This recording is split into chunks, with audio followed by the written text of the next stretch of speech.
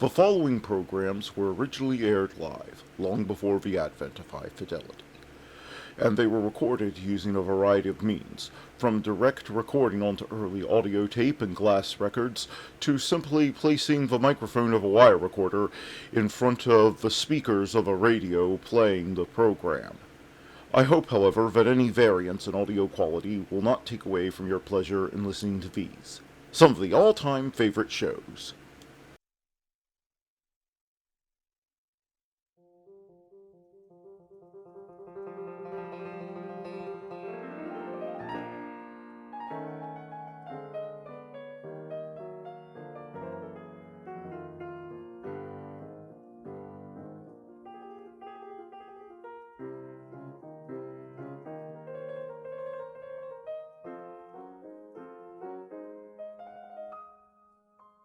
Happy days are here again. Hey, thanks to a brilliant piece of investigation. I just went to the scene of crime. Well, do whatever you call it. It was brilliant. I'm gonna get off. Yeah, it turns out the sign above the aquarium says buffet, not aquarium. I had my suspicions when you said that you had to read most of To Give a Mouse a Cookie to Josh. Yeah, that goof. He wrote the word buffet instead of aquarium on the signage. So that means they can't possibly charge you with a crime since you were following the signage. I mean, we still have to get the judge to agree, but I'm gonna be a free seal, and next I'm going to find a way to become a famous actor. This was merely a bump in the road. Well, let's get on with it. Yes, and it looks like I'm gonna be stuck with you. That's right, isn't that right? I can think of other adjectives, but let's get on with this day in history for March the 10th, 2024. In 241 BC, in the First Punic War, Battle of Agates Island, the Romans sink the Carthaginian fleet, bringing the First Punic War to an end. In 1783, U.S. alliance under Captain Berry fights and wins last naval battle of U.S. Revolutionary War off of Cape Canaveral. In 1861, West African political leader El Hadji Umar Tall seizes the city of Ségou, destroying the Bambar Empire of Mali. Ironically, he was a pretty short man. You don't know that. Why are you hitting me again? Because soon I'm not going to be your lawyer anymore, so I can do it. In 1920, House Rule Act passed by British Parliament, dividing Ireland into two parts. It is rejected by the southern counties, where the Anglo-Irish War continues for a year. In 1945, deadliest air raid of World War II sets Tokyo on fire. After nighttime B-29 bombings, more than 100,000 people die, mostly civilians. In 1952, military coup led by General Batista in Cuba. In 2000, the Nasdaq Composite Stock Market Index peaks at 5,132.52, signaling the beginning of the end of a dot-com boom. In 1997, Buffy the Vampire Slayer, created by Joss Whedon, starring Sarah Michelle Gellar, premieres on the WB television network. In 2015, the family Marvin Gaye wins a a record $7.3 million lawsuit for music copyright infringement against Robin Thicke, Pharrell Williams, and T.I.? T.I.? I don't believe that's a name. Neither do I. In 1970, South Africa cricket team completes 4-0 series drubbing of Australia in South Africa in the country's last official international cricket test for 22 years. That was this day in history. Now let's get on with the show.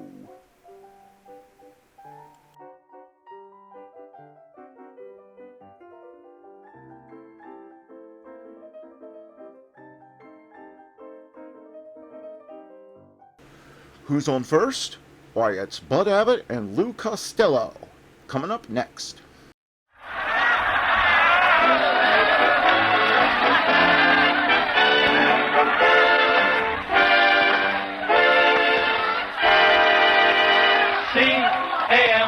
C-A-M-E-L-S. That's right, folks.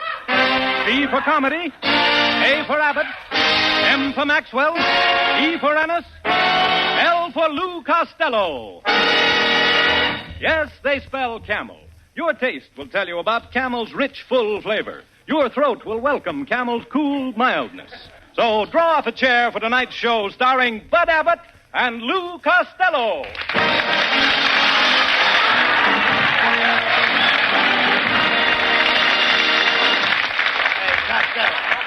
Costello. Will you listen to me, please?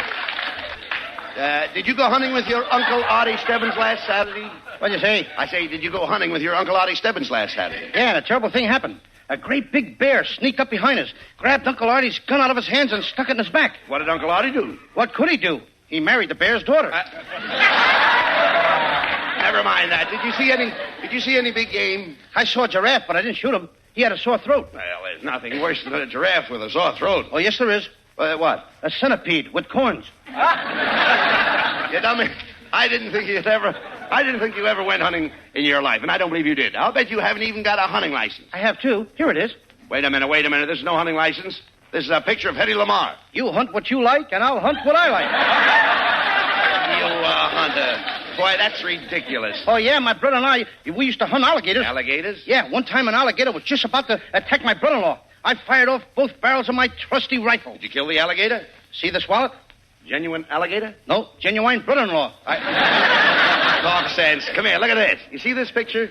Now, I trapped all these rabbits last winter. Now, how many would you say there were? 876. That's exactly right. Oh, wait a minute. How did you guess it? Oh, I just count the legs and divide by 4. Costello, have you ever been in Africa on safari? No, but I've been in New York on safari. A safari in New York? Yeah, the Staten Island Safari. And also the Hoboken Safari. Oh, now, come on. That's ridiculous. There's lots of safaris around there. Hey, listen to me, though. You should have been with me on my elephant hunt. Oh, there I was, surrounded by elephants. One big bull elephant started towards me. I said to myself, I'm trapped. Abbott, you're trapped. Should I run or stand here and shoot the bull? You've been doing all right up to now. All right. Well, I shot. The elephant fell and broke a tusk. Broke a what? A tusk. Tusk to you two and a couple of poo-poos. Oh, no. A tusk is valuable. We use 50,000 elephants a year just to make billiard balls. My, how do they train those big, clumsy beasts to do such delicate work? I can see you know nothing about elephants. I once hunted elephants in India with an old acquaintance of mine. And an elephant sat on them. Someday I got to go back there. Why? To scrape up an old acquaintance. Hey, Abbott, did you ever shoot a zebra? Yes, I did. Could I have that zebra skin? Oh, what do you want with a zebra skin? My Aunt Minnie is in Alcatraz, and she needs a new fur coat. No, that's silly, Costello. However, I have a stuffed rhinoceros you can have. Of course, you know what a rhinoceros is, don't you? Oh, sure. That's a hippopotamus with a red-eater cap. No. Now, come on out there. I know you're breathing. All right. Costello, this is the last week of the big game hunting season. Now, tomorrow I'm going hunting in the high Sierras, and I'd like you to come along with me. Oh, gee, thanks, Abbott. Say, you've done a lot of hunting. What do they call those little flies that buzz around the animals? Gnats. I asked you a civil question. What do they call those little flies? Gnats. And that's to you, too, brother. No, you don't. Gnats are the flies that annoy the animals. Of course, some of them have ticks. Well, why don't they take the ticks and give those flies a good thrashing? I didn't say sticks, I said ticks. For instance, there's deer sticks. The deer ticks? Certainly deer ticks. Who wound them up? Oh, nobody wound them up. And what makes him tick? Somebody must have slipped a groon in his groove. Costello, when I say...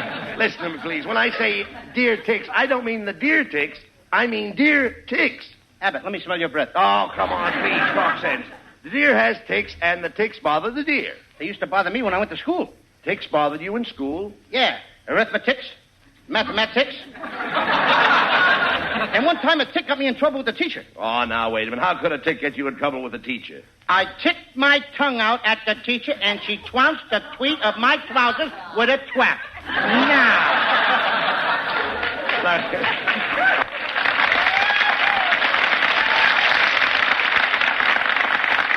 Look, Lo, I'm talking about animal ticks.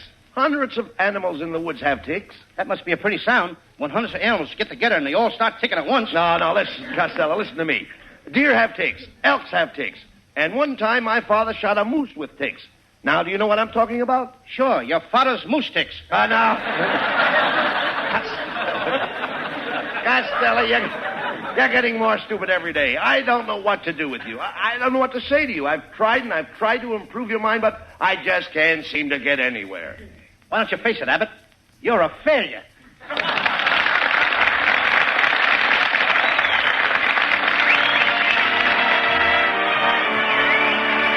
And here for Camel Cigarettes are Skinny Ennis and the boys with For Sentimental Reasons. Skinny on the vocal. I love you for sentimental reasons. I hope you do believe me. I'll give you my heart. I love you, and you alone are meant for me. Please give your loving heart to me, and say we'll never part. I think of you every morning, dream of you every night. Darling, I'm never lonely whenever you're inside. I love you for sentimental reasons. I hope you do believe me. I've given you my heart.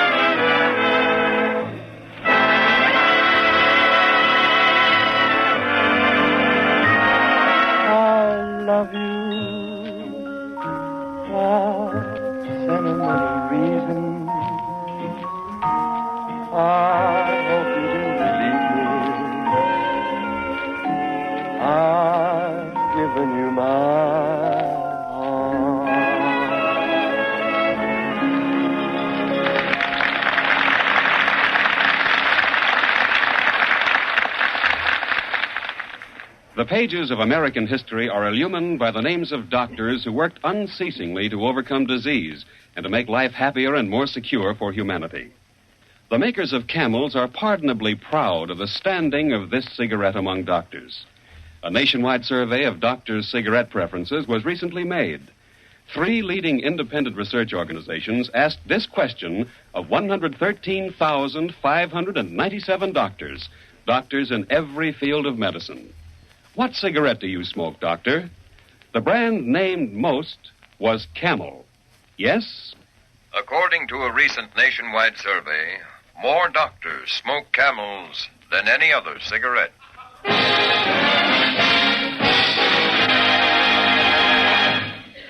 Well, here I am, Abbott. and I'm all ready to go hunting with you up in the mountains. Oh, that's fine, Costello. How is your hunting equipment? I got the best, Abbott. Look, Cornell Wilde's old address book. Costello, hunting is a serious sport. Now, suppose you came face to face with a big Bruin. What would you do? Ask him for a ticket to the Rose Bowl game. Oh. You know, Marilyn Maxwell and Skinny Ennis are going to meet us at the hunting lodge, and I hope you brought something along. I did. I brought a quart of bourbon in case somebody gets the chills. What are you bringing, Abbott? The chills. Costello, did you bring a gun? Oh, yes, here it is. This is my sawed-off shotgun. Wait a minute. Where is the handle? How do you like that? I sawed off the wrong end. Well, come on, Costello. Marilyn and Skinny are waiting for us at the hunting lodge in the mountains. Let's go.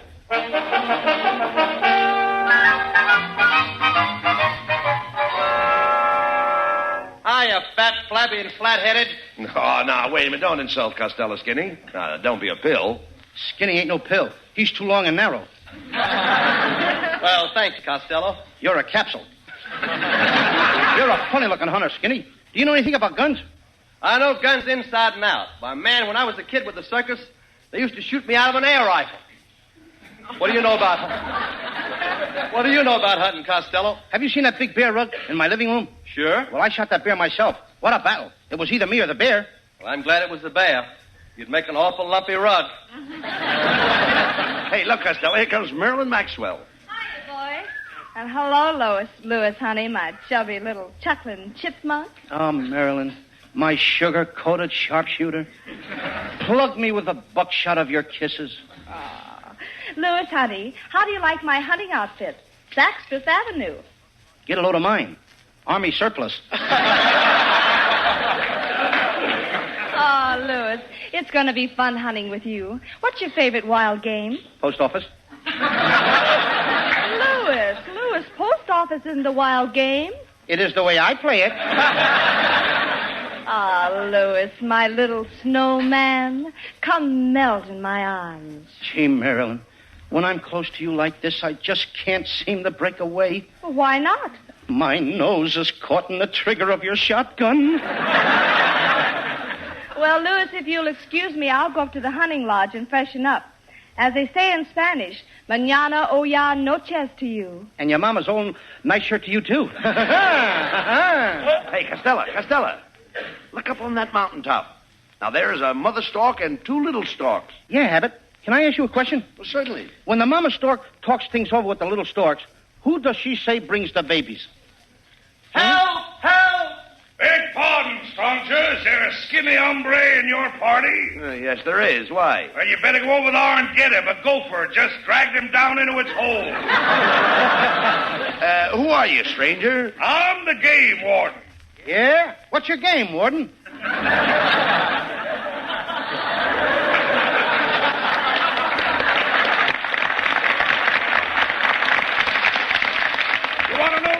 Partner, I'll tell you, it's far cheesy.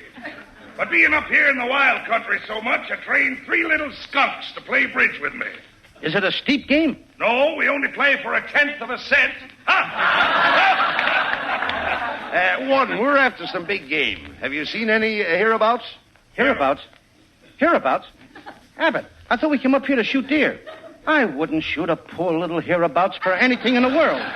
Anybody that will shoot a little hereabouts and make a widow out of a sheabouts ought to be ashamed of themselves. Oh, shut up, you idiot. How about it, Warden? Is there any big game around here? Well, there's a ferocious mountain lion that has been terrorizing the countryside. He's been killing the farmers' chickens, and he's even been stealing eggs. At the price eggs are now, I don't blame him.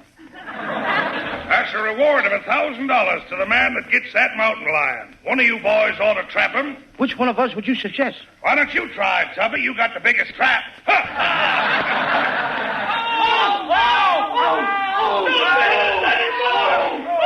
Don't beat us anymore, please! Please don't beat us anymore! Hey, who are those guys? That's the Nebraska football team.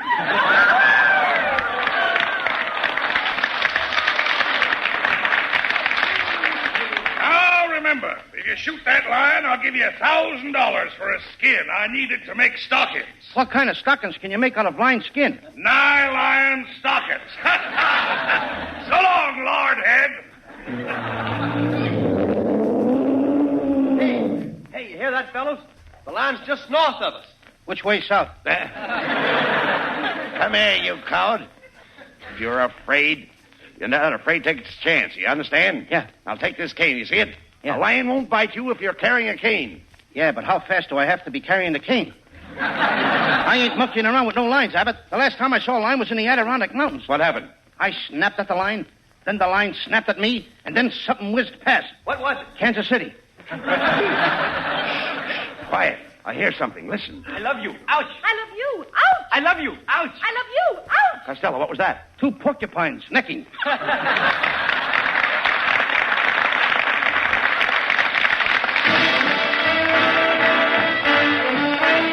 Camel Cigarettes bring you the lovely Marilyn Maxwell from MGM, producers of their Academy Award contender, The Yearling. Accompanied by the 4 hits, Marilyn sings Blue Sky. Blue sky smiling at me. Nothing but blue skies do I see. Bluebird singing a song. Nothing but bluebirds all day long. I never saw the sun shining so bright. Never saw things going so right. Noticing the days hurrying by. When you're in love, my, how they fly. Blue days, all of them gone. Nothing but blue skies from now on.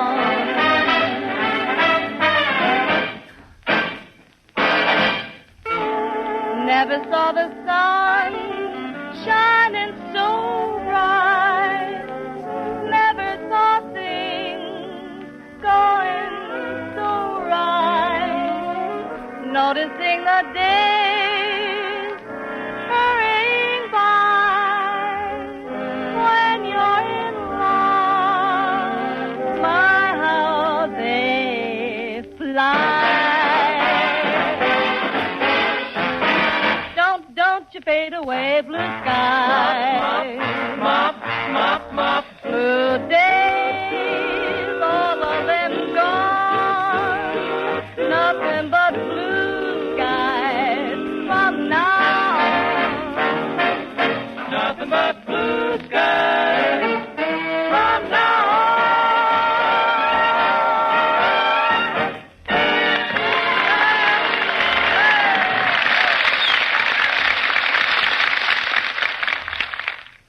When you take your first puff from a Camel cigarette, there's a delighted response from your T-zone. That's T for taste and T for throat, the proving ground for any cigarette. Your taste and your throat tell you you've made a wise selection. See how choice tobaccos, superbly blended and properly aged, give Camels a rich, mellow flavor that's extra delightful to your taste. See if Camel's own cool mildness isn't exactly what you've always wanted to suit your throat. Yes, millions say Camel suit my T-zone to a T. You know, a nationwide survey of doctors' cigarette preferences was recently made. 3 leading independent research organizations asked this question of 113,597 doctors. What cigarette do you smoke, doctor? The brand named most was Camel. Yes? According to a recent nationwide survey, more doctors smoke Camels than any other cigarette. All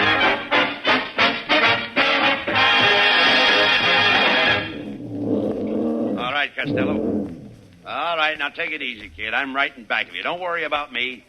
Here's the mouth of the cave. Now, go in there. That's a pal for you. I let you go in and get the lion, don't I? You want me to go in and get the line? Certainly, I'm your friend. Why don't you go in and get the line? Oh, what do you mean? You want me to go in? I have a family.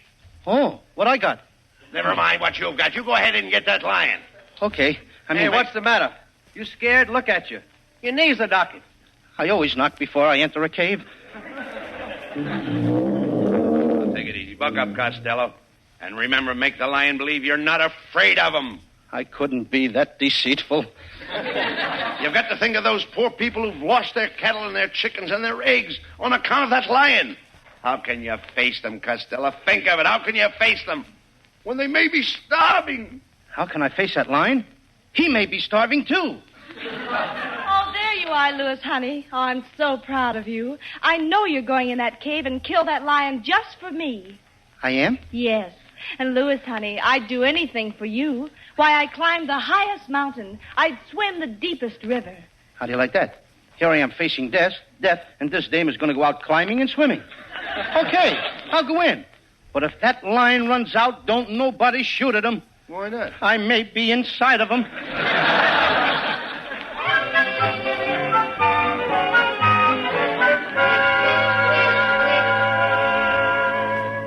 Gee, it's certainly dark in this lion's cave. Why don't you light a match?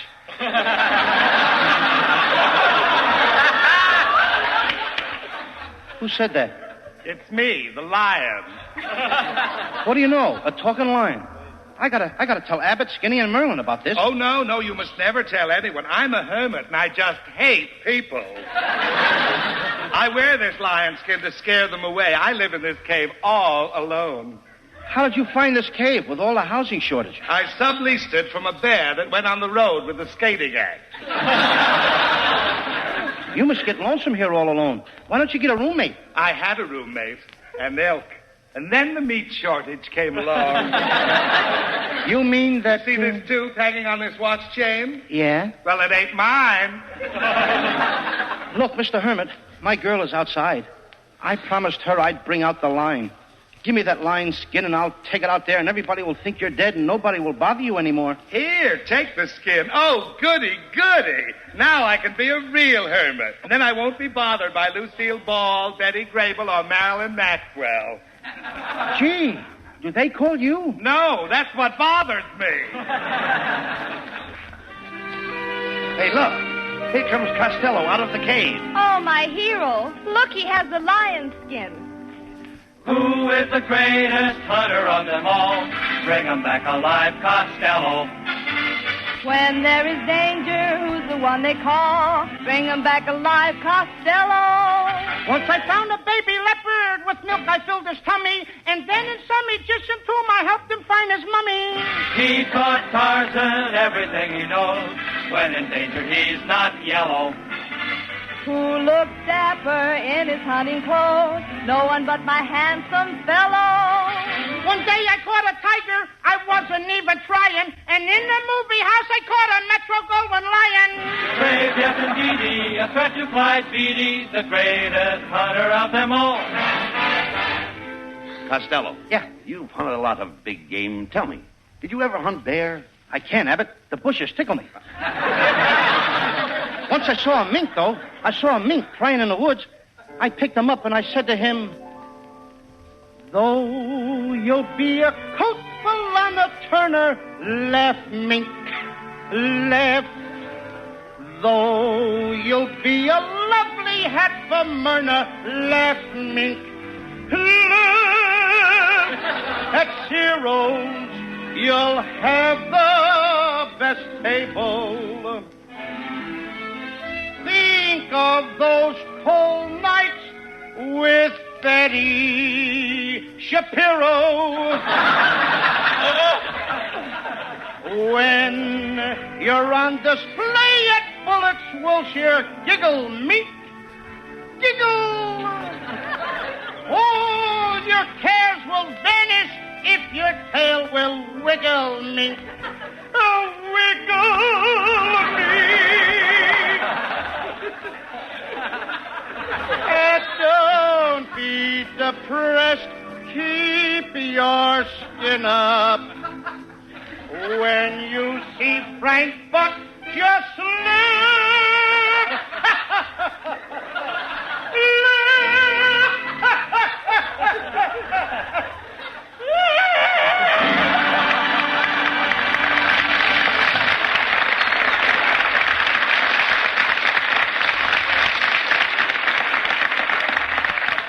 Louis, honey, my brave adventurer. Someday you must take me hunting with you. I will, Marilyn, my love.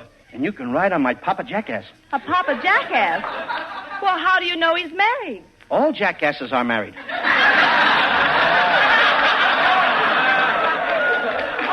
my my hero. Let's celebrate tonight. We'll go to the smartest restaurant for dinner, see the best show in town, and then visit all the swanky nightclubs. And then I'll kiss you goodnight. And after you've gone and left me crying, after you've gone, there's no denying how lonesome I'll be. There's no one I'll see. Until she finds another sucker like me.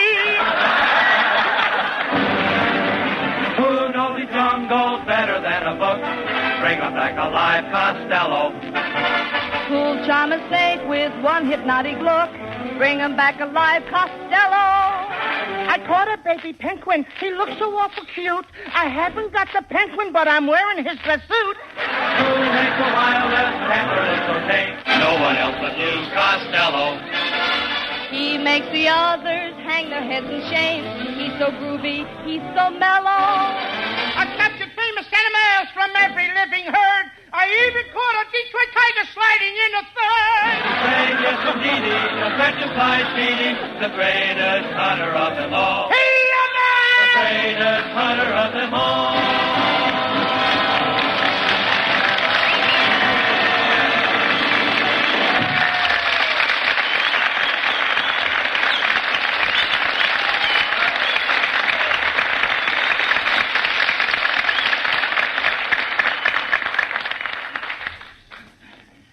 Oh, boy. What a tough battle. But I won. Hey, Abbott, there is the lion's skin. Wait a minute, Costello. There's something phony about this. Turn that skin over. I thought so. There's a label on that lion's skin, Costello. Come on, read it. Eastern Columbia, Broadway at night.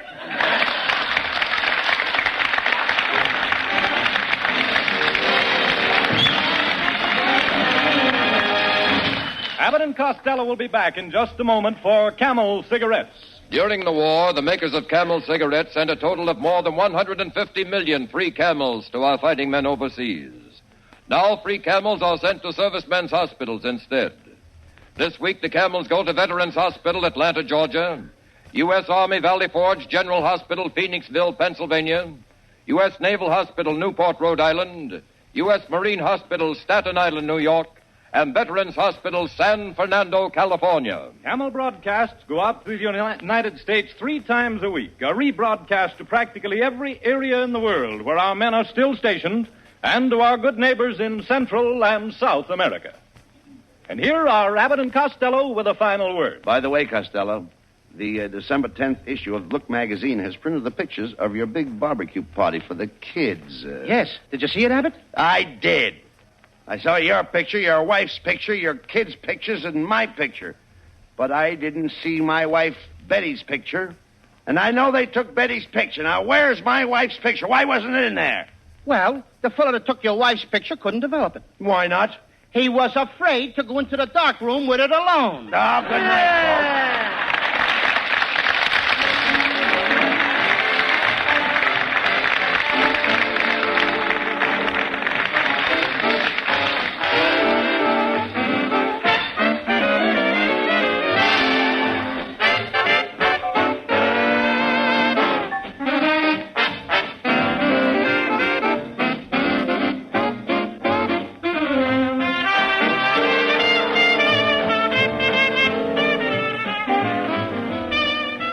Pipe smoke Prince Albert than any other smoking tobacco, and that's a perfect guide to your choice of a Christmas gift for any pipe smoker. Prince Albert naturally. Prince Albert's rich, full-bodied flavor and cool mildness spell Christmas joy because they spell lasting smoking joy. Crimp cut to burn cool and even, specially treated to ensure against tongue bite. That's Prince Albert.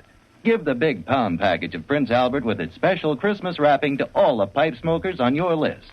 Be sure to hear Prince Albert's Grand Ole Opry Saturday night. Red Foley, the new singing sensation, sings American folk songs in a way that'll make your heart beat faster. Remember, Saturday night on NBC, Grand Ole Opry with Red Foley, the Duke of Paducah, and Minnie Pearl.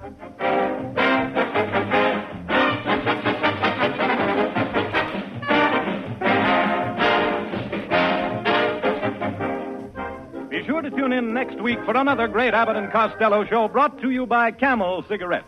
And remember, try Camels in your T-zone. See if they don't suit your taste, your throat, to a T. And remember, too, that giving a carton of Camels is a specially warm-hearted way to say Merry Christmas to all smokers on your gift list. C-A-M-E-L-S.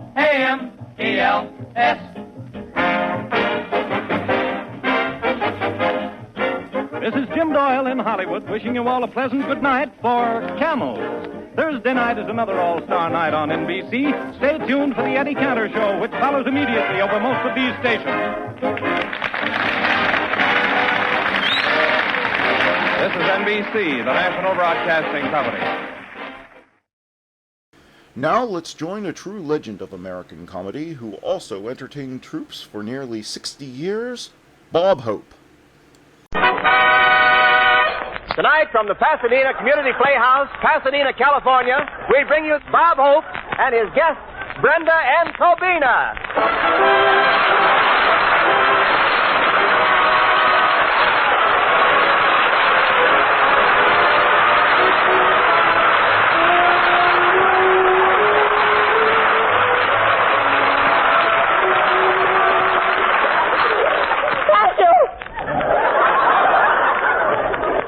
Ladies and gentlemen, this is Bob broadcasting from the Pasadena Playhouse Hope.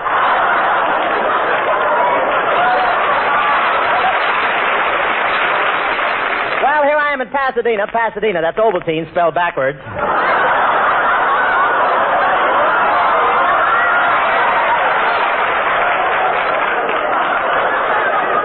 That just means it's restful here, that's all. It's wonderful to be in Pasadena again. I was here for the Rose Bowl game, and I just dropped back to look for my fenders.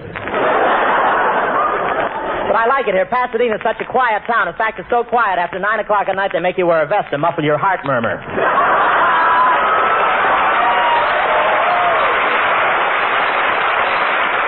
Yes, sir, this is really a quiet town. I've heard if you drink a 7-Up here, they have a special bus that takes you to Glendale to burp.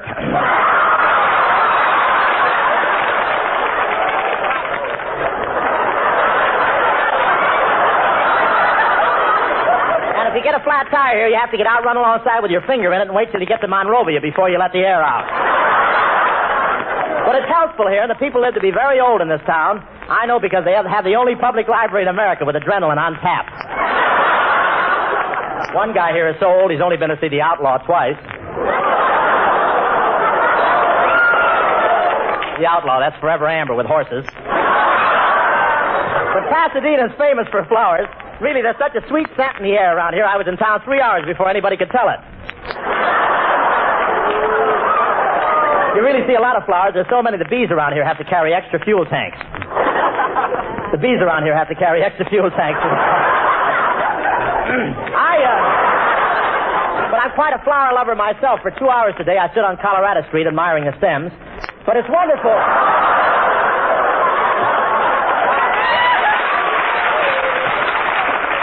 But it's wonderful planting things in California. Where else can you plant a little acacia tree and 3 months later have it blow over and cave in your roof? And the ground here in California is really fertile. Yesterday I dropped a pencil, and before I could pick it up, it was an oak tree with a family from Oklahoma living in the top branch. We really got rich ground out here in California. In fact, this is the only place I ever saw a gopher wearing mink. I'm becoming a typical California farmer. California farmer, that's the guy who sits up all winter with smudge pots so the oranges will look good in the spring as they float out to sea. And I've been working very hard in my own garden lately. Yesterday I sprayed 3 rows of petunias and sprayed 4 rows of iris, and I sprayed 5 rows of carnations, then I had to quit. My lips got tired.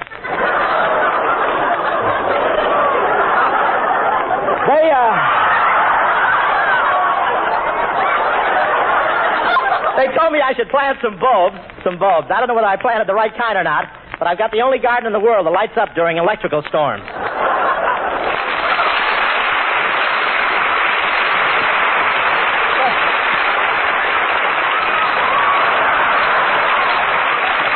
But there's one man on this program who's completely at home here in Pasadena in the ritzy social world, A man who, when asked by the hostess, will you have the caviar, the blancmange glacé, or the patty de foie gras, or rotisserie, always smiles and replies in cultured tones, "What's the matter, you crazy or something?"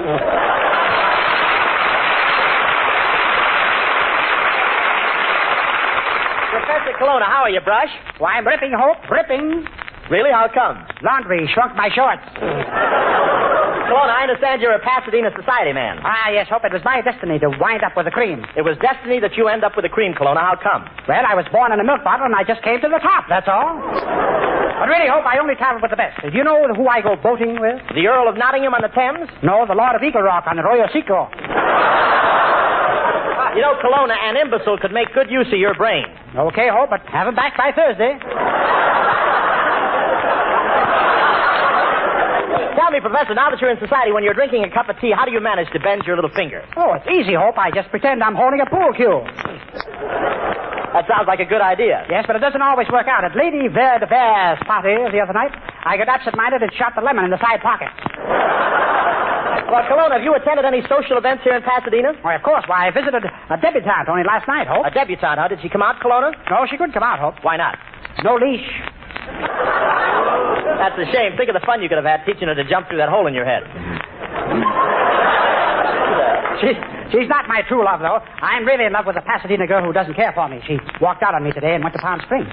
If I could just sing to her over the radio, I know I could break her heart. Well, okay, Professor, go ahead. Thank you. I'm as restless as a willow in a weed starred. Hello? Yes? Egad. To smithereens, you say? Colonna, did you break her heart in Palm Springs? No, but I shattered a plate glass window in Seattle. Thank you very much.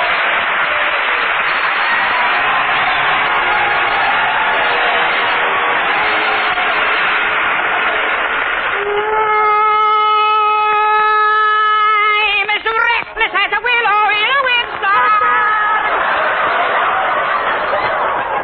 I'm as jumpy as a puppet on a string. I'd say that I had spring fever, but I know it isn't a suffering. I am starry-eyed and vaguely discontented, like a nightingale without a song to sing. So why should I have a suffering fever when it isn't even a suffering? Wishing I were someone else, walking down a strange nursery, hearing words that I have never heard from a girl I have yet to meet. There you are. Have I met you somewhere before? Tourist. As busy as a spider spinning a daisy. I am as giddy as a baby on a swing. Whee! Whee! Whee! I haven't seen a crocus or a rosebud or a robin on the wing. Ah, but I feel so gay in a melancholy way when I know that it might as well be spring.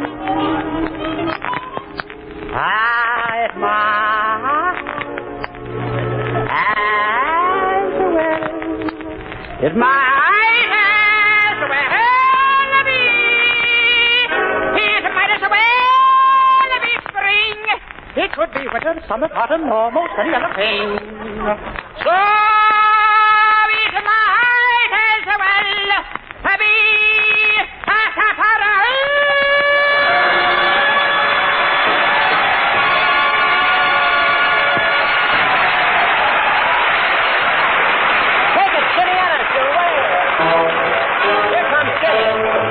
Just a sitting and rocking all day. I don't go out walking. I ain't for no talking. My baby's done left me. Just a sitting and rocking. If I had been scheming instead of just dreaming, she'd never have left me. just a sitting and rocking. Sitting all day without holding my baby. I'm such a lonely papa. And if she don't hurry and come back, I'm a cinch to blow my topper. Now if I don't find her, I hope you remind her that I'm staying where she left me, just a sitting and rocking all day.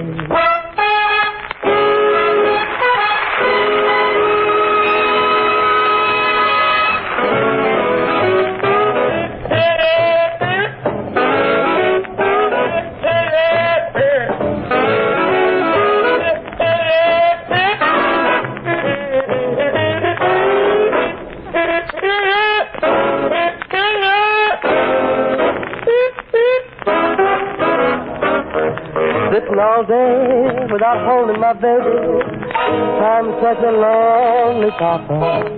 And if she don't hurry and come back, I must cinch to blow my topper.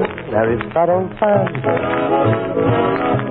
I hope you remind her that I'm staying where she left me, just a sitting and a rocking all day.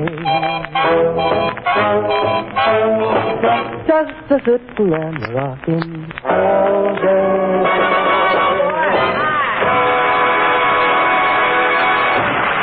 Here's Francis Langston. Come on, Francis. Yes, sir. Francis Langford's back and Sunburn's got it. Look at that, huh? That was Skinny Ennis, you know, singing Sittin' and a Rockin', dedicated to my relatives. Well, welcome home from Florida, Francis. Thanks, Bob. I'm sorry I missed last week's show. Oh, that's all right, Francis. You'll get paid anyway. Gee, and I thought the sun was strong in Florida. We've had lots of it here, Francis, up to our knees. Well, Bob, it was nice of you to let me visit my folks on their farm and rest for a couple of weeks, and I want to thank you very much. It was really very Skip that. Where's the pound of butter? Francis, we're really happy that you got back for our show here in Pasadena. Oh, I am too, Bob. Gee, Pasadena's a ritzy town, isn't it? I'll say, Francis, so ritzy the fire department uses nothing but nylon hose. By the way, Bob, is your nephew here in school in Pasadena? Well, no, Francis, they expelled him. They found out he was born with only a silver spoon in his mouth.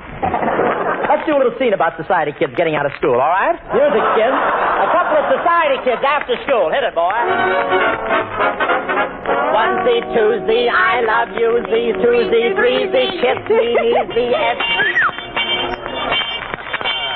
Well, Reggie, school's over for another day. Let's go home. Francine, are you losing your mind? Don't walk out with those common children. Jeeves? Yes, master. Piggyback us down the stairs.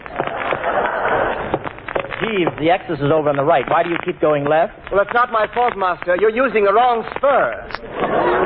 Oh, poodles. Reggie, how come you're back in school? I thought you had a woman tutor at home. A woman? I did, but Mother let her go. She let her go? Yes, Father wanted to do all the homework. Oh, look, Reggie. There goes that teacher you don't like. So it is. Jeeves? Yes, master. Dampen my spitball for me. Oh, look, Reggie. Here comes another little boy over here. Does he know you? Hiya, Stinky. He knows you. Hiya, Francine. Can I carry your books home from school? Beat it. This is my girl. Oh, your mother's bustle stretcher. Your Aunt Fanny's foot warmer. Oh, let's not argue. Come on. Let's play marbles. Can't. I lost my marbles. I know, but I mean the kind you shoot. Come, Reggie. Let us be on our way. Okay. Gee, why don't you come with me? I'll carve your initials in the tree. I know, but it's more fun with Reggie. He can do it without a knife.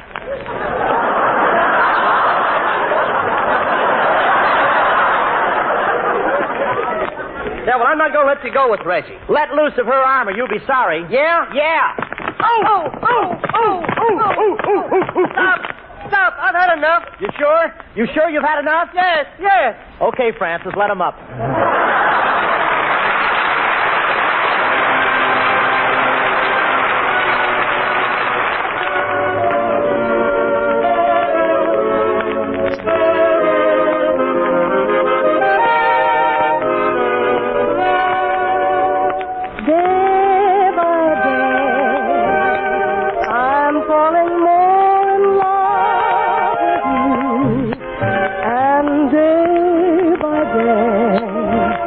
my love seems to grow. There isn't any end to my devotion. It's deeper, dear, by far than any ocean. I find that day by day you're making all my dreams come true. So come what may, I want you to know I'm yours alone, and I'm in love to stay as we go through the years, day by day.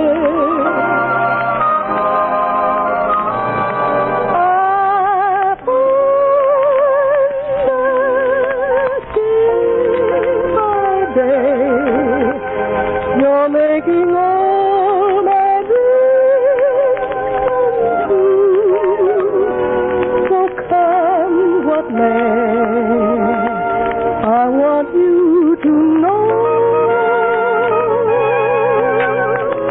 I'm yours alone, and I'm in love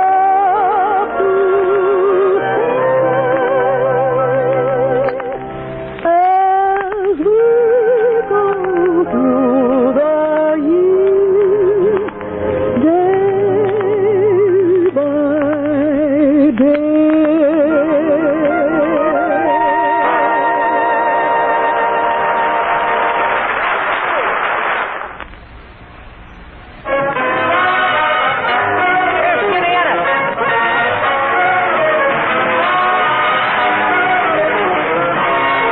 I love you, I love you, I love you, sweetheart of all my dreams. I love you, I can't live without you. My life is empty, it seems. You may do what you may, whatever you say. You know I'll always love you this way. I love you, I love you, I love you.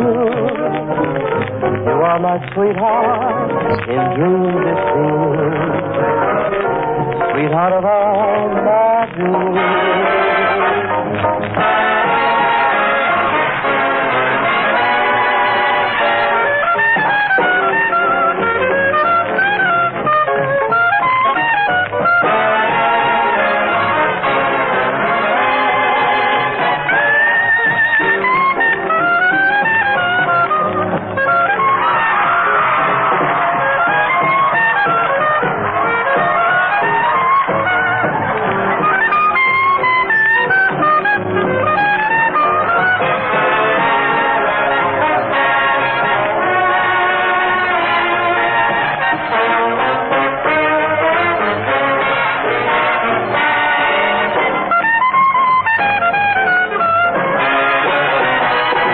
I love you, I love you, I love you. You are my sweetheart in dreams it seems. Sweetheart of all my dreams.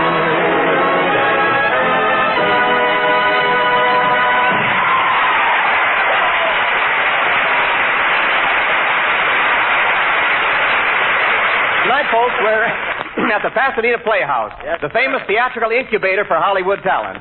It was here that Hopalong Cassidy learned to hop. It was here that Nelson Eddy first mixed the batter for his shortening bread. And it was here that Ray Milland pulled the cork out of his first bottle. And while such stars as these were being groomed for Hollywood, our hero, Bob Hope, was still in Cleveland, wiggling his way off a meat hook.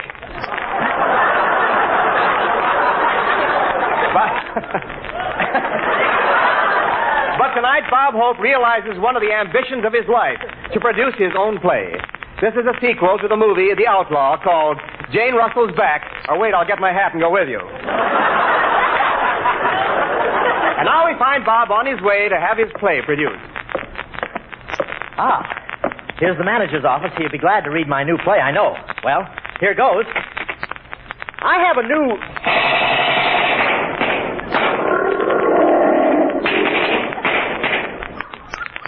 Did I say we don't want any? Hello, you're the manager of the Pasadena Playhouse. I want to talk to you about a play I've written.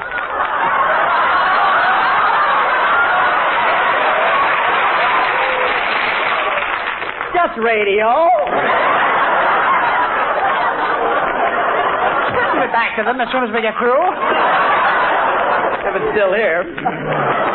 We can get 8 to 5, we blow the joint up, I know that. You're the manager of the Pasadena Playhouse. I want to talk to you about a play I've written. All right, but I'm warning you, I'm in a bad mood, Hope. I've been on the phone for 3 hours. You've been on the phone for 3 hours. How come, Kelowna? Cleaning woman left it in my chair.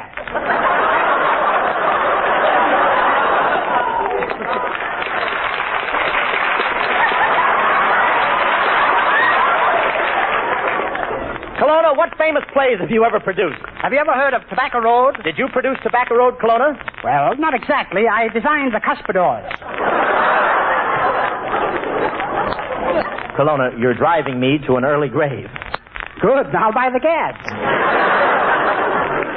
Kelowna, tell me, what plays have you made recently? Oh, come now, Hope. Do I pry into your personal life?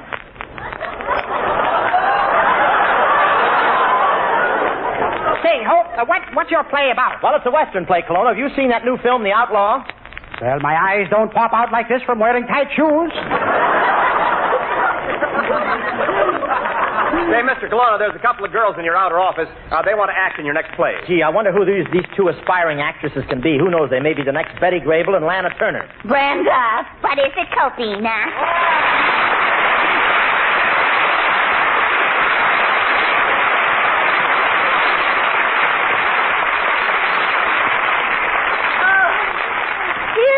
Here we are at the Pasadena Playhouse. Do you think I'll get the part? Which part are you talking about, Covina? You got so many of them missing. Oh, but we should be sensational on the stage since we've developed these smooth voices. Well, they should be smooth by now. We've been gargling enough Jergens lotion. Oh, you know, Brenda, I ain't so bad looking. I have to admit, you look like a real movie star, Covina. You really think I look like a movie star? Sure. Tell me, are those sunglasses you're wearing, or did you comb your eyebrows down? Oh, but perhaps I do need a little touching up. Pardon me while I make myself beautiful. Okay, I'll read a couple of novels. Gee, just think, Covina, maybe they'll discover us here, and I'll replace a Hollywood star. Oh, don't be silly, Brenda. I told you 1,000 times Lassie still has a few good years left in him. Maybe so, but Trigger ain't getting any younger. Covina, help me make up my face. Okay. Here's your lipstick, Brenda. And here's your lips. Oh, that's right. I forgot I loaned them to you for that double date last night. Oh, gee, I hope Bobsy likes my dress. Brenda, I think I hear a man coming. No, I think it's a woman. I tell you, it's a man. It's a woman. It's a man. Hello, girls. Well, what do you know, Brenda? We're both wrong.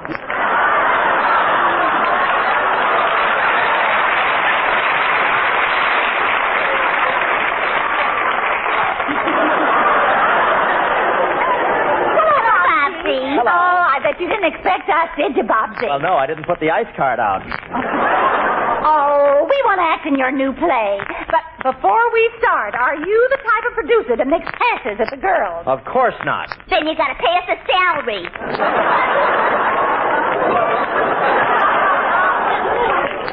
Professor Kelowna is the producer here, girls. Now let's go in his office and I'll see what I can do for you.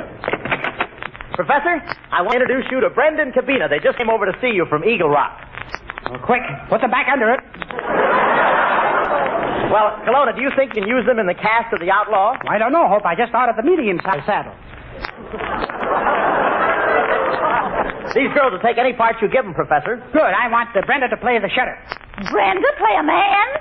Why not? We can pretty her up. Pretty me up? Gee whiz, don't you think I look like Lana Turner? Well, not exactly. You look more like her sister, Stomach Turner.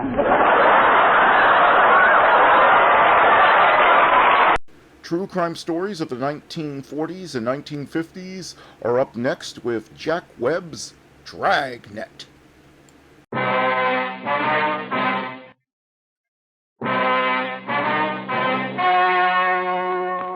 story you are about to hear is true. Only the names have been changed to protect the innocent. Fatima Cigarettes, best of all long cigarettes, brings you Dragnet.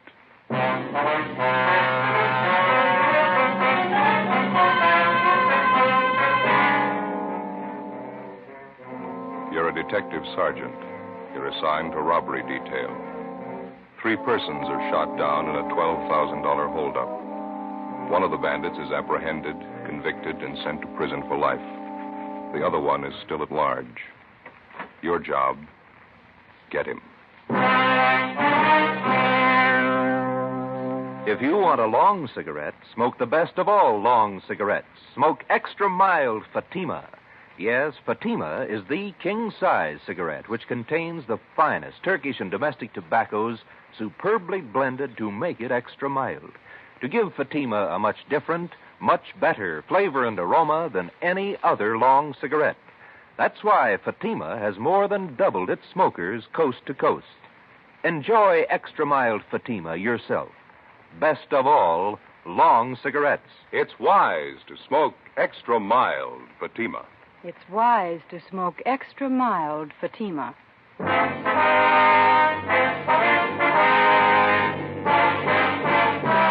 Dragnet, the documented drama of an actual crime. For the next 30 minutes, in cooperation with the Los Angeles Police Department, you will travel step by step on the side of the law through an actual case from official police files. From beginning to end, from crime to punishment, Dragnet is the story of your police force in action. It was Tuesday, June 6th. It was cloudy in Los Angeles. We were working the day watch out of robbery detail. My partner's Ben Romero. The boss is Captain Ed Walker. My name's Friday. I was on the way back from communications, and it was 11:35 a.m. when I got to room 27A, robbery division. Joe, how are you? Oh, hi, Dave. Message in the book for you. Come in a couple of minutes ago. Oh, thank you. Woman's voice. Wanted you to call as soon as you got in. Yeah, thank you, Dave. I'll get it now.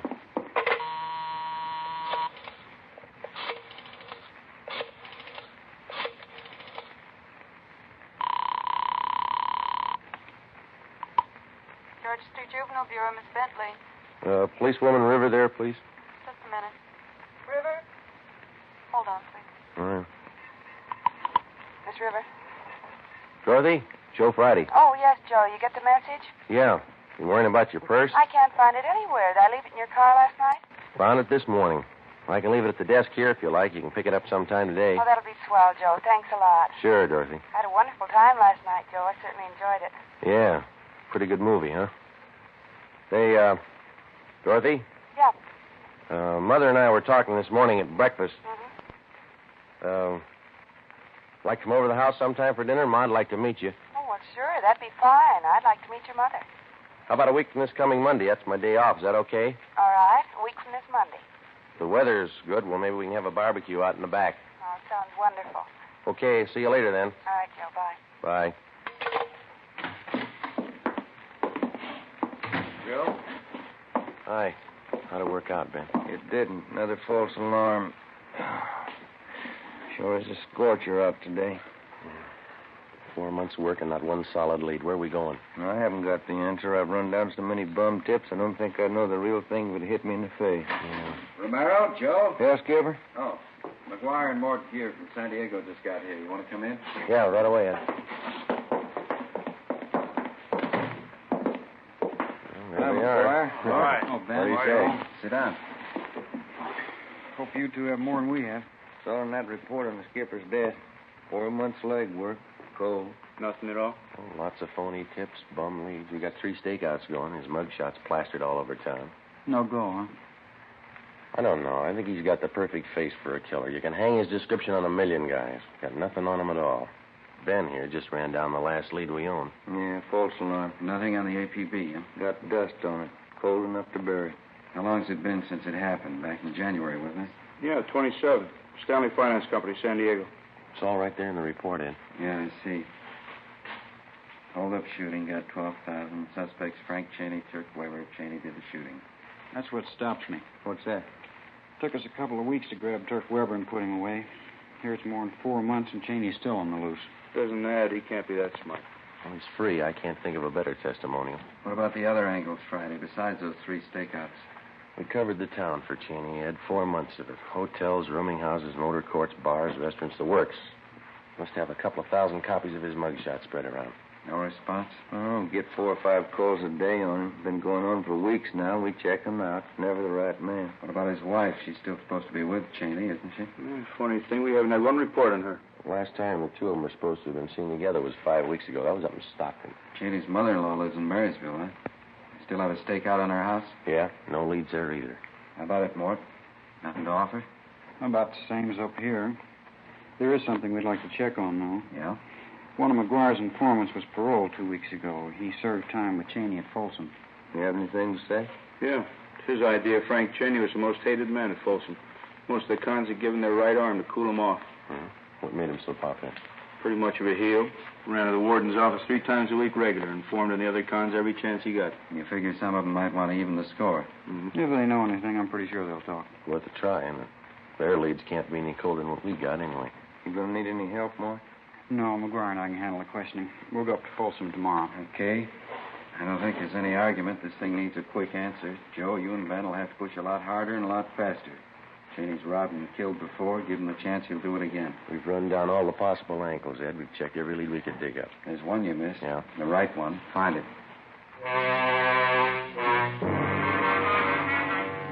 From the day Frank Cheney had been identified as the killer in the San Diego hold-up murder 4 months before, all of us realized the danger of another killing as long as he was loose. After 18 years in prison, Cheney had a gun and he had his freedom again. We knew he wouldn't give him up easily. Thursday, June 8th, Lieutenant Mort Gear and Sergeant Tony McGuire returned from Folsom Prison. After talking with most of the convicts who knew Cheney well during his prison days, they had a list of more than 40 leads to run down. Ben and I took half of them. We started checking. It went kind of slow, and the results were thin. After running down the first dozen leads, we'd found out nothing about the suspect that we didn't already know. Monday, June 12th.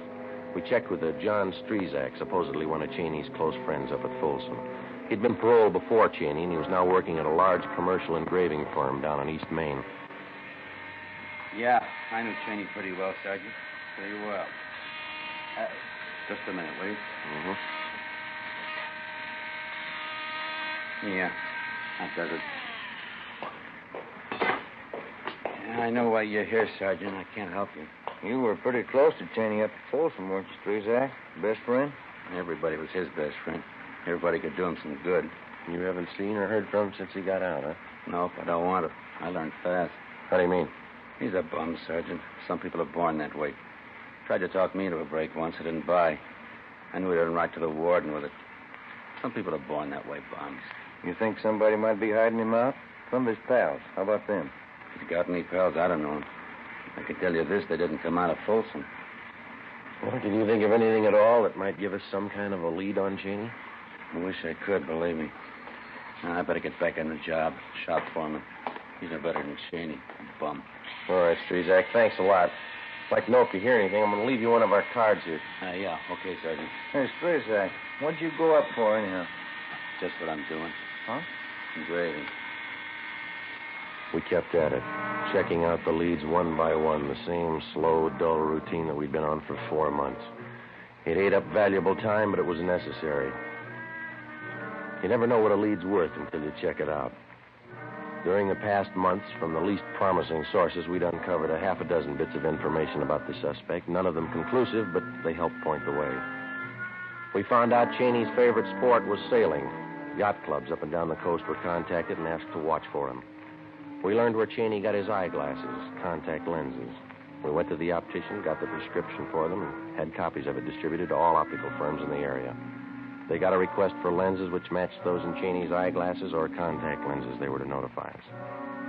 From a former college friend, we found out that the suspect was once treated for tuberculosis, and because of this, he drank only goat's milk.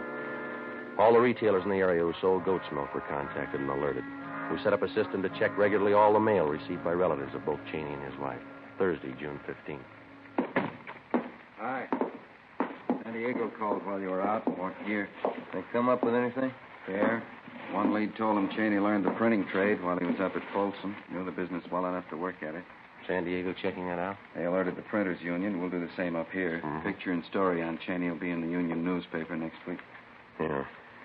Well, we dug up another bit on Cheney. We got it this morning. What's that? Well, instead of ordinary eyeglasses, Cheney's been known to wear contact lenses. You know, glass fits right over your eye. Uh-huh. Good chance he might be wearing them now. Kind of help change his appearance. We got the prescription for the lenses from Cheney's eye doctor. Got the information to all the optical firms in town. Good. Friday, man out here to see you. Oh, okay, thank you, Dave. All right, that's all. Better contact San Diego. Keep him posted. Right, Skipper? This gentleman here, Joe. This is Sergeant Friday. Yes, sir. How are you, Sergeant? You remember me, Vince Bertoli? You were in my place last month, the White House Grill. Place down on Alameda? Yeah, that's right. Block from Union Station. Both of you came in. Yeah. You had coffee and an omelet? You liked the Sure, omelet? sure, yeah. What can we do for you, Bertoli? Well, remember you were talking to me? You said you were looking for somebody. You left some pictures in this card of yours here. Yeah, that's right. Well, I lost the pictures. I don't know where I lost them, but I kept your card. That's why I came to see you. What? Well, as I say, I lost the pictures, but I still have an idea what they look like. Have you seen either one of those people, the man or the woman? Well, that's why I came to check with you. A week ago, one of my steady waitresses quit, and I hired this brunette with a hard luck story. Care for a stick of gum? Licorice flavor? No. Nothing. Well, after a couple of days, I remembered that picture you gave me, and I thought she looked a little like it. That's why I kept an eye on her. Did you notice anything out of the ordinary? You bet she never dates anybody. Not even me, and I'm the boss. Not ugly either. Yeah? She always claims she's got to get home. Never gives a reason. Says she lives alone. Well, where does she live? A couple of blocks from my place on North Jersey, I think. I checked the place where she does her shopping. They tell me she buys enough groceries for 3 people. She still insists that she's living by herself, though. Yeah, that's why I thought I'd better check with you. I lost the pictures, but I hung on to your card. Will you take a look at this photograph, Bertoli? Yeah. Sure, same one you gave me. Looks just like her, Mary Sloan. Who? Mary Sloan. That's her name, isn't it? You want to turn that picture over? Mrs. Frank Cheney. Thursday, 4 p.m. Ben and I drove down to the White House Grill and had a cup of coffee. We got a good look at the waitress whom the owner, Vince Bertoli, suspected of being Mrs. Cheney. We left and waited outside in the car until 5 o'clock when the suspect came out. We followed her to a grocery store and from there to a rundown apartment building on Greystone Alley just off Temple. We waited a few minutes and then we followed her in. The tab on one of the mailboxes read, Mary Sloan, apartment 16. We went up. Which one, Joe? Number 16. It's down this way. Come on.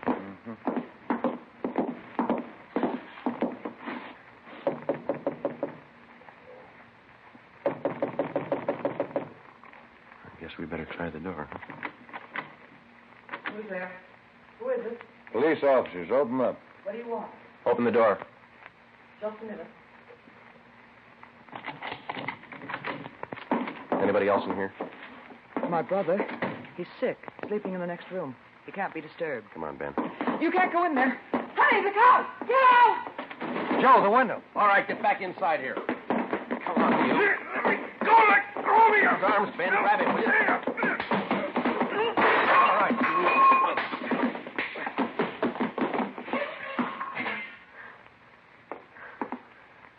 Are you all right? Yeah. Thought he broke my bridge work. Yeah, you got clipped for nothing. Hmm? Not Cheney.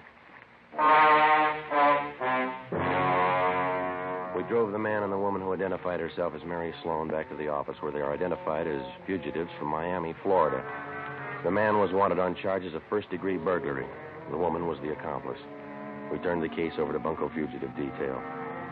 A little after 11 o'clock Friday morning, Ben got a tip that Cheney had been seen the night before at a small bar down near Fullerton. That's a Los Angeles suburb. He was supposed to be living in the area. We spent Friday, Saturday, and Sunday tracking it down. It went nowhere. On Monday, for the first time in 3.5 weeks, we had some time off. Half a day. I picked up policewoman Dorothy River and drove her out to the house for lunch. We had a barbecue out in the backyard. Certainly a wonderful place you have here, Mrs. Friday. Beautiful garden. Oh, thank you. It's a lot of work keeping it up. Roses didn't do well at all this year.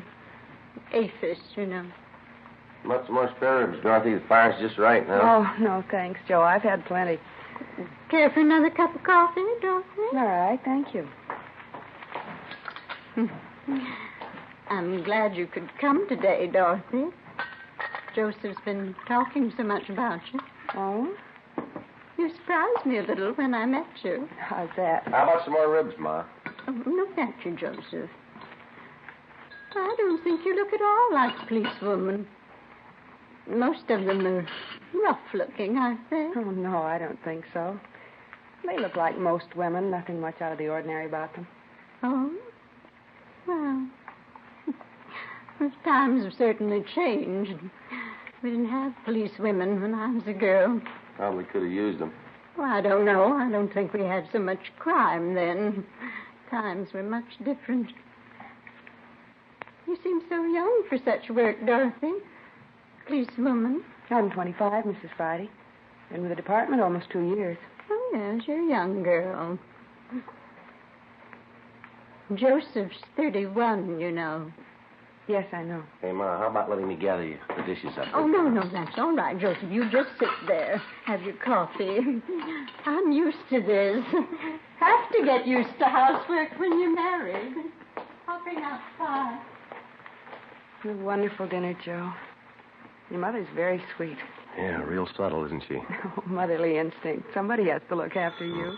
That's the phone, Dorothy. I better grab it. I'll be right back. Okay.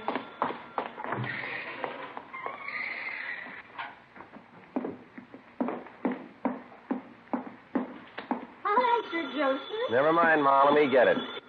Friday talking. This is Walker, Joe. Check back in right away. What do you got? Spring and West Temple, the Second National Bank. Yeah? Frank Cheney just held it up.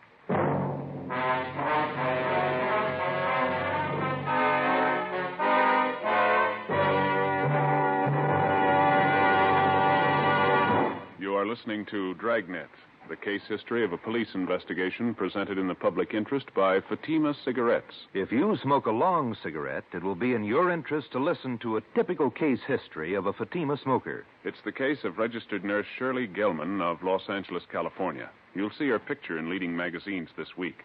Now, her actual signed statement. When I go off duty, I appreciate a mild cigarette. Fatimas are extra mild. I can enjoy them more. I agree. It's wise to smoke extra mild Fatima. And more smokers are discovering this every day. Actual figures show Fatima has more than doubled its smokers coast to coast. So enjoy extra mild Fatima yourself. The king-size cigarette, which contains the finest Turkish and domestic tobaccos superbly blended to make it extra mild. You will prefer Fatima's much different, much better flavor and aroma. You will agree. It's wise to smoke extra mild Fatima. It's wise to smoke extra mild Fatima. The best of all long cigarettes.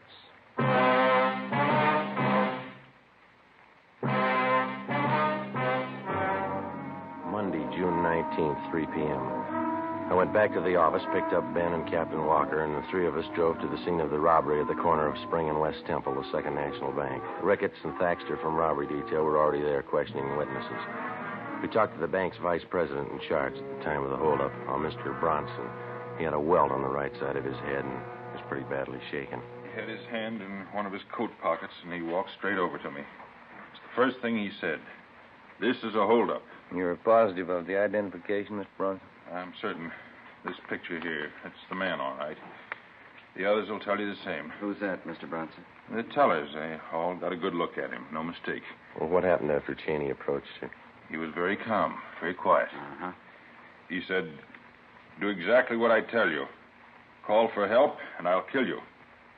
He was calm all the way through it, just like it was an ordinary business with him. Did he have you get the money for him? No, he ordered me from back of the front counter there, and we went from cage to cage. Each time he had me say the same thing to the teller. This is a holdup. Give me all the currency you have. Don't call for help. How many tellers did he have you collect from? 5. Mm-hmm. This line along here, windows 1 to 5. Oh, my knees were shaking so hard I could barely walk. I kept wondering if one of the tellers might try to sound the alarm. Yes, sir. What happened after he got the money? He had me walk in front of him, down there to the side exit. Uh-huh. That's when he hit me, I guess. Side of my head, you can see here where they bandaged it. Uh-huh. Yes, sir. How much money did he get, do you know? No, I'm not quite sure. More than 4,000. I can't help but think how lucky I am. That man's a killer, I'm certain of it. Are you sure that we can't fix you up with a ride home? No, I'll be all right, thank you. My wife's on the way down now. Hey, can I see you fellas enough? Yeah, thanks, sir. Excuse us, will you, Bronson? Yes, certainly. Rounded up all the dope on the getaway car Cheney used. Yeah? At 2 this afternoon, he went to a used car lot up in Figueroa, about 8 blocks from here. Asked to be shown a late model Ford. Yeah, go ahead. The salesman took him for a demonstration ride. When he pulled up for an arterial, Cheney jabbed a gun at him and told him to get out. The salesman got out. Cheney drove off. And 15 minutes later, he walked in here and pulled the robbery. That's it. The bank tellers tabbed the same Ford as the getaway car. Broadcasted all points on the car. Nothing yet. What time you got, Romero? 10 minutes to 4. What time did the alert go out, Tykester? 2:45. Everything covered? Yeah, Union Station, both airports, and bus depots are all alerted. Roadblocks set up on the highways. Since 2:45. Just about. And Cheney's somewhere in the city. Find him.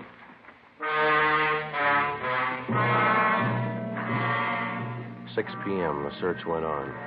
We called into the office and had them notify San Diego of the latest developments in the case. At 7 p.m., the weather started to cloud up. Still no sign of Cheney or the getaway car. At 8 o'clock, it started to rain. A few minutes past 10, a two-door Ford sedan was found abandoned on San Pedro Street near South Park. The license number matched that of Cheney's getaway car. The sedan was impounded and towed to a garage for fingerprinting. Ben called the office, and an emergency detail from Metropolitan Division was sent out to help in a house-to-house canvass of the neighborhood where the car had been found.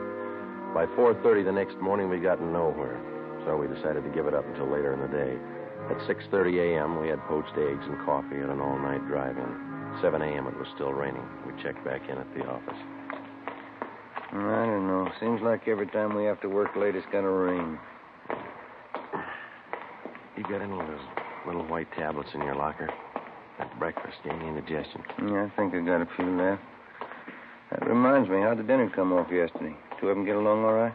Oh, all right. You know how it is. Ma had her usual few things to say. Oh? Dorothy handled it pretty good. Good sense of humor.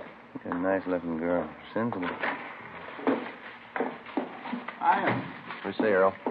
Do any good? No, not much. Phone message in the book for you. You're supposed to call as soon as you get in. Hempstead 4219. No name? No, you're supposed to call the number, that's all.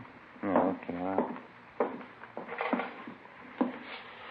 Well, how's the new house, Earl? Pretty good. Takes a lot of money. Got the forms in for the patio. I'm going to pour the cement this weekend. Mm-hmm. Got the place fenced off yet? Not yet, no. Those pickets cost money. Fellows are telling me that you're doing all the work yourself, huh? Me and the brother-in-law, yeah. Costs a lot of money, a new house. Sounds good, Joe. Who was it? Frank Cheney's grandfather. Yeah? Says to come over right away. 7:30 a.m. It was still raining.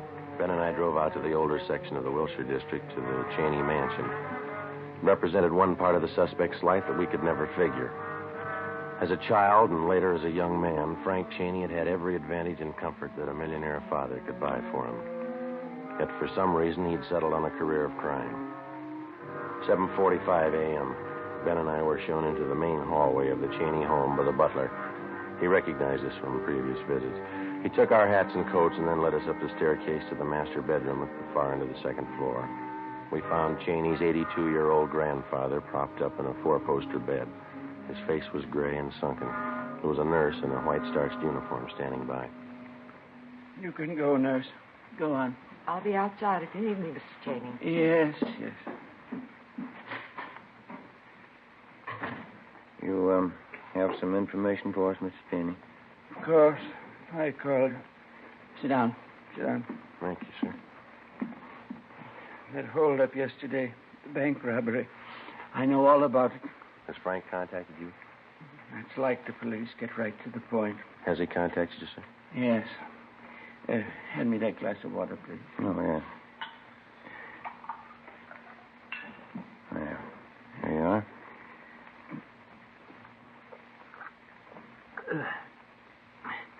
Thank you.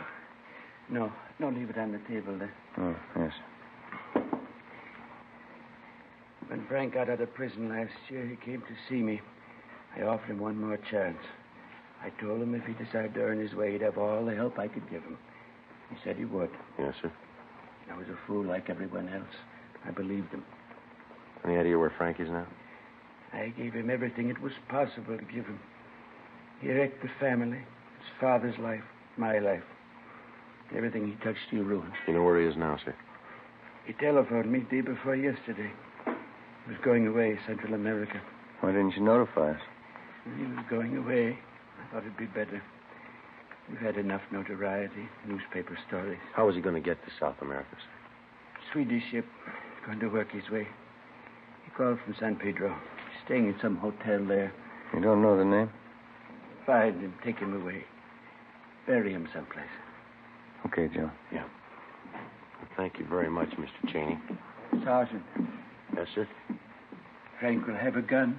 He'll try to use it. Yes, sir. Kill him. 9 a.m. Ben and I went back to the office and put in a call to the Swedish Vice Consulate on South Spring Street. They told us that 3 days before, a man answering Cheney's description had signed on the Swedish motor ship Southern Cross as a member of the engine room crew. We picked up Sergeants Thaxter and Davis and drove down to San Pedro. The Southern Cross was still taking on cargo when we got there. We showed Cheney's mugshot to the first mate. You're the American. Cameron, that's him. He signed on this trip. Is he aboard the ship now? No, he's right up there on deck. The boss there. I guess he went below. What if you take us to him, please? All right. Lindgren! Ja? Ta över kommand en liten stund. All right, this way. The gangway, mind you. Better watch it, Ben. Yeah.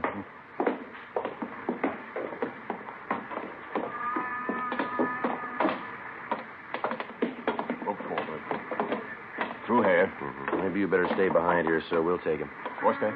Might be a little trouble here. Do you want to stay behind us? All right. He must be in the engine room. Straight ahead, then turn to your left. Down the companion bay. Right, thank you. Come on, now watch your step here. Yeah.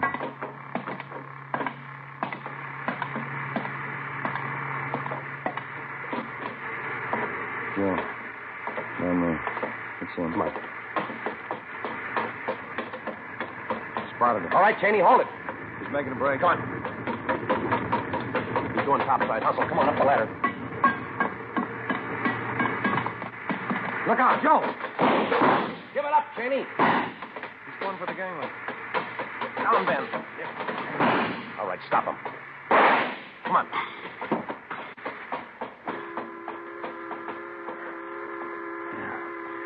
Through the shoulder. Yeah. Bumped his head when he fell. Better get the cuffs on him. Yeah. Where'd everybody disappear to? I guess you didn't notice when we came aboard. Huh? Well, look topside. See? Red flag. Oh, yeah. Taking on fuel, huh? There's some of the cargo right over there. Oh. High explosives. The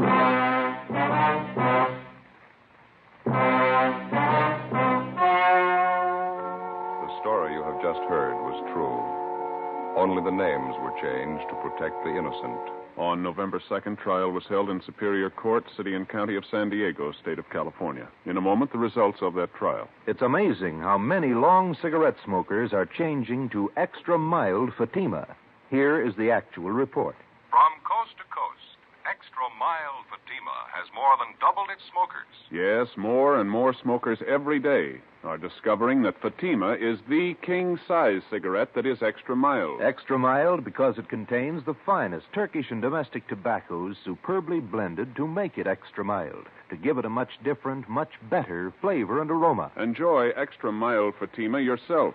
Best of all long cigarettes. It's wise to smoke extra mild Fatima. It's wise to smoke extra mild Fatima.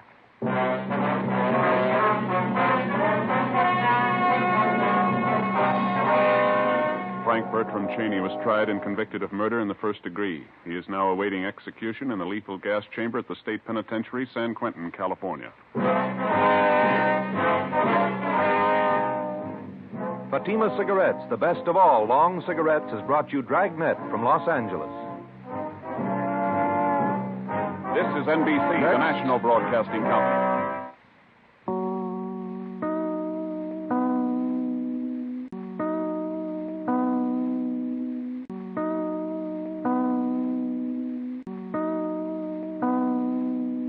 Now it's time to pay a visit to Duffy's Tavern.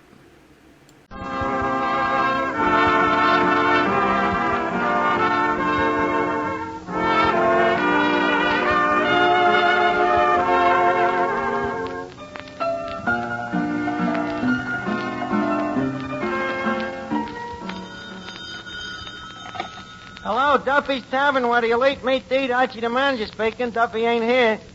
Oh, hello, Duffy. Duffy, you're a sound for sore ears. You know something, Duffy? As stupid and obnoxious and thick-headed and ugly as you are, I missed you.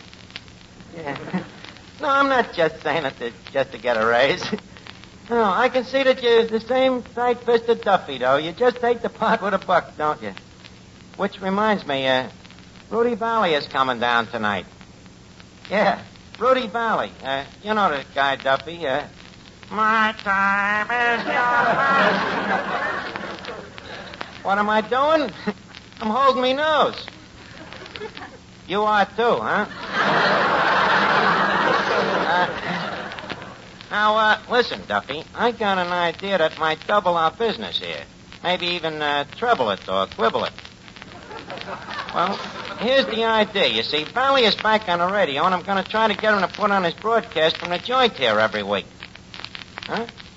Well, maybe you think so.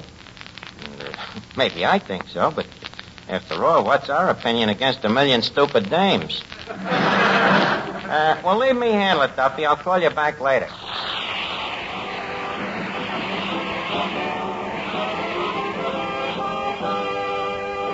Well, Eddie. Well, Mr. Arthur. Here we are. Here we are. You and me. You and me. Back at Duffy. Back at Duffy. Great feeling, ain't it? Stop the train. I'm getting off. Now, that ain't nice, Eddie. Duffy's Tavern is like our home, you know. We should cherish it and love it. And Duffy, too, you know. A guy who picked us up out of the gutter and brought us here, don't forget. Mr. Archer, from the gutter to Duffy's Tavern is not up.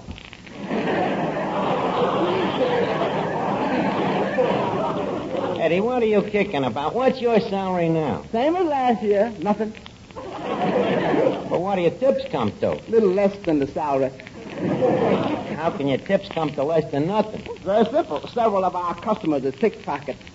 Well, listen, Eddie, our worries is going to be over. You know, Duffy's Tavern is about to undergo a transformopsis. A what? You know what it means? No. Then what's the use of me repeating it? But believe me, big things is going to happen. One, Rudy Valley is coming down here. Two, I'm going to get him to broadcast from here. Three, Duffy's will become world famous. 4, 5, 6. 4, 5, 6, what's that? That's the number of your room in the asylum. Eddie, are you inferring me as a dope? I didn't say you was a dope. You deny it? No. That's better. No, there's a lot dopier guys than me in this world. Well, Finnegan, saludos amigos. Oh, saludos amigos to you, what? Not at all. Well, Finnegan, you're looking in the pink. Oh, I guess that's because I never tanned. Well, probably you got one of them fair skins, you know. Too much pigment and not enough hemoglobin.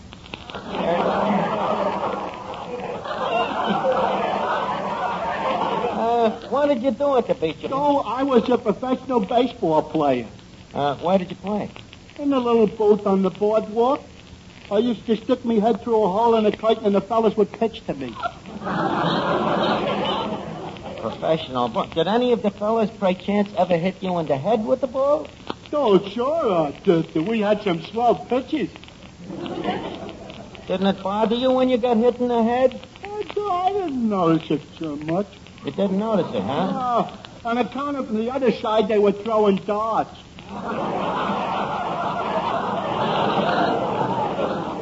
Oh, Well, it sounds like you was kept quite busy. By the way, Finnegan, did you see any cute bathing suits at the beach? Oh, yeah. A couple of few shots. But they ain't what they used to be. No, huh? No. Have you seen them bathing suits this year? What's wrong with them? They got them so small there ain't nothing to look at no more. Oh, Finnegan, you're a caution. Now, look, Eddie, leave us get busy on a joint here. Look how that furniture looks. What's that chewing gum doing on that chair? Holding it together. Did you clean out the telephone booth? I can't. A family of mice has moved in and set up housekeeping. We'll clear them out. Can't do that neither. Why not? Eddie, maybe you better think up a funny ad for the situation one to tell them, huh? Will you? Now, come on. Rudy will be here any minute now. Yeah, it's Rudy? Yeah, Finnegan, Rudy Valley. Do you know him? No, but I know his cousin, San Fernando Valley. That's a good joke, huh? Hey, what's the matter, Rock? You ain't laughing. And that's the way it's gonna be. So maybe you don't get the joke, Archie. See, Rudy Valley and San Fernando Valley ain't related. They're two different guys. Jesus, Dad, have done with this baboonery. This Hello, is everybody. Oh, well, Miss Duffy, how are you? How do you feel after your vacation? As single as ever. Couldn't get a guy, huh? Oh, no? I could have had dozens of fellas just by lifting a finger. Well, where you make your mistake is the finger you lift is that third one on your left hand. You're like all dames, Miss Duffy. You're too anxious. Men are just as anxious as women. Oh, yeah? Did you ever see a guy with a hope chest? Oh, I still say men are just as anxious as women. Don't forget that at every wedding, one of the parties concerned is a man. Yep. And at every murder, one of the parties concerned is a corpse. But that don't mean the guy was anxious. Oh, you're all alike, you men. Sometimes I wish there was something else the girl could marry. So do us men. Now, don't bother me, will you? Rudy Valley is coming down here. Rudy Valley himself? Dames ain't anxious, huh? Well, I think it's my patriotic duty to be nice to a member of the Coast Guard. He's out of the Coast Guard. He's a civilian. What about the home front?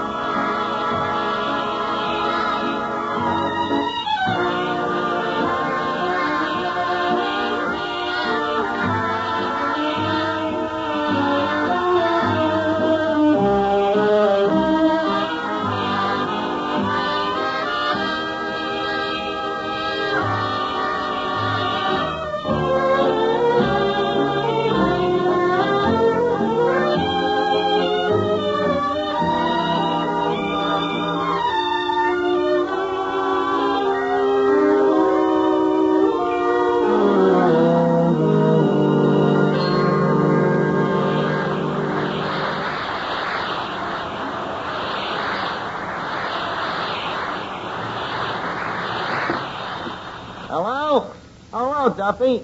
No, Valley ain't here yet. Well, everybody else is here. Moriarty, Callahan, Second Story Jackson. Yeah, Jackson's here with the widow Murphy. Jackson's wife? Oh, she divorced him. Yeah, mental cruelty. Yeah, kept hitting her in the head.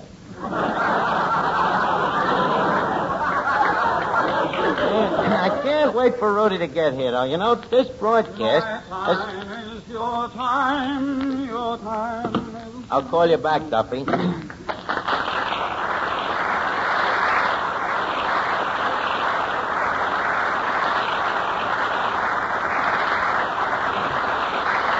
Well, Rudy, let me bid you a fond hi-ho to Duffy's Tavern, the Valhalla of the gourmet. And leave me say that seldom has such a dubious personality distinguished our ulterior. Welcome, vagabond lover. Thank you, vagabond. You're welcome. You know, I knew it was you without even looking at you. Them golden tones could have come out of only one nose.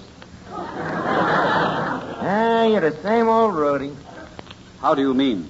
The way you come in singing, you know. Unstinting with your talent. Singing for all mankind, whether they want to hear you or not. A dubious compliment. And from me, Hart. By the way, Rudy, you've never been to Duffy's before, have you? No, I haven't. How come? Oh, I guess I've just been lucky. Yeah, I guess so. How do you like the joint? It looks like... Well, when I went to Yale, this is what we always said we'd do to Harvard. Just a second, Mr. Valley. I brooked that as a slap and a kisser at me alma mater.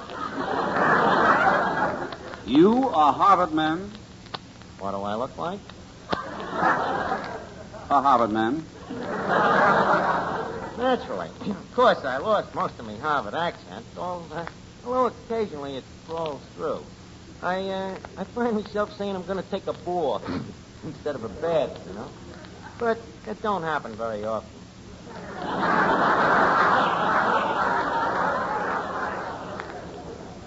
Obviously. Why did you leave Harvard? Girl trouble. There were no girls in Harvard. That was the trouble. Well, anyways... Yeah. Rudy Valley. You're Rudy Valley. Yes. Rudy Valley. That's right. Rudy Valley. In the flesh. I wouldn't go anywhere without it.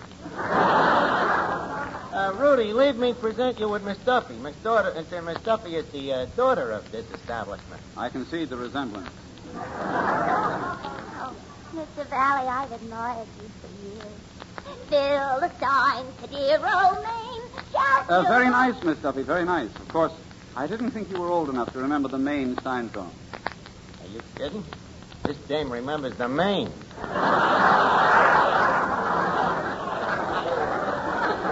Archie, I think Mr. Valley and I would like to be alone. Am I right, Mr. Valley? Well, I know I'd like to be alone. You know, Mr. Valley, I've always thought that you was the greatest singer on the air, in the universe. And I've always... Miss Duffy, please. Archie, let the girl speak. Oh, Mr. Valley, Rudy, would you sing something for us now? Miss Duffy, please, who is running this joint? But don't you want him to sing? That is neither here nor there. The point is that I do the asking. Well, then you ask him. Now I got no choice.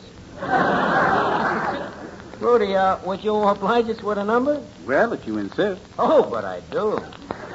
I'll announce you. Ladies and gentlemen, Mr. Rudy Valley has kindly consented to sing a song for us, and under them circumstances, I think it's no more than fair that we should listen, huh? Proceed ahead, Rudy.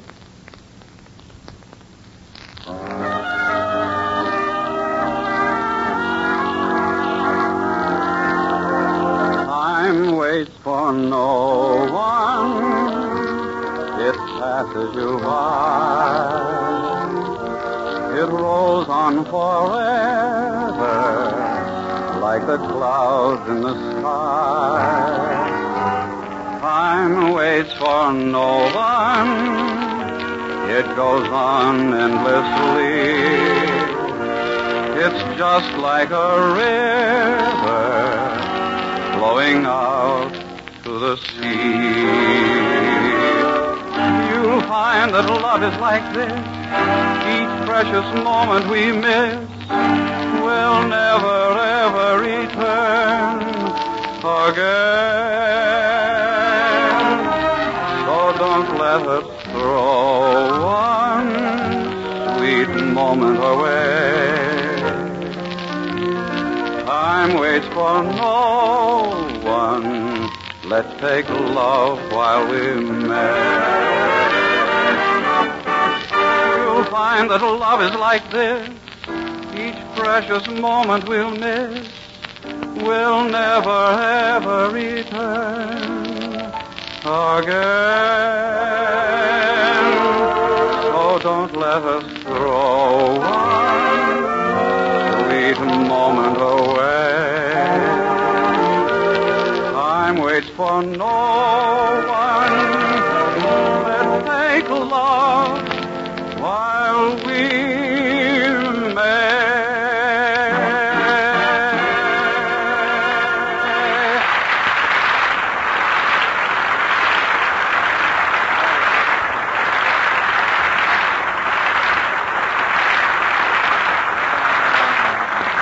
Rudy, that was great. Great. Why, it was magnificent, stupendous, glorious. No, Miss Duffy. I have to agree with Archie this time. I think it is no more than great. Look at how modest he is. Such a verse. Ah, Rudy, let all those other girls have their Sinatras and their Crosbys and their Hameses and their Comoses, but you and I, Mr. Valley, we have each other. Miss Duffy, I would like to say something to you that I've never said to any other woman. What is it, Rudy? Scram, will you? Oh, how masterful. Well, I'll see you later, Rudy. Mr. Valley, that was very pretty. Very pretty. Thank you. And it's hard to please me because I'm tone deaf. Oh, Rudy, this is Clifton Finnegan. How do you do, Mr. Finnegan? Just call me Clifton. I ain't married. You're not married? No. Who's the lucky girl? I ain't got no girl, but I bet you I could have one if I looked like you. Boy, them coils. Is that a permanent? Finnegan, what a question. It's all right, Archie. This is not a permanent. See what a stupid question it was? You think he'd admit it?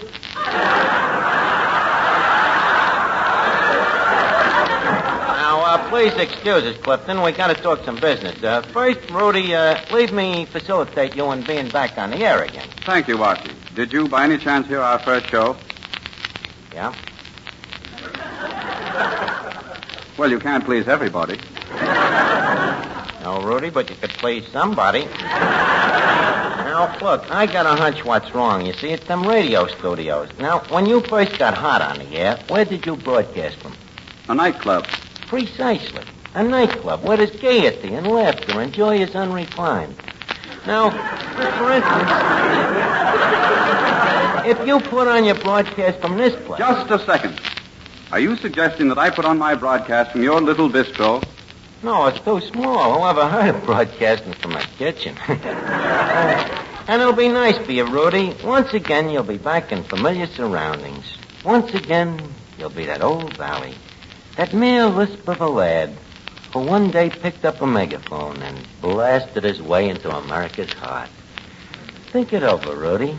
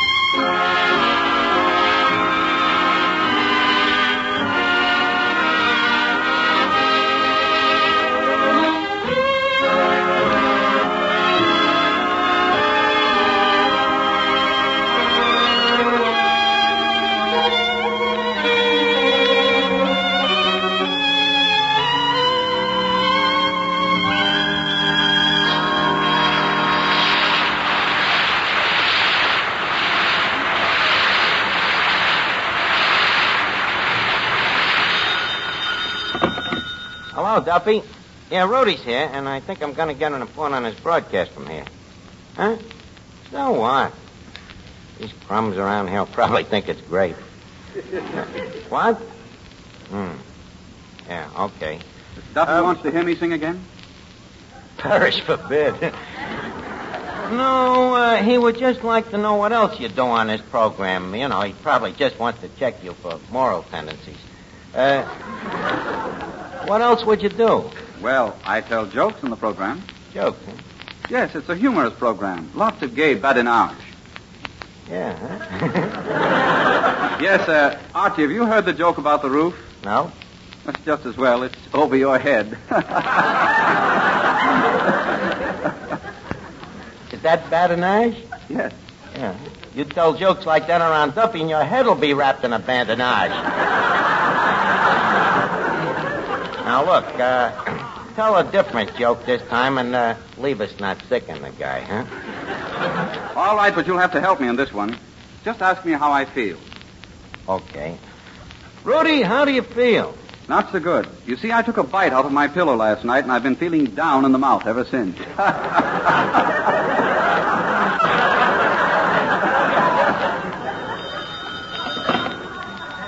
Hello, Duffy. Throw him the what out of here? Duffy, give the guy a chance, will you? Well, Rudy, so far so good. Look, Rudy, I remember you used to interview celebrities on your program. Interesting guys, you know, and we got plenty of them around here. You could do that. Who, for instance? Well, take Harrigan over there. Where? That quiet guy, laying under the table there. Now, that guy looks very ordinary, but do you know that he's got 10 toes? So what? Everyone has 10 toes. Split 7 and 3?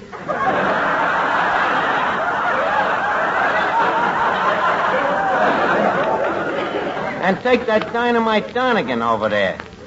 That could be a very heartbreaking interview, Rudy. The guy has been carrying a torch for 15 years. For the same girl? No, for the same safe.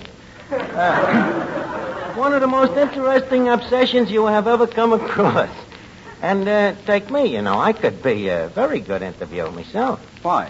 Well, I'm jovial and jolly. Well, why don't we try it, you know, like you used to do on the radio? Come on, Matty, some music, huh?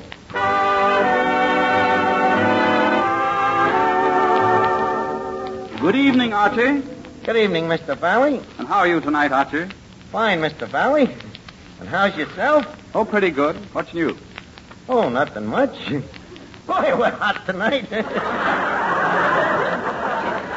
Well, Archie, so you are the brilliant manager of Duffy's Tavern.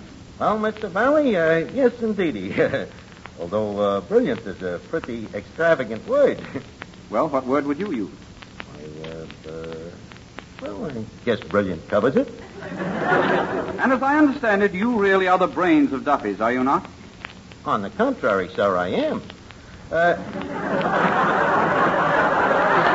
You see, after all, well, sir, every keystone has to have an arch. Or an archie. Just having my little joke. That's about as little a joke as I ever heard. I hope you will pardon me biting wit. Your wit isn't biting, it's teething. Well, Archie, do you find your work interesting? Well, sir, yes, sir. You see, a place like Duffy's is like a grand hotel. People come, people go. They have their little foibles and their big plates, you know? They come in, eat here, and pass on.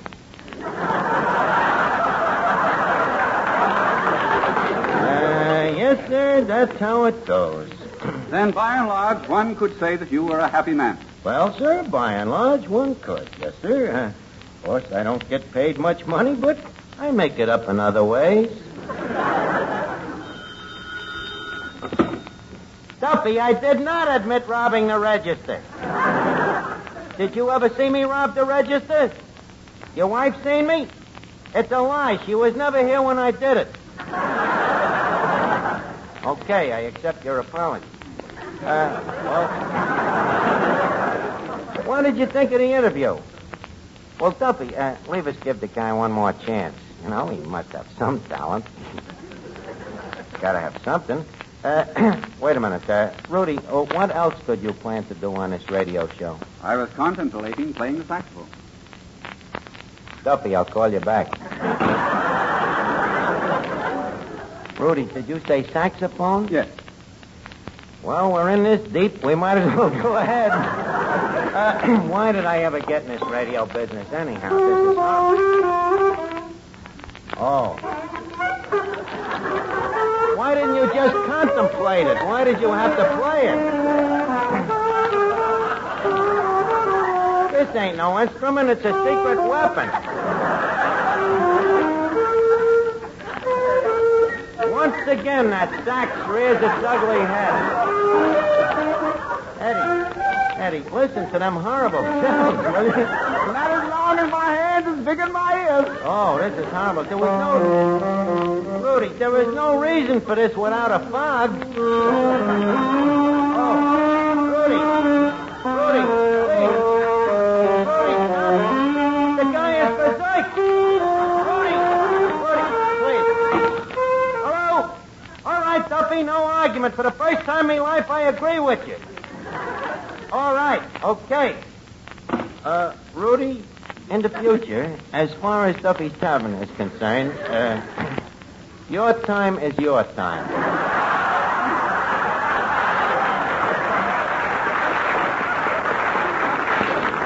No hard feelings, of course, Rudy. You know, we still think you're as good as you ever was.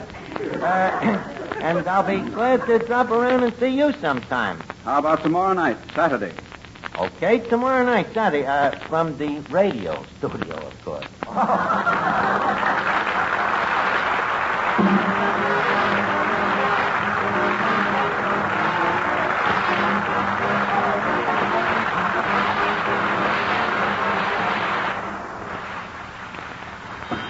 Duffy's Tavern, where the late mate eat, Archie the manager speaking. Oh, yeah, Duffy, that's right. Next week, Gene Tenney. And, be sure to listen to me tomorrow night with Rudy Valley. Huh? 2 wrongs don't make a right. Hey, that's a pretty good insult, Duffy. I'll have to remember it. Okay, I'll call you back.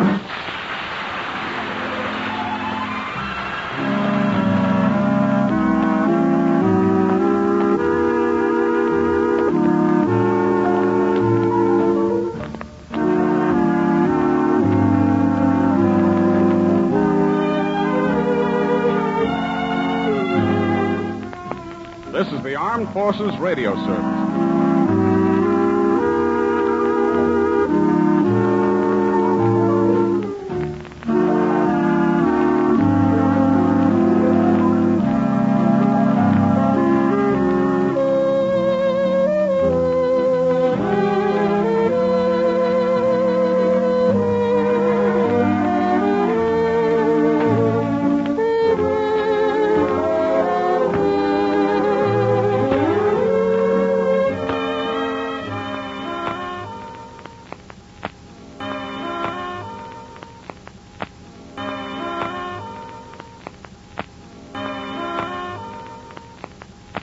Another exciting tale of escape is up next.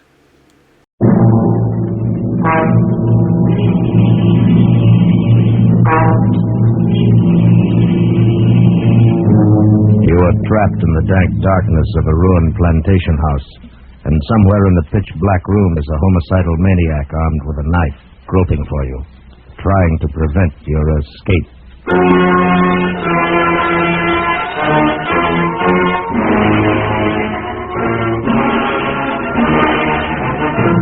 Escape, produced by William N. Robeson, directed tonight by Richard Sanville, and carefully plotted to free you from the 4 walls of today for a half hour of high adventure. Tonight we escape to a deserted sandpit off the coast of Georgia, where terror stalks under the Spanish moss, as Joseph Hergesheimer tells it in Wild Oranges.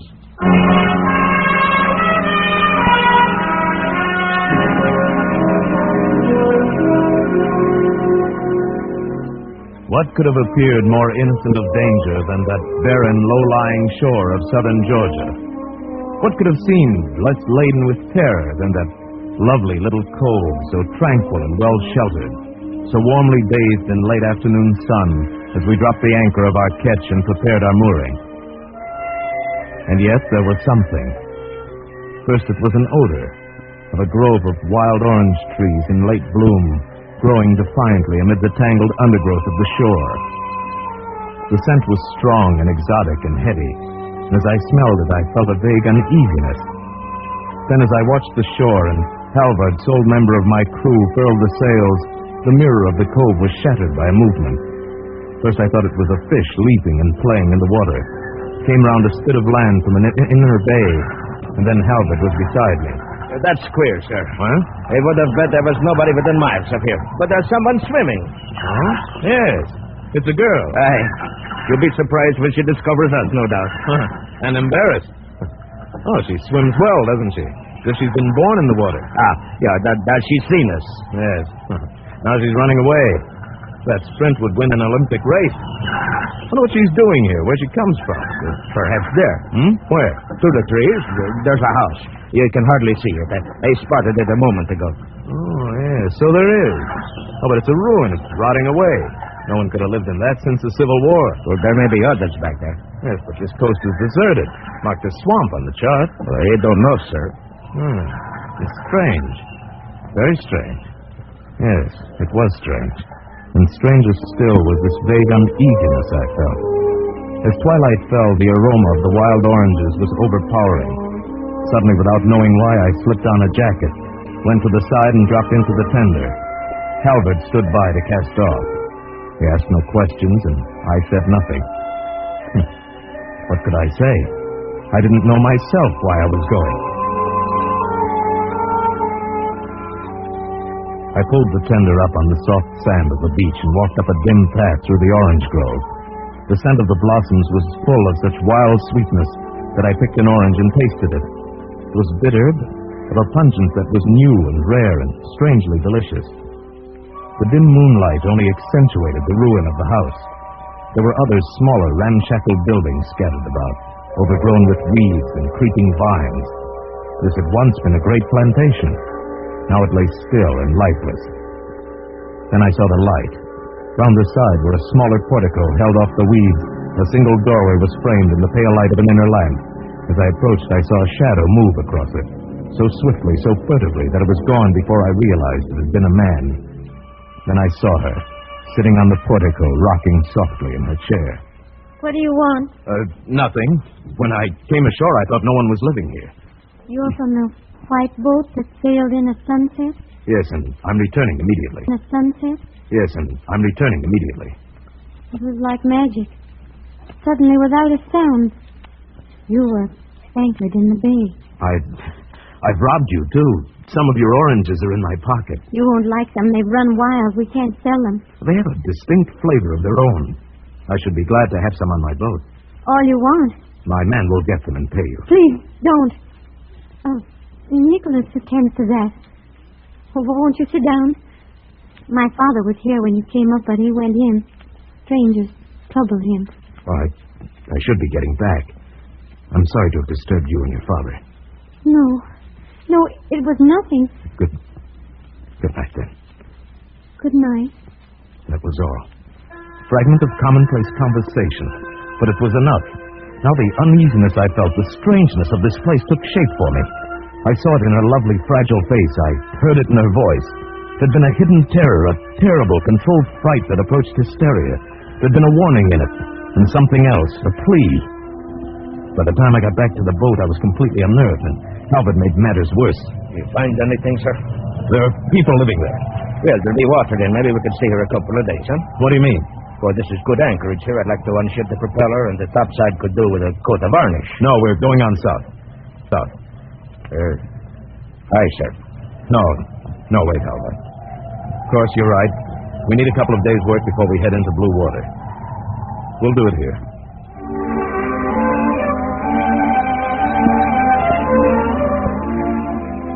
And so we stayed. In the light of morning, the strange dread I felt seemed foolish, and especially when I went ashore and found the girl looking young and fresh and fragile, fishing off the little pier in the inner bay. She had a pathetic little rod and line, so I got our tackle from the boat and landed a big rockfish for her, enough for several dinners.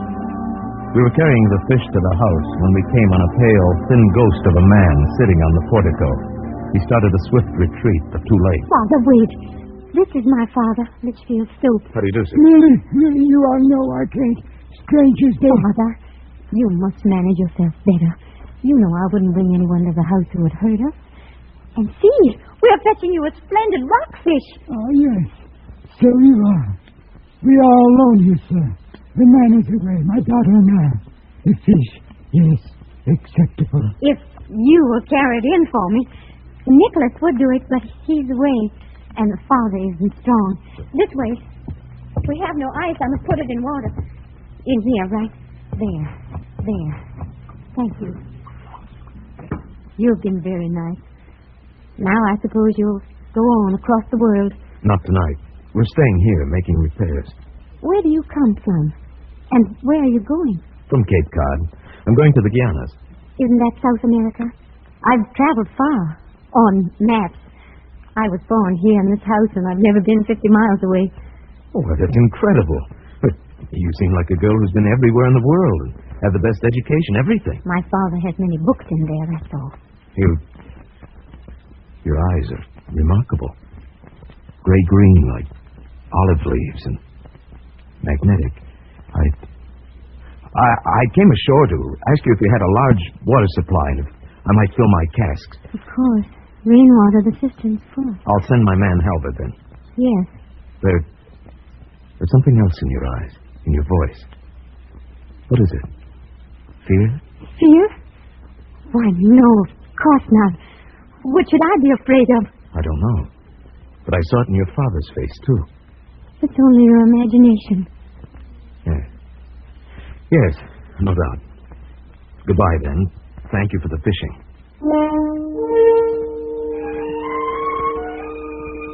Strange how this girl should upset me so. I tried to resist, but that evening I found myself going back to her. Tying the tender to the little pier, I watched as she came to meet me. I'm glad you came. The fish waited. Oh, don't tell me. I'd rather not know. I might be tempted to mention it in the future. I'm sure it would sound like a fish story. But it was imposing. Nicholas waited. He's our man. He's back. Let's stay here by the sea. It's so lovely in the moonlight. All right. Oh, it is nice here. I lied to you today about fear. I suppose I am afraid. I suppose my father has passed some of his fear on to me. Why is he afraid? Well, that's a long story going back to the first war. Please tell me. Well, he was a young man then, and he didn't go to war. It wasn't that he was a coward exactly. He just couldn't adjust to it mentally. People mocked him, laughed at him, and threatened him. That's when a sort of perpetual fear started. He ran away. He met my mother and married her. They came here. None of us has ever left this lonely place. Never will, perhaps. Your mother? She's dead. Loneliness killed her. Perhaps it's no wonder that I sound timid or afraid. Perhaps I am. Aren't you lonely, too? I don't know anything else. But what about you? Who are you that you go sailing about the world with only your sailor for company? Oh, I'm nobody. My name is John Woolfolk. And you do nothing but sail about the world? Nothing. Why? Well, let's say I don't like modern society. Let's say I don't like entanglement. I see. Oh, I didn't mean... You needn't apologize. I envy you your freedom. I sit here a great deal and watch the ships far out there on their water roads. You are enviable. Sailing where you like. Safe and free. Safe and free. There is something more than you've told me. More behind this fear in your voice. No. But perhaps I can help. No, please. What's that? It's Nicholas! Blowing on the counter. I've got to go in. I'll come with you. No, please. No, don't come. You'll be going soon. Tomorrow, perhaps. Then, goodbye. Goodbye. Now I knew the terror I'd only sensed was real. This girl was possessed by fear. This house held some terrible secret. What could it be? Next morning, Halvard suggested we repaint the engines, and I agreed. We'd stay another day or two. Later, Halvard went in to fill a cask of water. He came back without the cask and livid with rage. There was some idiot in that house. Next time I'll take the pistol. What do you mean? Where's the cask? It was broken. How? They was filling it at the cistern, and this idiot, a huge hulking brute, came out of the house. He told me to get away. Well, I tried to explain that we had permission, but he came at me with a knife, gibbering. Well, I hit him, but it was like hitting an ox. He put his foot on the cask and crushed it. I'll see about this. You be careful, sir. The man's not right. He's dangerous. Plenty dangerous. I went ashore and around to the back door of the house.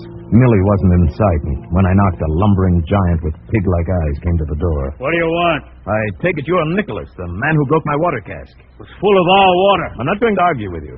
I came ashore to instruct you to keep your hands off my property and my things.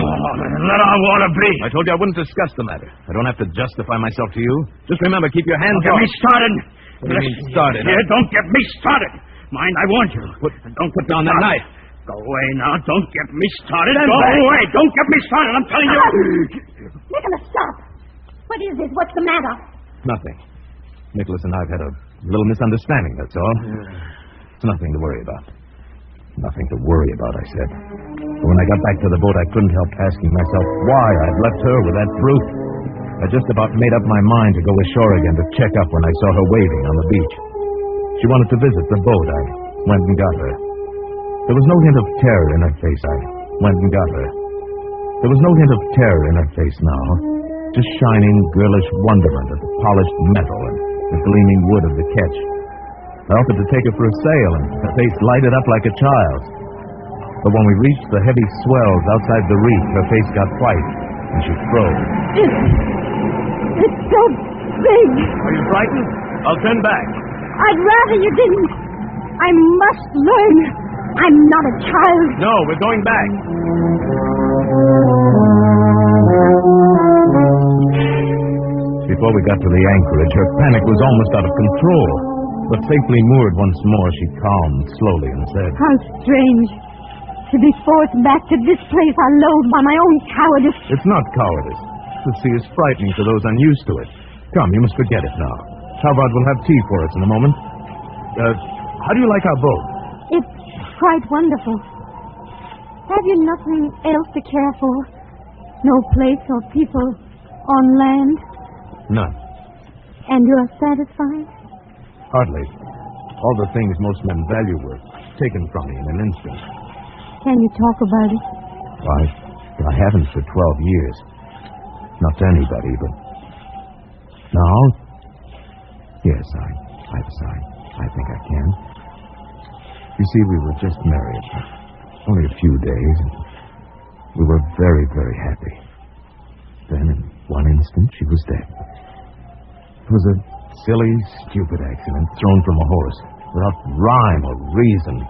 So you left everything, taking your revenge on the world. You could put it that way, I suppose. I simply don't want to take a second chance to become involved and be hurt. But that's living. To be hurt. Do you think you can escape so easily? I don't know. Oh, I must go. Father will be waiting. Why so suddenly? Oh, yes, I see. That's Nicholas on the beach looking out here, isn't it? Yes. Dinner will be ready. Why do you have a servant like that? That man's dangerous. You mustn't say that. Please don't. Just take me in, please.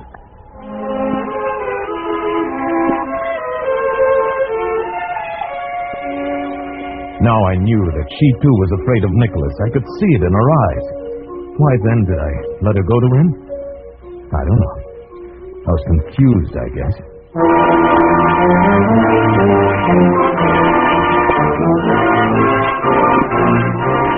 That night a storm broke, a raging wind and rain, and to match my tortured mood. I hardly slept. Her face was always before my eyes, and by morning I knew that I must do something. I rode the tender in through a drizzling rain. I went up through the orange grove and stopped in the bushes by the house. Someone was coming out of the house, and I crouched down out of sight. It was Millie. I rose and called her.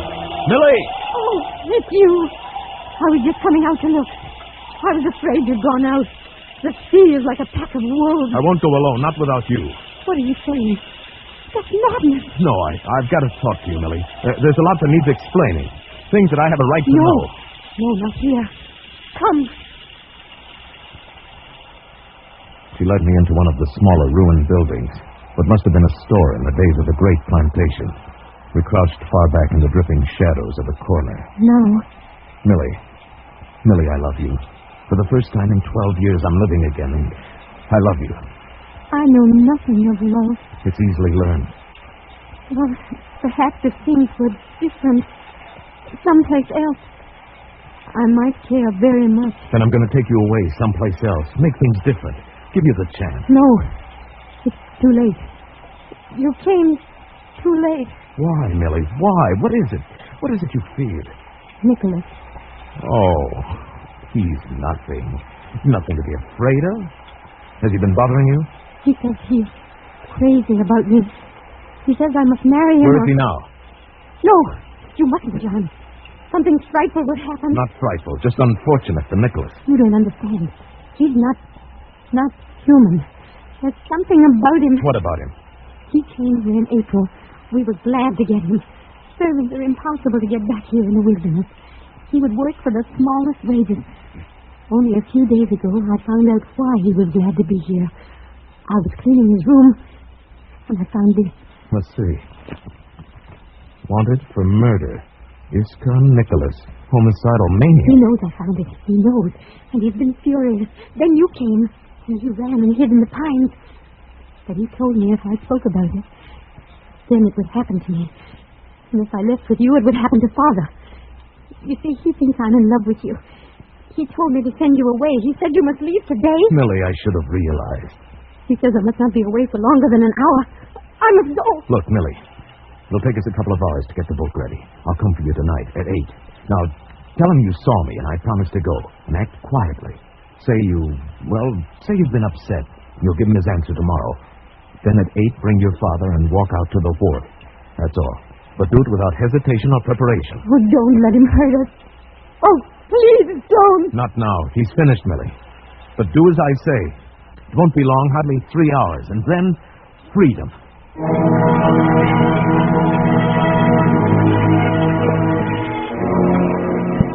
Now that I knew, now that there was to be action, I felt better.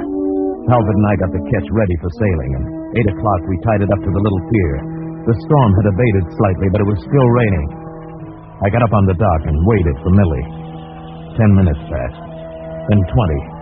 Something was wrong. I told Talbot to wait there with the tender. Then I walked slowly up to the house. It was dark. I went up to the side portico to the heavy door. A tiny crack of light showed under it. I pushed it open. The light came from a parlor to the right. I looked in. On the floor lay a body. Old Litchfield Stoke. He was dead, crushed. His arm twisted grotesquely under it. There was not a sound in the house. Slowly I walked through the downstairs rooms.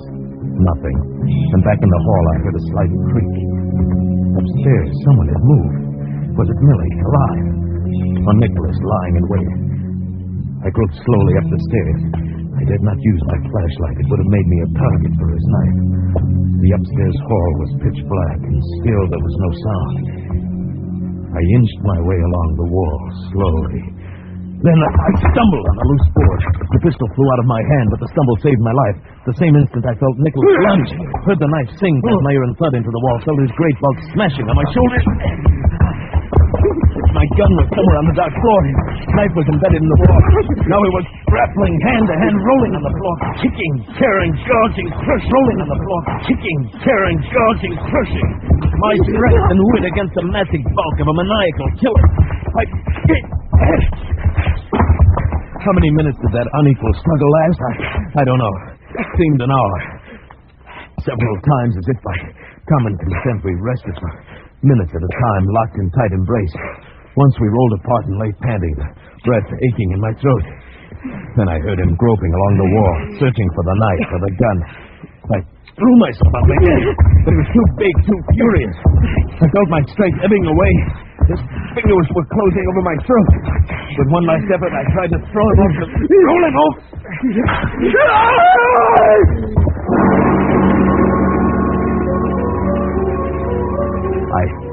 I staggered dazedly to my feet and looked up. He'd fallen through the banister down the stairwell. Nicholas had landed on the bottom. He lay there on the stairs, sprawled, his head at a grotesque angle. But he was not dead, only stunned. I leaned against the wall, looked at him stupidly. There was something I was trying to remember. What was it? Then she came down the steps and I remembered. Millie. I had to walk right past him. There was no other way. Right past his head and my skirt. I think we'd better go away. It's quite impossible here with him in the hall where you have to pass so close. Millie, yes, we'll leave at once. I must tell you about my father. You know, in Virginia, the women tied an apron on the door because he would not go to war, and that preyed on his mind, and he was afraid of the slightest thing. Yes, I know, but we must go. Things upset him so. He had no strength. To hear him talk like this, like a sick child, was almost more than I could bear. But now I heard something. Nicholas had gotten up. He stood there and stared for a moment at us. Then he started slowly up the stairs. He was going for the knife. This little thing upset him. Millie, we've got to go. I was to meet a man. We were going away someplace where it'd be peaceful. He said at 8 o'clock. But Nicholas suspected, you see. He asked why Father had put on his heavy winter clothes. Then when I tried to go out, he pushed me. Millie. And do you know what Father did then? He came up and he said, "Don't do that. Take your hands off my daughter." His lips shook a little, but he said it. That's the important thing. Yes, of course. Your father was a brave man, after all. Now, come, that man is waiting for you. There's no time to lose. Father said, "Take your hands off my daughter." Nicholas killed him, of course. Crushed him like a little mosquito. But it was a brave thing to do. I couldn't wait any longer. I had to risk whatever injury it might do to her mind. I could hear Nicholas coming back. I swept her up in my arms and carried her out into the night, down the path to the little pier. Behind me, I could hear Nicholas crashing through the brush like a giant animal in pursuit. Are you all right, sir? Yes, about done in, but all right. Here, help me get her in the boat. Yes, sir. There. Yes. Somebody's coming. It's Nicholas. He's got a knife. Good. They wanted to get back at him. You get in, sir. I'll take care of him. Calvert went to intercept Nicholas on the path. I heard them meet and struggle for a moment. Then a stooped figure came walking slowly onto the pier. I prepared to shove the boat out into the water, and then... All right, sir. It's me. Oh, Halbert. Where's Nicholas? They stopped him. He was all pumped out. Are you hurt? No, just a scratch. They missed his knife at first in the dark. It's nothing. Good. Let's get away from here, then. I held Millie in my arms as Halbert rowed to the catch erratically, I suppose, because of the storm. We were ready to cast off in 2 minutes. The last obstacle would be the narrow passing out of the cove. In this storm, it would be dangerous, very dangerous. I started to take Millie into the cabin. No! There's Nicholas! In the doorway! Nonsense. Nicholas is dead. You're on my boat, Millie. You're safe, Millie. Millie. Safe? With John Woolfolk? I am John Woolfolk. But you didn't come. Yes, I did, Millie. And you're safe. Come. I want to stay here. All right. You sit here beside Halbert. I'm going up front to take soundings. In this man, you won't be able to hear me if I call. No, but you can hear me. Remember, we've only 3 feet clearance. We'll have to hold it steady through the passage. Oh, I'll manage it. Halbert, this is no time for pretense. How do you feel? All right. I've taken knives before. Just a scratch. All right, we'll fix it as soon as we get outside. Now let's go. Turn over the engines. Pull up anchor.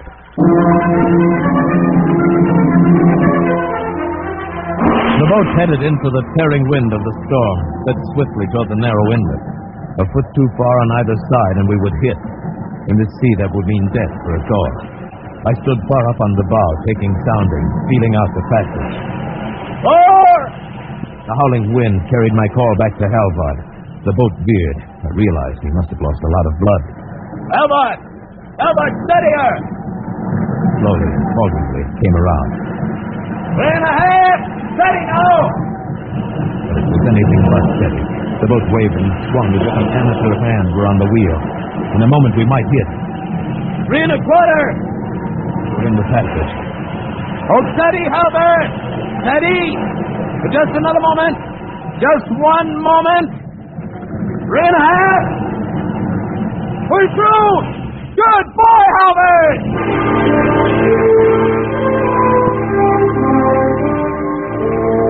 Good boy, Halbert, I called.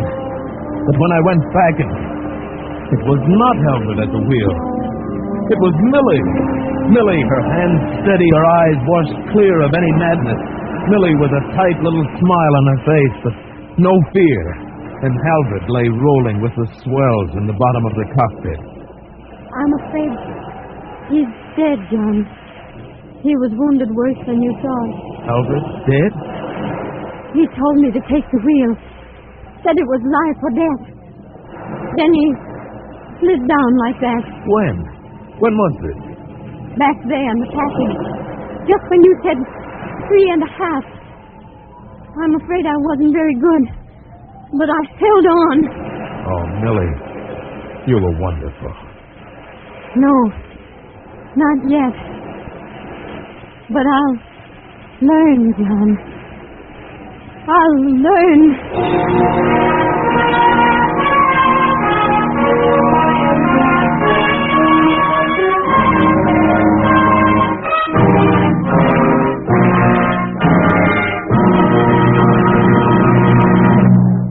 Escape is produced by William N. Robeson and was directed tonight by Richard Sandville.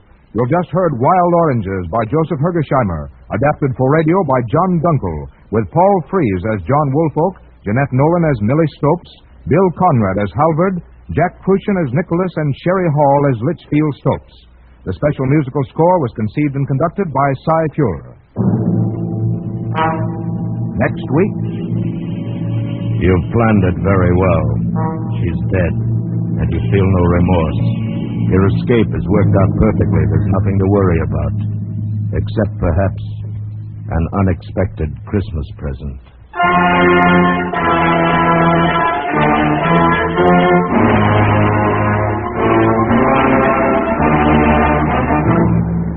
Next week, we escape with John Collier's grim story, Back for Christmas.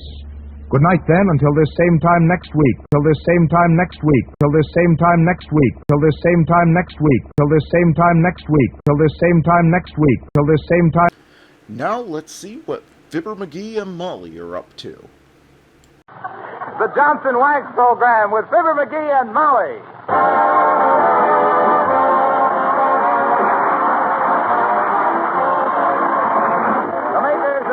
Wax and Johnson Self-Polishing Glow Coat present Marion and Jim Jordan as Fibber, Magee, and Molly with Bill Thompson, the King's Men, and Billy Mills Orchestra.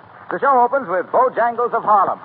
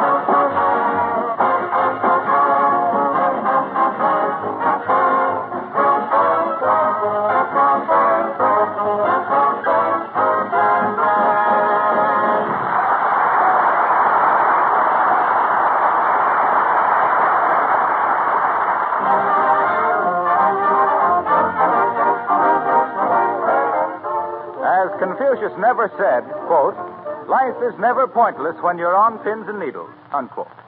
Which describes the mental state of our hero this week until just a moment ago when he received a telegram in reply to a theatrical advertisement he answered. And here, while his much better half is busy for a moment in the kitchen, he reads the wire that may mark a great change in the lives of Fibber, Magee, and Molly.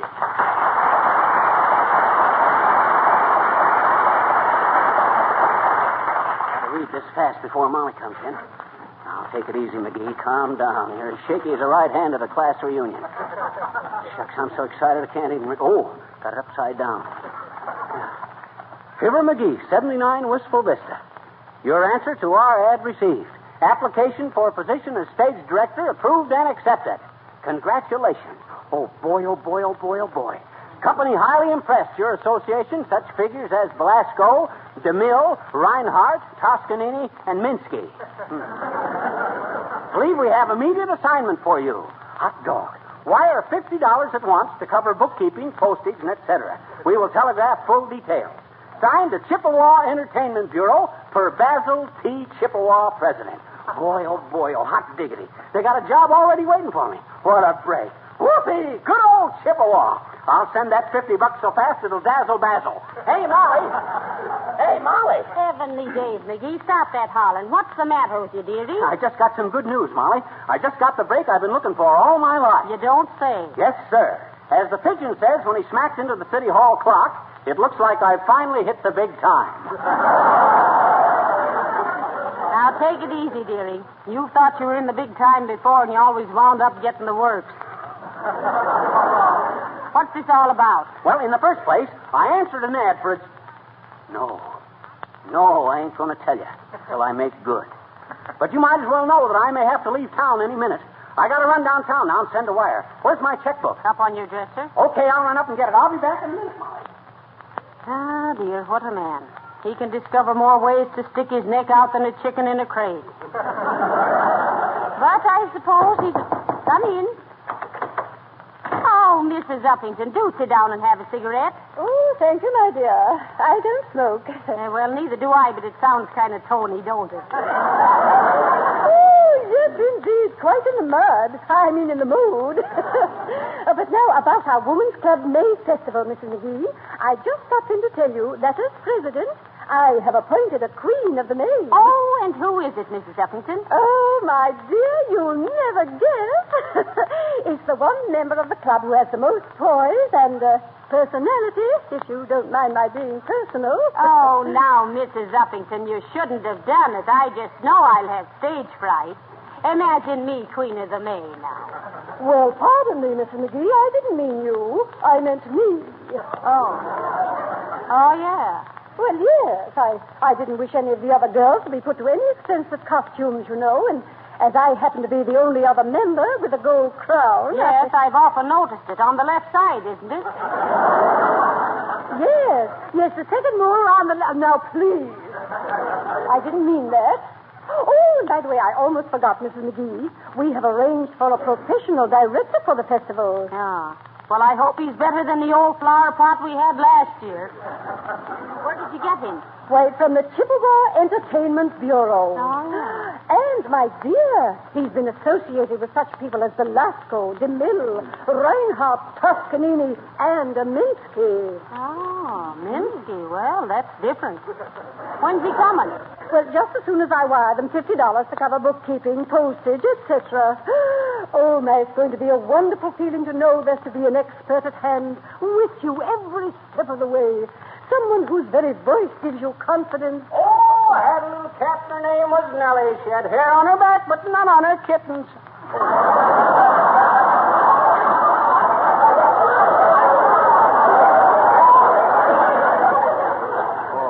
Hi, Uppy. Oh, how do you do, Mr. Magee? Well, I must be going, my dear.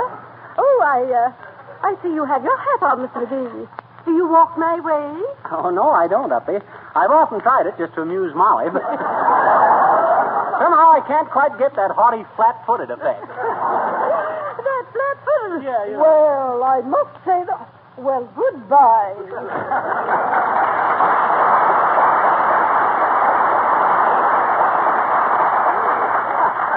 What's old Uppy the Guppy swimming around in our fishbowl for?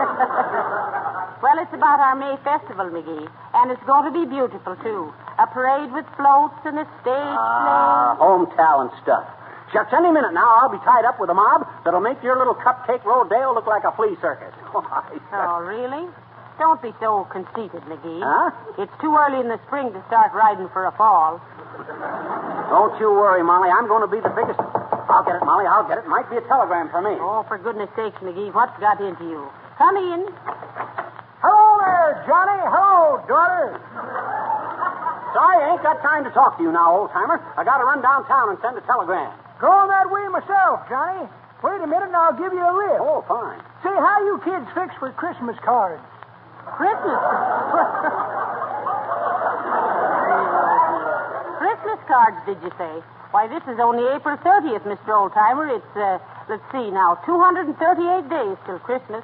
Sure it is, daughter. But you won't want to shop on Saturdays and Sundays. That takes off 68 days, so that only leaves 170 days. Then there's 6 holidays and 25 broadcast days. That leaves 139. There's 2 Friday the 13th between now and Christmas. You don't want to shop on them days. These 137 got to allow about 30 days for engraving, 10 days for delivery. Another 10 days for dressing and mailing. You'll be out of town 62 days that summer, making it only 25 days. Count off about a week to select the cards you want. That leaves 18 days. Say, you kids better make it snappy. You got less than 3 weeks.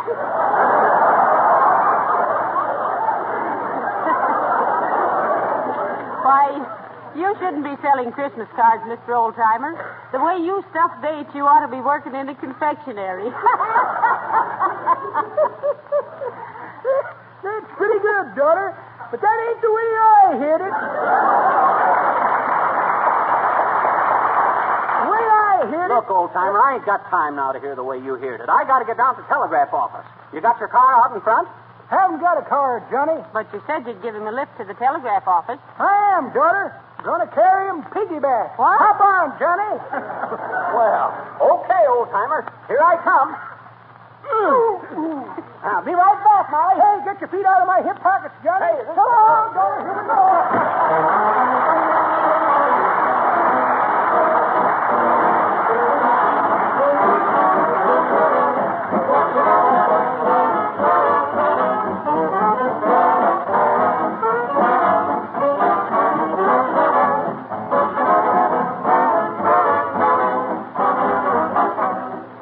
Which wears longer, wood or stone?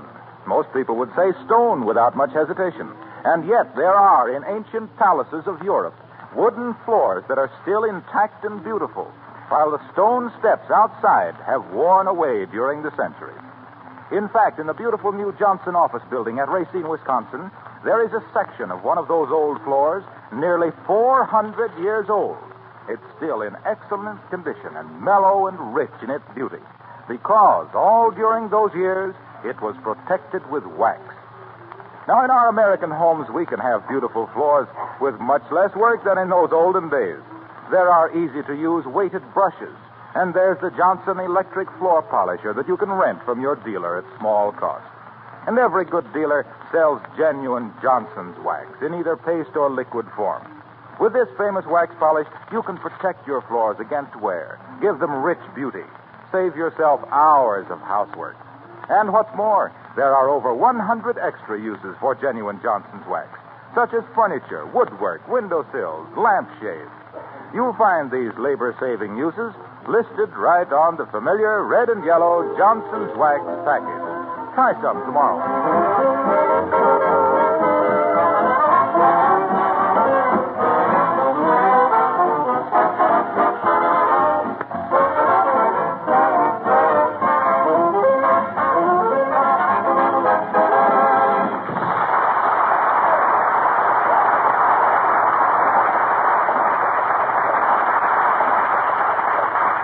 Messages come from me while I was gone, Molly? No, there weren't. And were you serious about having to go out of town, dearie? Serious? I'll say I am. As the guy says when the elephant sat in his lap, this is the biggest thing that ever happened to me. What is? This job I got. Tell me more about this great job, Magee. Who's it with? Big theatrical outfit. A fine thing.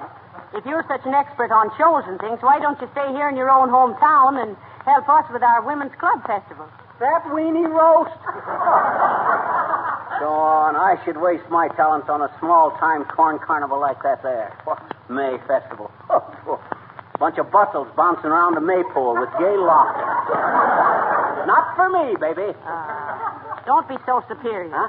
But I suppose it's just as well you won't help us. We're getting a real stage producer.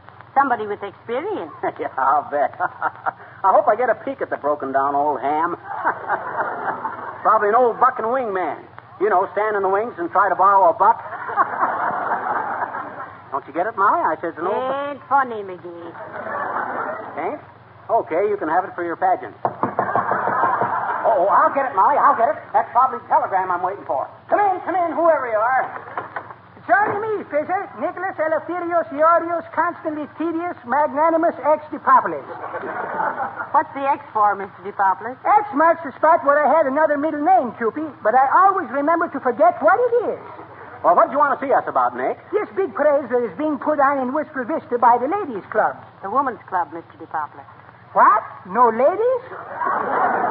I'll get to the point, Nick. I may get a message calling me out of town any minute. Sure, Fisher. I am disgusting with your wife. No, that's not right. Your wife is the one which is disgusting. No, that's worse. Isn't it simply disgusting? Well, what were you discussing, Nick? Well, Mr. Dipopoulos, sandwiches and soft drinks all along the line of march. I am taking care of all the arrangements, Cupie. But don't you would think it would be more efficient, suppose, if we just let the parade go right through my candy kitchen? You mean let Mohammed come to the fountain? Yeah. Stop it now, Magee. No, Nick, I'm afraid that wouldn't work. Now tell me, how much lemonade are you going to make? 50 gallons. Oh, fine. Now be sure it's good lemonade. Oh, my stars, yes. I'm getting 2 of the finest lemons money can buy. Well, aren't you going to sell any sandwiches or hamburgers or hot dogs? You said it, Cupie. I'm making a special hamburgers that I'm calling a banquet in a bun.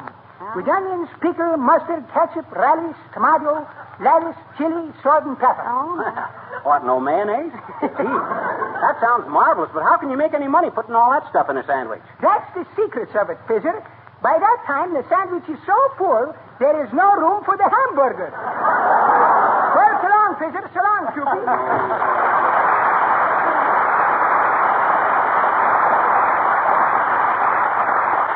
Well, now, doesn't Mr. Dipopoulos make you feel a little ashamed of yourself, Magee? How so come?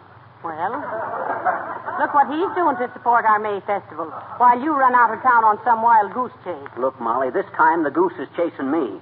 And any time a goose wants to put a feather in my cap, I'll take a gander at it, see? Come in. Hello, Fibber. Say, Molly, about this pageant the Women's Club is putting on, is there any limit to the size of the floats in the parade? Why, no, there isn't, Mr. Wilcox. Why, are you entering a float? I'll say I am. I'm building one for Johnson's self-polishing glow coat. Don't you just love the way we sneak these things in, folks? With all the delicate restraint of a puppy in a shoe closet. Quiet, Magee. Go on, Mr. Wilcox. Well, look, I'm building our float on a 40-foot truck, you see. Yes. The driver will be sitting in a big facsimile of a can of glow coat. Oh. That's a reasonable facsimile. Oh, lay off, Fibber, gee. Now, along the sides of the truck, worked out in flowers, are the words Johnson's self-polishing glow coat. And then on one end of the truck, I'm having 2 beautiful girls in bathing suits with ribbons over their shoulders. Oh, yes. One is lettered no rubbing and the other no buffing. And then a big banner with the words just apply and let dry. Oh, they got wet bathing suits.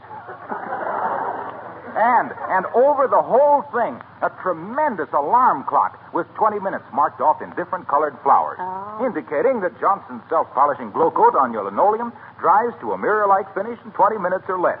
Gee, I think it should be very effective. Oh, it sounds marvelous, Mr. Wilcox. But why have those 2 girls in bathing suits? Symbolical. What you mean, symbolical? What have 2 gals in bathing suits got to do with glow coat? Popular product and figures to prove it.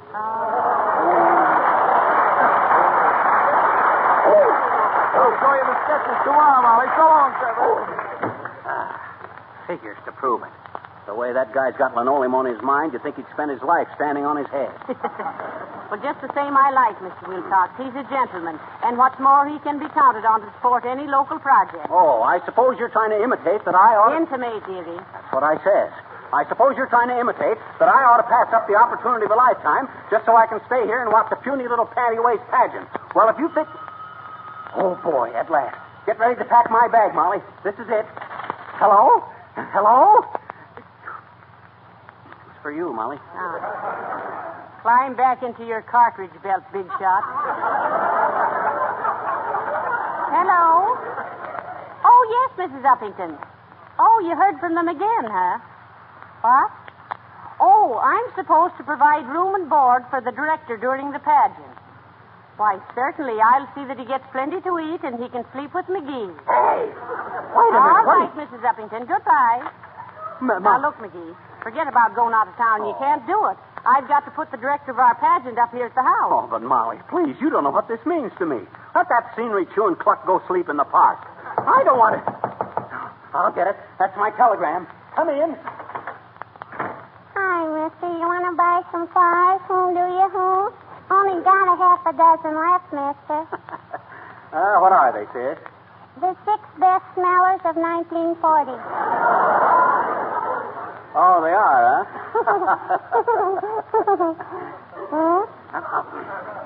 Look, sis. Last year, about the 1st of May, you come around and hung a basket of flowers on our doorknob. How come you're selling them this year? Well, I'm no longer on a sustaining basis of it. Oh, they aren't, eh? Okay, I'll buy them. How much? Nickel apiece? Well, here's 35 cents. You got a nickel change? No, but I'll go pick you another flower. Oh. How far you got to go for it? Right in your backyard. What? You mean to stand there with the roses in your cheeks and my geraniums in your hands and tell me you deliberately took those... Oh, well, it was a pretty good stroke of business. Hey, Molly. Yes? You ought to hire this kid here as a business manager for the May Day Festival. Now, don't tell me what to do about the festival, Magee. Oh, well... Who made you an authority? Yeah, who made you an authority? Who, me? Why, in my younger days, sis, I was always directing some big theatrical production. In fact, I never felt at ease without a script in my hand. Scriptease Magee, I was known as in them days. Scriptease Magee, the sensational and super sophisticated showman of stage and screen, schooling sappy cinema stars in the subtle science of screaming and scowling, smiling and smirking, sneering and snorting, snipping and snickering, sneering and sneezing, shouting and shooting, skillfully supervising stupendous spectacles, shooting smooth and sustained scenarios, shaming Shakespeare and showing up Shaw for his shabby shoddiness, soundly seasoned by storms and stresses, but take it, kings, men, it's tough with these effers.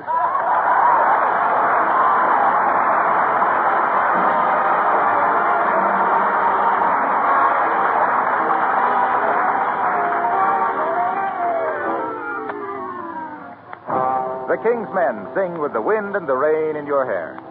Rain pouring, wind roaring, the night was dark and stormy. But how could my heart be cold with your true loving arms to warm me? Last night we met, and I'll never forget how the wind and the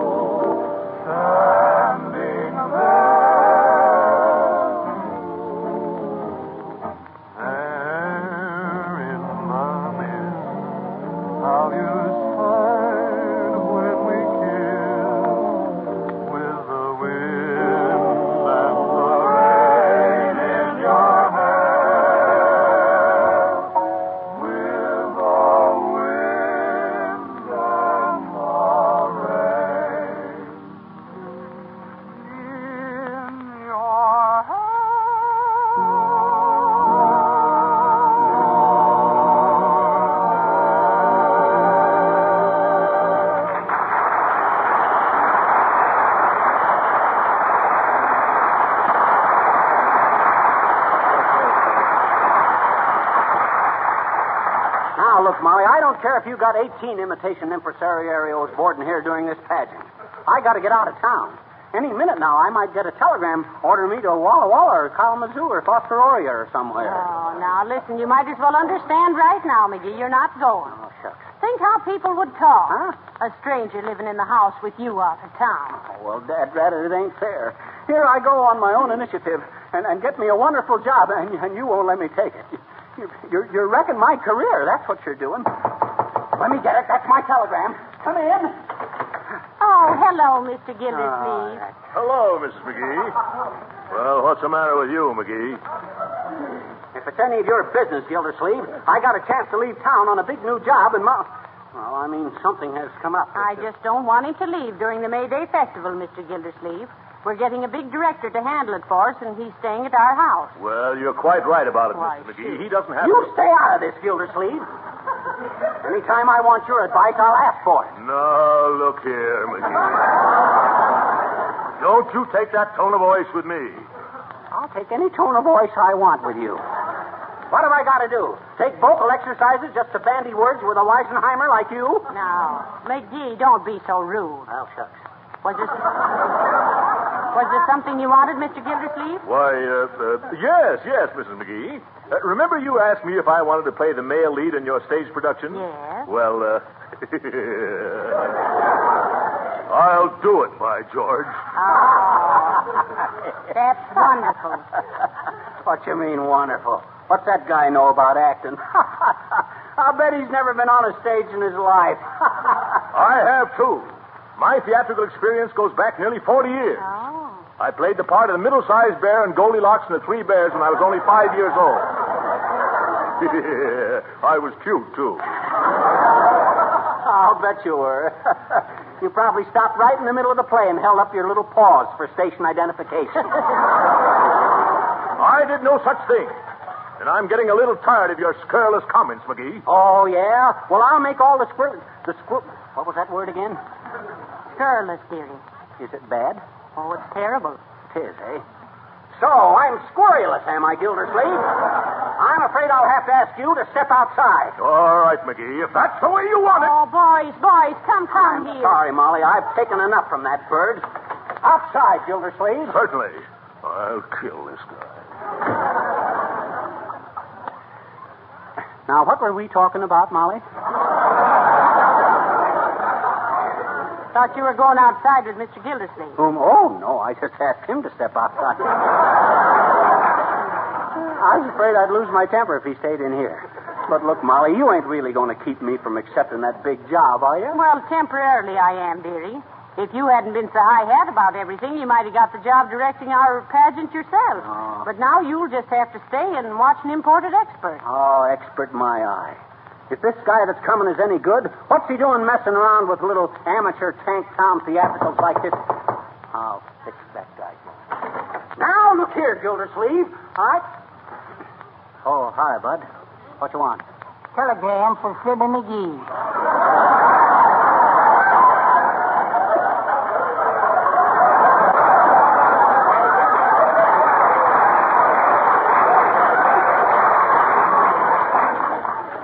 Thanks, bud. Molly, if this wire says what I think it does, you're going to have an awful struggle keeping me from leaving town. Oh, yes? Listen to this. It says, report at once to direct and star in stupendous spring pageant. You will be in full charge of production. Boy, oh boy, oh boy. Chairman will provide room and board during stay. Report to Mrs. Molly Magee, 79 Wistful Vista. Chippewa Entertainment Bureau. Why, well, I'll be a... You'll be a what? I'll be a director of your pageant, I guess.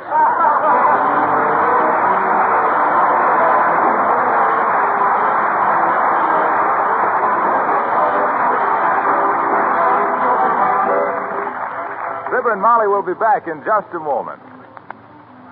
Can't you remember the days when your mother scrubbed her kitchen floor on hands and knees and spread old newspapers down to protect the linoleum?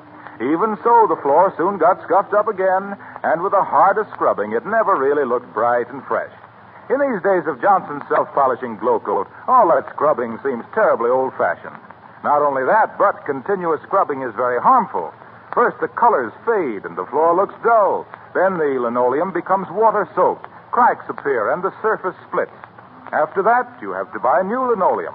But with Johnson's glow coat, it's quite another story. There's practically no work, no rubbing or buffing at all. You simply apply glow coat, let it dry, and behold your floor shining with new beauty.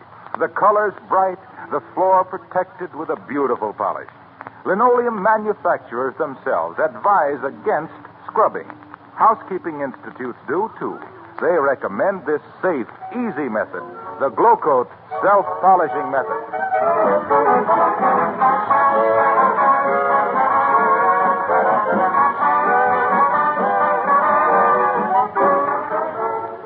Folks, tune in again next week for Wistful Vista's May Festival. Arranged, produced, and directed by Fibber Magee. Floats built under the supervision of Fibber Magee. Dances arranged and routine by Fibber Magee. Theatrical production coached in the scenery designed by Fibber Magee. A leading role portrayed by Fibber Magee. Who else? Good night. Good night, all.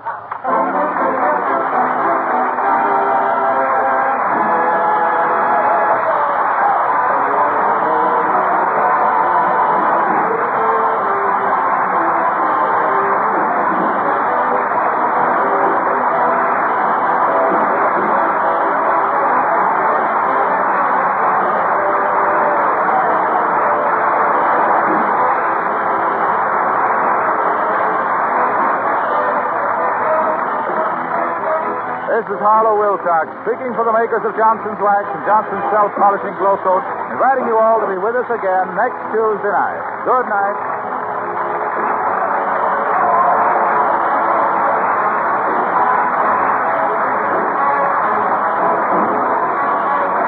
This is the National Broadcasting Company.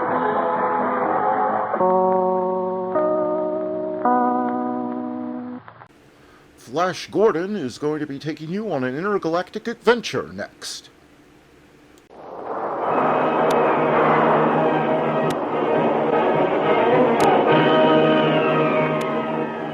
Presenting the amazing interplanetary adventures of Flash Gordon.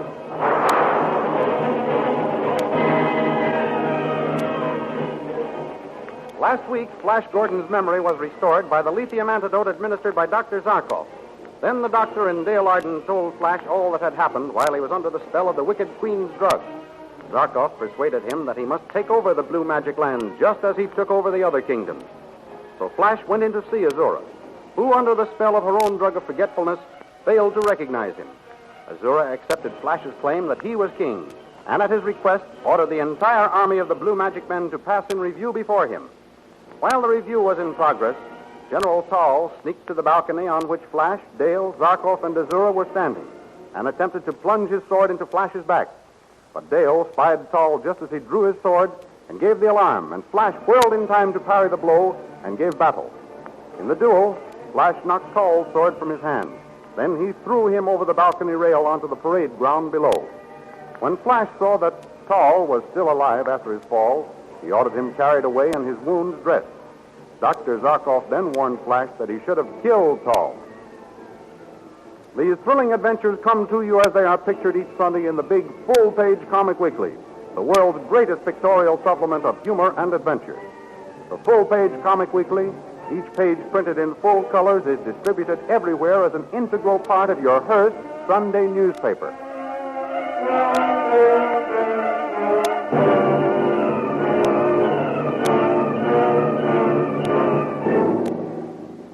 Now we continue the story.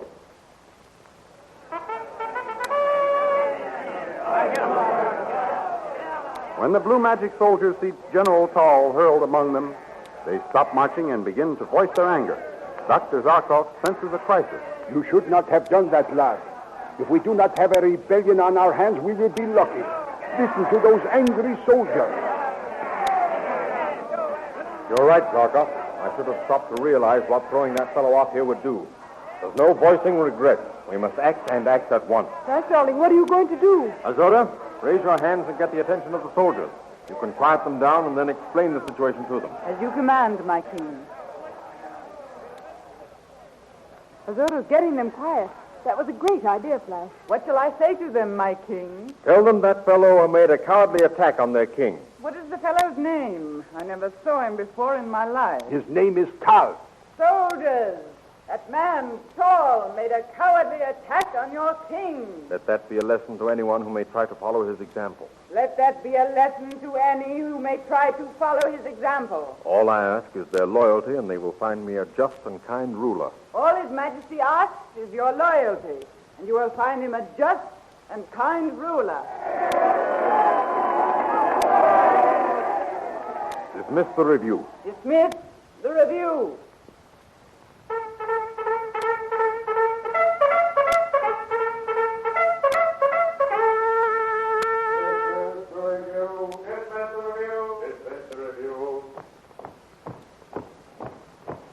Neatly done, lad. What diplomacy. That was a stroke of genius. Yes, Flash. It was wonderful the way you averted trouble. It was a lucky thought, friend. And I think we should take good care of this little lady. She may be able to serve us in other emergencies. The very thing. Dale! Prince Zarkov! Are you all right? That sounds like Khan. Why, so it is. Greetings, Khan, my friend. Oh, Your Majesty. You recognize me? Flash Gordon is himself again, Captain Khan. Thanks be to Tal. I knew all along that this Azura was... Azura is in the same unfortunate state I was in, Khan. She, happened to get hold of a flagon of the drugged Vaco. You mean, Your Majesty, that she... Exactly, Captain Khan, and now Azura's memory is gone. There is justice after all, then. That's the best thing I've heard outside of your recovery, Your Majesty. Thank you, Khan. I have an assignment of duty which I think you may enjoy. Yes? You are to guard Azura for us.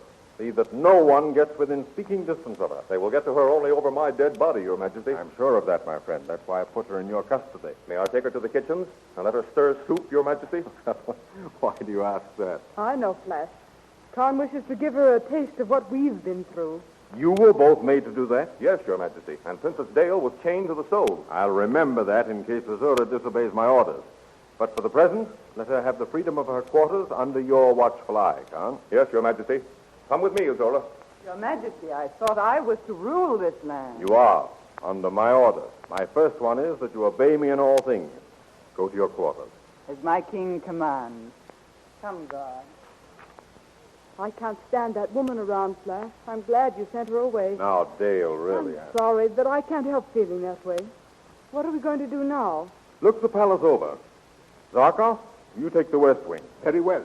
Dale and I will take the east wing. Let us find the throne room. Oh, the throne room. Yes, let's. I'm dying to see that. All I've seen are the kitchens and Azura's private dining room. The palace is yours, Dale.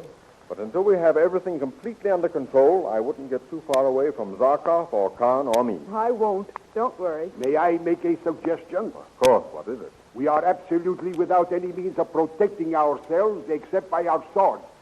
Let us search for some means of defense as we look for the throne room. A most excellent suggestion. Zarkov, I don't know what I'd do without you. By all means, let us collect weapons for our protection. On with the search.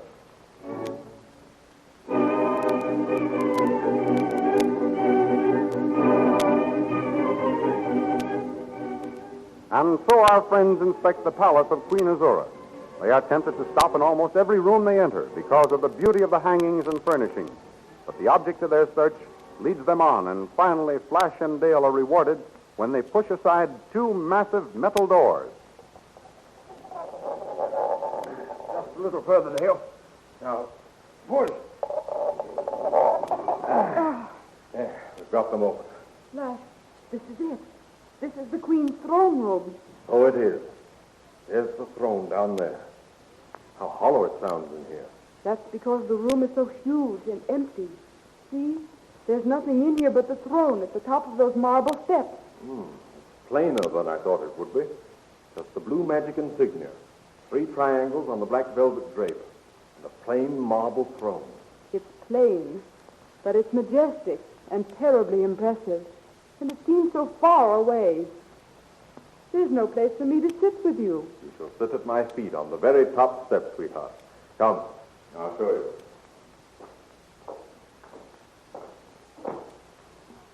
Oh, you've sat in the throne without any speech or ceremony or anything. This is just a rehearsal, Dale. Maybe I'll make a speech later. Sit down there, dear. There, that's it. I hope Your Majesty will forgive my mentioning it, but this marble step isn't any too soft to sit on. When we hold court, you'll have cushions galore, Dale.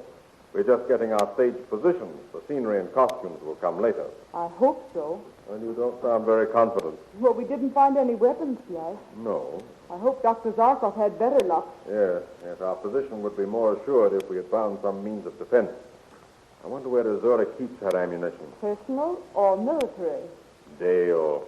Sorry, Flash. I just happen to think she's probably vamping Khan right this minute. I doubt it.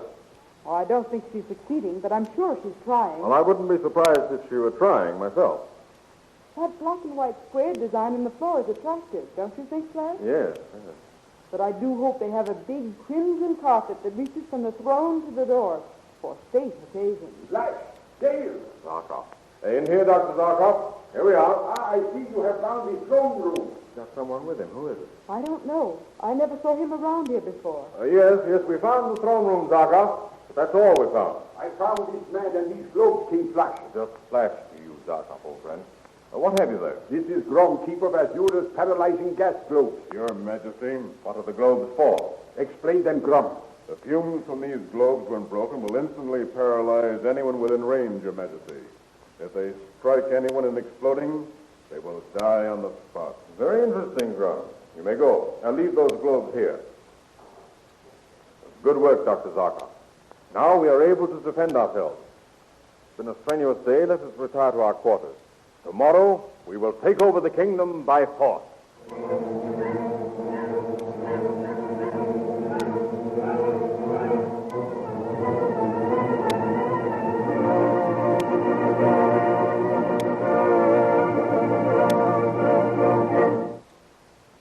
A short time later in the officers' quarters, General Tall is discussing something.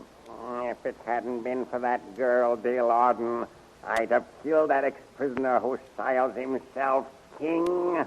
That's true, General Tall. You say Queen Azura announced to the army that I made a cowardly attack. Yes, General. She said this self-made king was only defending himself, as any of us would have done. Didn't she, comrade? That's right, comrade. They must have given her some of that lithium. You think Queen Azura is drugged? She must be to make statements like that. We must rescue her, restore her memory, and put her back in power. Yes, General. Then we'll recapture these fancy prisoners who are playing kings for the day. And this time, I'll make a good job of that Flash Gordon. We'll help you, General Tall. You can count on us. Can't he, comrade? Yes, General, you can count on us. And we'll get some others who'll rebel with us.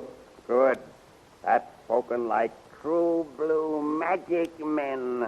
General Tall. General Tall. Yeah, who's that? It's Grum. Grum, well, what is it? General Tall. Yes. The enemy has got some of the gas globes. Not all of them. Grum, they didn't get all of them. No, sire, only about a dozen. I smuggled out some of the gas masks. Here they are. Excellent, excellent. You will be rewarded for this, Grum. Thank you, General Tall. I did it for my country and my queen. Find Azura, and we'll attack the enemy.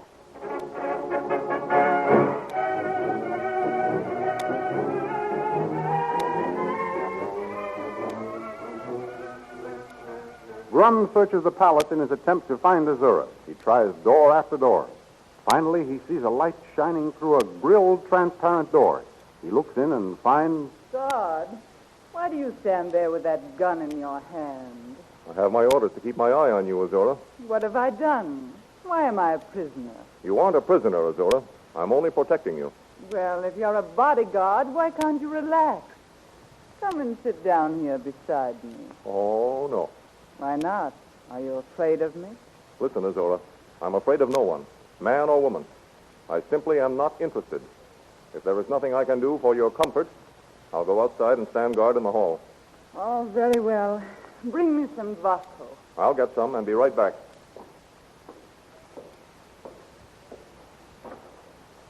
Here, you. Why, what are you doing here?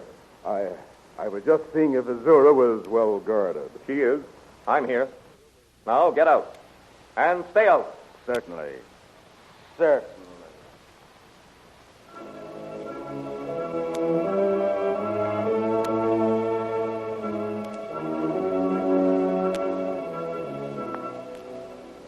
Late that night, the masked rebels are led by Grum to Azura's quarters. From their position on top of a high wall, blow some of the sleep gas on the enemy guards. At once, General Tao. Ah, that's taken care of them. Now, where is Azura? Right this way, General. There, see? There's the guard who ordered me away. He's asleep across Azura's doorway. Give him a shot of the gas, Grum. With pleasure. Now, let's get Azura. Look, there she is, asleep. I'll awaken her. Azura. Azura. She doesn't move. Is she? No, she's not dead. She's breathing all right. She may be exhausted and sleeping soundly. But, General Tao, they may have drugged her so she wouldn't be able to escape. No matter. Asleep or drugged, carry the Queen to safety. Then on to kill Flash Gordon.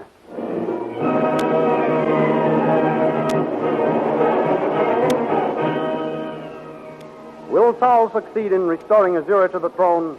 And what will happen to our friends Dale, Flash, and Zarkov? Follow the picture version of these thrilling adventures in the big full-page comic weekly, which is distributed with your Hearst Sunday newspaper. In order to completely enjoy the radio program, you should know what Flash Gordon and Dale Arden look like, and Saul, Dr. Zarkov, Queen Azura, Khan, and the other amazing characters who appear in this series. You'll find them all vividly portrayed in full-colored action pictures each Sunday in the big comic weekly and only in the comic weekly. This marvelous comic weekly, the world's foremost collection of humor and adventure, is published in full-page size and is just crammed full of the funniest merrymakers and the most daring adventurers in the world of pictures. So be sure to get the big full-page comic weekly next Sunday with your Hearst Sunday newspaper. And don't forget our date next week at the same time for the next chapter in the amazing interplanetary adventures of Flash Gordon.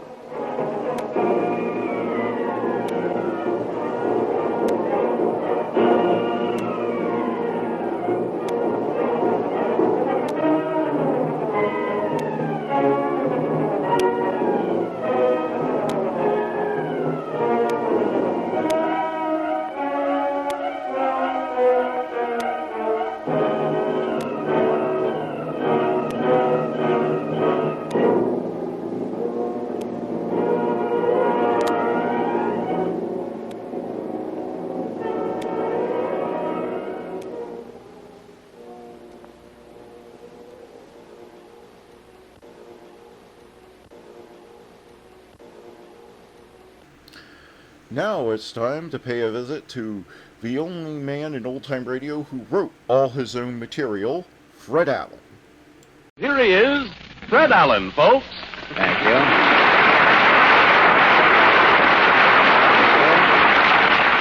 Thank you, and good evening, ladies and gentlemen. Yes, you're right, Harry. I am chock full of jokes. Yes, well, let's go, Fred, old boy. Out now for some hijinks, huh, Fred? Now, wait. That's the worst of going in the rain with those cheap pants, Harry. They jump on you an hour later, and you think it's old age setting in. But wait a minute, Harry. Now, for the last few weeks, I've been telling a lot of hilarious jokes at the beginning of the program, and the people laugh so long. Yes, they laugh so long that the show is always late. And we're generally cut off at the end, you see, and I never have a chance to say good night. Say, that's right, Fred, but Yes, what are you sir. going to do about it? Well, we're going to do something about it tonight, Harry. Now, we'll play safe and reverse the procedure. Well, how do you mean? Well, I'm going to say good night right now, you see? Oh? And then I'll tell those convulsing jokes at the end of the program. Oh, well, that's a So great anybody's idea. waiting around for the convulsing jokes, they have an hour now just to sit back and anticipate. I think that's a good idea, Fred. Are you ready? Yes, I'm ready, Harry. Are you ready? Yeah. Good night, ladies and gentlemen. And with this fond farewell, we open our show and turn to the latest news of the week.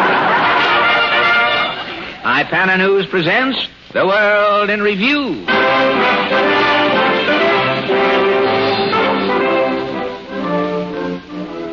New York City, New York. Dr. George Gallup announces at press conference that American Institute of Public Opinion will conduct survey of the film-going public to determine the popularity of double feature programs. Since 3 months will be required to complete the Gallup survey, Ipana News conducts its own poll and questions theater owners and picture fans at random to bring you instant opinions on double feature policy.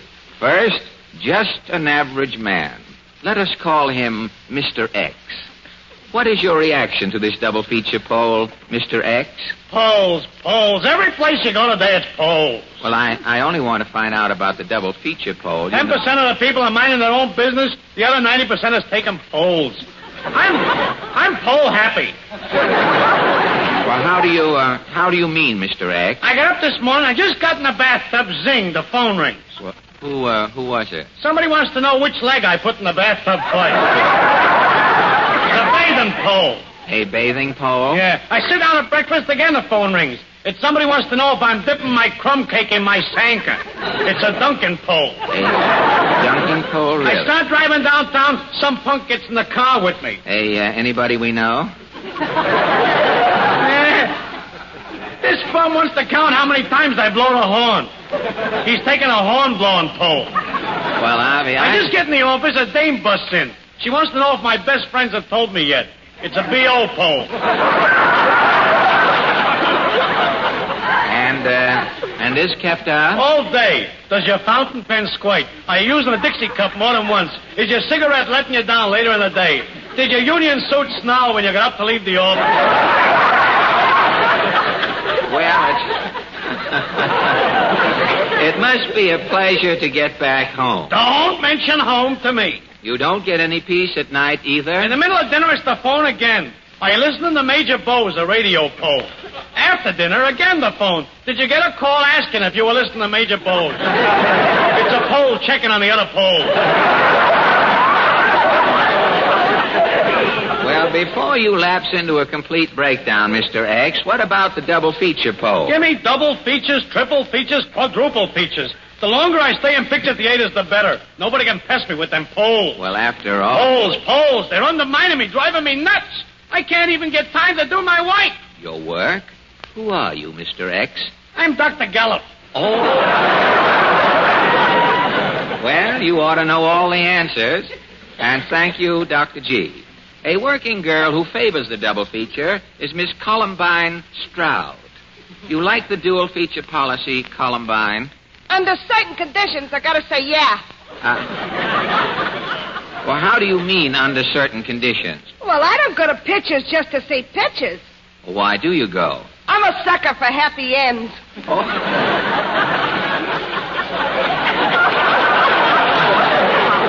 Happy ends, huh? Yeah, it can be a Magee picture, but if it's got a happy end, oh, boy. Oh. Well, how do you account for this happy end phobia of yours? Who knows? I met a psychologist on the Staten Island ferry one time. You mean a psychologist? Yeah, a psychologist. He was giving readings on the top deck. A psychologist was giving readings on the top deck of the Staten Island ferry? Yeah. He was, huh?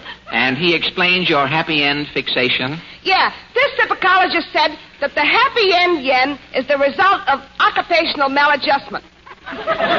Occupational... I got the dollar reading to give me all the big words.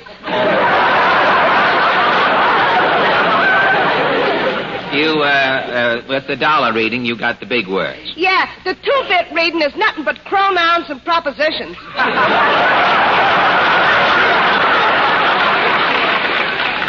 But what is this occupational malar... Oh, that's a psychologist term. Oh, a term in psychology. It means me and me job ain't in harmony.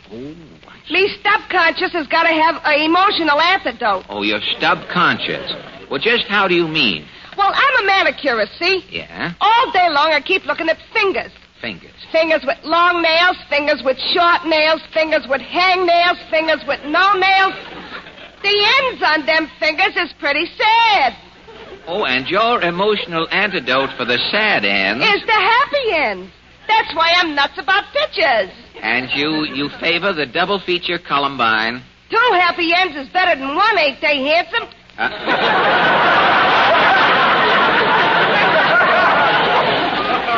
Handsome, huh? Do you need glasses? Bifocals with bifocals, yes. And thank you, Miss Columbine Stroud.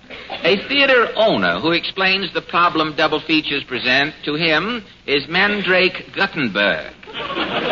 You are running a movie theater, Mandrake. Well, better you could say a movie theater is running Mandrake Guttenberg.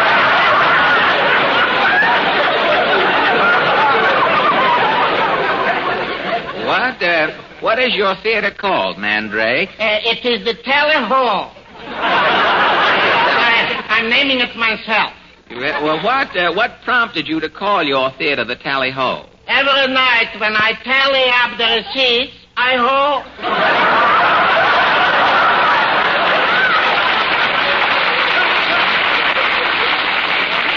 So I'm calling it the Tally Ho. Darn clever, I must say. Well, now, what about double features? Hey, this with the policy of the house is killing me. Well, how do you mean, Mandy? Well, when the Tally Ho was first starting, I am opening at 9:30. 9 o'clock in the morning you open, and how many hours did you run? With a single picture, always at the Sapalon Cassidy, a newsreel, and a Mickey Mouse. And the show is coming out even. At midnight, I am closing right on the button. Well, you didn't mind the hours? Well, it's easier than the delicatessen business, and continually I am not smelling from sturgeon. Well, who helped you in the theater? I, a willing worker, am making it a one-man job. You ran the entire theater alone? Why not? Ford is running a factory, Gottenberg is running a theater. Heavens, man. How could you attend to everything? Well, for instance, at 9:30 in the morning, I'm selling tickets. Yeah. Instantly, the Tally Ho is filling. I am locking the doors. Next, I'm going above and turning on the picture. I see. The show is over. I am unlocking the theater. The people is going out in a jiffy. I am selling tickets. The Tally Ho is filling. I am going above, turning on the picture. Oh, and this went on all day? Till midnight. The show is coming out even. I am closing up. Well, have you had to change your routine any with double features? Oh, to playing two pictures, still a newsreel and a Mickey Mouse. The Tally Ho I am opening at 5:30. You open at 5 o'clock in the morning? Yes, sir. What time do you close? The show is coming out at 5 a.m. also. Oh, you just finish in time to open for the next day. The first day only. Oh. The next night I am closing at midnight again, back on the old schedule. Well, how can you run two features where you only ran one before? You run two now, and you let out at the same time. Don't bother. Foxy Mandrake is finding the solution. The double features I'm stuffing together in the projector and running at the same time.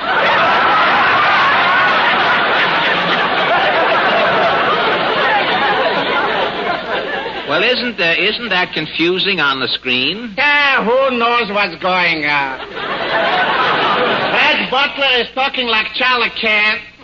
The Natchka is singing Popeye the Sailor Man. Rebecca is yelling Hi-Ho Silver. And the Lone Ranger is riding around on Mickey Rooney. And what are you doing? Oh, in the meantime, from the balcony, I am yelling bingo and throwing on the audience dishes with cockroaches.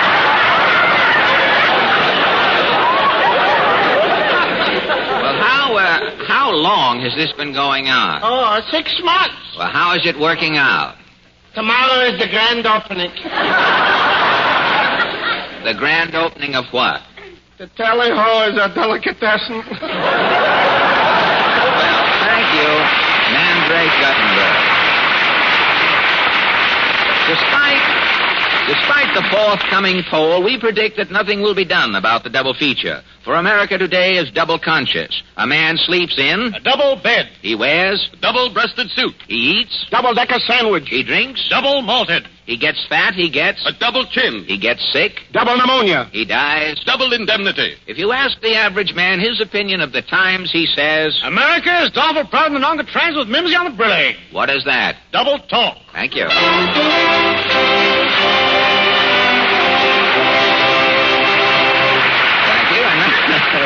And now the Merrimacs report for duty with a song called Rumba Jumps. Thank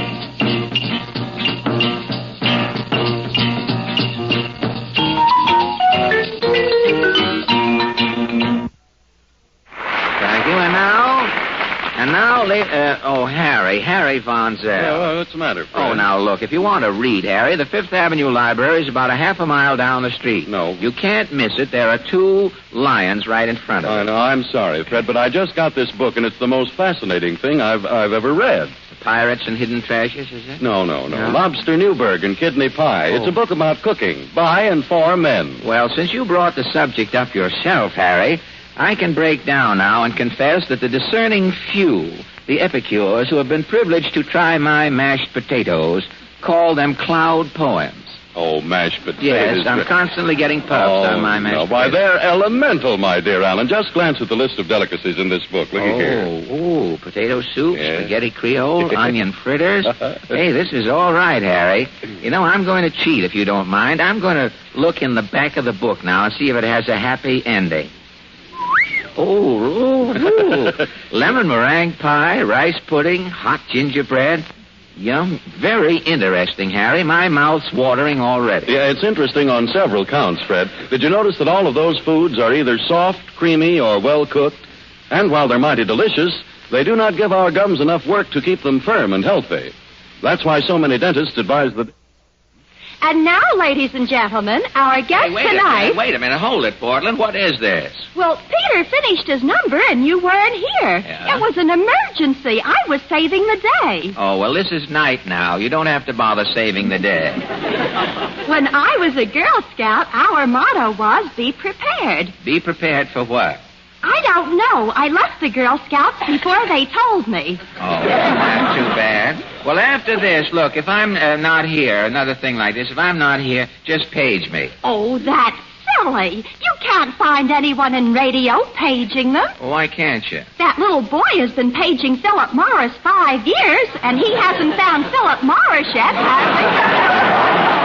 You got me there. And Renfrew of the Mounted hasn't answered yet either, if it's any news to you. Oh, radio's all mixed up, isn't it? I'll say it is. You know that they're making a portable radio now with a portable phone attached? If the pot of gold calls you up while you're out of the house, you're all set. You don't have to worry. We're living in a wonderful age, if we're living, aren't we? Oh, yes. An age like this, you can only live in once in a lifetime. Did you read about those new nylon hose? You mean those chemical stockings? Yes, those are the stockings that had 2,000 silkworms picketing Macy's last week. Well, if they're not silk, what are they made of? Well, it's a new synthetic thread. The stockings are really made of coal, water, and air. Coal, water, and air? Uh-huh. You just put your foot in it. It's going to be pretty confusing. What? When a girl gets a hole in a nylon stocking... What'll be confusing? She won't know whether the coal is chipping, the water is leaking, or it's a blowout in the air. Well, look, if there's too much coal in the stocking and she gets a hot foot, she'll have a clinker in her shoe. A clinker with a clock in it. That'll be the new thing. But let's forget the whole business. Who is our guest? Our guest tonight is a lot of guests. Don't tell me that you picked up a motley crowd someplace net. No, he's only one boy, but he imitates all the famous stars. Mr. Allen, meet Mr. Al Burney. Well, good evening, Al. Good evening, Fred. Say, a man who makes a living through not being himself, Al, surely has a most unusual profession. Tell me, how does it Gesundheit? Tell me... Excuse me, Al. A lady sneezed there. We give that service only on this... One Gesundheit to a customer, madam. But Tell me, Al. Tell me, Al. Now, quiet, madam. Tell me, Al. You'll be getting sand nail if you sneeze again. Tell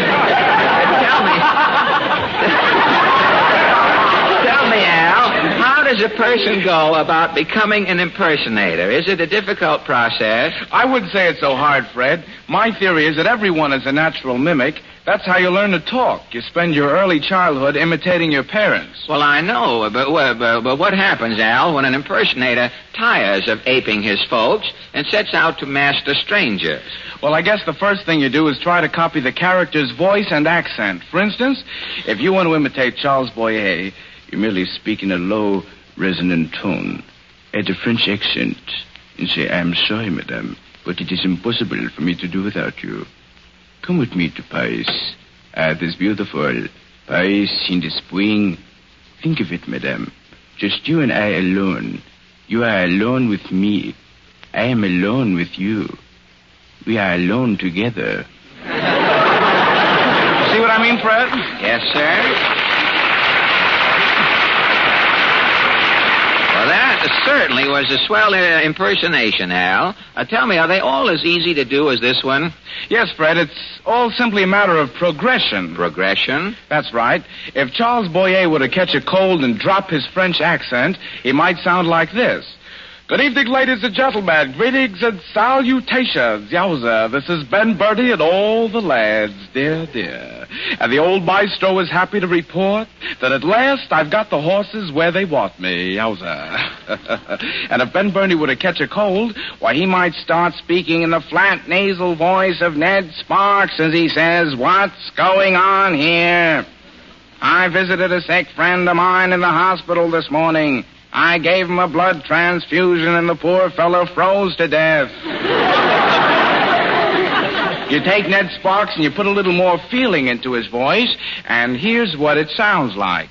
"Well, sir, they laughed when I put iodine on my pay envelope. Thank you. They didn't know I had a cut in my salary. I should never have waited for that laugh, but have been contented with the applause. Anyway, if it isn't Portland." Hello, Mr. Allen. "Why, hello, Portland." Hey, now, wait a minute. What is this?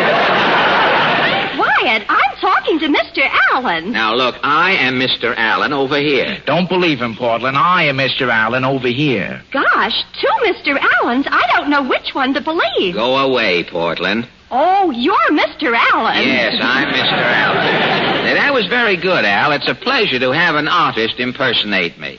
And unlike a certain cheapjack out in Hollywood,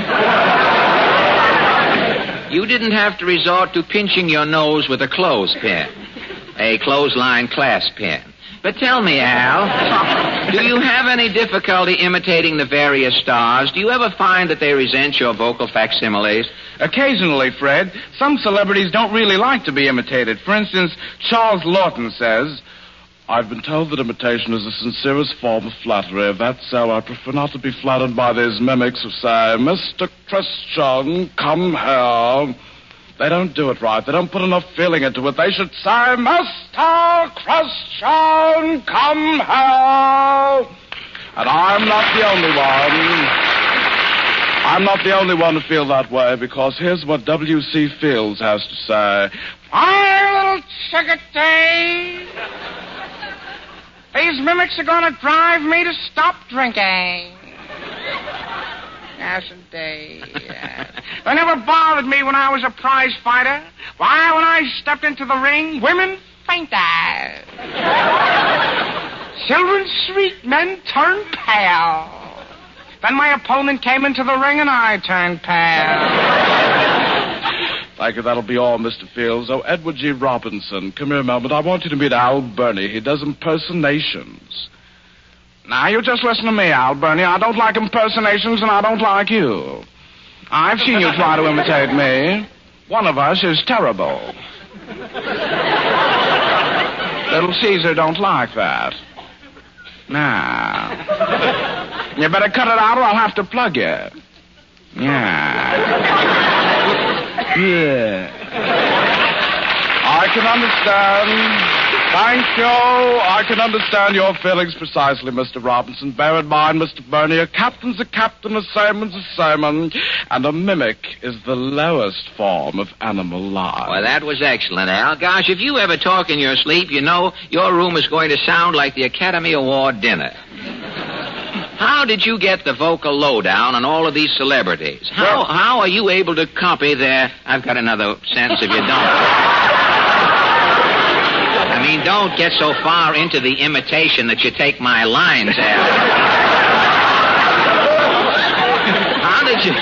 And I know, you're not yourself at the moment, I know. And how did you... I guess you noticed the improvement. How did you get... I can't answer. You've got me either way. I mean, like that. Say, how did you get the local vote down on all these celebrities? That was... I just threw in a Roy Atwell word.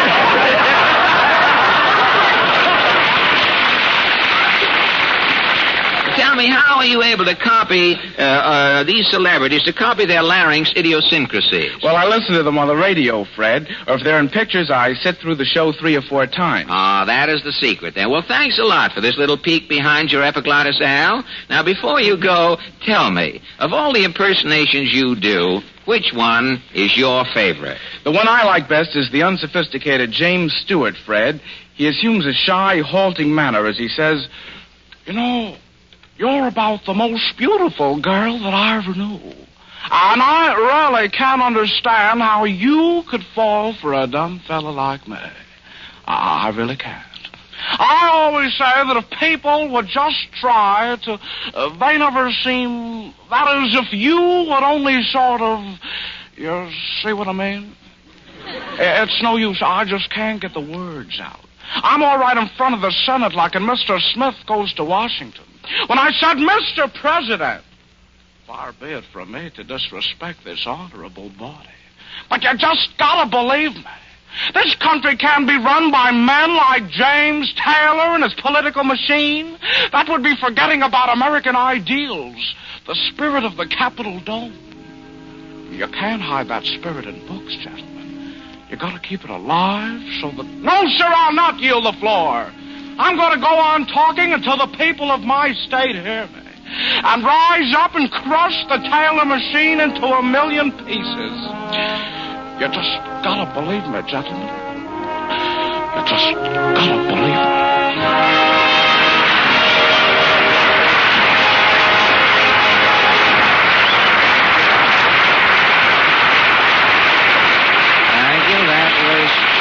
Very nice, Al Burney. And now, Miss Wynn Murray. Not Al Burney this time. You're not Al Burney, are you, little girl? I didn't know. My back was turned. I thought Al might be back in a new role. But who are you, please? Huh? Oh, gee, I don't know. Well, I know, but we've got to know who these people are coming to our microphone. Just any old person with an orchestration can't walk in here. Then I guess you are. You'll win, aren't you? Yes, sir. But now, Miss Wynn Murray, the singing star of American Jubilee at the World's Fair, is here to sing Tennessee Fish Fry.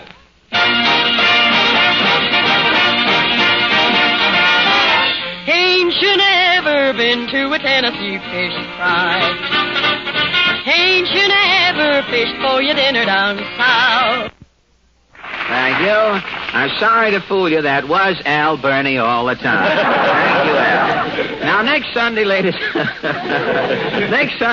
and gentlemen, as you are taking your slip at ease, lolling back on your favorite antimacassar and reading the Sunday papers, many of you will see this headline. Dentists select iPana for their personal dentifrice 2-to-1 over any other. Well, the story beneath that headline is important enough to you to preview tonight, so here it is. In the 1940 National Survey, this is Mr. and Mrs. Average Man's Round Table, where 3 persons selected from our studio audience are invited to give their opinions on a question that concerns some prominent issue of the day. Oh, and what an issue we've got today. I didn't hear what you said, Fred. I said, and what an issue we have got today. It's an old issue that we should have used yesterday. Well, I guess you're ready to take it up. Don't give me that there. prop laugh, Harry.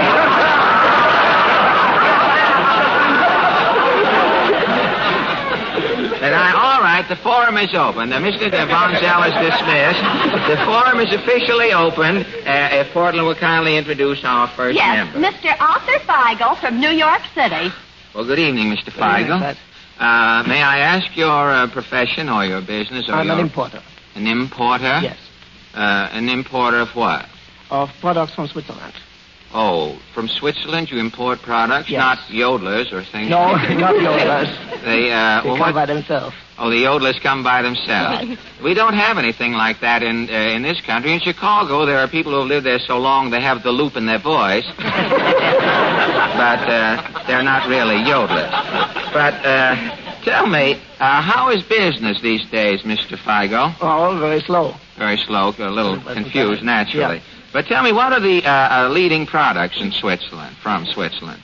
Now, the leading products that you import, I mean. Which I import are mostly novelties and cosmetics, herb cosmetics. You import specialties which go chocolates, do you? Chocolates which go in department stores, yes. Are Swiss chocolates imported in great quantities these days?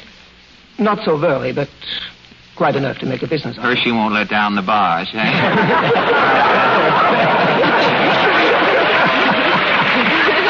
But tell me, why is it, Mr. Feigl, why is it that the Swiss chocolates have such an exceptional taste? They have a peculiar appeal that a great many other chocolates don't seem to have. How are they able to get that flavor in Switzerland? That's on account of the milk. On account of the milk? The milk. Well, you mean that on account of the Alps there, the cows are milked at an angle and they get they get a new slant on the chocolate? Is that... Well, thank you a lot, Mr. Feigl. And now, Portland? Miss Manya Stewart from Lakeland, Florida. Good evening, Miss Stewart. Good evening, Mr. Allen. What are you doing way up here from Florida? Come up to get some spring rain, did you? No, I came up to study for the theater. To study for the theater, yes. Really?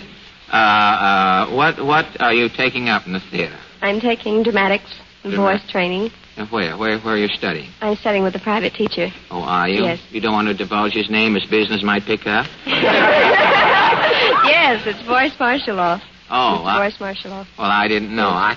But tell me, what do you want to do? You want to play in the theater? Do you want to be a great dramatic actress? You hope to be? I hope to be, yes. You would rather go in the theater, or would you prefer to go in pictures or the radio? The theater. The theater? Yes. Wouldn't you like to go to Hollywood? Not yet.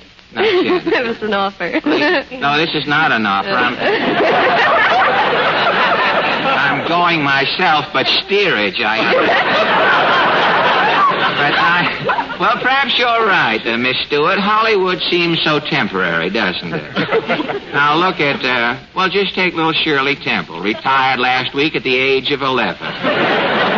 Now, Shirley's Social Security won't start until she's 65. That little girl has got to sit around 54 years to wait for the dough to roll in. But thanks a lot. Perhaps you're right. If you hear of anything around town, Miss Stewart, let me know. I'll be available shortly to wait. All right, Portland. Mr. Jack Mulcahy from Hollywood, California. Mr. Mulcahy. Oh, I know Mr. Mulcahy. He is here tonight as my guest. Mr. Mulcahy, are you still employed as a publicity expert at the 20th Century Fox Studios? Well, up until an hour ago, Fred. Well, I mean, you don't know yet till we finish here That's right. how Mr. Brand is going to take it. That's right. He may call up Mr. Collins and try to get in touch with me. But I was going to tell Portland, when we made the last picture out there, Sally Irene and some unidentified girl who was incognito. But we made that. Jack here took care of all of my publicity for the picture. And he finally succeeded in getting my name in the obituary column at Pasadena, California. So people sensed I was artistically passé, and from then on I've been east here. But tell me, what are you doing here now, Jack? Well, I came east, Fred, with Ed Donald and Alice Faye in connection with the picture. Oh, you picture man, you're always coining words, you Thank you. I suppose that'll be the sign next week at the Roxy. Lillian Russell in connection with vaudeville. Well, tell me, you came here with the new Lillian Russell picture, which is at the Roxy, huh? At the Roxy here and at the Chinese in Los Angeles. The Chinese? Do they understand pictures like Lillian Russell? Do they? They have a theater of their own in California, haven't they? I've heard about that. They never got the cement hardened. The people's footprints were left in it, they tell me. But tell me, is Lillian Russell, as you folks say in Hollywood, a grand picture? Well, it's better than that, Fred. It's one of Darrell Zanuck's best pictures. Is there any It really Technicolor? It's one of Mr. Zanuck's best pictures? Right.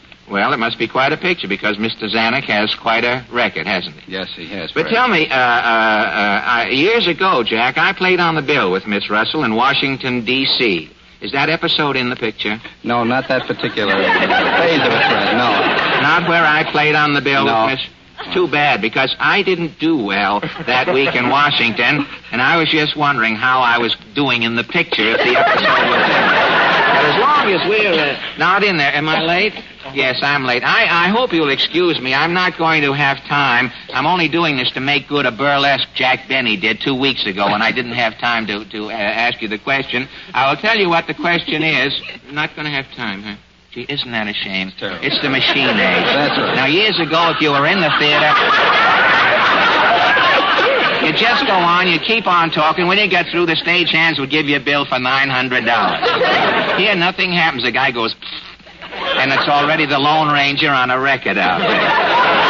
Well, the question was, if anyone is interested, the question tonight was, do you think custom should prevail over comfort? And the hot weather coming on, the question we asked the first show was, should a man in extreme hot weather be permitted to take off his jacket? Or should he continue to suffer in etiquette rather than to defy convention and be more comfortable? But I know you folks will cook up some excellent answers to this question. And when you get it all figured out, Mr. Feigl, Miss Stewart, and Mr. Mulcahy, when you get your answers figured out, you put them in an envelope and mail them all to Mr. Darrell Zanuck at Beverly Hills, California, and don't send them to me. Thanks a lot.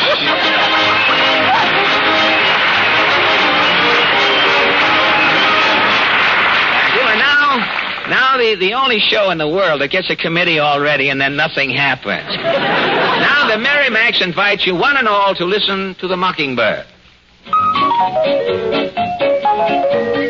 I'm dreaming now of Hallie, sweet Hallie, sweet Hallie. I'm dreaming now of Hallie, for the thought of her is one that never dies. I'd dunk in hot water, I think. Oh, you would? Well, why not? A bruise never did anything for me. Well, the You proper are- procedure is to apply ice or cold water to the spots. All right, Well, Mr. he Mondale. has, He yeah, I didn't know. know. Well, What he would you goes- do for a fainting fit? Should the head be higher than the body or lower? Well, we Von Zells never went in much for fainting. But, You see? Hardly anybody knows first aid for anything. Oh, no, now, wait. I know first aid for a headachy, under par feeling. It's Sal Hepatica, the secret of a faster comeback. Tonight, ladies and gentlemen, the Mighty Allen Art Players dramatized some old hieroglyphics found on the wall of the phone booth in the Egyptian exhibit at the World's Fair. This little gem is called the Curse of Ra, or the explorer wrote back to his friends, having a fine tomb, wish you were here. The lute, Sparrow Van Stevens. Blinking sop! Confound that blasted orderly! Blinking sop! You call, Lord Fuddleston? Rather, flunky. Fetch me some iced tea. Yes, sir. Have you been excavating all morning in this blasted heat? Rather, the heat is ghastly. I had to close me eyes. It was frying me astigmatism. Every time I opened my eyes, I saw a poached mirage. A mirage in the desert ain't unusual, sir. But this one kept lighting up, old boy, and spelling out Billy Rose's Equikey. Why not abandon your expedition, your lordship, and go home? Abandon the greatest archaeological expedition of the age? Rob Blinkinsop. Rot and double rot. I've got to find the tomb of Ha-Ha-Tep. Ha-Ha-Tep? Who was he? Ha-Ha-Tep was the famous jesting pharaoh. Ha-Ha-Tep's brilliant epigrams chased Confucius out of ancient Egypt years ago. Blimey. A prehistoric Oscar event. Righto. But why are you so anxious to find Horhotep's tomb, Lord Fuddleston? On the walls of the tomb are engraved the cream of his original Egyptian witticisms. The Smithsonian Institute has commissioned this sponsored expedition to bring back Horhotep's jests to complete the Smithsonian collection of ancient numeral. Jaded jodhpurs, Blenkinsop. What was that? You recall the faker you engaged to amuse the men, sir? The blasted glass eater? The same, sir. I say, what is the glass eater up to? He's making hash for dinner, sir. Joe, hash. These soft, creamy foods will undo his gums in time. I say, what's that knocking? It must be a mirage with knuckles on. Enter. Greetings, Sahib. I say, who are you, Cringer? A friend of Sabu's? I am Boris, the High Priest of Ra. I come to warn you, Lord Fuddleston. Warn me? Yes. Why, you audacious brownie? Give up your search for the tomb of Horhotep. Dry-eyed drivel, old boy. The Smithsonian Institute has commissioned me to procure the witticisms of Horhotep for posterity. I shall carry on. Beware, infidel. He who enters the tomb of Horhotep shall die. It is the curse of Ra. The curse of Ra? Yes, Sahib. Remember the curse of Ra, Ra, Ra. Ra. He's a Harvard man. I don't like it, me lord. Can't we give up this blasted expedition and return home? We're not funking it, Blenkinsop. The Fuddleston expedition muddles on. The phone.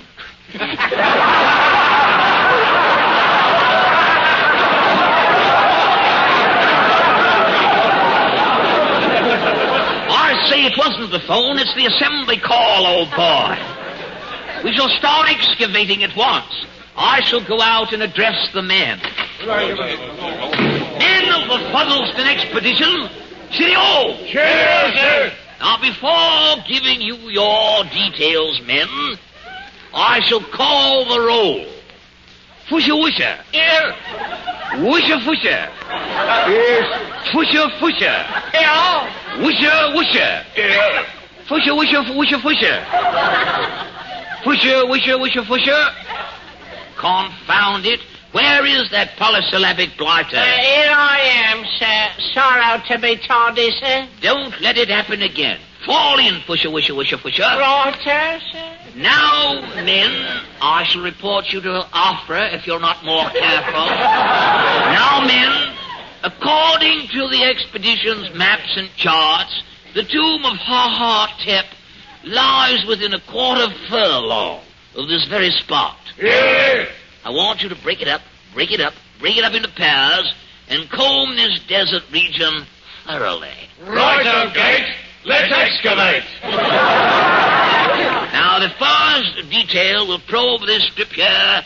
From here, let's say, to yonder pyramid.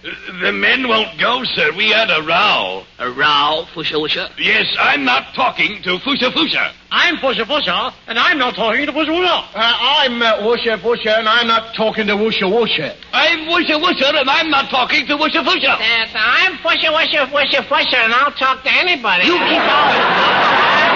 Quiet. You're murking the nebula. I say it's an impasse, sir. It's mutiny. Now, if you're not talking, men, I shall separate you. Now, here, you, Fusha Wusha, you excavate due north. Right, sir. I'm off. You, Wusha Fusha, excavate south. Right, sir. I'm off. Fusha Fusha east. Right, sir. I'm off. Wusha Wusha west. Right, sir. I'm off. Well, that clears up everything. They're off. And what about me, sir? Fusha Wusha Wusha Fusha? Oh, get away, bounder, you bother me. You stand where you are and, dig straight down. Straight down? When shall I stop, sir? Don't stop. Eventually you'll emerge somewhere near Bridgeport. Take Route 1 in any direction. Ask for the Egyptian embassy. There's one at South Norwalk, I believe. Yes, sir, I'm off, sir. I shall go in and get me tea. I'm off. Blenkinsop, I say, Blenkinsop. Right, sir. Where are the men? They're off, excavating. I don't like it, sir. Remember the curse of Ra? Ra, the scurvy swarmy. Ra can't intimidate the Fuddleston expedition. We shall penetrate the tomb of Ha-Ha-Tep and salvage the ancient jests for the Smithsonian Institute. Lord Fuddleston, I say, Lord Fuddleston, this is ghastly. Fusher, what's askew, old boy? We've found the tomb of Ha-Ha-Tep, my lord. Bravo, Fusher. Has anyone entered the tomb? Wusher opened the door and went inside, sir. Went in? What followed? A blood-curdling scream, sir. And Wusher? Wusher failed to emerge, sir. He's done for, sir. The curse of Ra. I beg pardon, sir. Must have been something I ate. Oh. Now, Fusher. I'm Fusher. Regardless, lead me to the tomb, old boy. Yes, it's directly behind the compound, sir. This back door will be quicker. See. There it is. The men are gathered outside the tomb, I sir. shall still left ears. Cheerio, men. Cheerio, Lord Fuddleston. Oh, thank heavens you've come. It's frightful, it is, sir. I see. Where is Fusher? He just went into the tomb to see what happened to Wusher, sir. Dad, he's dead game. He's dead. I'm going into that tomb. It means sure death, my lord. Silence, orderly. Hand me my tummy gum, me pea shooter and flashlight. There you are, sir. Righto. Before you go to your doom, sir, may we give you the old school cheer? Do, old boy. Ready, men. A rouser for Lord Fuddleston.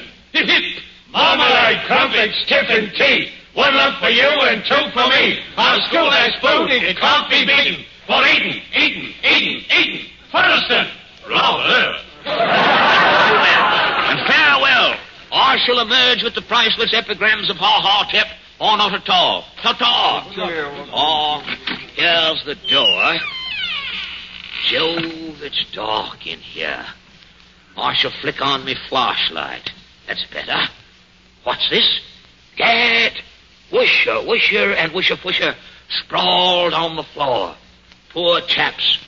Well, they both died with their hyphens in place. Gad. Who's that? It is I, dog. Gad, the high priest of Ra. Put down that Turkish potato knife, heathen. You have entered the tomb of Ha-Ha-Tep. You must die. Not so fast, you native devil. Take this. You got me, pal. I die gladly for Ra the Omnipotent. Hold on, you blighter. You're not Boris, the high priest of Ra. You just spoke in a Yankee jargon. That's no use, chump. I'm dying. I might as well come clean. Then you are not Boris, the apprentice pharaoh. Nah. You're not even an Egyptian. Nah, I'd come all the way from America to steal the jokes on these here walls. You are a Yankee etymologist? Nah, I was translating these Egyptian wheezes for my own use. I can make a fortune with them. But I say, how can you, an American, make a fortune with these prehistoric witticisms, these old jokes? I write gags for the Jack Benny program.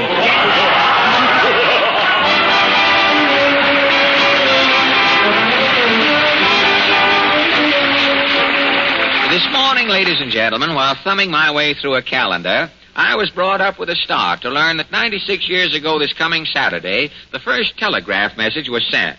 Well, as I often say, times certainly do change. In those days, when you had an important message to deliver, it took an awful lot of, and a considerable number of, to get your point across. But nowadays, all you need is a microphone and Harry Von Zell. And the important message, ladies and gentlemen, concerns you and how Sal Hepatica can help you feel at your best every day. Suppose you wake up tomorrow feeling headachy and logy. Then just drink a glass of... Ladies and gentlemen, tomorrow night at 8 o'clock Eastern Daylight Saving Time, over most of these stations, tune in to Mr. District Attorney, the famous radio show that exposes rackets and confidence games that steal millions every year from the American public. Remember, 8 o'clock tomorrow, Thursday night. Don't miss the thrills of Mr. District Attorney. Thank you, Harry, and good night, ladies and gentlemen. Good night.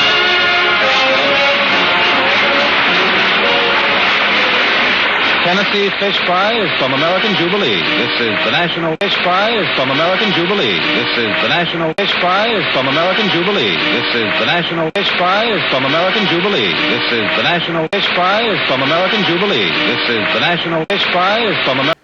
Take a trip back to Dodge City with Marshal Matt Dillon in Gunsmoke, coming up next.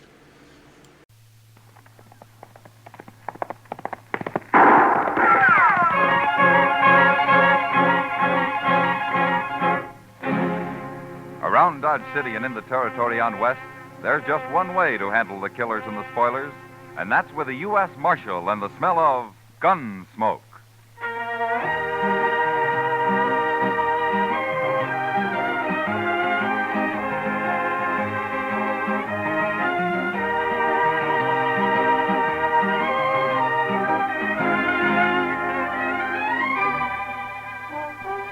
Gunsmoke, starring William Conrad.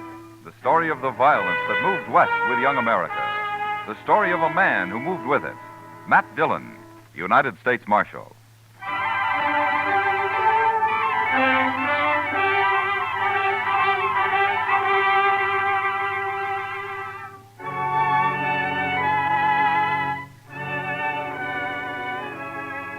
Trouble could start any time in Dodge, but usually it was at night that the men made their play along Front Street. And so ordinarily, I was up a good part of the night and did my sleeping in the morning.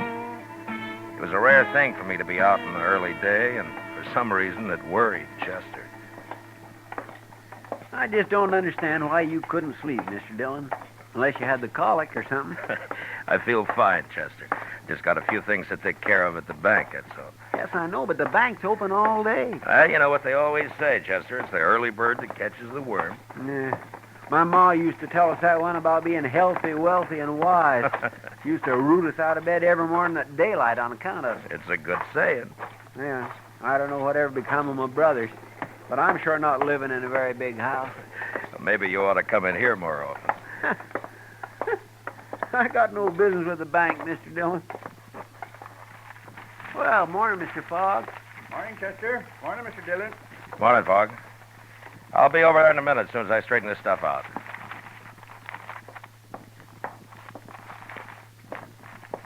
Good morning, Marshal. Good morning, Mr. Pap. You taking money out, Marshal, or putting it in? Neither, Mr. Pap. This is government business. Oh, I see. Who are those men, Marshal? What? I say, who are those men? I never saw him before. That one in the middle holding the envelope, he seems pretty excited about something. Certainly, sir. What can I do for you? I want a loan of money immediately. Well, we'll do what we can, sir. First of all, how much do you want? $20,000. 20. Mr. Pap. Yes? Excuse me, Marshal. Gentlemen, this is our president. You'll have to talk with him. I heard you say $20,000, gentlemen. That's a lot of money. What do you have for collateral? My collateral, sir, is right here in this envelope. You may look at it, but don't reveal it to these other gentlemen. These playing cards. Don't name them. I'm afraid I don't understand. Well, I've been in a poker game at the Texas Trail all night long. Right now, there's about $40,000 in that pot. There are some good hands out. I've put every cent I have into it already. Now, they've given me just 20 minutes to come up with more money. Well, I certainly wish you luck, sir, but I never heard of You've seen my hand in that envelope. You can lend me the money on that. But surely, sir, you don't expect the bank to enter a gambling game. Now, these gentlemen are also in the game. They came along to see that those cards aren't changed. The other men are watching the table at the Texas Trail. It's all fair and square, I assure you. Well, gentlemen, I'll gladly pay you 10% interest, sir. You've only got 5 minutes left, Hook. Come along, gentlemen. We'll step in the back office. Well, now that's about the craziest thing I ever did here. He must have a pretty good hand, Chester. I know, sir, but you don't think Mr. Pap's going to let him have $20,000 on it? It certainly looks that way. Yeah, there we are. I'll take care of this and we'll get out of here. This is government stuff, Fogg. You know what to do with it. Certainly, Mr. Dillon. Now, let me see.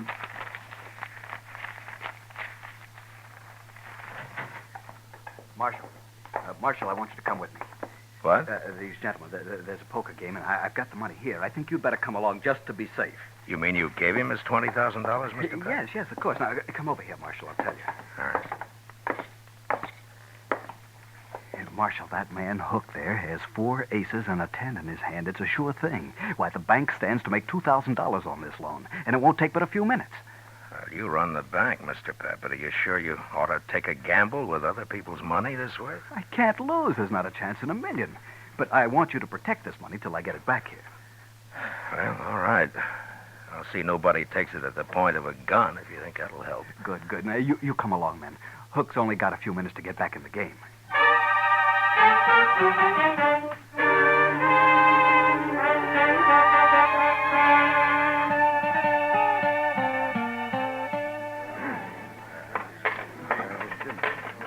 All right, there's my money, Mr. Shaneways. I'm calling you, sir. You must have a pretty good hand, Hook. All the trouble you've been to. You will see it. What have you got? 5 little hearts, all blue. I win, sir. 4 aces. But look at my hearts. They read 2, 3, 4, 5, and 6. Straight flush. Your aces lose, Hook. Aces? How could he have a straight flush? Got it dealt right out of the deck, Hook. Right out of the deck. Nice pot. Had enough? But he won. Mr. Pap. Sir, I don't know what to say. $20,000. Just like that, $20,000. It's not even my money. Now, Mr. Pap, don't you worry, sir. I only borrowed that money. You'll have it back. You have my word as a Confederate gentleman on that. Hook, please. Hook, I've got to have it back. It's not my money. I have to put it back in the bank. I'll be ruined if people find out You about only loaned the money, sir. I lost it. Now, I'll send for it today, sir. I'll wire my agents. They'll have it on the next Santa Fe that leaves St. Louis. No, Hook. No, I don't think that'll happen. My word as a gentleman, sir. But you must be patient. I shouldn't have done it. I had no right to do it.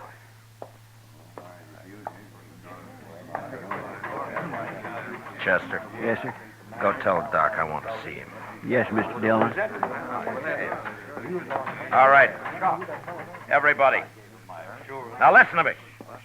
All of you. Now, I don't want a word said about this to anyone. The bank's important to Dodge, and this could ruin it. Do you understand? We have no reason to spread. All right, then see to it. Or there'll be trouble for all of you. Well, certainly, Mark. No.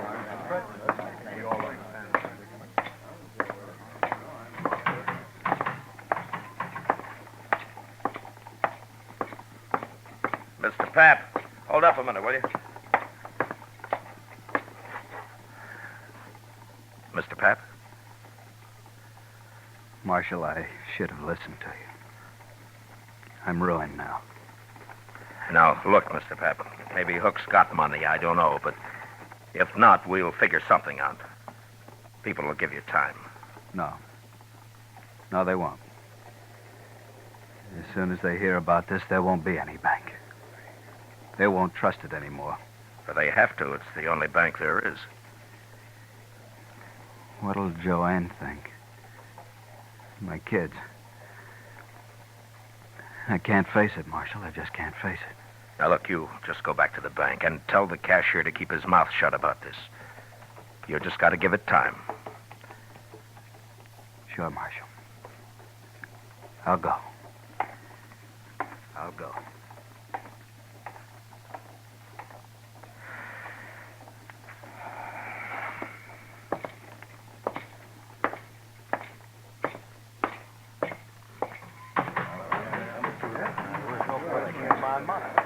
Oh, Marshal. Marshal, sir. I am sorry for that man, but he has no reason to worry. I'll send for the money at once. Yeah, you do that, Mr. Hook. Send for the money. Gentlemen, what are your names? My name's Shaneways, Marshal. Now, I'm sorry for that banker, but it's nothing to do with me. I won this money fair, and I'm keeping it. Sure, Mr. Shaneways, of course you are. Who are you, mister? Varden. And I agree with Shaneways. Gambling money's fair money. Nobody's arguing that, Mr. Varden.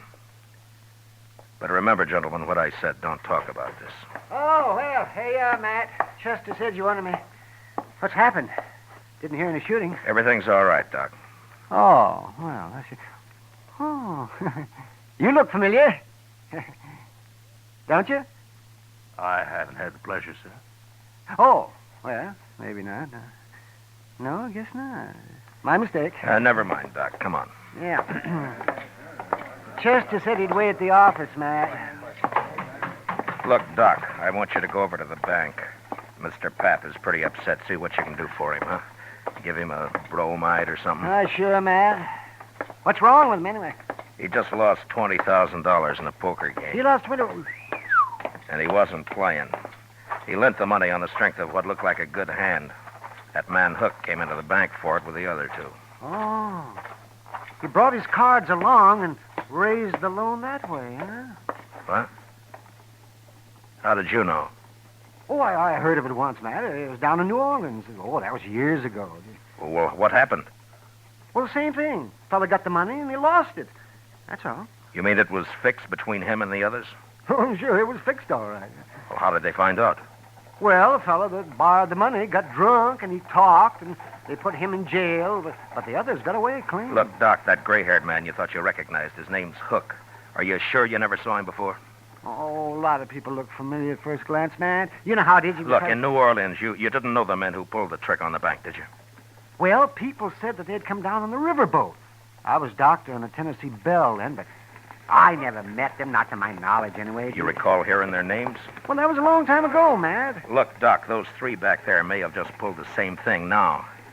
Hook looked familiar to you. Maybe he remembers you, too. Well, he just said he'd never met me, Doc, Matt. he could be lying. Oh, sure, but I can't place him. I probably never saw him before. Well, go see what you can do for Pap.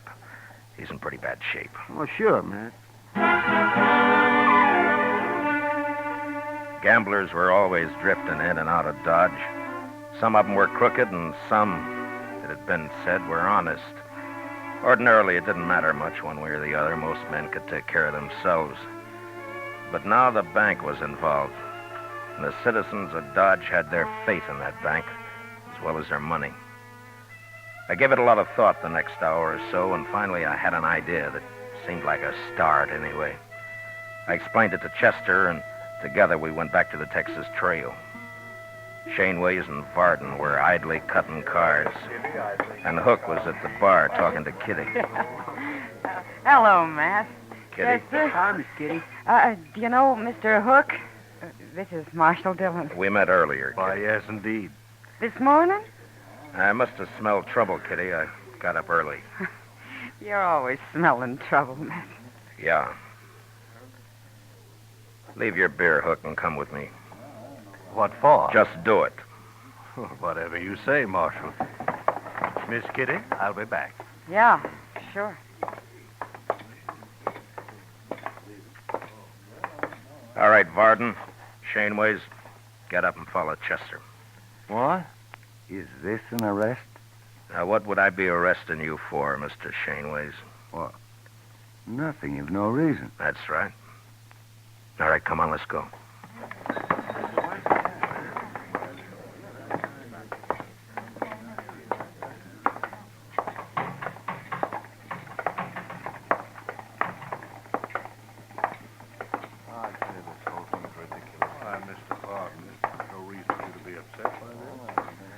Just follow her along, please.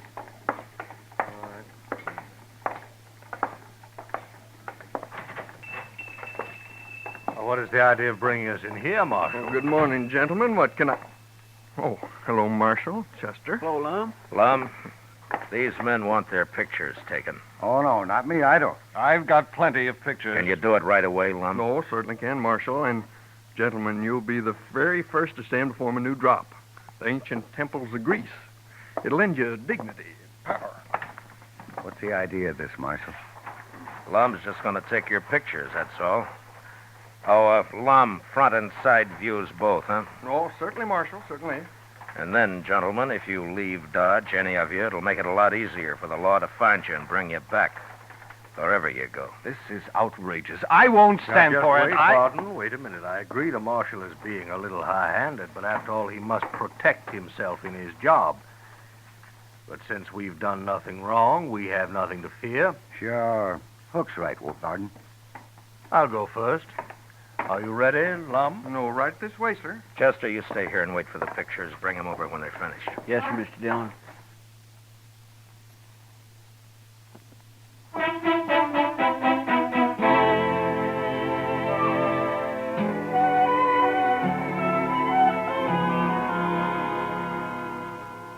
Well, I'm a pretty good photographer, Mr. Dillon. Yeah, these aren't bad. Lock them up in the safe, will you, Chester? All right. You think this will keep them in Dodge, sir? No, not if they really get scared. They're guilty, all right, aren't they, Mr. Dillon? And I can't prove a thing, Chester, one way or the other. Mac. Oh, Matt. Bad news. What, Doc? Well, this is Pap. Sent for me a little while ago. I just come from there. Oh? Matt, he killed himself. Suicide. Pap? About an hour ago. Why, that poor man. How's Mrs. Pap taking it? Not a tear so far, but I suppose she'll break down later. Neighbor woman's there with her. Yeah. Does she know why he did it, Doc? Well, it seems he told her all about it, and then he went out and he shot himself. And there's no stopping it now. The story will be all over town in no time. Well, what are you going to do now, Matt? I don't know, Doc. I just don't know.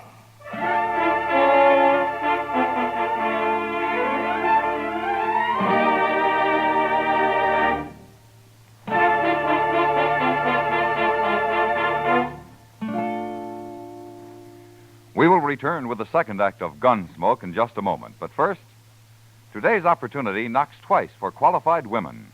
For the younger woman, the career of nursing offers opportunity unlimited. Ask how you can enroll as a student nurse at any hospital at the nurse's registry desk. And for the older woman, there are many thousands of openings in practical nursing. Graduate nurses or practical nurses will find expanding career opportunities for years to come. Act immediately. Serve humanity and provide for your own secure future. Now the second act of Gunsmoke.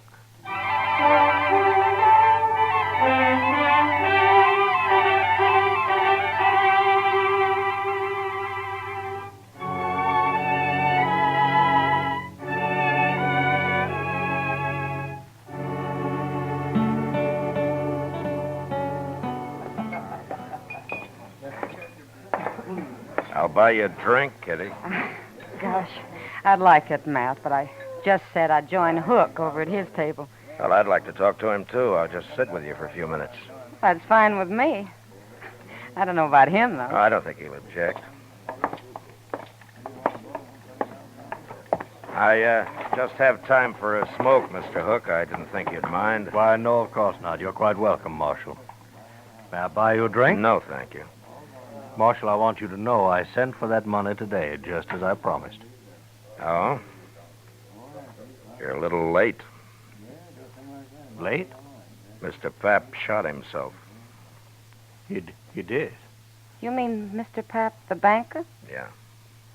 But why, Matt? He would always seem so quiet like. Maybe Mr. Hook will explain it, Kitty.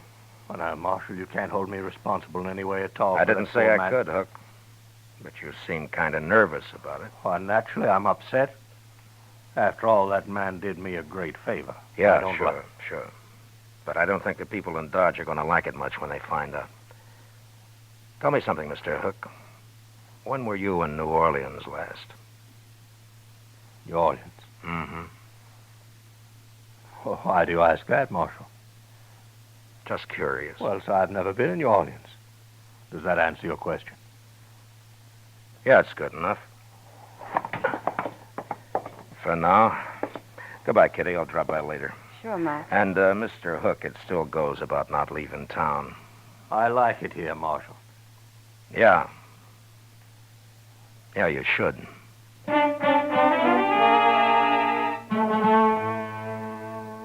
Maybe I should have arrested Hook and his friends without any evidence and just seized the $20,000 and put it back where it belonged.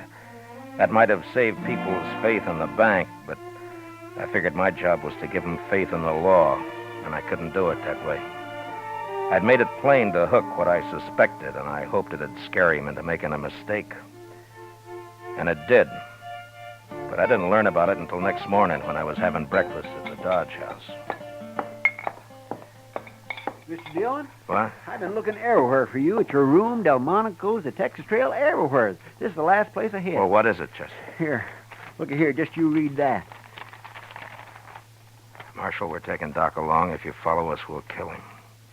Where'd you get this, Chester? It was under the door when I opened up this morning. I ran up to Doc's right away, and sure enough, Mr. Dillon, he's gone. Come on. Go check the depot and the stage line, Chester. I'll cover the livery stables. All right, sir. It'll take me longer, so you get our horses ready. I'll meet you at the office, huh? Yes, sir.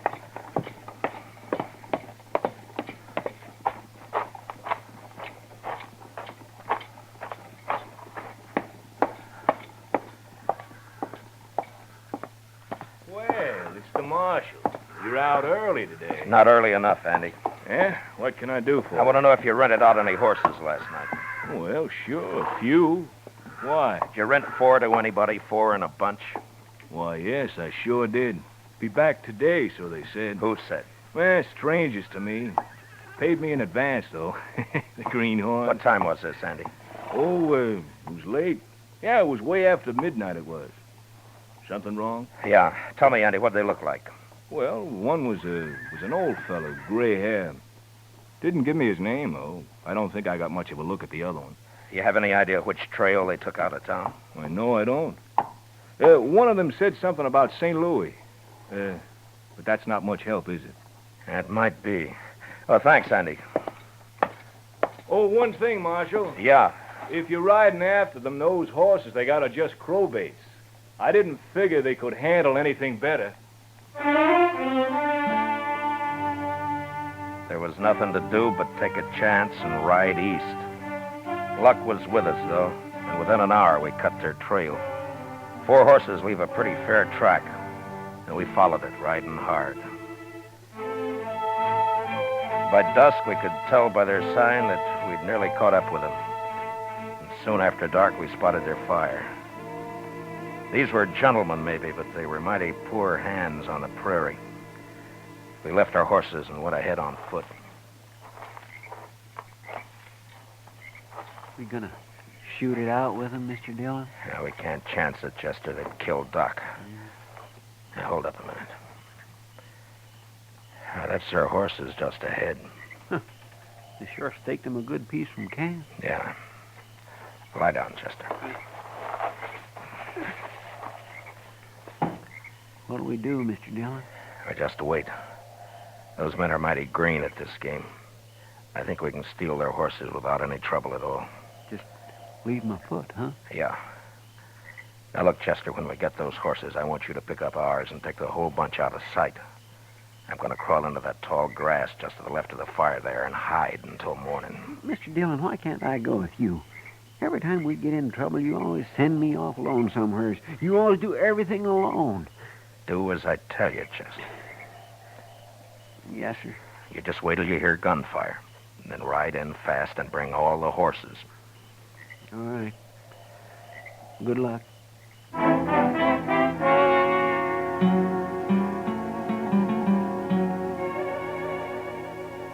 By dawn next morning, I was half burrowed into the ground and covered by blue-stem grass, not more than 30 feet from their camp. I could hear their talk all right, but I couldn't see them unless they were on their feet. Shaneways had already gone out after the horses. Pretty soon he was back. With their ropes, that's what every last one of them. What'll we do now? You and Shaneways go after them. I'll stay here and guard Doc. Now, hurry up. We've got to get moving. Come on, Gardner. We'll never find them. I'm coming. I don't know why you don't. You can have this country, Doc. I don't know why you ever left that soft berth you had on the Tennessee Belle. Well, I didn't have to leave it.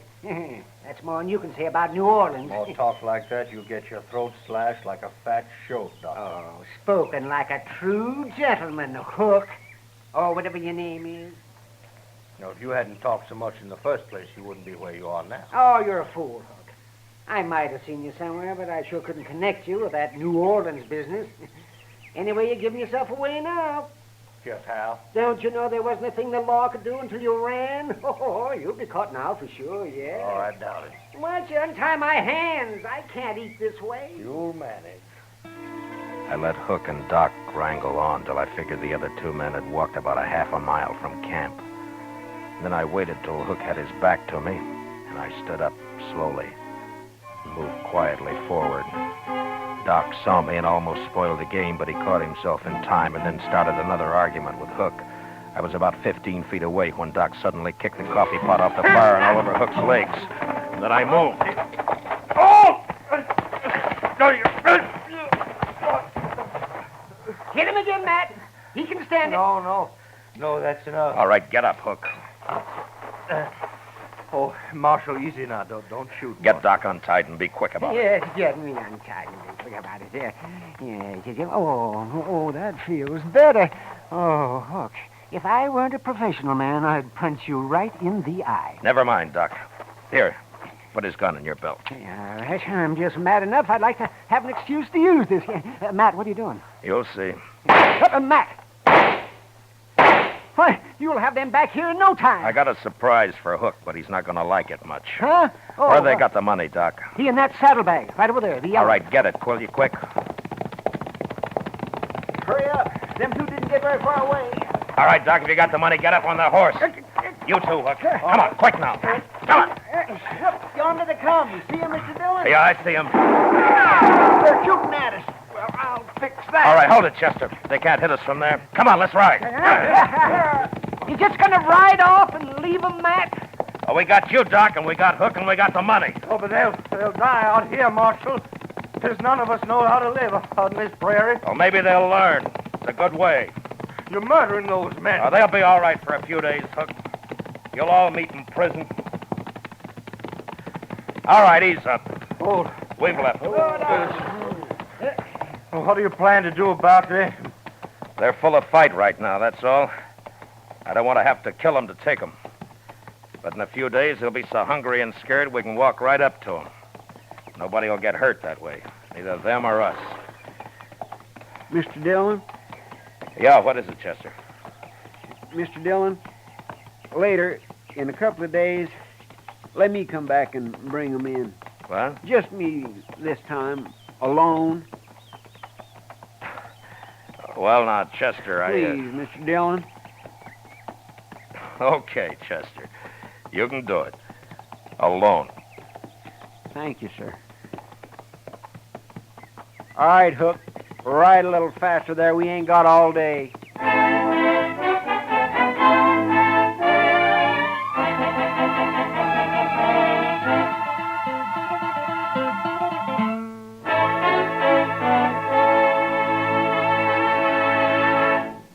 Gunsmoke, under the direction of Norman MacDonald, stars William Conrad as Matt Dillon, U.S. Marshal.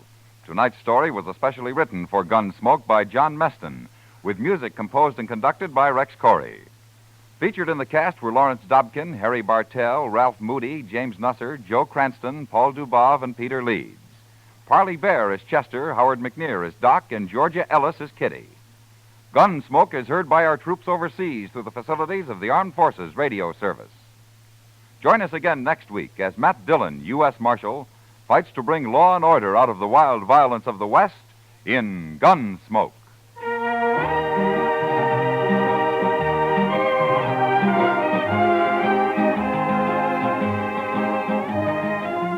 This Monday night on the Lux Radio Theater, June Allison recreates her original screen role and appears as the Girl in White. Don't miss the Lux Radio Theater this Monday night on most of these same CBS radio stations. George Walsh speaking. America now wakes up to 3 million clock radios and listens most to the CBS Radio Network.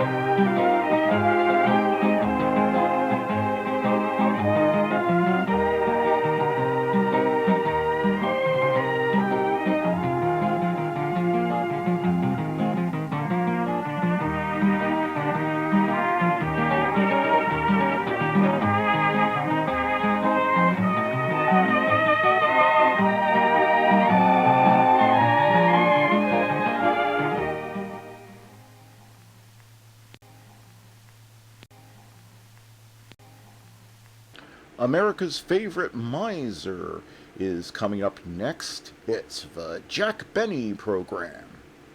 J-E-L-L-O. The Jell-O program starring Jack Benny with Johnny Green and his orchestra. This is Pat Weaver pinch hitting for Don Wilson. The orchestra opens the program with Yours Truly Is Truly Yours.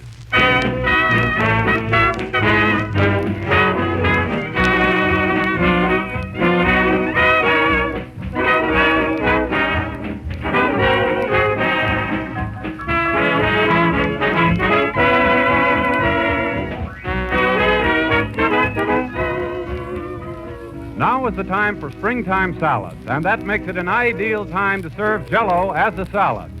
Jell-O combines perfectly with fruits and vegetables. Lime Jell-O, for instance, blends wonderfully well in salads with grapefruit slices. Orange Jell-O is delicious with sections of an orange and sliced bananas. Lemon Jell-O makes a grand combination with grated carrots and shredded canned pineapple. Try one of these delightful combinations as a salad real soon.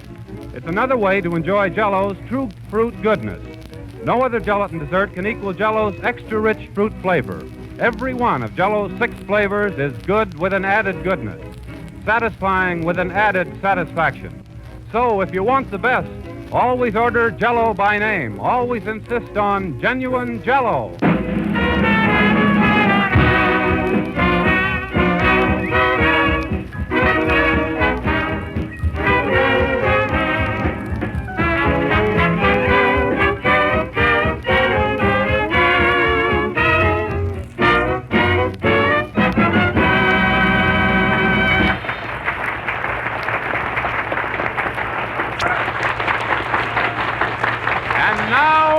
And now we bring to you not the hero of Bunker Hill, not the catch of Cape Cod, not the dean of Harvard University, but who do you think?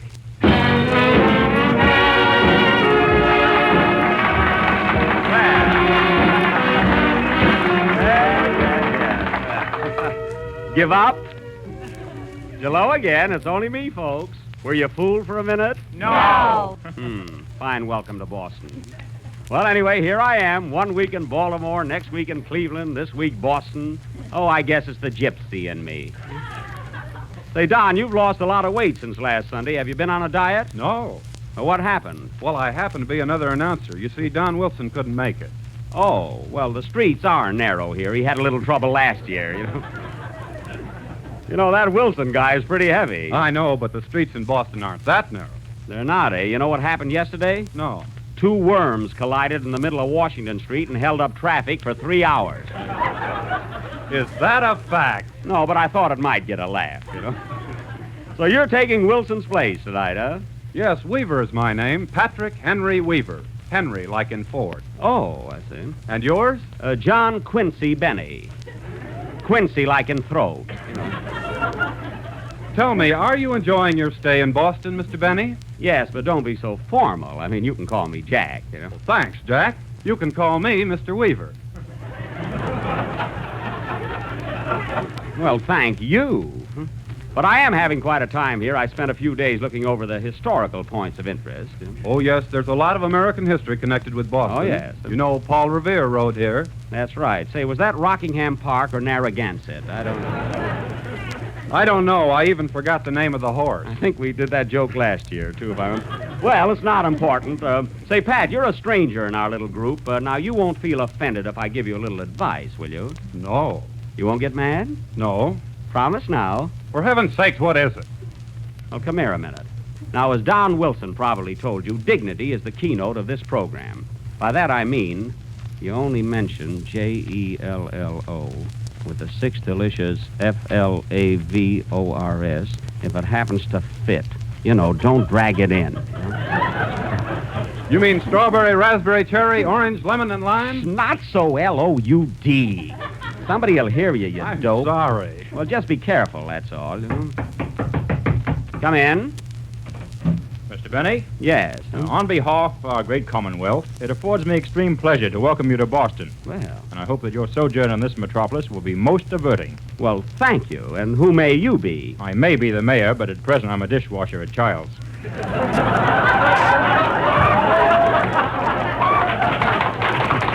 Well, Well, a fraternity brother, huh? Washer, drop a disher?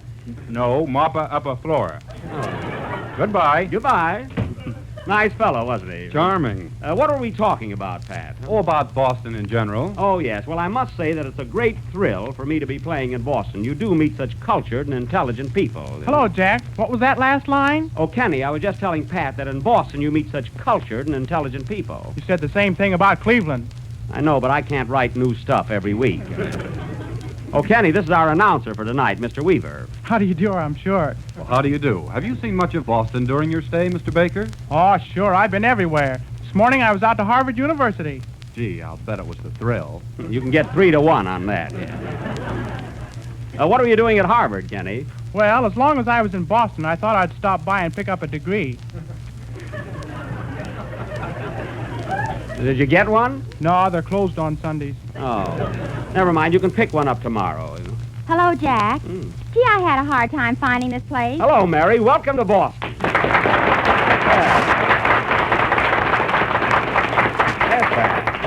Say, Jack, want to hear something? What? The cutest little Boston bull followed me all the way down the street and right up the steps of the studio. He did? Yes, and he's still here. Well, maybe he's lost, Mary. Is there any identification on his collar? Yeah, Officer 215.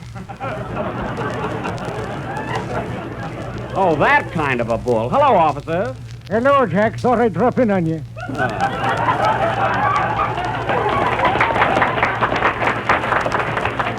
Isn't he cute? Yeah, say, Mary, I want you to meet our Boston announcer, Pat Weaver. He's taking Don Wilson's place this week. Well, how do you do, Miss Livingston? I'm so glad to meet you. I've always been a great admirer of yours. Oh, yeah? Well, let me tell you something, Mr. Weaver. We better understand each other right now. I'm a homegirl, and I don't live in taxis. You can keep your old diamonds and furs. Who wants them? And another thing, I get more kick out of a good book than a highball, so there. But, Mary... I've got a good mind to tell Mrs. Weaver. Well, Miss Livingston, I didn't say anything. But I know what you're thinking. You men are all alike. You love us, you marry us, and then you look around for a pinochle game. Well, you can't do that to me. Why, Mary, all he said was he's glad to meet you. Yes, but the way he said it. I suppose the next thing he'll do will invite me to dinner, and then what? What are you talking about? But, Miss Livingston, I wasn't going to ask you to dinner. Oh, so I'm not good enough, huh? Well, you can keep your old New England boiled dinner. I don't like that kind of food anyway. And another thing, a girl isn't safe anymore. Believe me, you wouldn't talk to me like that if my big brother was around. All you men do is Johnny, work, will you work, play?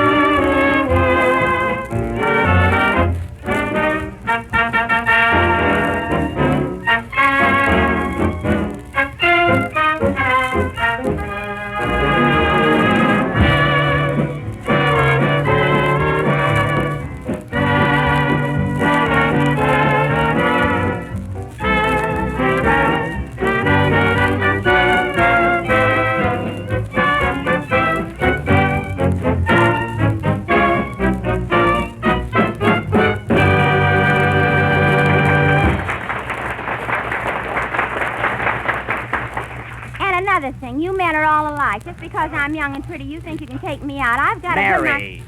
some nerve. That was Lost, played by Johnny Green and his orchestra with Some Nerve by Mary.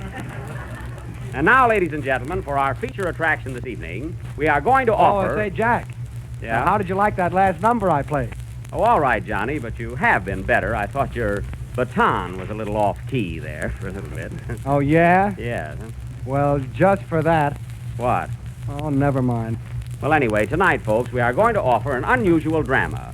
Something entirely away from our regular... Jack. Yeah? Are you going to the party tonight? What party? The one Johnny's aunt is giving. It's a big tea party. It is? Yeah, Johnny invited me. Gee, I didn't hear anything about it. Who's going? Kenny, myself, and the boys in the band. Oh. Weren't you invited? No, this is the first I've heard about it. Huh? Well, maybe I shouldn't have said anything. Oh, I don't care. Say parties. I'm sick of them. Gee, I went to one every night 12 years ago. Well, anyway, folks, as I said before, tonight we are going to offer an unusual drama. Something entirely away from the... Well, say, Jack. Yes, Kenny? Do you mind if I quit early? I want to go to Johnny's party.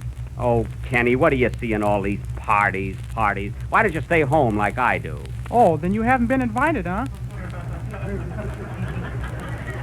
I'd rather stay home and practice my violin.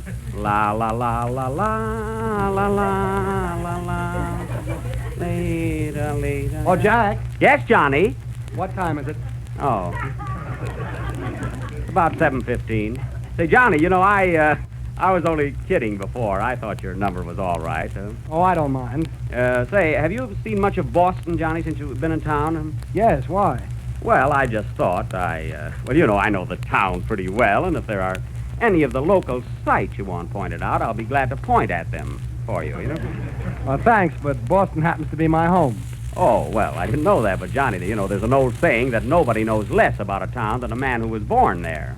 Well, I don't agree to that. Wait a minute, you take my hometown, Waukegan. Why, until I was 18 years old, I never even knew where the railroad station was. How'd you find out? The sheriff showed it to him. Oh. He did not. Well, anyway, Johnny, I hear that your aunt is giving a little... Pardon me, Jack, will you? I've got to arrange some music. Oh, okay, Johnny, okay. Do you need any help? No, thanks. Well, I just thought I'd be glad to... Excuse me, I'll see you later. All right. No, say, Johnny, I was just thinking I'm not doing anything this evening, and would you like to join me in a little party? You know, where we can sit around and chat, you know. Just, I'm afraid I can't make it, Jack. Oh, you mean you have other plans? Yes. Someplace else to go, huh? Yes, yeah, that's right. You mean another party, for instance? That's it. Well, gee, Johnny, I certainly envy you. I wish I had someplace to go. You don't know what it means to be alone in a strange city. No, I guess I don't. Well, so long, Jack. Now, who wants to go out anyway? It's raining. It won't be raining inside. Gee, I'm tired.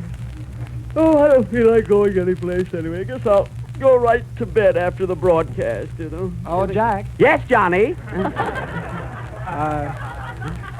Doesn't Kenny have to sing his song now? Yes, sing, Kenny. Oh, parties, a bunch of kids.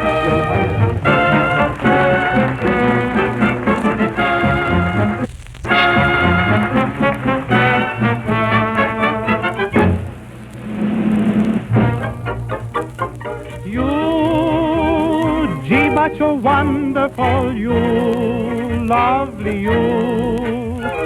You completely satisfy, I'm confessing that is why there's nobody like you. You, so much depends upon you. Tell me true, will it be my fate at all? Will I ever rate at all with somebody like you? Just to think that you love me makes my future look strong. I swear by stars above me, I'm darned if I don't feel like writing a song about you. Music and words about you, lovely you. Let me think of phrases for, let me sing out praises for nobody but you.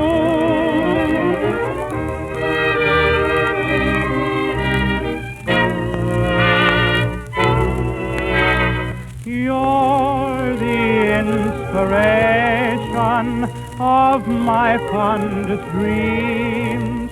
Here's the situation, this is how it seems. You can make me happy, you can make me blue. All I am or hope to be is really up to you, dear.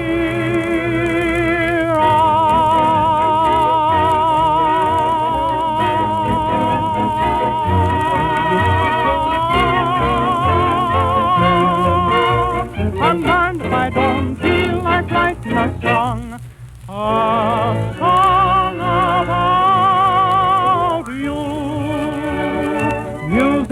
and words about you, lovely you. Let me think of phrases for, let me sing out praises for nobody but you.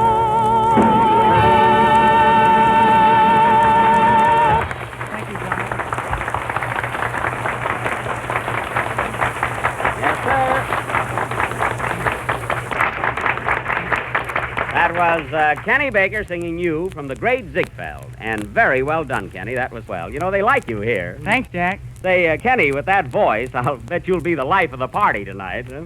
You said it.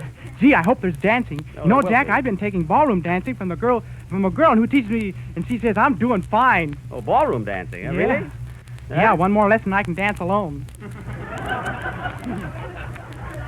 Is that so, huh? Come on, fellas, let's go. Hurry, Kenny. You too, Mary. We got to get going. We'll be late for the party. Well, so long, Jack. Gee, I'm sorry you're not coming with us. Oh, that's all right, Mary. I'll stay home and listen to the radio. There's a swell lecture on tonight, The Home Life of a Grasshopper. I don't want to miss it, you know. Who's interested in a grasshopper? Another grasshopper. Well, good. so long, Jack. See you later. So long. Guys, I'll better have a swell time at that party. Well, it's all right if you have nothing else to do, you know. I'm going to a theater and see Follow the Fleet for the 12th time. Come on, Kenny. Everybody's waiting. We'll get in your car. My car? I haven't got a car now. You haven't? No. Did you see that new telegraph pole on Tremont Street? Yeah. Well, I didn't. Well, Mary, looks like they'll all have to go in your car, huh? I haven't got a car either. You haven't. You had one yesterday. You know that corner at the post office? Yes. Well, it isn't a corner. Oh. Gosh, this is awful. We'll never get to the party. Hasn't anybody got a car? La la la da dum dum da dee da dum da da da da. Oh, Jack. Mm-hmm. Why don't you drive us to the party?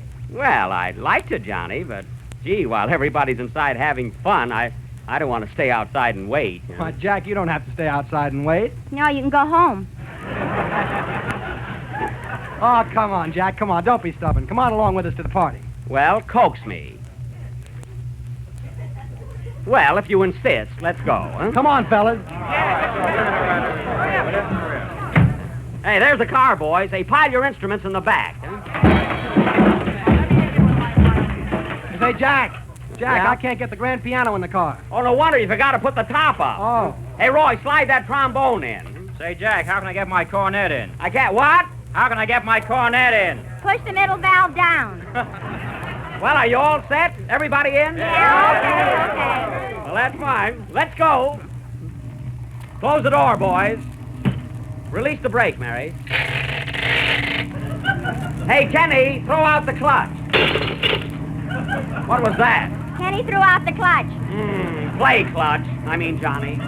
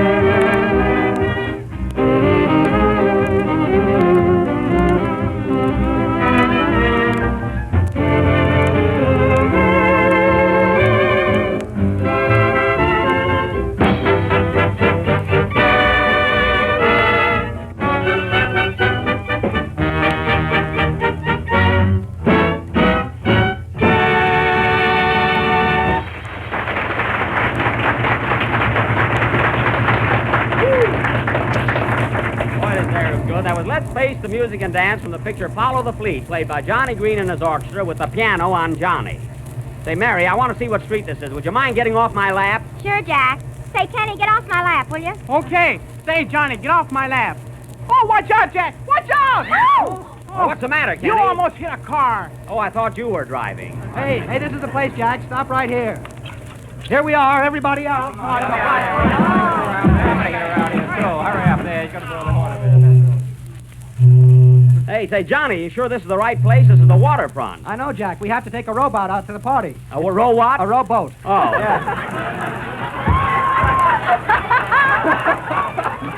Yeah, the party's on a yacht. On a yacht, eh? Oh, boy. Yeah, see it over there? It's all lit up. I guess the party's in full swing. Hey, here's a rowboat. Hey, wait a minute, Johnny. We can't all get in that dinky little boat. How deep is the water? About 2 feet. I don't mean in the boat.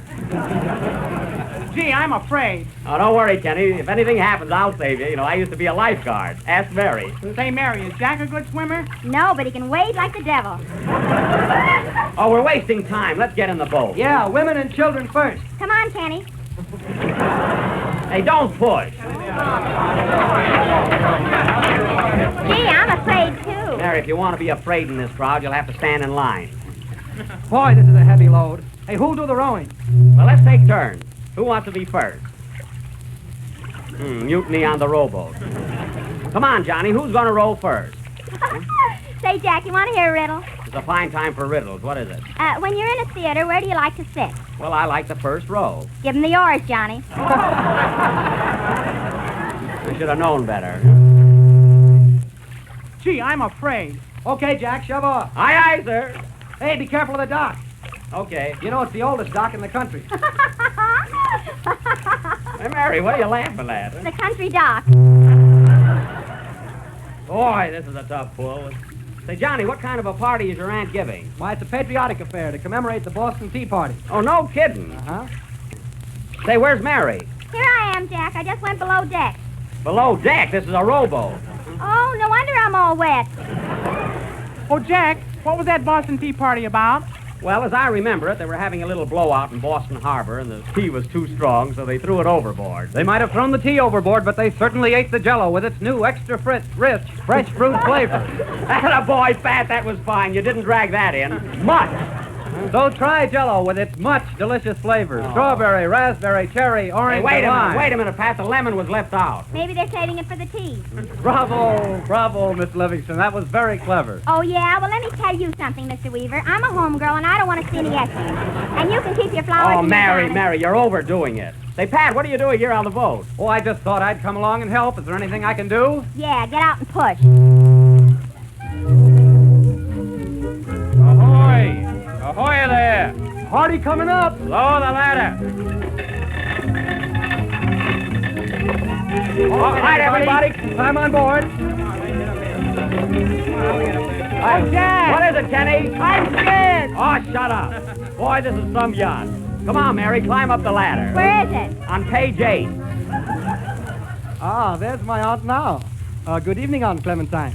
Oh, there you are, you naughty boy. You're late. Mary, get a load of Johnny's aunt. What a ritzy dame. Yeah, look at those eyeglasses on stilts. You may introduce me to your friends, Jonathan. Jonathan. Auntie, this is Kennethan. Oh, how do you do, Kennethan? Hello. And who is this young lady? I'm Marathon. Auntie, this is Miss Livingston. How do you do, Miss Livingston? Are you of the East Smythe Livingstons of Salt Lake City? No, Springfield. Springfield? That's what it says in my scribe. That's a lot of treats. And who is this distinguished-looking gentleman? Allow me, I'm Jackerson Benny. My uncle is S. Van Dyke Chatsworthy Benny. Do you know him? Yes, the louse. I say, here comes Uncle Kensington. He's looking rather chipper, isn't he, Auntie? Quite.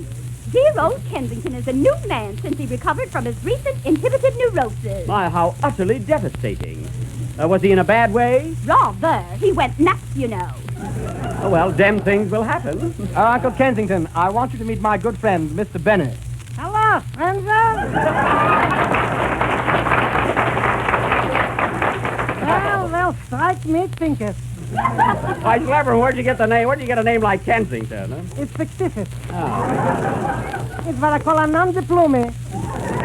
Hello, Mary. Hello, Schlepp. Well, I must toddle along and rejoin my guest. Au revoir, Schleppington. Toodle-doo, second mate. Hey, second mate? Yes, I was married twice. Oh. Hey, Jack, is this a swanky party? They got here the sweet cream of society. Oh, the 400 are here, huh? 450. They brought their friends. Jack, it don't be our wallpaper. We got plenty of food. Caviar, chicken, turkey, and whatnot. I'll take the drumsticks. Drumsticks? This is a Boston Tea Party, not the Spirit of 76. Come on, Jack, there's plenty to eat, by Jove. Don't be bashful. Have a cookie. Schlep, this is too much. All right, break it in half. Here, have a cup of tea. A cup of tea? Oh, boy, that's just what I need. Well, have another cup of tea. Get into the spirit. Be careful, Jack. Say, this isn't bad, you know. Here, have another cup. Hey, what's the idea of a spoon in it? Huh? To keep the lemon down, you dopey. Say, this tea is all right. Huh? Sure, come on, have another cup. It's stimulating. You forgot the sugar. All right, here. Thanks. Huh? Now have another cup. It's flabbergasting, I'm telling you. Wait a minute, this is the 8th cup. Huh? Don't be a teetotal. Come on, Jackie boy, have another cup. It's nauseating. Oh, Kensington. Yes, Clementine? The guests are all assembled for the annual ceremony. Come on, everybody, gather around. It's time to throw the tea overboard. Leave it to me, Mama. Stand aside. Look out below! Hey, wait a minute, Schlep. Wait a minute, you're throwing me overboard. What's the idea? What can I do? You drank all the tea. Play, Johnny.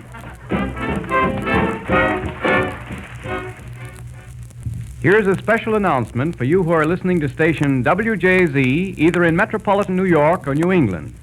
Jell-O is introducing a new product in your territory. Its name is Jell-O Ice Cream Mix, and with it you can make the best ice cream you've ever tasted. Jell-O Ice Cream Mix comes in 5 luscious flavors: vanilla, chocolate, strawberry, orange, pineapple, and tutti frutti. The 3 fruit flavors are actual fruits in their own sweetened juices. The vanilla and chocolate syrups are wonderfully rich and mellow. Each flavor freezes to smooth, flawless perfection in the trays of your automatic refrigerator. Just open a can of Jell-O Ice Cream Mix, add some milk, some whipped cream, pour the mixture in the tray of your automatic refrigerator, stir just once during the freezing, and you'll have your ice cream, 6 generous portions of it, rich, fluffy, amazingly smooth and creamy. Real luxury ice cream. Ask your grocer for Jell-O Ice Cream Mix tomorrow, and if he hasn't it in stock yet, be sure he orders it for you. Don't accept any substitutes. There's no better way of making truly fine ice cream than Jell-O Ice Cream Mix. Remember the name, Jell-O Ice Cream Mix.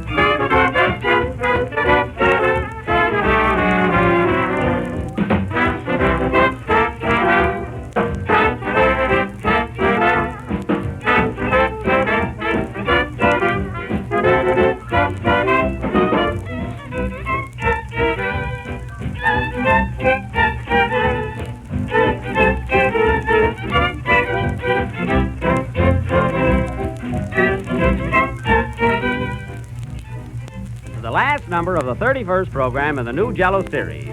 And we'll be with you again next Sunday night at the same time, broadcasting from New York City. Oh, Pat, I want to thank you for helping us out tonight. Oh, that's all right. I was glad to do it. So long, Jack. So long, Pat.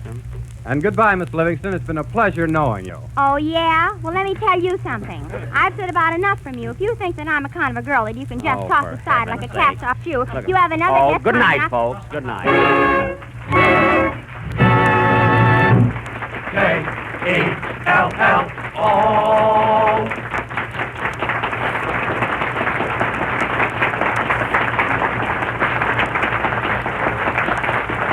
Room is from the production She Loves Me Not. This program has come to you from station WBZ in Boston. This is the National Broadcasting Company. Lux Radio Theater brings you another classic story coming up next.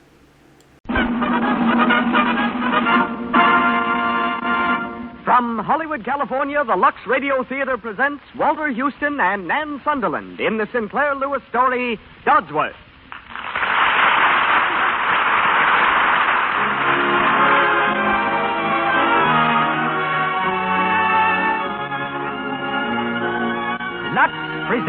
Hollywood. This program, ladies and gentlemen, is your program, for the Lux Radio Theater is made possible by your purchases of our product. Starring tonight on our stage on Hollywood Boulevard are Walter Houston, his wife Nan Sunderland, Barbara O'Neill, Pedro de Cordova, and Barbara Kent.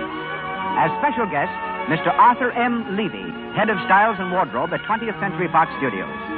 Lois Silvers conducts our orchestra, while our entire production is under the personal direction of that celebrated pioneer of motion pictures. Ladies and gentlemen, Mr. Cecil B. DeMille.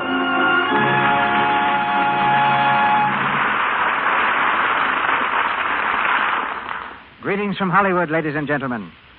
After 35 years behind footlights, Walter Houston's idea of happiness is to do one play a year, one picture a year, and 2 broadcasts in the Lux Radio Theater. The rest of his time he spends at his home in the San Bernardino Mountains, 100 miles from Hollywood, where your prestige is gauged by the amount of wood you can chop. It's typical of Walter that he enjoys this brand of happiness. He once said if I were a different type of man, I'd undoubtedly be tempted by the money to be made doing several pictures a year. I'd get rich and very miserable. It would keep me from the stage. It would keep me from the mountains. And I'd be playing parts I probably wouldn't like. Sooner or later, he says, we're going to discover that money is the most overrated thing on earth, and honest work the most belittled. The practice of that philosophy has made Walter one of our most sincere and competent artists. As Dodsworth, in Sinclair Lewis' distinguished story, he returns with Nan Sunderland, Mrs. Houston, to enact for us again one of the most memorable performances ever given on our stage. Our delight in hearing Miss Sunderland is one which theater audiences will soon share when she appears on Broadway in a new play. She's heard tonight as Fran. Also high on our star-studded cast are Barbara O'Neill as Edith Cartwright, Barbara Kent as Emily Dodsworth, and Pedro de Cordova as Arnold Israel. And here's our play, the Lux Radio Theater production of Dodsworth, starring Walter Houston and Nan Sunderland.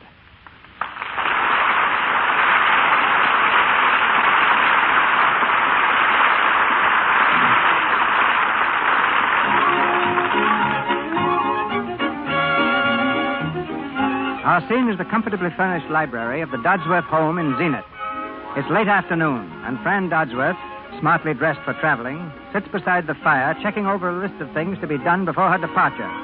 Mary, the maid, listens attentively. Let me see now, Mary. Wasn't there something else? Oh, yes, those books on the table. Mr. Dodds was taking them along. See if you can't slip them into his big leather suitcase. Yes, Mrs. Dodsworth. And send all the old magazines to the Salvation Army. Yes, Mrs. Dodsworth. And when my daughter and Miss McKee get back from their honeymoon, I put all the wedding presents that came after they left in the closet of Miss Emily's old room. I'll tell her, ma'am. Oh, Sam, how are you, dear? That's all, Mary. Yes, Mrs. Dodsworth.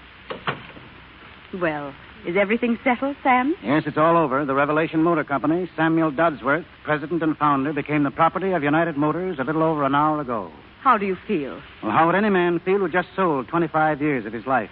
I suppose you feel kind of lost. Well, I knew what I was doing when I sold, Fran. I know what I'm after from now on. You mustn't feel lost, though. I mean, that will wear off.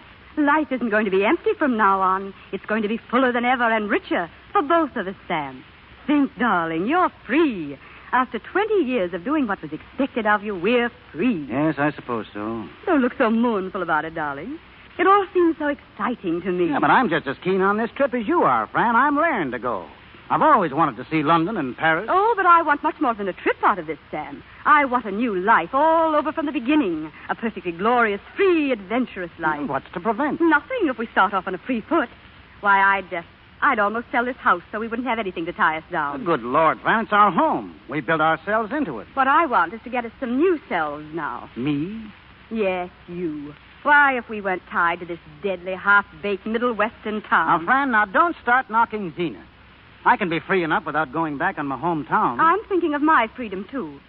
In Europe, a woman of my age is just getting to where men take a serious interest in her. And I just won't be put on the shelf by my daughter when I can still dance better and longer than she can. I've got brains, and thank heaven, I've still got looks. And no one ever takes me for more than 35, or 30 even. I'm begging for life, Sam. No, I'm not. I'm demanding it. Well, I see how you feel. All right, I'll enjoy life now if it kills me, and it probably will. We've earned this trip, Sam. It's coming to both of us. You've got plenty to show for all your work. We've brought up Emily and seen her married. And I've done my part, Sam. It hasn't always been easy. And it will, dear, from now on. Oh, Sam, I love you ever so much more when you're not just an old horse in a treadmill. I saw you, bloody European travelers. Oh, hello, Tubby. Hello, matey. Oh, Voulez-vous dear. français, Springsy Dites? Got a spaghetti? Oh, stop being funny, Tubby. Oh, let him alone, matey. He's just glad to see us go. Sure. How are you, Fran? All right. Let me take your things, matey. Thanks. We weren't satisfied just to come to the station with everyone else, Sam. Hmm? We're going to New York with you. Yeah. What? That's right. Me and the wife's going to see you off the pier. All ashore. Goodbye. Say, that's great, isn't it, Fran, huh? Yes. I'll run up and close the bag. But, Fran, Tubby and matey came to see you, too. I won't be long. Oh, can't I help you? Go ahead, matey. Oh, let me come along, Fran. I won't be in the way. Well, Tubby, old son of a gun, how about a cocktail? No, thanks. What's wrong with you? I think I'll stay sober until after I've given you a hunk of my mind. Yeah, what have I done? You know darn well what you've done. Americans like you and me can't quit work, Sam. We've meant to keep on working till we die in harness. Tubby, I'm out to make a new life for myself. I'm out to learn how to enjoy my leisure now I've retired. I've been doing things that people expected of me always. Oh, shut up. If you think I can see my oldest and closest friend turned into an ex-patriot parlor snake because Zenith isn't good enough for his wife. Easy now, easy, Tubby. Ever since college, I've yes, June, looked up to you. You're pretty near everything I'm not and ought to be. But you're a blame fool when it comes to your wife. You don't know what you're talking about. What are you trying to do, Tubby? Make Sam buy back the company? No, I wasn't. But Sam's going to regret this the end of his life. He knows it as well as I do. No, I don't, Tubby. I don't know anything of the kind. All I know is that I'm out to see some of the world I haven't seen and get a perspective on the USA. I might get to know myself at the same time. I might even get to know my wife. Fran, did I remember to tell you today that I adore you?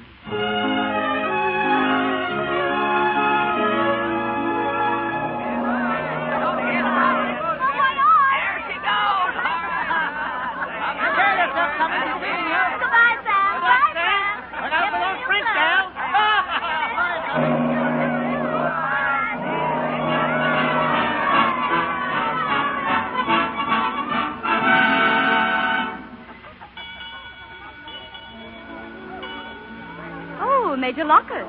Here you are. I've been looking for you, Fran. Have you? Wasn't the captain's dinner delightful? Done up quite well, I thought. Where's your husband? I left him out on the deck to cool off. The fresh air won't hurt him. He thinks he sees a lighthouse or something. Sorry it's over, Fran.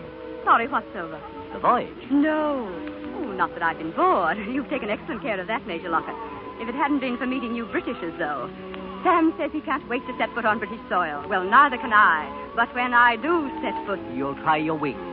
That's very pretty, Major. I hope I don't fall. I've been laying out things for us to do in London. For us to do? Why not? Fran, it was land. Oh, was it, Sammy dear? Bishop's Light, they call it. Say, I could get ashore in half an hour if I had a motorboat. I can't believe we've done it. Ashore in England. If you keep on across the ocean in a straight line, Sammy, you're bound to strike land sooner or later. I know, but England. That's the most natural part of it, Doctor. If it were Africa now, where England... Well, my first sight of England isn't funny to me. Come on, Fran. Come on and look at the light, huh? I suppose we'll have to. Coming, Major? Well, it is light 8 at land.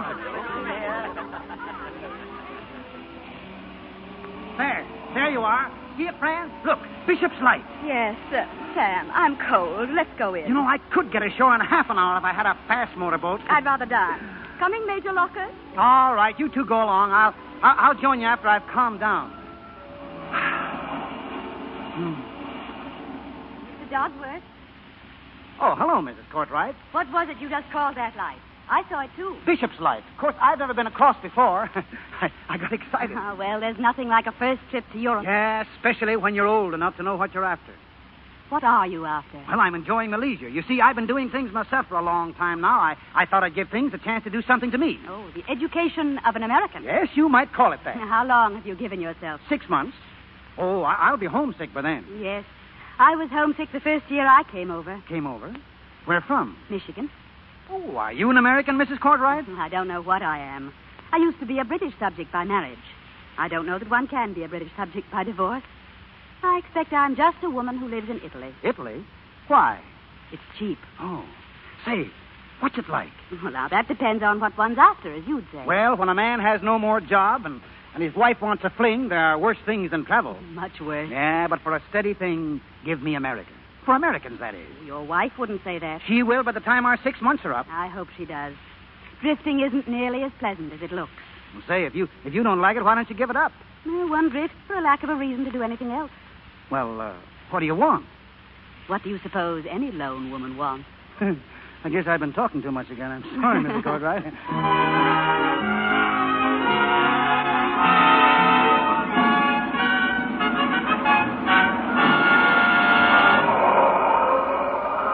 Look around you, friend.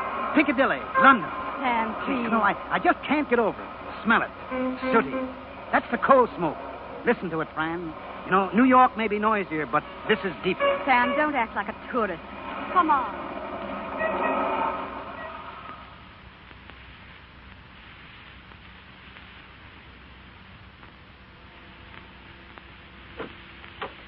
Well, here we are. Come in, Major Lockett. Thanks. Oh, it was a grand evening, wasn't it? Was for me. Oh, Sam. Sam, dear. I guess he's not home yet. Sit down, Clyde. It's rather late. Oh, please, Clyde. He's gone off to a stag dinner. Won't be home for hours yet. You can keep me company. I say, he isn't likely to come in roaring, is he, and shoot me when he finds me here. Sam.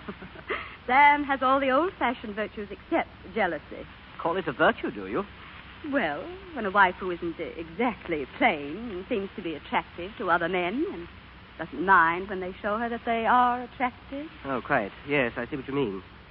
Clyde, you're not being as amusing as usual tonight. I don't feel amusing. Be informing, then. Tell me the story of your life. I'd rather hold your hand. You don't mind? You do it so beautifully that I rather like it. Fran, do me a favor. What? Don't go trekking over to the continent. You belong here, Fran. I need you here. You don't mean that. And I don't want you to mean it. Fran, darling. Clyde, please, please. There. Does that show you that I mean it? That was a very silly thing to do, Clyde. Fran. And I didn't like it. I think you'd better go. Are you trying to make me feel that you resented my kissing you? Did you think I wouldn't resent it? Sorry, I thought I was doing what was expected of me. I thought civilized people knew where an innocent flirtation stops. Will you go, please? Of course. Fran, you've the most charming and childish misconception of yourself. You think you're a woman of the world. You're nothing of the sort, and I'm afraid you never will be. Oh, hello. Oh, hello there, Dosworth. You folks just get in? Yes. Now, how was the show? All right, if you like entertainment that ends badly. Good night. Good night. You know, he's not so bad. He's fresh, but he's not so bad. My friend, darling, what's the matter? What is it? I've never been so furious in my life. What, Lockhart? Don't mention that rotter's name. What did he do? He insulted me. Yeah, how far did he go? When I tried to put him in his place, he said things to me. He said things that I can't bear it. Well, I suppose it's up to me to go out and shoot him. Don't joke, Sam. Well, I would feel rather like a fool. You know, you and I aren't up to this sort of thing. It kind of makes us look like the hicks we are. Sam. Well, it does, and it's your own fault for leading him on. So I'm to blame. Well, you must have given him some excuse for making a pass. You have been flirting with him, and you've got such a sweet way of bawling me out in front of him that he naturally concludes... I've never said anything to embarrass you. I'm always loyal to you. Oh, you'll be sorry. You'll be sorry. And I'm tired. I'm tired, too. All right, then, we're both tired. Oh, Sam. Yeah, what is it now? We never used to scrap so much at home. I guess we haven't got enough else to do over here. Don't say that. It's England. England's such a strain. I want to go over to France tomorrow, Sam. I don't. I like it here. I don't. Now, I'm just beginning to get on to things in London. I've got a date to look at some aeroplane factories I here. don't care if you have. I know, but France will be so foreign. I want it to be. I want to start all over. I'm ashamed of this Lockett business. And I can't stay in this country with that man laughing at me and saying What, that did you kick him out? Now, you've got to take me away. I don't trust myself. I'm afraid of myself. Afraid, sweetheart? Yes, I am. I'm just a woolly American like you, after all. If you ever catch me trying to be anything else, will you beat me? Well, will I have to beat you very long at a time? Oh, darling.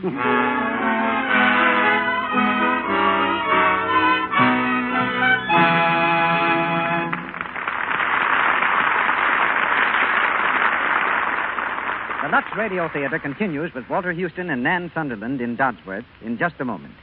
Before we go on, however, let's look in on a Hollywood tea party. It's a kitchen shower for one of the girls over at RKO who's getting married the end of the week. Oh, I'm the luckiest bride that ever was to get all these dandy presents. Oh, this is just the beginning, Grace. Well, here's another. From Emily. And I bet I know what it is. And I bet I do, too. It's a flower, sister. And look, she's written a poem.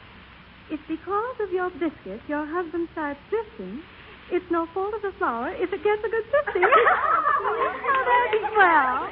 Oh, here's something from Dorothy. What do you suppose it is? Dot's written a poem, too. Perhaps that will tell. First a tip from me to you. Hands shouldn't show the work they do. So here's my gift. Lux Flakes, my friend. The beauty care that protects my hands.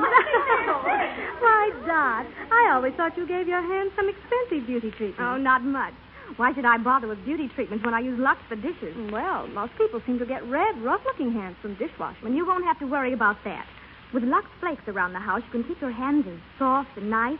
Why, you can look like you never did a lick of work in your life. Well, I guess I'll be using your gift every day, Dot. I'm glad you started me off with a big box. Oh, I always get the large size. It's more economical, really. Come on, read this next one. An ode on what's owed to the butcher. Mr. DeMille presents the next scene of Dodsworth. We continue with Dodsworth, starring Walter Houston and Nan Sunderland, with Barbara O'Neill, Pedro de Cordova, and Barbara Kent.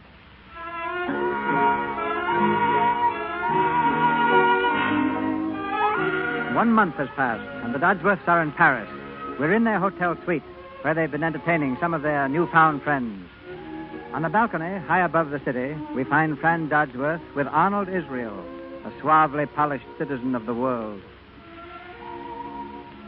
And what can I do to make myself a part of your Paris, Mrs. Dodsworth?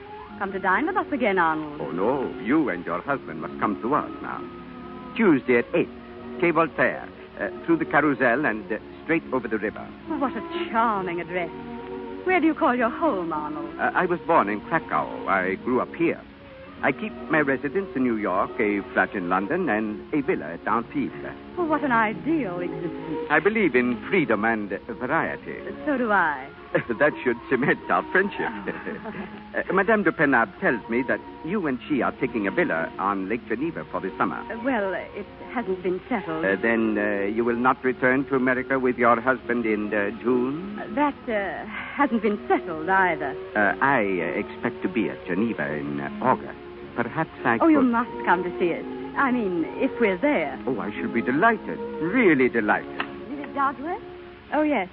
Mrs. Cartwright? Everyone seems to be going. I must say good night. And so must I. It's been a charming evening, Mrs. Dodsworth. I've been happy to celebrate your birthday with you. Oh, I hadn't realized it was your birthday, Mrs. Dodsworth. I wish I hadn't. No woman enjoys getting to be 35. When you're 40, as I am, you look back on 35 as a most agreeable age. I hope I look as young as you do, Mrs. Cartwright, when I'm 40. You're almost sure to, my dear. I must get my coat. My dear, don't. What? You're so charming. Be sure you're right. I don't know what you're talking about. Shall we go in?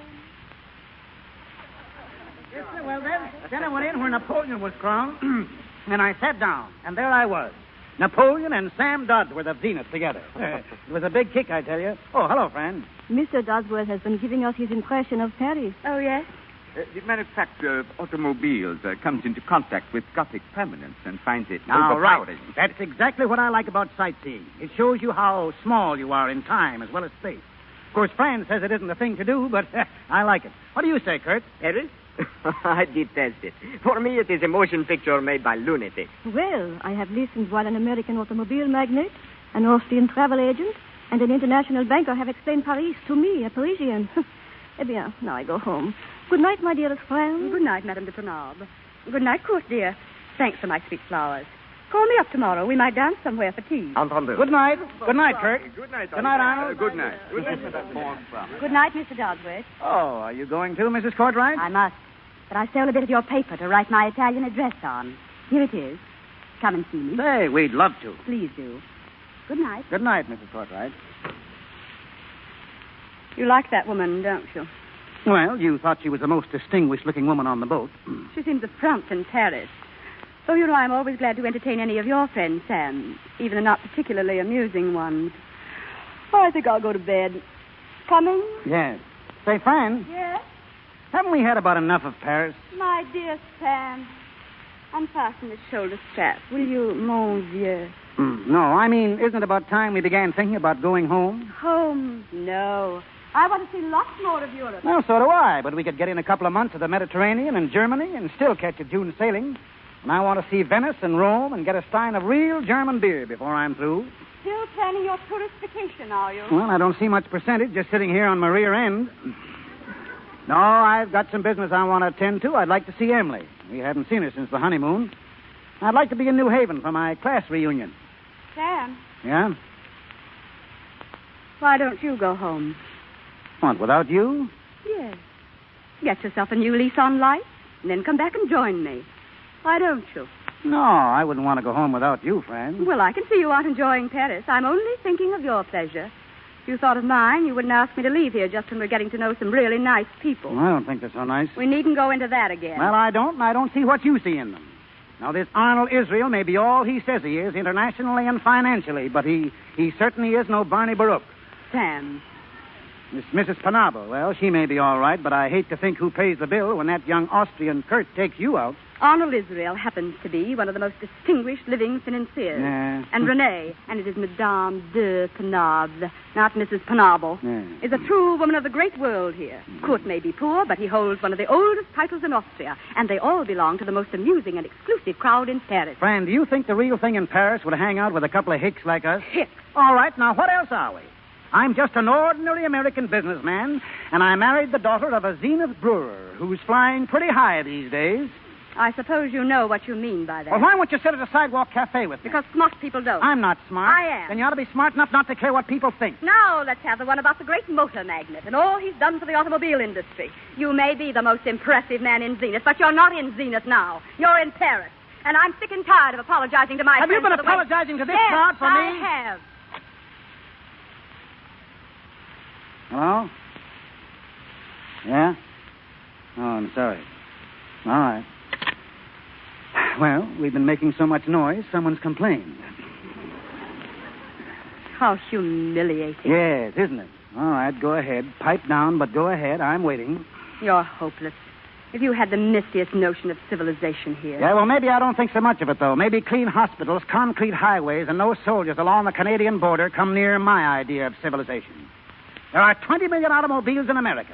I've contributed something to every one of them for my own personal civilization. And if that isn't more than knowing how to order dinner as your friend the madam... Don't call her the madam, All either.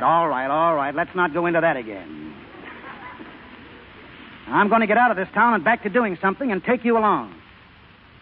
Sam, I'm not going. Oh, yes, you are. I think we need a vacation from each other. Well, I don't feel that way about it. I've taken a villa with Renee de Penable in Switzerland. Well, I think you might have told me. I've got my own money. Fran. What? Fran, my darling, you're not drifting away from me. I hope not. Well, you and I, Fran, after 20 years? All right, I'll give it up. I won't go home.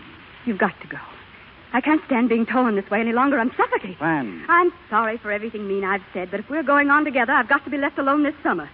Now, don't look so hurt, and please don't be angry. Or do be angry if it'll make you feel any happier. But remember that I did make a real home for you, and I'll do it again. But you've got to let me have my fling now, because you're simply rushing at old age, Sam, and I'm not ready for old age yet. What are you looking at? Shipping news. I just thought I'd see the first boat I could catch. Look at this, Sam Dodsworth's home. Sam Dodsworth's home. Said he had a class reunion. Sam Dodsworth, and she's not with him. Well, why should I say anything I didn't think? You didn't think what would make me think? Well, maybe I don't care what you think. Well, you'd better care what I think. Hello, Dad. Hello, Tubby. Maggie's here. We've been waiting for you. Tubby. Was it fun in New Haven? Did you have a good time? Had a wonderful time. Oh, what is this? A heat wave or just a hangover? It's Sam. Sam, yes, Sam. I'm going home. Well, go ahead. Tubby, sit down. I'm going home. Tubby. Is anything wrong, Dad? No. Has a cable come for me today? Not yet. Why, there should have been a cable from your mother. I can telephone them. No, don't bother. The cable would have come, they'd have sent it out, wouldn't they? Don't be cross, Father. I'm not being cross. I only asked if there'd been a cable. In the old days, I wouldn't have to ask. Been laid out on my table for me. The way things are run around this house, I can't find anything of mine. I know things aren't the same, Father, but please don't be difficult. Well, can you blame a man for being difficult when his own family makes him feel more homeless in his own home than he did in Paris? I'm sorry you feel that way. Well, it's a fact. And I'm not being difficult. Where's my mail? There isn't any. No mail? My mail should be laid out on this table. But, Father, if there isn't any mail to lay out... Your mother always had my mail laid out. No cable, no mail. Is that the trouble, Sam? What? No cable and no mail. No. Have a cigar, Tubby? Anything, Sam? Anything? All right, where are the cigars? Why, Harry smokes cigarettes. I'll order some. No, don't bother. It never would have been like this in your mother's day. No mail, no cigars, no cable. Father, I'm sorry things aren't Father, I'm sorry things aren't the way they used to be. But Harry and I are living here now. And I wish you'd stop speaking of Mother as though she were dead. I'm not speaking of your mother as though she Oh, yes, you are, Sam. You are. Well, Fran's coming home. Is she? Dad. Yeah, she's coming any time now. I wrote her over a week ago and told her to come back. Just waiting for a cable to tell me the boat. Oh, dear me, Mr. Dodsworth. Now, what's the matter with you? Well, here's a cable for you. It came this afternoon, but let me see it. Thank heaven. Maybe we'll get a little peace and quiet around here now, Emily. What's the matter, Sam? Isn't Mother coming? This isn't from your mother. It's nothing. Go outside, Tubby. Huh? Go out. Oh, sure. Come on, Tubby. Yeah. So long for a while, you old horse thief. Sam, what is it? She's not coming, maybe. I guessed as much. What did she say? Want a few more months, Europe. Hope you're having good time home. Not one word about me going over. No, she's thoughtless. No, she's not, matey. She's scared. Scared? Of what? Of growing old. Sam, those people she's with, the ones she mentioned in her last letter, do you know them? Yeah, sure. Like them? Oh, they're all right. Who's, Arnold Israel? Israel? Oh, he's one of those custom-built internationals you see in the Road to Graveyard section every Sunday. Oh. Well, give us a kiss now. Say, will you lay off those European liberties with my wife? Oh, come on, Tubby. Telegraph office, please. Hello? This is Samuel Dodsworth speaking. Take a cable going to Mrs. Dodsworth. Same address as my last. Ready? Sailing Aquitania Wednesday. Meet me, Ritz, Paris. Love. Signed, Sam. And take another. Going to A.B. Hurd Agency, London. Sailing Aquitania Wednesday. Stop. Using utmost discretion, ascertain day-to-day address of Arnold Israel, Paris.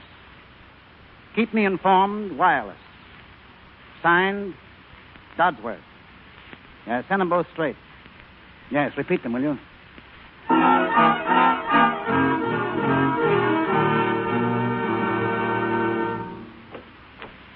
Well, Fran, this looks natural. The street was as cool as anything in Paris, so I took it again. You must be tired from your trip. How long is it from here to Lake Geneva? Oh, I've come further than that. I've come from Biarritz. Oh, Biarritz, huh? Yes. I was alone, of course. What are you looking at, Sam? Did I remember to write you that I adore you? Why, no, I don't believe you did. Do you? Why do you keep looking at your watch? I'm expecting a caller. This time of night? Who? At Cherbourg, I sent a man a telegram to meet me here. He's late. I'll give him 10 minutes more. You're very mysterious. I've never seen you like this before. No? I've never seen you like this either, Fran. Well, if we've got to stay here in this stifling room, how is Emily? Very happy. She's going to have, Now, wait a minute, I'll answer. I'll wait in the bedroom. No, I'd rather you stay. Sit steady. Sit down, darling. Come in. Arnold. Good evening. Fran, I tried to reach you on the telephone to let you know I was coming. And you came from Biarritz, too, didn't you? I wanted to see you two face to face. Now, I know the whole story. I never heard anything so outrageous in my life. Suppose Arnold was in Switzerland. What if he was in Biarritz? You know how insulting you are. You don't know how insulting I'm going to be if you don't quit this play acting. Play acting. Now, I know where you've been, and I know who you've been with. What I want to know is, are you coming home with me as my wife or staying here in Europe? Sam. You wouldn't put matters so bluntly if you understood that, brother. Now, I understand. I'm sure that you and Kurt and Madame de Penable have given her things she wanted and never got from me. But I'm interested in what I need and want. And that happens to be peace of mind. But if you bring yourself to see matters reasonably... I've crossed the Atlantic Ocean to be reasonable. Fran, I've loved you and been married to you for 20 years. I'd like to hang on to you if I can. You want to marry each other? Well? But my dear man... No, we don't. You want to divorce me, then? I can tell you she does not. Is that true, Fran? Why should I want to divorce you? You're my husband, aren't you? Couldn't very well divorce me if I weren't. Oh, you can laugh. Yes, I can do worse than that. This much having been cleared up, what have you to suggest? That Fran and I try and forget what's happened. Start out on a long hike tomorrow, the Tyrol, Italy, any place. And sail back home in October. Oh, no. Sam, no, not just yet. And you'll have to divorce me or I'll divorce you. Sam. I told you where I stand. You're trying to take my youth away from me and tie me down to being an old man's wife. You've got your choice. You're trying to take my happiness away from me, the only romantic happiness I've ever known. Fran, please, that was unnecessary. Listen, I didn't call you in here to defend me. It's too ridiculous. It is ridiculous. Certainly it's ridiculous. I knew we'd all end by looking like fools. I'll go now, if you'll excuse me. Sure, I'll excuse you. I hope you achieve your peace of mind. Good night. Good night. Now, Fran, I'm going to see this thing through if it can be done. I'm ready to wipe the slate clean if you are. When do we start? Where do we go? Anywhere you like, till we go back home in October. Zenith in October. No, you'll be wanting to go home. Emily's having a baby in October. Emily? A baby? She didn't tell me. No, she left that to me. How is she? Is she well? Oh, yeah, she's fine. I must send her a cable. Think of Emily having a baby. So you see, we've got to behave ourselves because we'll be a couple of old grandparents in October. Grandparents.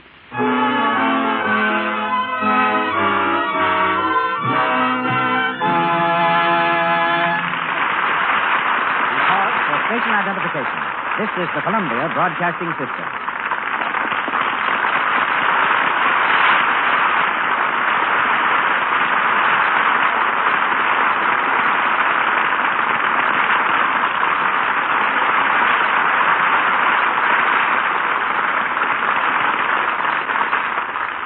Godsworth with Walter Houston and Nan Sunderland is resumed shortly. Tonight's glimpse of backstage Hollywood focuses on costumes. At 20th Century Fox Studios, they're making a film called Alibaba Goes to Town. In it, Eddie Cantor, the star, wears a red turban. Before that turban was made, more than 50 shades of red silk were photographed. Yet when you see the picture, you won't be able to tell if the turban is red, green, or blue. You may wonder why the studio went to all this bother, and why the clothes bill on $1 million production will often exceed $100,000. Answering your questions is the only man connected with a major studio who not only supervises the making of costumes, but is responsible also for creating the styles from which they're fashioned. At present, he's working on 14 major productions. The head stylist and wardrobe manager of 20th Century Fox, Arthur M. Levy. Thanks, Mr. DeMille. We went to all that trouble on Eddie Cantor's turban because if we didn't get the right color, you would see on the screen an ugly shade of gray. That's how revealing a modern picture camera is. Our costumes must pass screen tests before they are used in a picture. Only after they've been tested on the star and shown in the projection room are we satisfied that fit and color combinations are correct. I recently found a man who does nothing but wrap turbans for the movie. He's Bhagwan Singh, a Hindu, who makes a good living wrapping turbans according to the social or religious position of the wearer.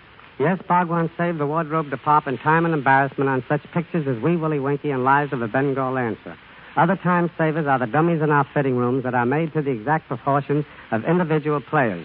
The dimensions are changed from time to time as the star loses or gains in weight, and the first fittings are made on them. But our biggest worry is keeping abreast of production, avoiding delays that might hold up the actual shooting of the picture. One of our ways of overcoming this is to have a staff of cleaners and laundry people working every night, getting today's wardrobe in shape for its use again tomorrow. Because of the terrific speed at which we work, we've become one of Lux's biggest customers in Hollywood. Lux flakes clean not only well, but fast. We can depend on them to have things ready and up to our exacting requirements in a minimum of time. And Lux is perfectly safe for even the finest washable materials. We must use the best materials not only for appearance's sake, but because of the months of hard use they get during production. We've provided against emergencies in the Buccaneer by having duplicates made of every important costume, in case they should be torn or damaged. We do that, too. Our film in Old Chicago has a scene in which Tyrant Power runs through the city streets during the historic fire. He falls down, rips his clothing, is splashed with mud and drenched in water. This scene was shot 4 times, and each time Tyrant had to start off fresh and untorn. We were prepared by having 6 duplicates of his entire wardrobe ready. The research work on that picture was very interesting. For example, the question arose as to what kind of a shield was worn by a Chicago policeman in 1854. Going to Chicago and checking the city files, we found the shield was made of copper. We also found out that it was from those copper shields that the slang term cop originated. Before you leave, tell us what we'll all be wearing next season. Well, since most of the style news we hear is all about women's clothes, here's a little advanced news for the men. Probably as a result of the Duke of Windsor's visit to the Austrian mountains, the Tyrol influence is a smart note on the screen and on the street. Suits and overcoats will be rough and homespun. You'll see plenty of color. There'll be reverse calf shoes, heavily stitched and with square toes. Felt hats will have heavy cords and large feathers. And gloves, sweaters, socks, and scarves will feature the Tyrolean hand-knitted peasant pattern. But don't worry, gentlemen, your wives will probably pick out your clothes anyway. Good time,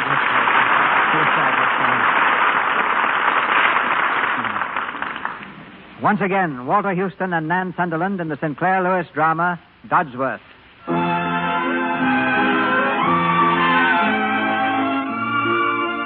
October, and Fran Dodsworth and Sam are still in Europe. It's early evening as we find them standing at the window of their hotel room in Berlin, gazing into the faintly luminous darkness. Fran breaks a long silence. I love Berlin. Don't you, Sammy? I love you, Fran. Oh, Sam, darling. Will you let me thank you for all the lovely places you've taken me? I'm so heedless and silly that I don't speak of it as often as I should. But I'm terribly grateful inside of me, Sam, darling. Have I won you back for my wife, Fran? Yes, Sam. By not being a Tartar husband. By letting me have fun with that nice little court and not thinking I'm a hussy. By helping me to forget Arnold Israel.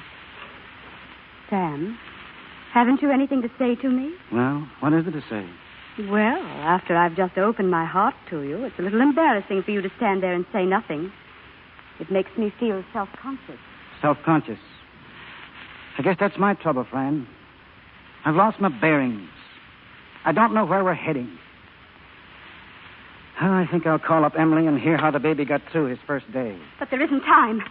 Kurt's coming to take us out to dinner, and you're not even dressed. Kurt can wait. It isn't polite. And, Sam, I know how thrilled you are over Emily's baby, but you mustn't tell Kurt. Why not? Because he thinks of me as young, and I am. Fran.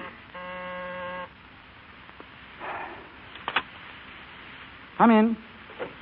Hello. Hello, Kurt. Well, is that wife of yours ready for us, Sam? I take you to a new restaurant for dinner. A very gay restaurant where only the smartest Berliners know to go. And dance after? If you can make Sam get dressed. Well, I'm sorry I didn't feel like getting dressed.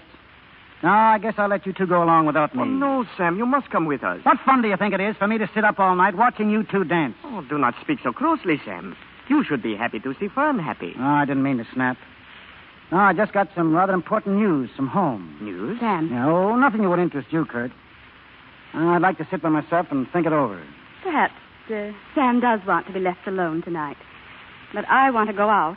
I want to. All right, go ahead, Kurt. You and Fran run along. I'll be all right.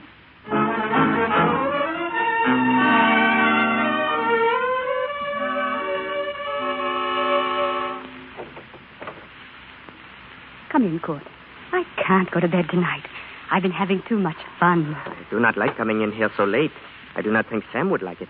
Sam's dead to the world. Don't talk loud, that's all. But, Fran, dear... Please, Kurt. Let poor little Fran have her fun while she can. There isn't much time left. Oh, darling, Fran. Kurt. You know I love you, Fran. You know that.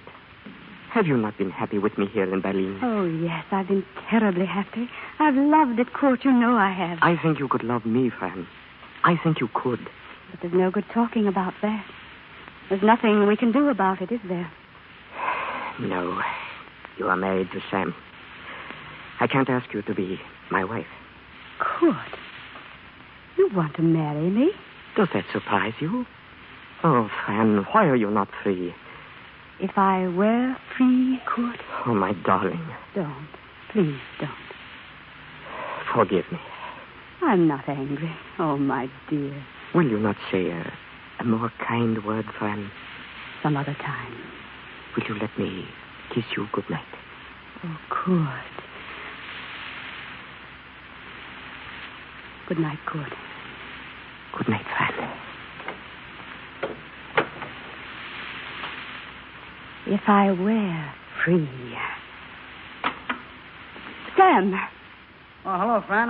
I didn't know you'd come in. I didn't know you were awake. I'm sorry. Pretty if late. Not that I mind. No? Well? Wait, Fran. I've been looking at the ceilings. How about it, Fran? Let's get out of this. Sam, please. Why are you always so anxious to go home? I'm sick of it. I'm taking no more chances on another Arnold Israel. Now, I know this friendship for Kurt is harmless enough, but you might get fascinated. You think I might?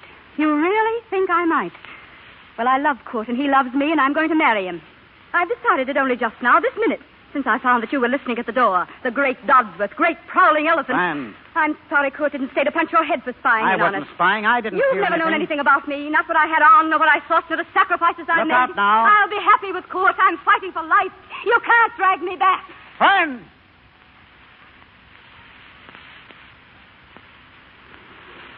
All right. Can you get your divorce here?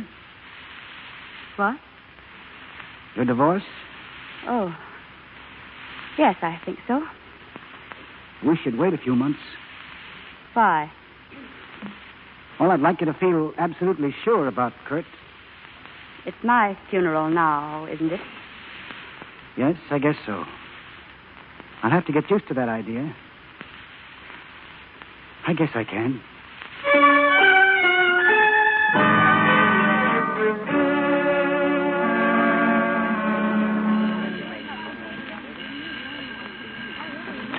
American Express office, Naples branch. Yes, senor. I will attend to it. Hello? Any mail for Dodsworth? Oh, hello. No, not a thing today, Mr. Dodsworth. Well, I guess I'll have to wait a few days. Maybe I'll get a pleasant surprise. What have you got in the line of excursions today? Well, we have a tourist party just starting for Herculaneum and Pompeii. No, I've been there. Oh, I see. Well, there's a drive around Amalfi and Sorrento. Been there, too. Would you like Paestum, sir? What's Paestum? Greek temple, sir. In excellent preservation. Well, that's more than I am. All right, I'll take a chance. Get me a car. How many in the party, sir? One. Yes, sir. Mr. Dodsworth, Hmm? do you remember me? Mrs. Courtright. Well, isn't this great? Sit down if you've got a moment. Well, time is something I've got nothing else but. And how is Mrs. Dodsworth? She's fine, thanks. I haven't got her along with me this trip. Oh, she doesn't like traveling? Does anybody? Well, I don't know. I suspect that most people travel to get away from themselves. Well, I've been at it 2 months now. I'm glad to hear why. Alone? Well, I'm getting used to it now. Well, I don't want to intrude or be impertinent, but... Well, I'm sorry. Well, I guess it's a pretty ordinary story. My wife's younger than I am and livelier. I happen to be undressing in public like this. I never did that before. Will you keep on traveling now? Yes, I've got to stay over and be on hand for the divorce. Where? Berlin. I see. Could you let yourself enjoy life for a while? Show me how. I wonder if you could. Well, none of this that's happened to me was my idea. Well, then, why don't you break away from your hotels? Forget about Berlin and move out to me. Out to you? Is that where I live at Posilippo? Oh, it may be straining our slight acquaintance, and I can't make you as comfortable as your hotel does. When you want a bath, you'll have to choose between a tin tub and the Mediterranean. But if you like swimming and fishing and a willing listener... Well, that's awfully kind of you, Mrs. Courtright, and mighty friendly, but... Well, I don't see how I could. Why not? Well, what did your neighbors say? They'd say any number of things. Exactly. But that doesn't mean they'd be right. They won't be. Oh, come along. We can bolster each other up. And I'm certain you'll need a little peace of mind.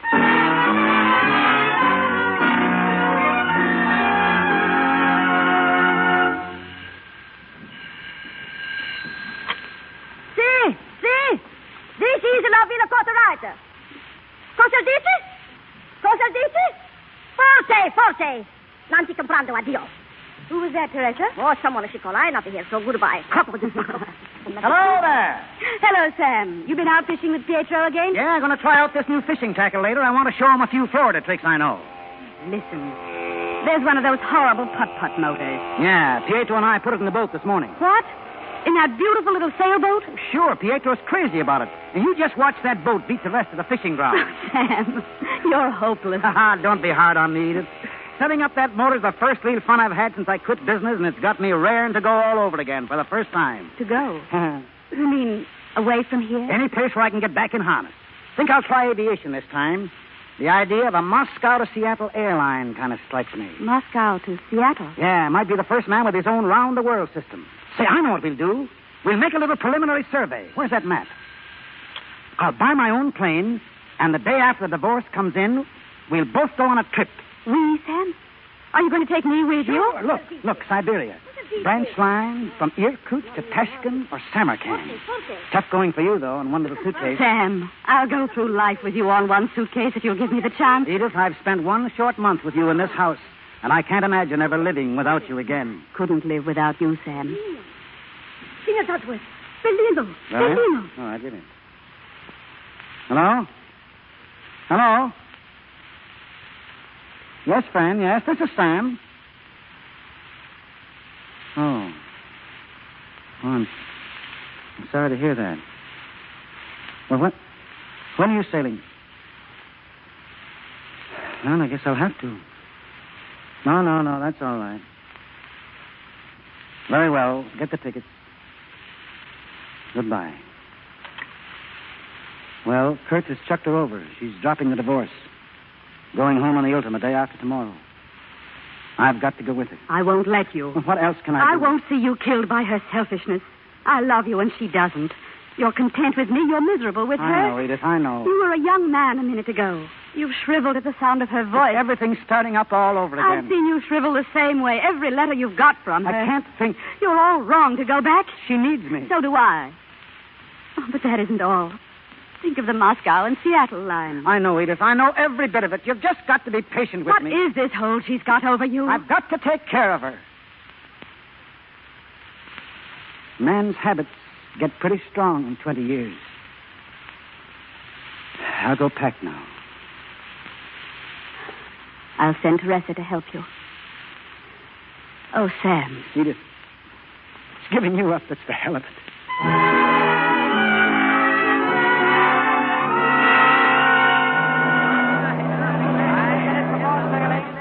5 minutes. Stewart, bring me a brandy and soda. 10 minutes before sailing. You might have asked me if I want anything, Sam. Do you, friend? No. But if I've got to sit here in this icebox they call a bar, you've got to shut that door. Very well. It's a cold morning, and I'm not dressed for draught. I didn't expect to have to sit practically out of doors in the middle of winter. All right, go on. You were saying, friend. What? Oh, yes. You were so right about Kurt, Sammy dear.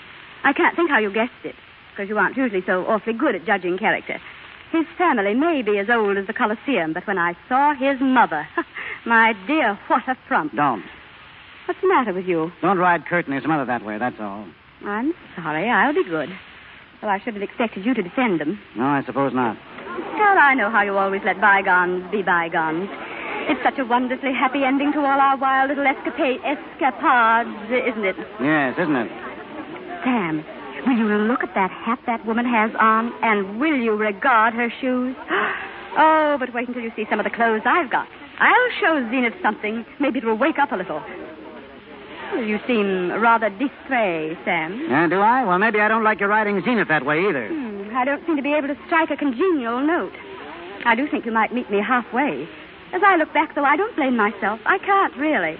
You were a good deal at fault, too. There are sins of omission, Sammy dear. Stewart. Yes, sir? Take this check. Go to Suite 7 on B deck, get the suitcase with this number on it, and bring it here. Yes, sir. What's the idea, Sam? I'm not sailing with you. You're not sailing? No, I'm not. No, Sam. you're trying to put it tactfully. Sam. We just can't make a go of things any longer. You haven't learned a thing, not a single thing out of all our sorrows. And I've been flattering myself that you really wanted to come back to me. I tried, didn't I? But I'm through. Finished, and that's flat. What's going to become of me? I don't know. You'll have to stop getting younger someday. Sorry, goodbye. Are you going back to that washed-out expatriate in Naples? Yes, and when I get my divorce, I'm going to marry her, and she and I are going on doing things. Do you think you'll ever get me out of your blood? I don't know. Maybe not. But love has got to stop someplace. So let's do it. Sam! Sam, come back here! Come back, Sam! Sam!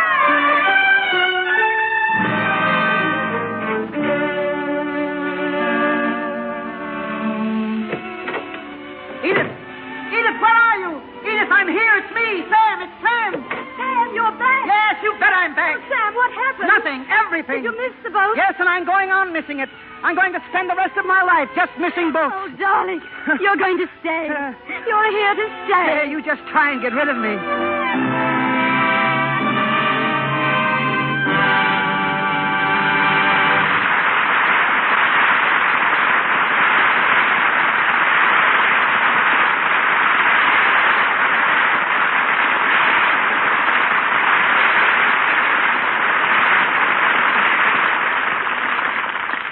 So ends the last chapter of Dodsworth.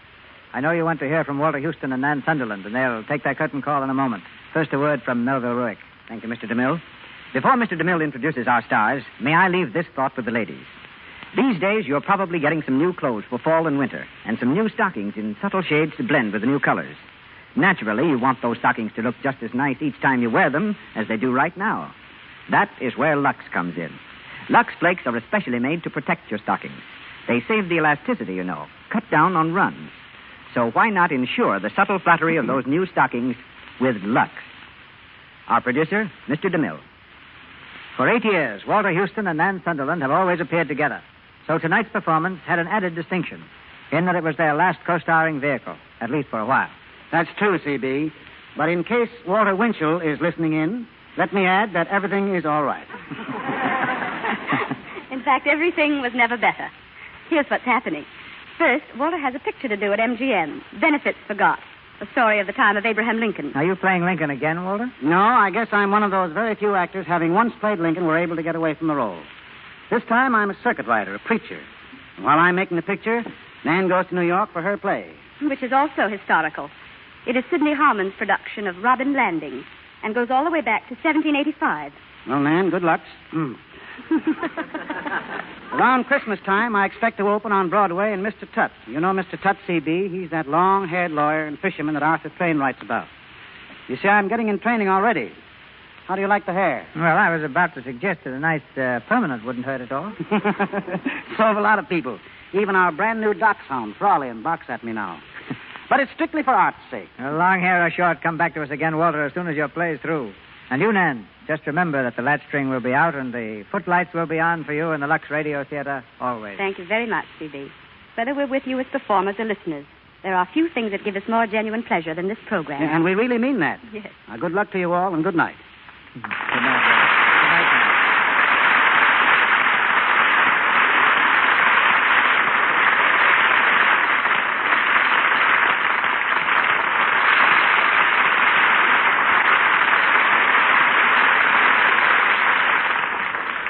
Each Monday night, the Lux Radio Theater presents the human scene in one of its more dramatic phases.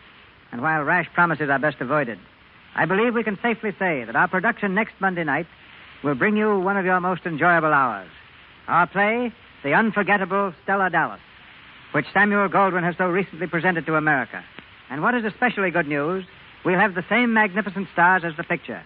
Barbara Stanwyck, John Bowles, and Anne Shirley.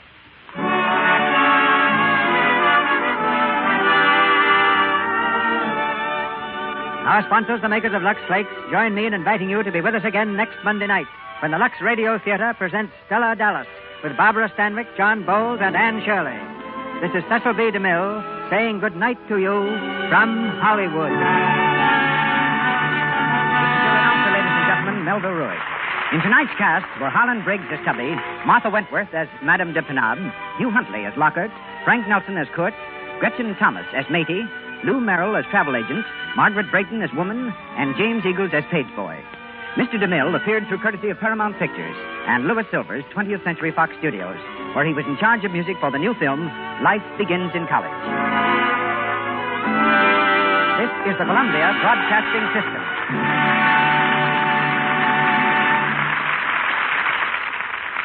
The Warrior of the Woodland, Ranger Bill, is coming up next.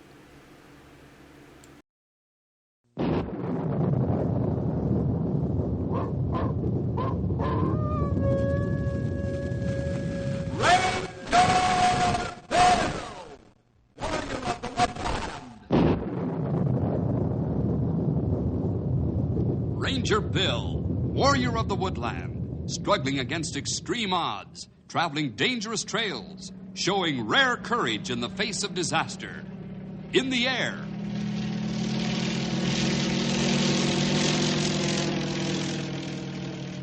On horseback.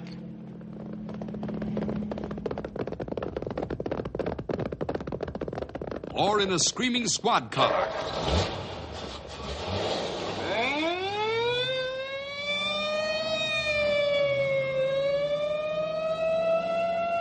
Ranger Bill, his mind alert, a ready smile, unswerving, loyal to his mission. And all this in exchange for the satisfaction and pride of a job well done.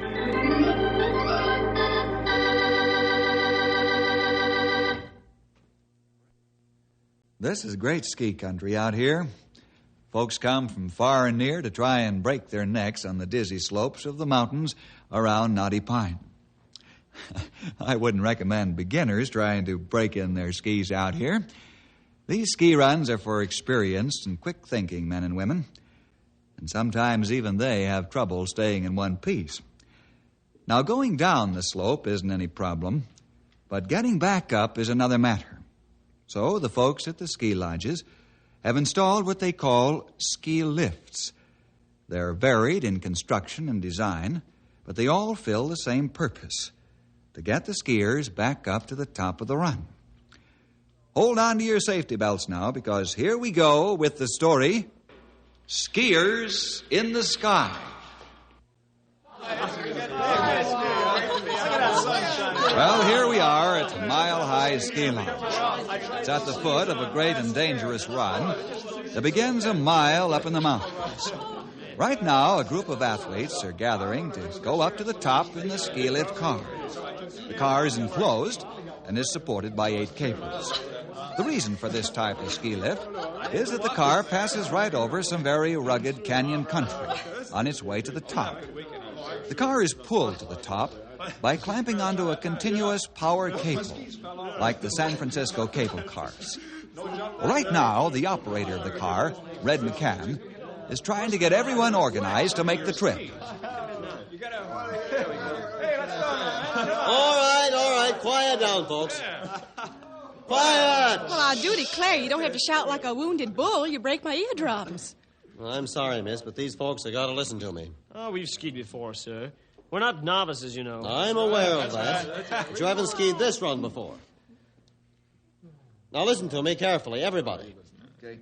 Be sure and check all your gear carefully before boarding the car. It's a long way to the top, and once the car starts, we won't back up. And we can't turn around. Now let me warn you, each and every one of you. When you get to the top of Mile High Run and you think it's going to be too much for you, don't take a chance. Ride back down in the car. You know, a lot of top skiers have sweat blood on this run. It's wicked. It's a real challenge. But don't be a fool. We won't think you a coward for turning back. In fact, we'll congratulate you for having common sense. Now, if you checked your gear, then you can board the car. Okay. Be sure you have all your equipment. How do we know this car's safe? We have to cross Dead Man's Gorge, don't we? Well, miss, there are 8 cables suspending the car. Their strength is tested at 8 times the maximum weight of a fully loaded car. It'll swing in the wind, but it won't fall. All right, time to go. Leave in 5 minutes.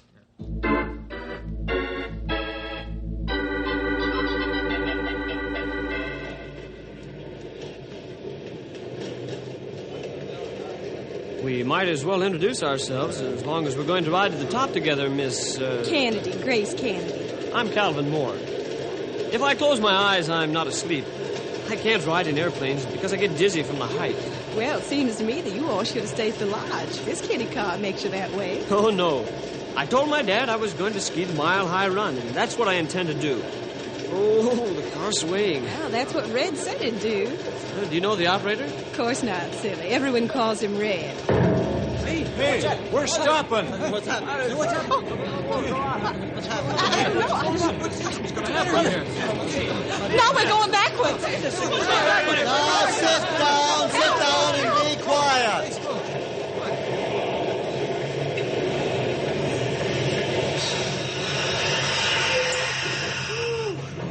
right, you're safe.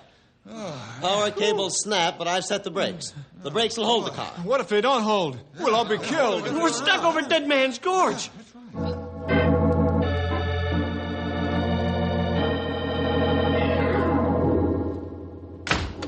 Mr. Jackson, the ski lift car is stuck over Dead Man's Gorge. What? Are you sure? Of course I'm sure. I saw it with my own eyes. No, take it easy, folks. I'll go out and find out what's wrong. It might be only a temporary power failure.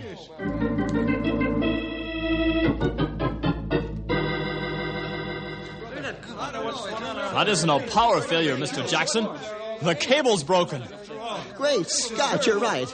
But this never happened before. What are you going to do to get that car down? Well, the first thing I'm going to do is get help. Who? Rangers.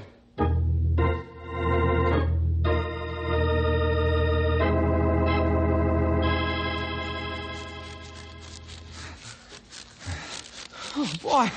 It's a mess this time. You're not joking, pal.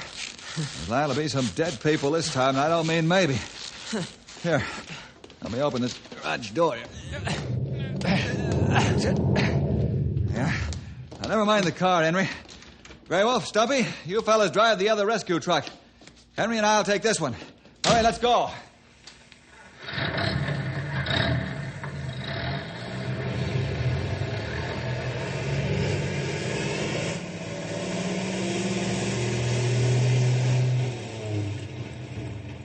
Don't spare the horsepower. Watch out for patches of ice on curves. I've got my old eagle eye glued to the road. Hey, how come we didn't take the car? I figured we'd make better time. Well, perhaps you're right, but we're going to need all the equipment we can get our hands on. Hey, that was quick thinking. I never thought of that. I don't know what equipment we might need, but we got a whole truck full. 2 trucks full. 2 trucks on the spot is better than 2 in the garage back home. All right. Hey, Bill. Yeah, pal? How could that lift car get stuck out in the middle of nowhere? That's what we're going to find out.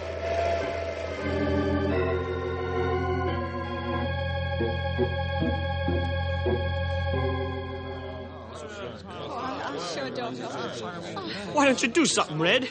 You stand around looking pretty. What do you expect me to do? Fly down there like a bird and get help? Well, at least you could try something instead of standing around like a pig in a poke. I'll get help.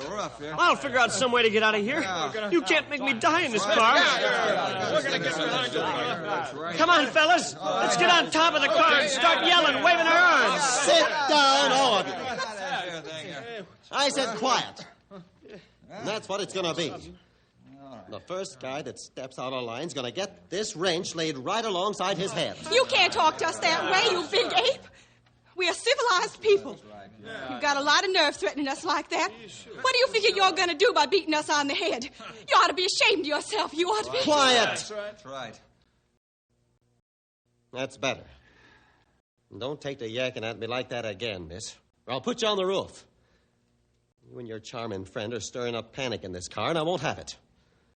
I'm giving you fair warning, all of you. The first one of you men to start a panic gets this wrench right in the head. There'll be no panic. It's the only way we're going to get out of here alive. Now, if you look back at the lodge, you'll notice that there's quite a lot of people down there. They know we're in trouble. And help will get here just as soon as they figure out the best way to do it and keep us alive.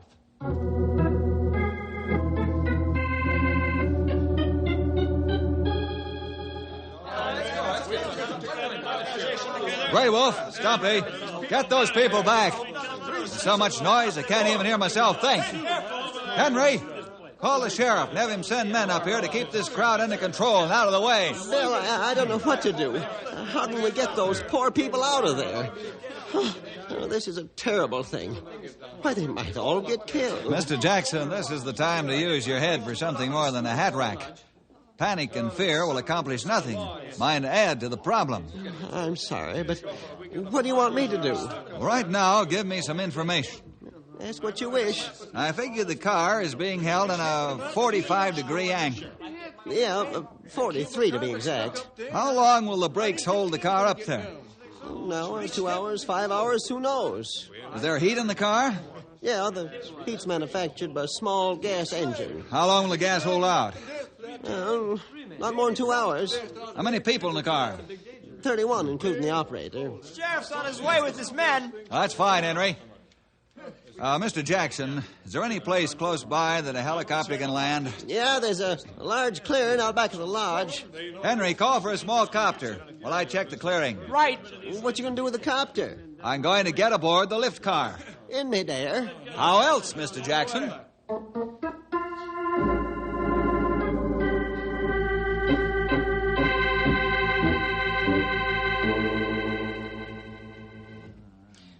Why don't they stop looking at us and do something? For land's sakes, what are they going to do? Cheer or watch us go to our death? That's what they think here. Why don't we do something? All we do is sit around and wait. Wait for death. Well, I'm going to do something about this, and nobody's going to stop me. Sit down and keep quiet. You make me. You just make me. I'm not afraid of you and that wrench. I'm going to get out on the roof and yell for help. That's what I'm going to do, and don't try and stop me. You asked for it, mister, and now you're going to get away. Get away from me. Away from me. Look. You killed him, Calvin. You killed him. Now see what you've done. I didn't. He slipped and struck his head. He slipped. Do you hear? I didn't kill him. You believe me, don't you? He isn't dead, miss. Just knocked out, but good. Well, mister, you certainly fixed things up fine. Now we don't have anyone who knows how to operate this car.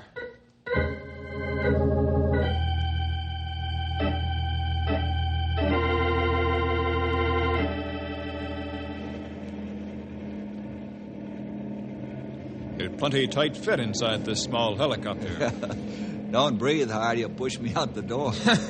That's no joke either, fellas. Martin, how close do you think you can come to the car? Well, my first answer is not very. When I think about those folks down there stranded like penguins on an ice floe, I'll say I'll get as close as I can. Mm-hmm. A good thing door on lee side, so copter not have to fight wind, so it not be blown into sight of lift. Yeah, I'll say. They got enough problems without fighting the wind. Well, here goes, fellas. We'll make a dry run first, and you can see for yourself how close I can get. That'll be fine, Martin. If the copter vibrates a lot, don't think it's falling apart. I'm going to have to rev it up for better stability. Here we go.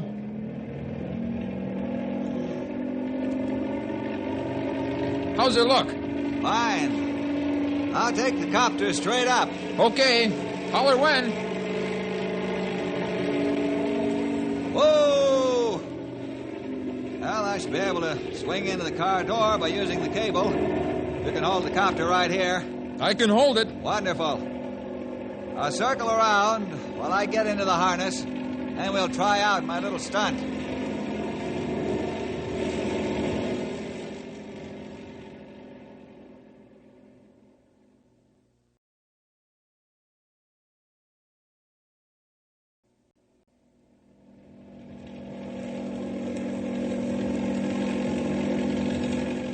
You ready for me to snap harness shut? Yes. You ready now? Don't forget walkie-talkie. Right. If I left that here, I'd have the wigwag. You better get a portable radio set up to swing in on the cable in case the walkie-talkie conks out. I'll be out of business without communications. I'm due as soon as copter land at lodge. You ready now, Bill? Just about. Give me plenty of slack cable after I swing in through the door, so I won't be jerked out of the car if Martin can't hold the copter. That good idea. I'll watch cable slack plenty close. Are you ready, Bill? Yeah. Let's maneuver into position and try it.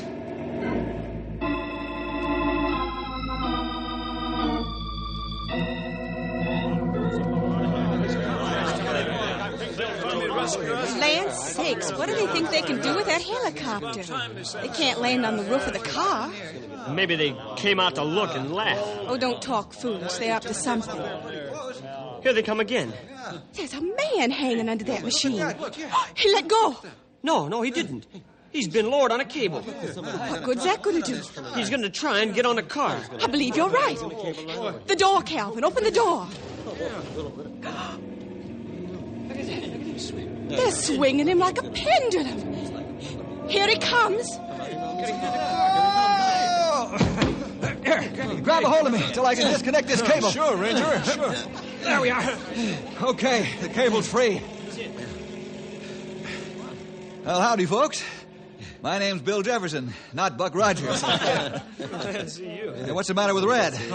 That man's responsible. They had a fight, and Red slipped, and he struck his head. Well, I'll fix Red up, and we'll see about getting you folks out of here safely. Why not get us out first and then take care of Red? Because, my selfish friend, the man's hurt, that's why.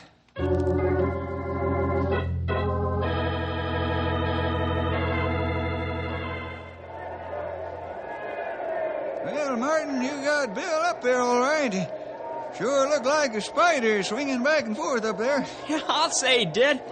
Why didn't breathe while he was making like a trapeze? He's been inside the car now about 5 minutes. He ain't said a word. Maybe he smashed walkie-talkie getting into car. Well, that's possible, all right. How are we going to know? Well, we'll give the young whippersnapper another 5 minutes and then send Martin and Grey Wolf back up there to swing in a portable radio. Well, do you think you can get those people out of there the same way he got in? I wouldn't be surprised. That's about what he's figuring on doing, Mr. Jackson. But it'll take a long time with just one copter. If that's what he's going to do, we'll have them fly on whirly birds hovering around that car like bees around a hive.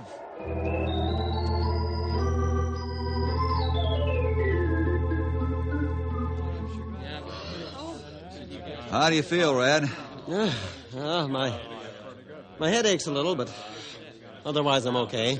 Must have had a rough time up here. Hell, panic. Watch out for the girl and man in the front seat. They're panic makers. Okay. I've got to radio the lodge, or they'll think something's happened to my radio. Bill to Grey Wolf. Bill to Grey Wolf. Over. Grey Wolf to Bill. We're glad you called. We're about ready to send up another radio. Well, Red got his head bashed in a little. I took time to fix it. Hurt bad? No, he's all right. Now, here's the plan. Get half a dozen helicopters like Martin's and have them come in one at a time.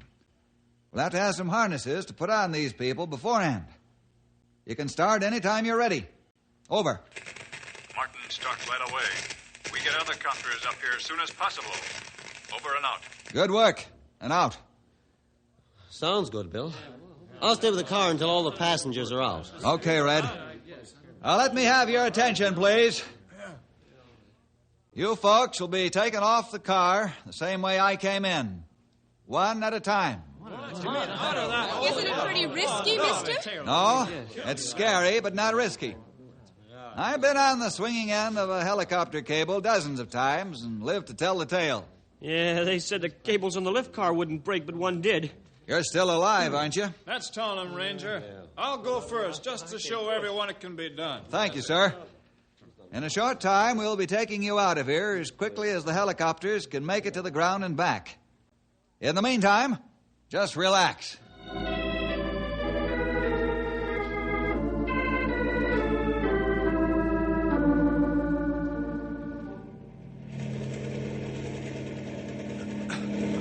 That feels pretty good, Ranger. You don't want it too tight. Just comfortable. All right, relax now. Because the harness will do all the work of keeping you safe. When I did the parachute drop at the fairgrounds last year, I sure didn't think I was practicing for something like this. I'll wave my handkerchief now, then you're off. Well, good luck to the rest of you. Well, this is it. Here I go!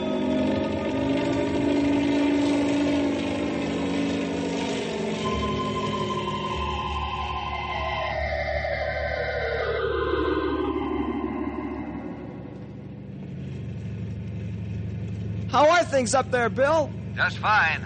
How are they with you? Huh, we've got a lot of happy relatives and relief passengers down here. That's fine. When are you coming down? After everyone else is down. I sure feel good. This rescue's going like clockwork. What are you going to do about the car? That, my dear fellow, is Mr. Jackson's worry. Our job is over when I come down. How many of you are left up there? 4 passengers, Red and myself. Say, tell the boys to step on it. There's a strong wind coming up. It'll make rescue difficult, if not impossible, very shortly. Oh, now I'm not so happy. I'll pass the word right away, Bill. Over and out.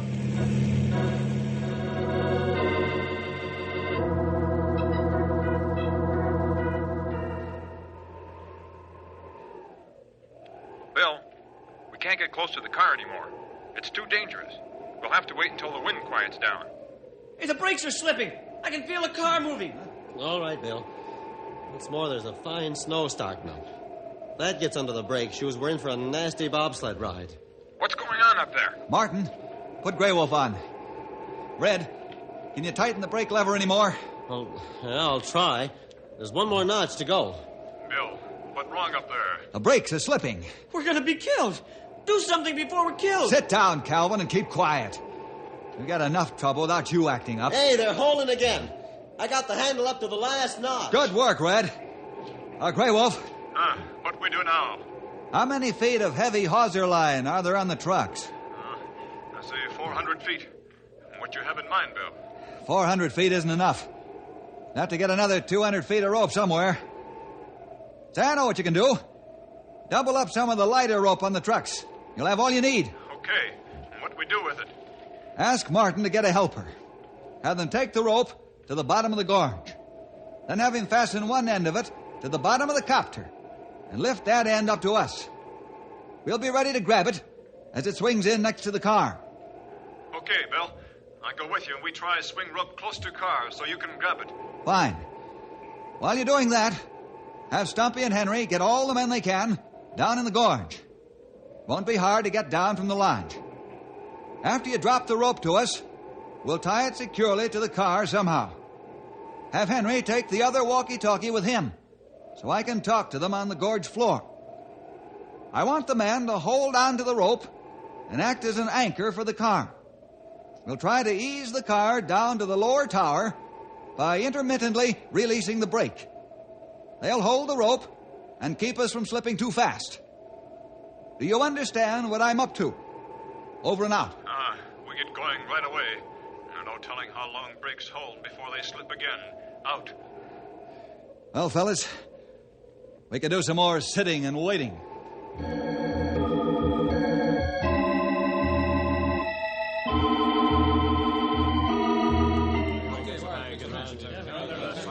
Have we got all the men we can get, Mr. Jackson? Yeah, I believe so. With the sheriff's men, I'd say there's about 30. Oh, that ought to do it, don't you think, Stumpy? Yep, I sure do. Now, we'll turn the spotlights on the trucks down into the gorge so we can see what we're doing. We'll need all the flash and hand lights we can get a hold of for lights to see our own way down. Oh, we've got all of them that we can find, beg, or borrow. Good. Well, there's no sense waiting around up here. Let's get going. I hope this works. Bill and Red got everyone out with themselves and one passenger. I hope they make it all right. I don't care about the car, but I just want to save them men. Well, we're walking down into the gorge. We can all do some praying.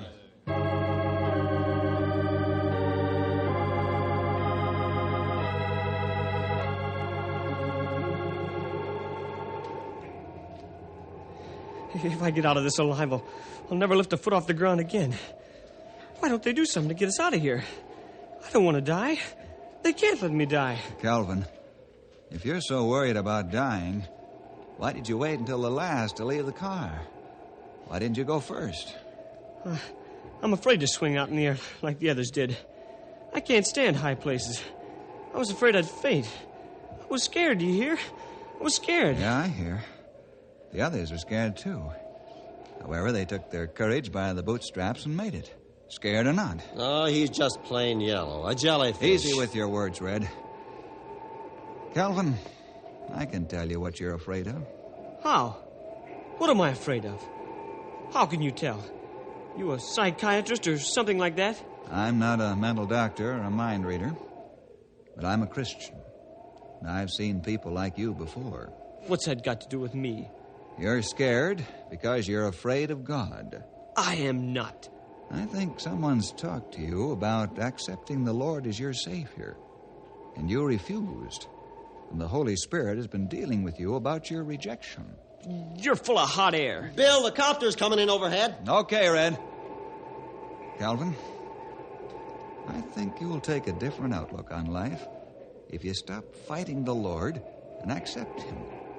I know you'll lose your terrible fear of dying. I'd do some praying if I were you. Now let's slide the windows of the car open so we can grab the rope.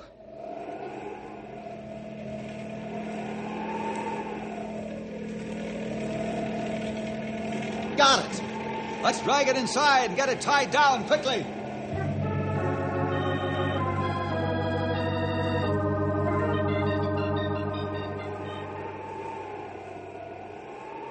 Are you ready up there, Bill? Yes, pal, we are. How do you want us to do this? Like a tug of war. Only don't pull back. Just drag along. Okay, but what if the brakes don't hold on that snowy cable? Then you'll have to snag the rope as you go. Take a turn around a large boulder, and let the man get a new position, and release the rope, and snag it again farther on. Gotcha. We're ready when you are. Okay. We'll start releasing the brakes in 2 minutes. Calvin, you keep a lookout below and see if you can tell us when we're getting close to the tower. All right. Red, you and I'll work the brake lever together. Okay. I don't want to release the brakes all the way. Just enough to move the car. Right. Okay, let's do it now.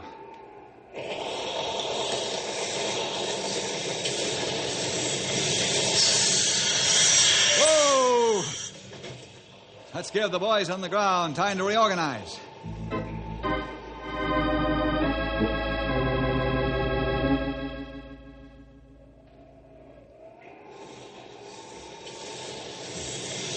Can you see the tower? I can just make it out. We got about 100 feet to go. Hey, the brakes are out! Oh, no! It's up to the boys on the ground now. Grab hold of something and hang on in case we crash. Hey,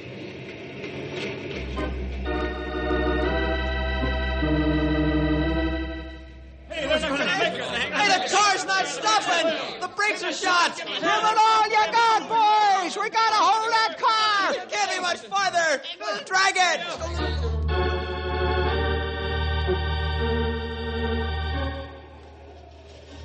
Hold on, fellows. Can't be much farther now. There's the tower. Here it comes. We made it! We're still alive! We made it!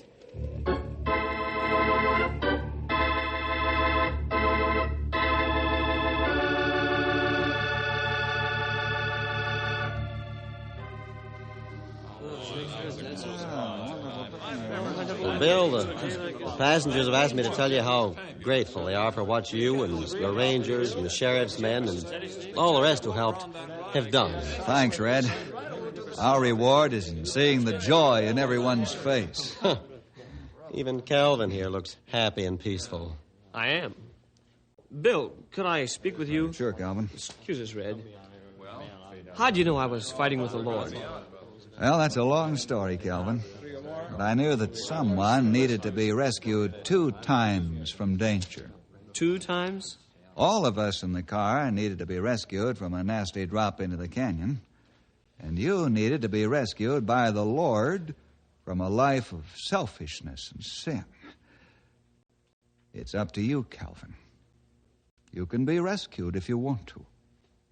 Jesus Christ has made contact with men. He's a link, a cable between us and God. Calvin, you have the choice of receiving him and being rescued from the danger of sin, or being stranded forever.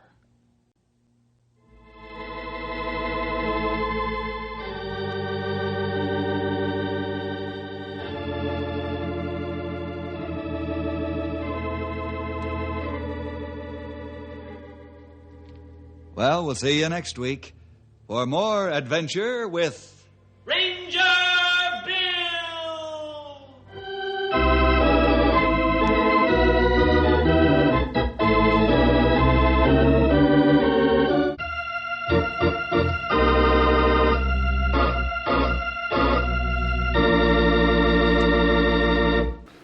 The first couple of radio comedy are Burns and Allen are up next.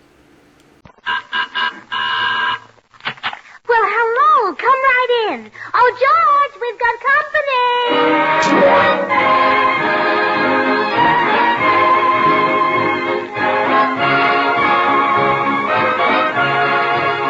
And now meet the people who live in the Burns house, George and Gracie.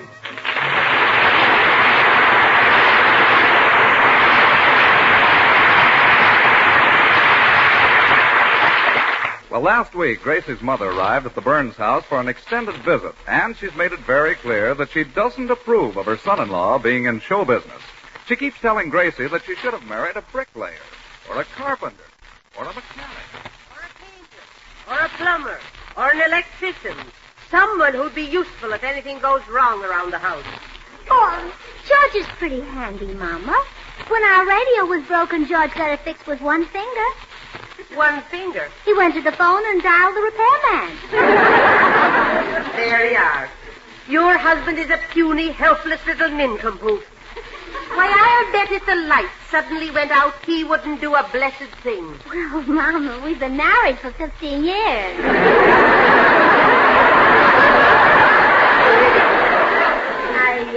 I mean he wouldn't know how to fix them. Oh, Gracie, darling, I'd like to go back to San Francisco, but you need someone around here to look after you. Oh, but Mama, George is a wonderful husband. Even if he isn't show business, he's a good provider. I don't believe it. How can he earn a living on the radio? Oh, he makes people laugh. But on the radio, who can see his face? They don't have to see him, Mama. He's a fine comedian. Well, George is... Hello. Oh, hello, dear. Well, where have you been? Have you been out shooting pool and gambling? Of course you have. Where else would you be? How much did you lose? Everything you had, of course. I was down... And now you're home to borrow money from me. I thought... Well, now, you're getting the money from me. You're not getting it from me unless you steal it. Would you stoop to that? I wouldn't. Oh, you would you, huh? Gracie, are you going to stand by and see your husband steal my money? I have no... George, give Mama back her money.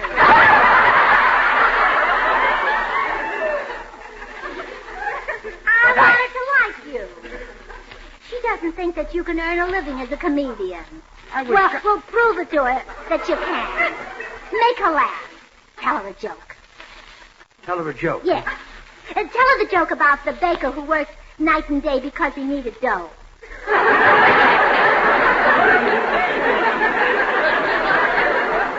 Tell it? You just... Go on, show her how you make a living. But, Gracie, You heard what she said. Tell me the joke about the baker who worked all day and night because he needed dough.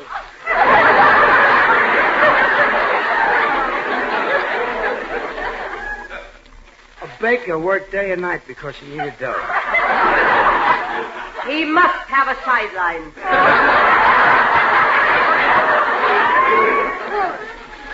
You didn't tell it very well, George. I even had the feeling that I'd heard it before. It's hard to work without but makeup. That's not his greatest talent, Mama. You should hear him sing. He sings? Oh, just like a bird. He's even fooled some of our neighbors into shooting at him with an air rifle. A pity they missed. Sing for Mama, George. Open up the blast furnace of your throat and melt her down. Okay. Here's a song that'll do it. Sure, I love the dear silver that shines in your hair. And the brow that's all furrowed and wrinkled with care. I love the dear fingers so toil-worn for me home.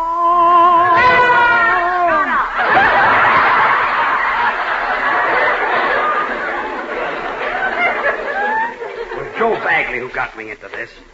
I think I'll go pay him a little visit.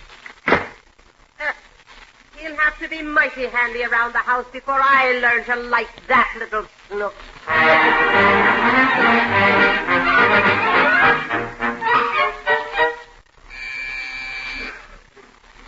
Come in. Hi, Gracie. Oh, hello, Bill. George here? No, he's gone over to see Joe Bagley. Say, Bill, do you think you could teach George to be handy around the house? Well, the little man's not so good, huh? Oh, Bill, he's dreadful. Last week he tried to repair the vacuum cleaner in the refrigerator. What happened? Well, when he put them back together, the vacuum cleaner bag filled up with ice cubes. And every time I opened the refrigerator, George sucked me in. Well, maybe I can help, George. I'm awfully handy at tinkering with gadgets. Really? Oh, they call me the biggest tinkerer in the neighborhood.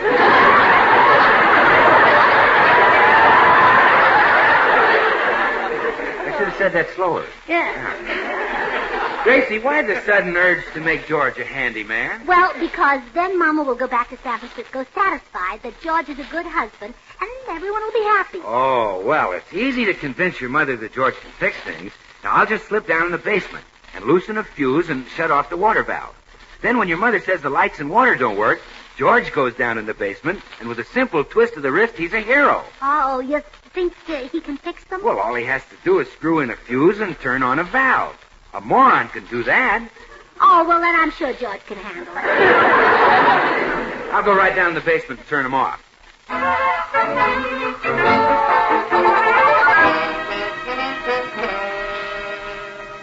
It's your fault she's here, Bagley. Oh, don't worry. Don't worry.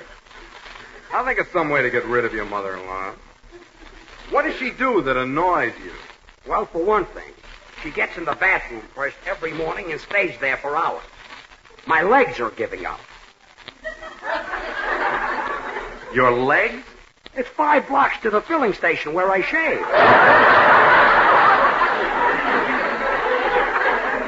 Well, at least they clean your glasses for you. What was that?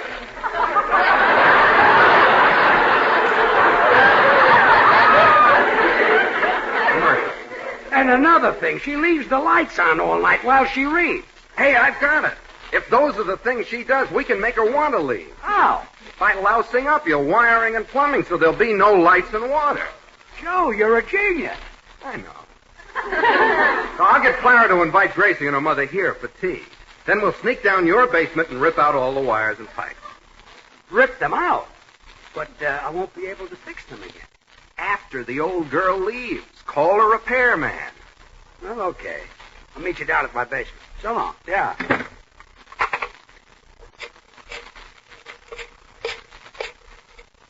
Hello, Sam. This is Joe Bagley. How's the plumbing and electrical business? Good. Say, do I still get a 10% commission on jobs I find for you? Swell. Yeah, I'm lining one up that ought to run about $500.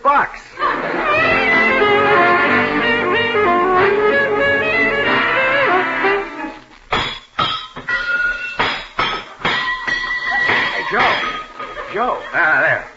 All the water pipes are down. Hey, Joe, take it easy. It'll cost me $50 to get those put back. What's 10% of that?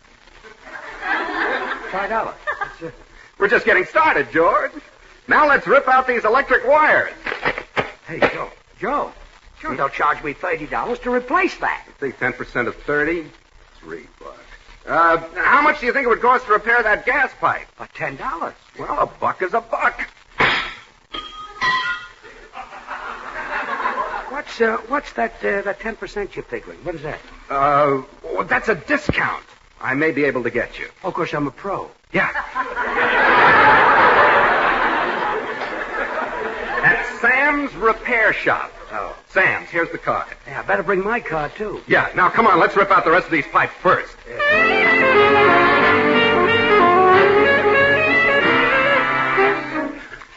George, Mother has some news for you. She may be heading back to San Francisco tonight. That's right. Oh, it worked already, huh? Oh, boy. I've only been staying here because I didn't think you were capable of looking after my daughter properly. But now the lights and water and gas have all gone on the blink. You don't say. Yes, I do. And now, here's my proposition. If you can prove to me that you're a handyman by fixing everything, I'll pack up and go home. I have to... Oh, no. No! Oh, see how anxious he is to get started, Mama? He can't even wait for a hammer. He's beating on the sink with his head. And it's not doing the sink any good. Oh, well, don't worry about a thing, Mama. George will go right down to the basement and fix everything. But, honey... Come along, dear. Gracie, I can't fix this stuff. Look at this basement. Gas and water pipes all over the floor. Wires ripped out off the wall. And the hot water heater disconnected. Oh, boy. When Bill Goodwin turns off a valve, he really turns it. Huh? It looks like he chased a girl through here. Bill Goodwin? Yes, he turned off the water and lights so you could turn them on and be a hero for Mama. In the meantime, Joe Bagley and... Oh, well. There's no use crying over spilled milk. Oh, did you knock that over, too? I'll never get this plumbing fixed. Oh, but you've got to. Then Mama will like you. You'll be a plumber and she'll be your friend. Yeah. But I don't know a gas pipe from a water pipe. And the electrical wiring is down, too. Well, I'll help you, dear. Remember, it's the only way you can get Mama to go home. Well, okay. You stand there by the main electric switch, ready to throw it when I tell you. Mm-hmm. I'll fix this if it's the last thing I do. Attaboy. Well, now, let's see. I'll pick up this electric wire. Oh! Oh! Oh! Oh, I like you when you look so determined. Sparks shooting from your eyes, in your ears, and your nose. Gracie, throw the switch. Throw the switch. Yes, dear. Well, hurry up. Turn it off. Well, I can't. I don't know where I threw it.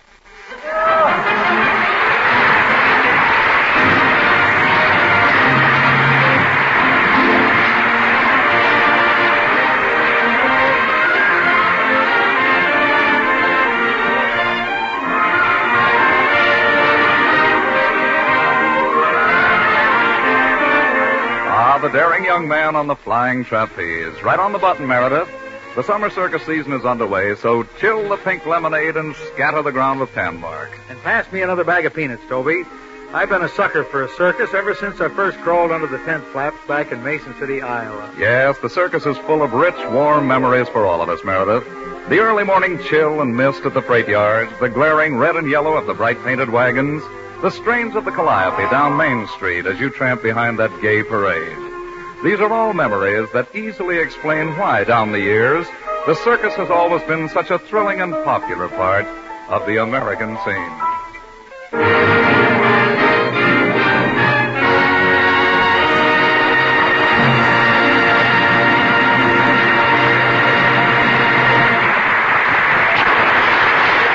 Mama, you'll be so proud of George.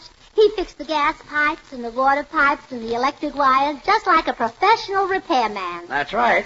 And now that you're satisfied, I'm a good husband. I guess you'll be heading back home. I'll be sorry to see you go. Not so fast. Let's see if things are really fixed. Turn on that water faucet, Gracie. All right. Gas! There's gas coming out of the water faucet. That's impossible. Turn on the gas stove. All right. Oh, no. I thought so. A handy man, is he? And the gas stove squirting water. Well, Mother, it's not so bad. When you want to take a nice hot shower, just crawl in the oven. Sure. And I suppose when I'm thirsty, I just turn on the faucet and take gas. That's an idea. What was that? Nothing, just a slip of the tongue. Well, it'll be a novelty when you turn on the faucet to wash vegetables. It'll be the first time people ever gave radishes gas. Wait right here. I'll go down to the basement and make a few changes.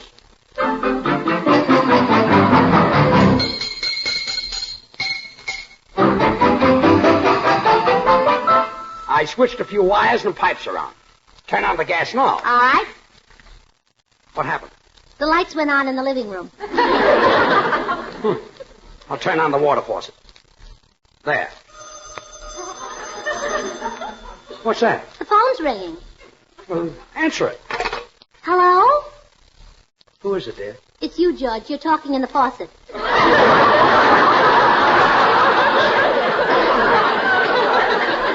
Well, I give up.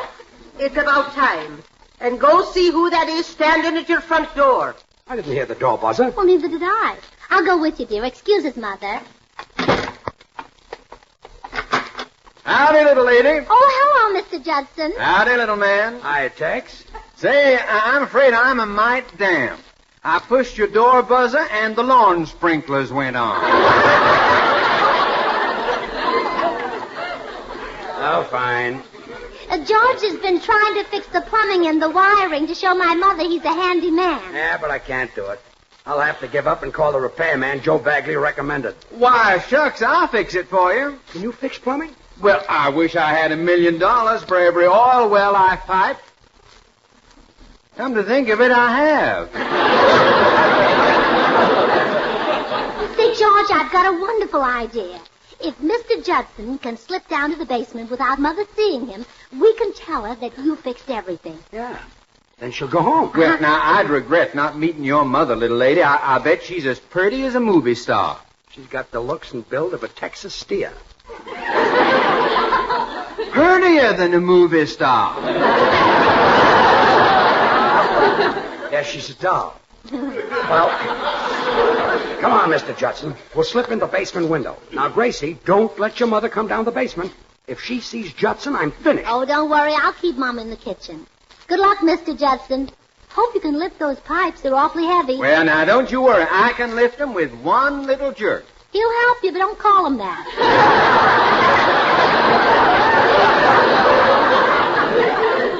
He'll help me, but don't...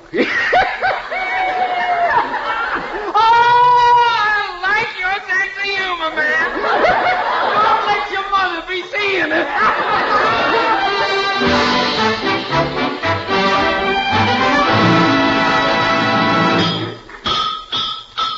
What's that? Oh, that's George, Mama. He's back down in the basement fixing everything.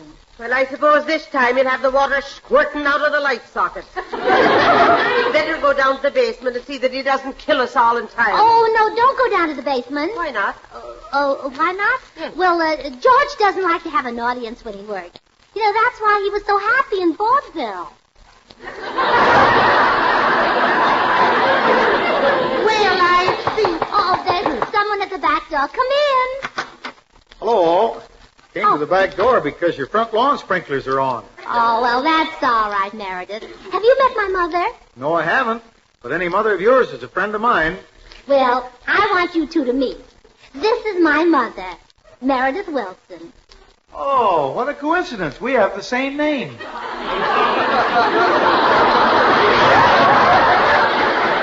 Well, I don't have to stand here and listen to this simpleton. I'll go down the basement and see how the other one's doing. Oh, no, Mother.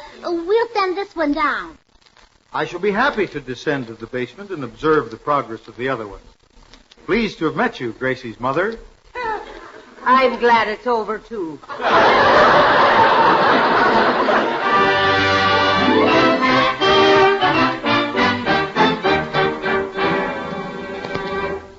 Gracie, I think I'd better look down the basement and see how your husband's doing. Oh, wait, Mama. Bill Goodwin just drove up the driveway. I'm very anxious for you to talk to him. Why? Why? Well, he's Irish like you are. He's a son of old Aaron? Yeah, that's his father, old Aaron Goodwin. Excuse me, Mama. I'll let him in the back door. Hi, Gracie. I was driving Professor Korkendorfer downtown, and I thought I'd stop and see how the... Bill, don't ask me any questions, but you're Irish, and you're keeping Mama out of the basement. No questions, huh? Well, I'm game. I'll be right out, Professor Korkendorfer. Mother, I want you to meet that handsome Irishman, Mr. Bill O'Goodwin. Goodwin? Uh-huh. But, daughter, a moment ago it was just Goodwin. Well, my girlfriend's changed it for me. You see, whenever they're on a date with me, they keep saying, "Oh, Goodwin. Oh, Goodwin."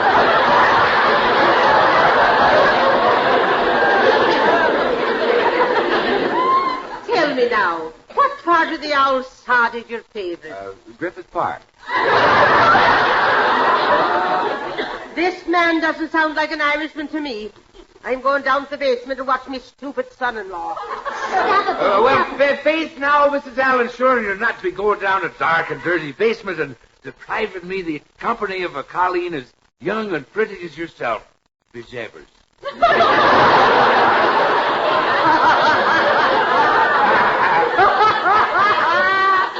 along with you. Gracie, did Mr. O'Goodwin kiss the Blarney Stone? No, Mama. He doesn't waste his time on things that can't kiss back. Oh, George. Yeah? I'm taking Mama over to Dr. Miller, the psychiatrist. It's about time.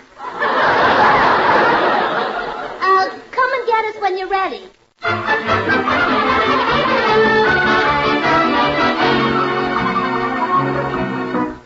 Well, Job's all done, little man. Your plumbing and wiring is all TX. TX?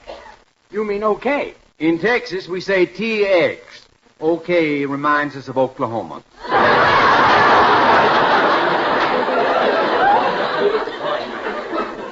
Where's Meredith? Well, to keep him out of the way, I told him to sit in the corner and smell that water pipe to see if there was any gas coming out. Ah. Well, thanks a million, Mr. Judson. I'd offer to pay her, but all I've got with me is cash. Ah. All you've got is cash. Oh, I despise your sense of humor, little man. I'll be seeing you. Come on, Meredith. Let's get Gracie and her mother. Oh, no, George. A leak might still occur in this pipe. I shall stay by my post and smell.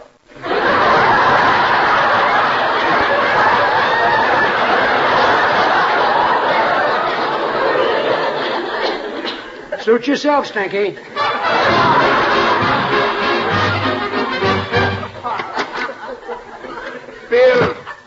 Bill, are you still in the house here? Here is Professor Korkendorfer. I'm tired of waiting in the automobile. Hello? Speak up, somebody. I'm down here, Professor. Somebody spoke? Yes, I'm Meredith Wilson in the basement. Who are you when you're upstairs? I'm still Meredith Wilson. Why don't you come down and join me? You're standing right at the head of the steps. You don't gotta tell me there's the steps. I got eyes like a hound. Here I go.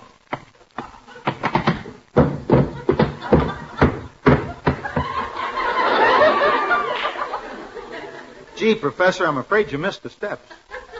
That's ridiculous. I hit every one of them. What are you doing here? I'm smelling this water pipe to see if gas comes out. Gas out of a water pipe? Something is wrong with the plumbing here. While I'm waiting for my friend Bill Goodwin, I'm gonna fix it. But Professor, I think everything is fixed. I gotta have a look-see once. I got ice like a hound. Aha! Here is the trouble with the plumbing. They got soft pipes. Professor, you're holding my leg. So? How could you have such skinny legs and such a big stomach? No. That's a hot water heater. Well, anyhow, I'm gonna fix the whole works. Now, first I clear away these spider webs. Professor, those spider webs were electric wires. Smart spiders. Now they kill the flies by electrocution. Well, I got no time for bugs. I get busy now and fix the plumbing.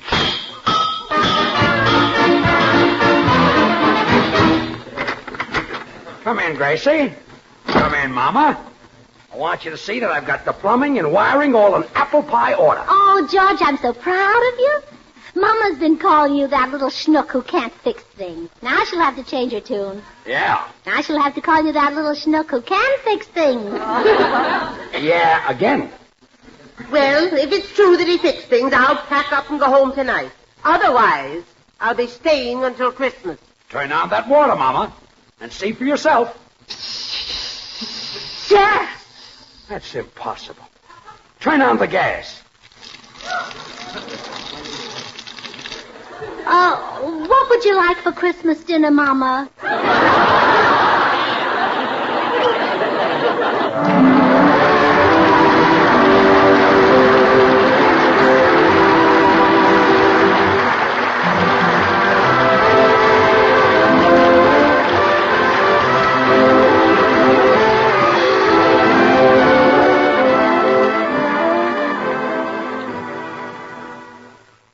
Next, hunt the biggest of all game with the Green Hornet.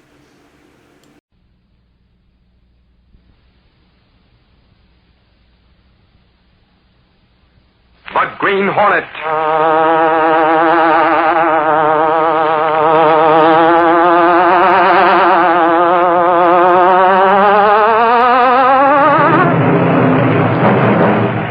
He hunts the biggest of all game, public enemies who try to destroy our America.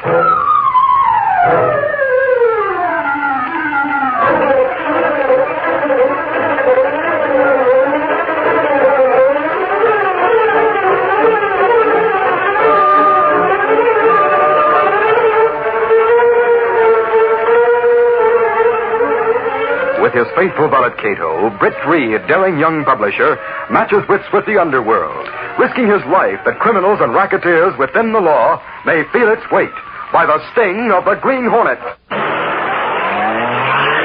Ride with Britt Reed as he races toward another thrilling adventure. The Green Hornet strikes again. Hurry, Cato! Here's where we smash your writer's racket!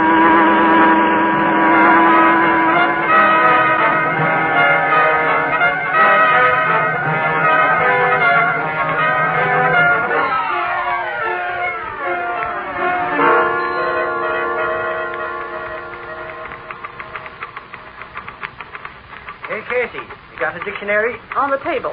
Thanks. Will you stop mumping up the desk, Axford? There, the brown-back book. No, I'm getting it. But you got it buried under all them papers. You had ought to be tidy, Casey. Around the Daily Sentinel? Yeah, but this ain't the city room, Casey. It's okay for the reporters to have sloppy desks, but you're Britt Reed's secretary. And I'm up to my ears in work. I haven't time to clear my desk. Oh, then leave me help you. I'll file them papers away for you. Oh, thanks. There. Axford. Huh? You big lug. Why put them in the wastebasket? Well, golly, Casey, you said file them And you dumped them in the wastebasket. Oh, you idiot. Those letters are to be saved. Now get them out. Suffering snakes, Casey. Ain't you read them already? Get them out. Okay. Keep your shirt on. There you are. But, golly, I can't figure out what for you want to keep them. Will you let me get on with my work? Now, there's your dictionary. Here, go on. Look up your words and stop bothering me. Okay, if you don't appreciate what I... Apple. Cat. H.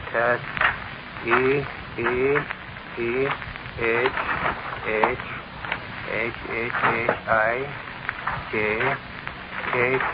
What are you doing, Ashford? Dumping for a cracked phonograph record? He's driving me crazy, Lowry. I'm looking up a word in the dictionary. But this one ain't no good. It ain't got all the alphabet. Ashford, if you've mussed the dictionary up too, I can't find the letter G. G? Yeah, like in Gee Whiz. Oh, give me that. What's the word? We'll tell you what it means. It's Genius. Genius. Genius? Here, it's in the letter I got. Is that the word genius? Genius. Does it mean something good? A genius, Axford, is a very exceptional person, a very brainy person. Yeah? Holy crow, I guess them guys know what they're talking about, Casey. That's what they call me, a genius.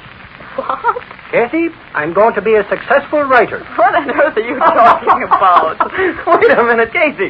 Get a load of this. What? Axford, he's falling for that author racket. What are you talking about? Get away. I want to read some of this to Casey. Listen, Casey. I quote, Dear Mr. Axford, we have received your short story, and it's excellent. Story? Quiet.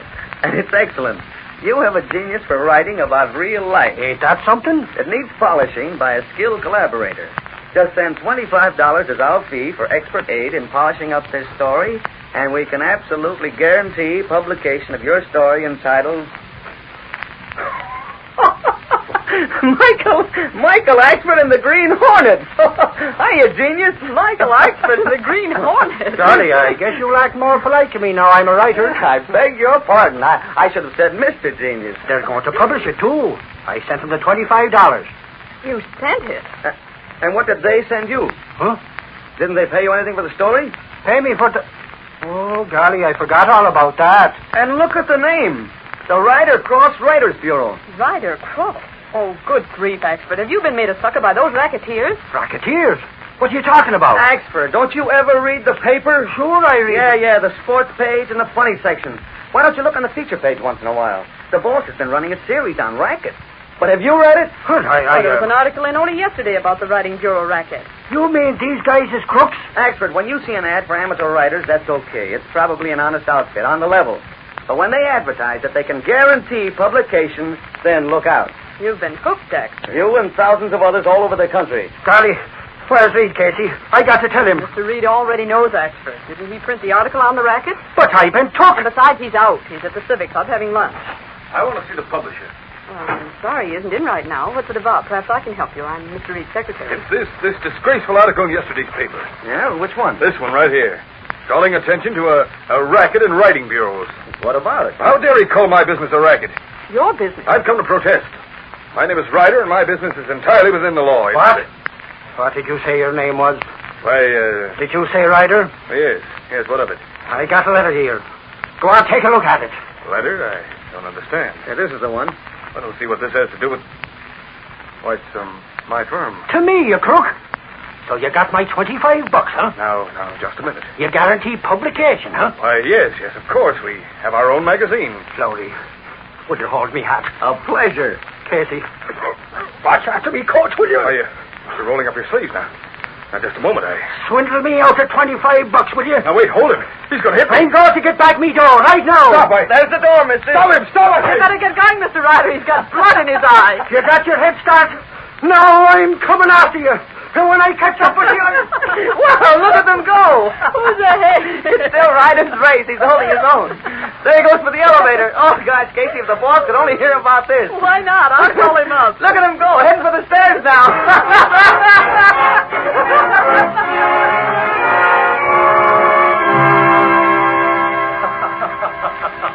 What's the funny, Reed? Something you heard on the phone? That was my secretary. You met Axford, Tompkins? What's he done now? Well, he was taken in on a writing bureau racket. He's trying to get his money out of the racketeer's hide. You'd better look out. He's apt to face a charge for something better. It's okay. From the description, I don't think Axford will catch this man. Axford's husky, and he's no greyhound for speed. But seriously, Tompkins, this fits right in with our talk. Now, this man's name is Ryder. You ever hear of him? Never. He runs a writing bureau that's foolproof. I gather he didn't like the Studnell's article. I think that article was swell. Look, I'm an author, a fairly well-established author. That's why I suggested this lunch. Yet I've been taken in by jip outfits like writers myself. Well, I can afford to be a sucker for a racket once in a while, but those others. Many people fall for it? Reed, most of them are poor people, desperately in need of jobs. As a last resort, they try their hand at writing. You'd be surprised how many. And these racketeers take them for all they can. Squeeze them dry. Fees for polishing up, fees for collaboration. Yeah, but take this Ryder Cross outfit. They guarantee publication. How can they do that? Because they do publish the stuff. They have a magazine. They publish? They cut each story down to about 10 lines. Cost them only a few pennies, but that's still publication. Do they copyright their magazine? Certainly. What? Oh, nothing special. I was just wondering. By the way, you mentioned that you save all your old manuscripts. Yes, I do. Everything that I ever had printed, way back to my first short story. Got a library full of them. Are they that good? Far from it. As a matter of fact, some are pretty bad. It's too bad the law can't do anything about these racketeers. It's just that... Good Lord, I didn't notice the time. You'll have to excuse me, Tompkins. Going back to Central Reed? No, I have a little business to attend to at my apartment.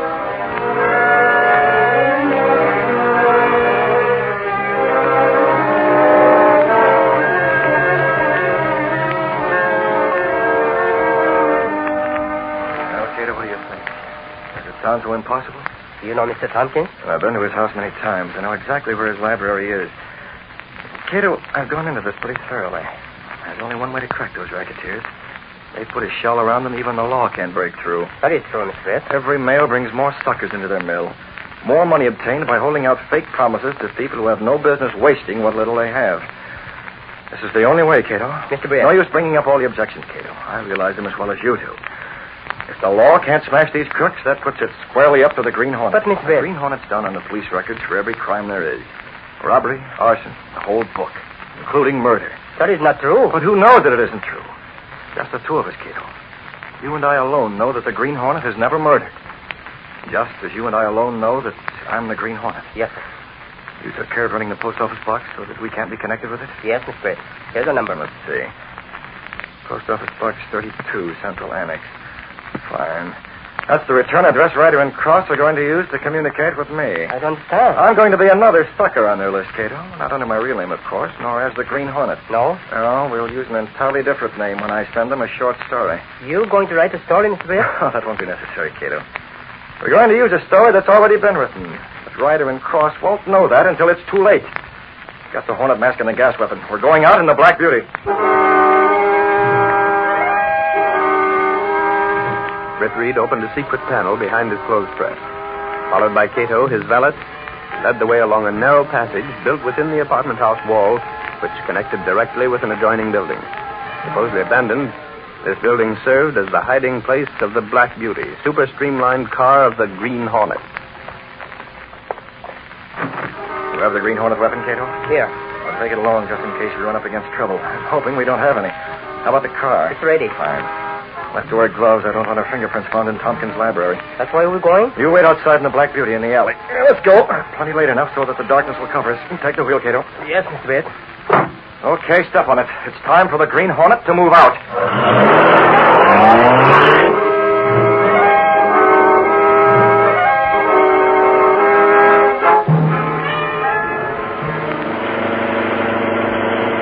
Two more blocks, Mr. Britt. Turn off the supercharger, Cato. There. The next corner, Cato. Turn right. Very well. That's it. Now into the alley. No, left this time. Yeah, here. Good enough. Stop here.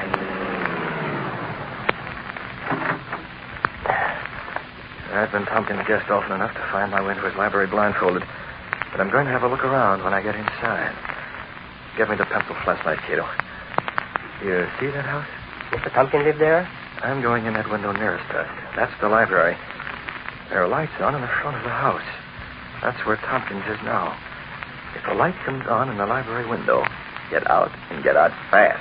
You understand? No, I will not. I mean, I've been spotted. Did you say no, Cato? I will not leave you. You'll go as fast as the Black Beauty can take you. If I'm trapped, at least you'll be in the clear. Mr. Britt, There's no time for argument, Cato. Remember my instructions.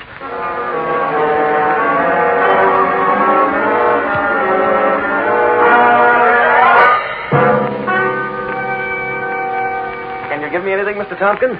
My editor said maybe you'd have a follow-up on this writing bureau racket. No, I told your publisher, Britt Reed, all I knew at lunch. These guys, Ryder and Cross, for instance. Do you know anything about... I wish I could help, but there's nothing we can do if the law can't. That means nothing at all. Those crooks stick inside the law. Dear, did you hear something? Ellen, what's the matter? Mr. Tompkins, what happened? Were you in the library just now? Library? No. Well, I had the funniest feeling as I walked past. Have you heard something? I don't think I imagined But it. there's nothing in the library. It's just piled high with old manuscripts. Which way is it? Do you think that... I don't know. Let's find out. Back of the house, isn't it? Second door on the left. Be careful. Here we are, Hal. Hold on. What is it? There. Wasn't that a footstep? Now, stay out of the way, Ellen. Get back. Now, open the door, Tompkins. Empty. Where are the lights? I'll get them. It's empty, all right. Looks the same. Nothing's been disturbed. Look at that window, huh? It wasn't open before, I swear. Look! What? Up back the alley. Tell him I told you to stay out. Look, it's a car. Yeah, you're right, Mrs. Tompkins. It's... Holy mackerel! Tompkins, give me your phone. That's the car of the Green Hornet.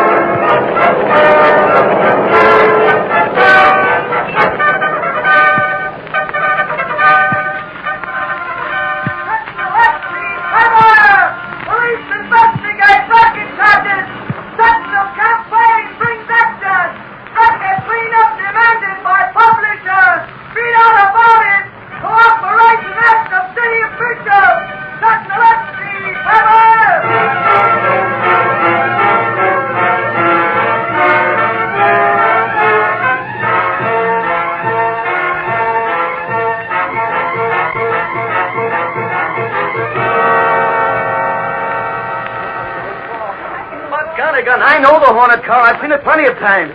The Green Hornet was at Tompkins last night. Maybe your eyes need attention, Lowry.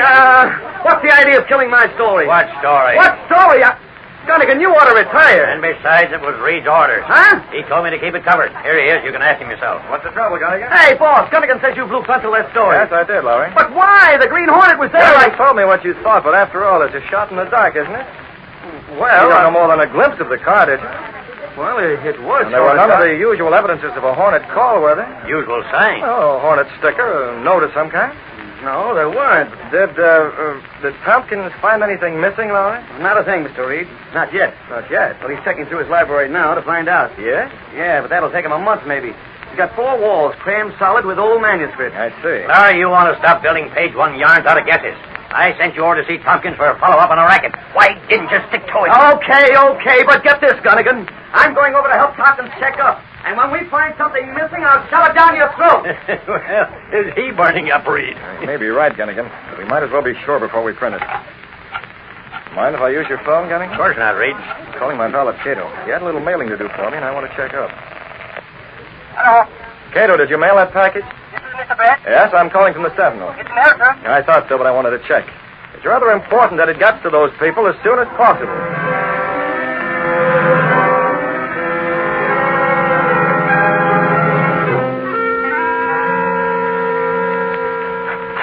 The Ryder Cross Writer Bureau is doing better and better each day, Mr. Ryder. Look at the mail this afternoon. I hope the out-of-town newspapers don't pick up that article the Daily Sentinel had on our business. As much as label it a racket. Let them label. They mention no names. This Britt Reed, the publisher. You know what his bodyguard almost did to me? Lucky for you, he cooled off. Lucky for me. Lucky for the Sentinel, you mean?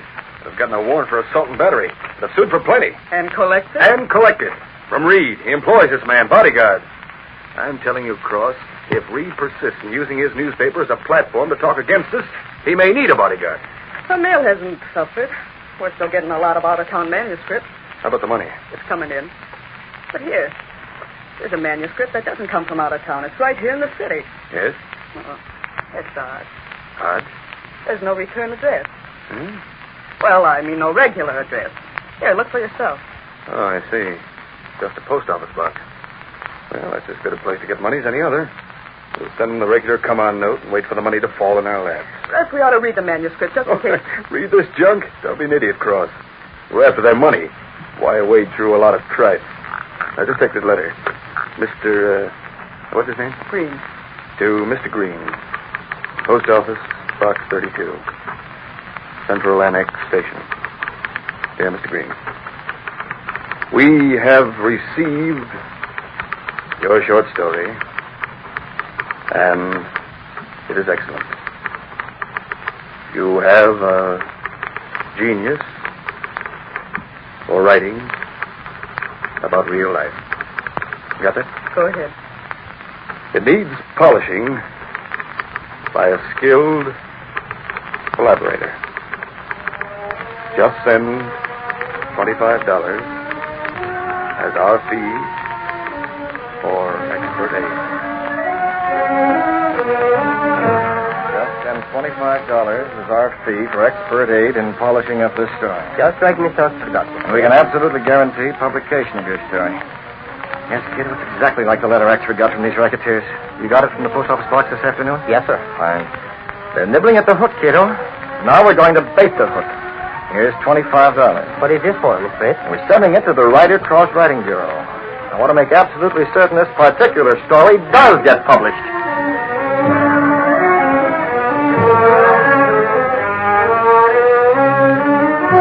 Well, that's what I call a prompt response, Ryder. Money order? $25 from Mr. Green, Post Office Box 32, Central Annex. And a note saying he hopes we'll fix it up for him so it will be published. Certainly it'll get published. We'll cut it down to half a page. Check him off as paid and condense his manuscript with the others to be run off in the mimeograph. When we guarantee publication, we mean just that. Yeah, but no one ever sees our mimeograph magazine. They can if they want to, Cross. They can if they want to. We don't say they'll get paid for publication, do we? Do we?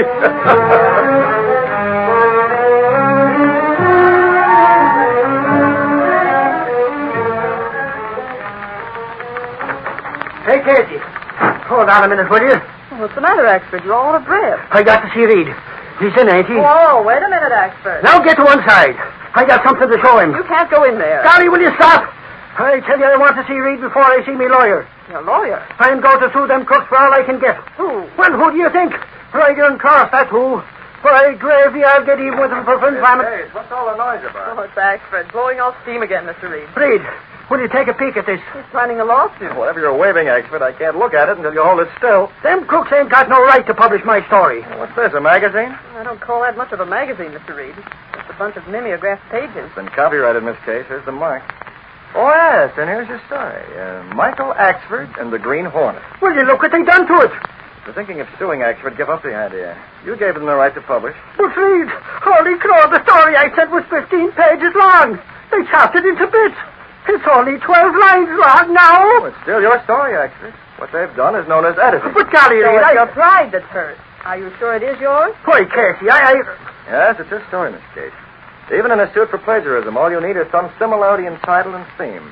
If one line is identical, that's enough. Suffering Snake, I'm going to see a lawyer. Doesn't do you any good, Axford. Just grin and bear it. You didn't buy this on the newsstand. That thing? No. You see, Reed, I went up to get my $25 back from Ryder and Cross. And then... And instead of getting the money, you came out with this. Golly, Reed, that crook Ryder is a slick talker. I was going to poke him once. Until he starts talking. He told you your story was published? How did you know that? The usual procedure.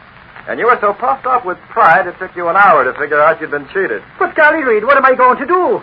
Don't them crooks have to pay for using my story? You're out of luck, Axford. They do not. Hey, boss, I told you I was right in the first place. What about, Larry? About the Hornet. He was at Thompson's house that night. What? Holy crow, you sure? He took a manuscript, and don't ask me why, boss. A manuscript? The Hornet? Absolutely.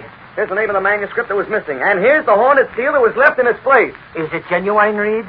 Yes. Miss Case? Yes, Mr. Get Gunnigan on the phone. Never mind. I'll get him on the dictaphone myself. Gunnigan. Gunnigan, Reed talking. Yeah, Reed? What's up? Lowry brought in proof of his story. What? You mean the Hornet? Yeah, the Hornet was there, all right. He left a seal. What for? What do you want? Lowry's coming in now with the details. You're cute, Lowry. The Hornet left the manuscript. Tompkins and Lowry just discovered it. A manuscript? That's right. Slap it on page 1. It's a big mystery. Play up that angle, mystery. Get it in the early edition so it'll hit the streets around 9 o'clock tonight. Let's see why the Hornet took an apparently worthless manuscript.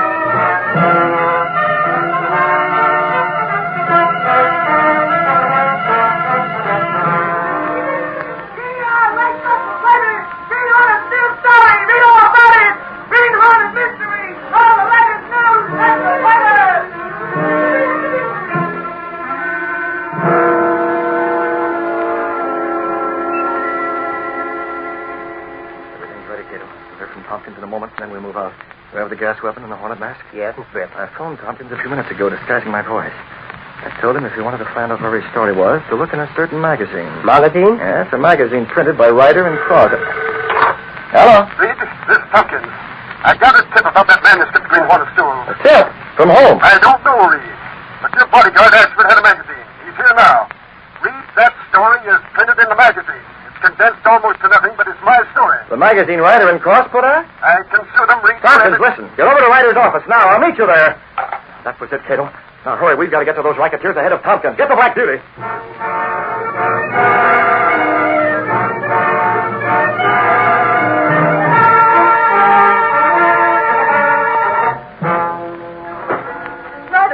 Ryder! Cross, what are you doing here? I thought you went home. Look at this story in the Sentinel. What about it? I glanced at the paper. This, about the Green Hornet. He stole the manuscript. Now, what's that got to do with it? Plenty. That story's already been published. Cross, will you calm down? You're not talking sense. No? Well, maybe this makes sense. Here, look at the title of that story. Forever and a Day. Well, what about it? Doesn't that title sound familiar? Why should it? Tompkins is a famous author now. This was evidently one of his early. Forever and a... Cross. Yeah, you're waking up. Is that the name of the story we published in our magazine? Here it is. Right here. Forever and a... Oh, but Cross, we only used 10 sentences, not the whole story. We had to do that. Otherwise, it cost us more than it's worth to print the magazine. It'll cost us plenty if they find out. We can be sued for plagiarism. Why didn't we check this story? Check it? We never bother to check anything that comes from a sucker like this. Like this man, Green? Oh.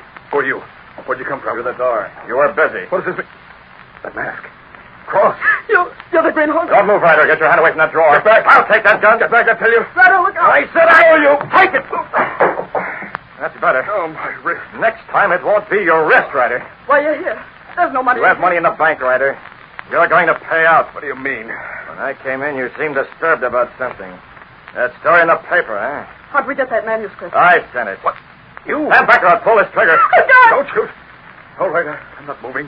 I sent you that manuscript under the name Green. You know what's going to happen if Tompkins finds out that you've published it? No, we don't. Don't lie, you do know.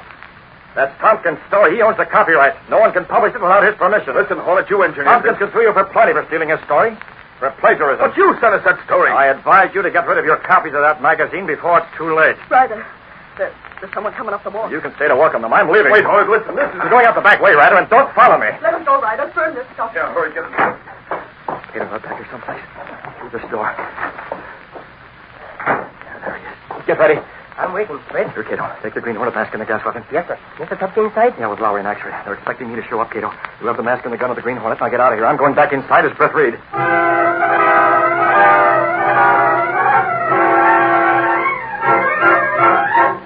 I tell you, you can't do this. We had no idea we were using your story, Mr. Tompkins. You published it, and I'm going to sue. Yeah, and he'll get plenty for it. But it was the Green Hornet. We Just a moment. Mr. Reed, this is... Got here a little late, Tompkins. Yes, Reed. But not too late to get the drift of what's going on. Ryder, you and this woman have been running a barefaced swindle. A racket that couldn't be stopped by the law. You can't do this to me. It's entirely within the law. You used the law, and now by some accident, the law can be used to ruin you. Golly, that's telling But I tell you, the Green Hornet sent that story in. We didn't have... Maybe he did, maybe he didn't, mister. You think we stole that story? Oh, what's the use, Cross? Okay, you've got us. You can sue us for plenty. But finish. Wash down. Just as well you admit it, Ryder. Then let me tell you, Chisholm, something. The money I win from you is going back to the people you stole it from. You're not getting me in court. I'll scram out of here. Got him, got a gun. Stand back, I'm leaving. Ryder, look out! Grab inside, Action. Watch the gun. Let me over here. Go. Wow, boss, you sure clipped him. Out like a light. What are you waiting for, Larry? There's the phone. Get this story in the Daily Sentinel. Rich racket's lit.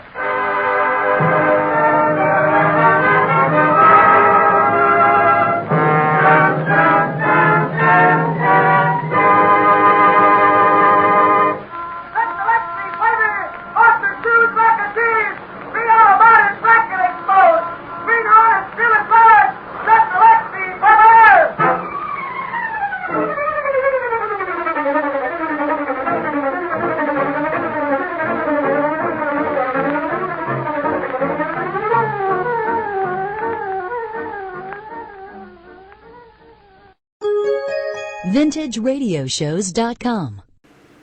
Hi-ho, Silver! Away to those thrilling days of yesteryear with The Lone Ranger.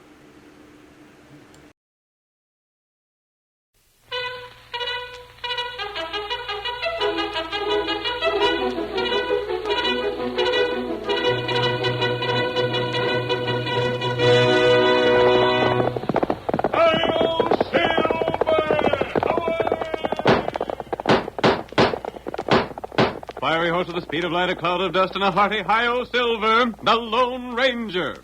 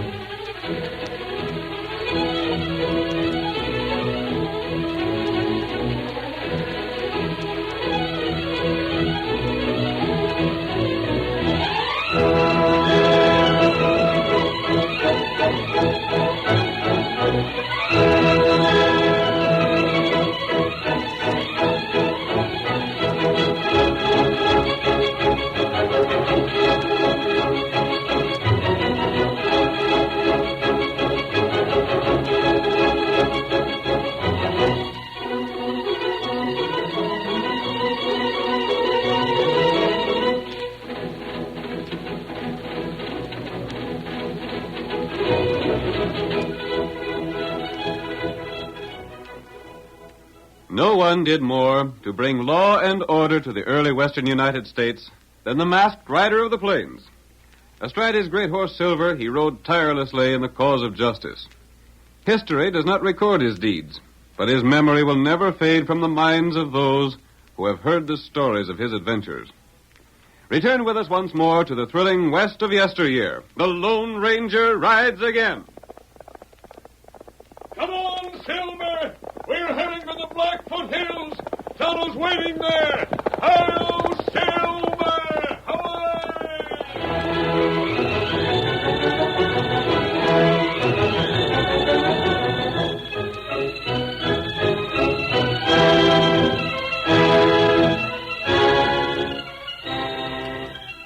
The trail leading to Fort Paxton narrowed as it crossed the Blackfoot Hills. For more than 3 miles, it was a dangerous ledge, with a drop of hundreds of feet below and a sheer granite wall rising above. As our first act opens, we see the Lone Ranger and his faithful Indian companion Tonto following the trail westward. Bull Crummer's gang is somewhere in these hills, Tonto. Them not far now. Have you noticed any new signs, Kimosabe? Tonto find only place where them camp. That's something I can't understand. Until last night, they seemed to be following this trail. But today, there's no sign of them. Maybe soldier hide sign. Yes, the party of soldiers ahead of us may have covered their tracks. How far ahead are the soldiers, Tonto? 1 mile, maybe 2. I wonder if Bull could have learned of the money they're taking to the fort. Bull find out many things. And if he's learned the soldiers have at least $40,000 with them, he'll do anything to get it. What army do with cash? Part of it is the army payroll. The rest is for the Indian agent at Clear Lake. Oh. I hope Bull knows nothing about it, but I... What's that? Oh, Silver. Oh, white fella. Oh. Tonto, that sounded like blasting powder. Huh? Why would anyone use blasting powder in this part of the country? There's no mining here. There's no mining and no farming. It wouldn't have been used to clear stumps. And plenty big noise. Can you tell where it came from? Come from up trail. That's where the soldiers are. I wonder... What you think? I wonder if Bull Kremer could have had anything to do with that blast. Oh, that may be right. We're going to find out right now. Come on, Silver. Get him up, white fella.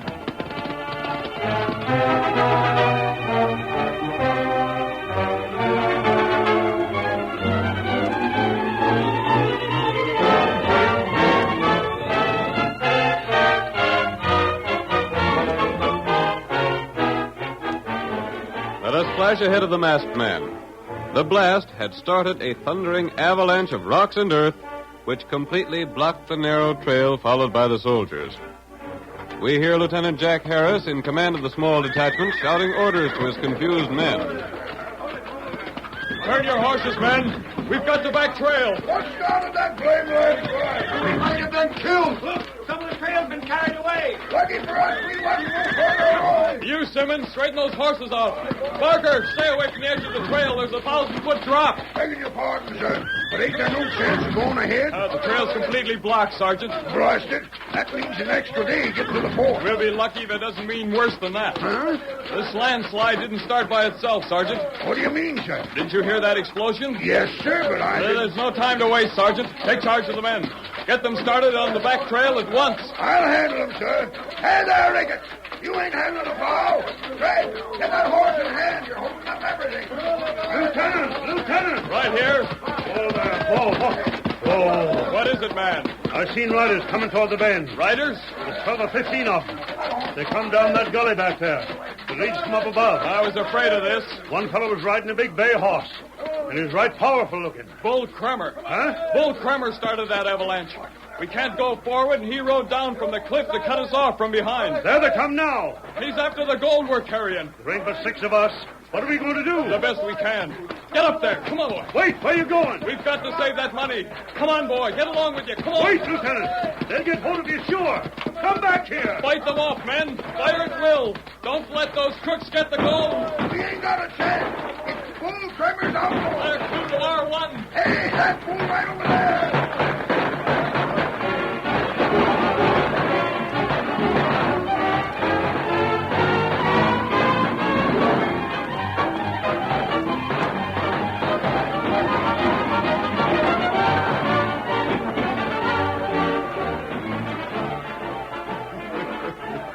Well, that trick is working out all right, Cap.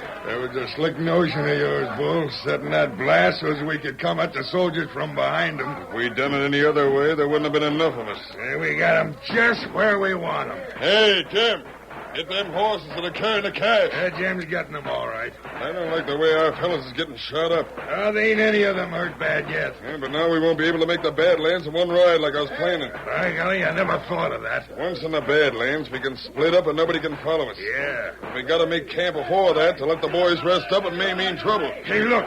Jim and some of the boys, you got hold of the lieutenant. I can see him. But I thought you told him not to take any prisoners. That gives me a notion. But listen, Jim, bring that lieutenant over here. Hey, you soldiers over there. Quit your shooting or we'll finish off the lieutenant. Blast you, Bull Cremmer. You'll pay for this. Jim, put the lieutenant on a horse and see that he don't get away from you. I'll take care of this fella, Bull. Have the boys got the cash? Yeah. They've already started for the gully to get back on the cliff. Good. You rotten killers. Now, don't go to fretting, Lieutenant. It ain't no disgrace to be tricked by a fellow as smart as me. Why, you... But what do you want with a lieutenant, Bull? I told you I had a notion, didn't I? Yeah, but... We're taking this fellow along with us, so that the soldiers come, they can't do nothing for fear we'll shoot him. Uh-huh. That'll give the boys a chance to get rested before we reach the Badlands. Hey, that's all right. Go on, Jim. Put him on a horse, like I said. Yeah, sure thing. Take your dirty hands off me. Let me go. You can't get away with it. I got a couple words for that sergeant over there. Sergeant! Hey, Sergeant! We ain't been firing because we don't want to harm the lieutenant. But by God... Keep still! I got a warning for you. Yeah? We're taking the lieutenant with us. And the first shot is fired at us means he's going to be killed. We heard you. Carp, and the boys that have been shot been taken care of? Yeah, they're far along behind the horses with the cash. Then we'd better be... Hey, what's that? Someone's coming. We'd better get moving before they get between us and the gully. Can you see how many there is? I can't see a thing. Then we ain't taking no chances. Come on, fellas. We're riding. Back up the gully to the cliff. All of you. Come on, get up there. Who's clearing out? But he's got the lieutenant and the cash. We're darn lucky he didn't get all of us. There comes two fellas on white horses. That's what made Bull ride off in such a hurry. One of them's masked. I don't give a darn. They saved our lives showing up just like they did. Bull most likely would have shot us all before he left. Hi there! Oh, Silver. What's happened here? Bull Cremmer just rode off. He blocked the trail, stole the cash we was carrying. And took Lieutenant Harris with him. Tonto and I didn't pass them on the trail. They went back up to the top of the cliff. But I don't know how. There's a gully back there. They can climb with their horses. You must have just missed them. Now what we going to do, Sergeant? I don't know. We ought to ride after them outlaws, but somebody's got to report this to the fort. Listen to me, Sergeant. Yeah? We'll all follow the outlaws. Tonto here can follow that trail without trouble. Yeah, but... It won't do any good to report to the fort until we know where the outlaws have gone. Maybe you're right. Bull is probably heading for the Badlands. It'll be dangerous to lose his trail. He won't be getting there for a while yet. No? We shot up plenty of his gang before they got the lieutenant. They'll have to stop for a while so they can rest up. And we'll find where they stop. Stranger, you sound to me like you savvied what you was doing. He sure does. So you just give the orders and we'll follow along. Are all your men mounted? Sure they are. But we got some wounded, too. They should be able to ride as far as the outlaws can. They can do that all right. Then come on before they get too much of a start on us. Come on!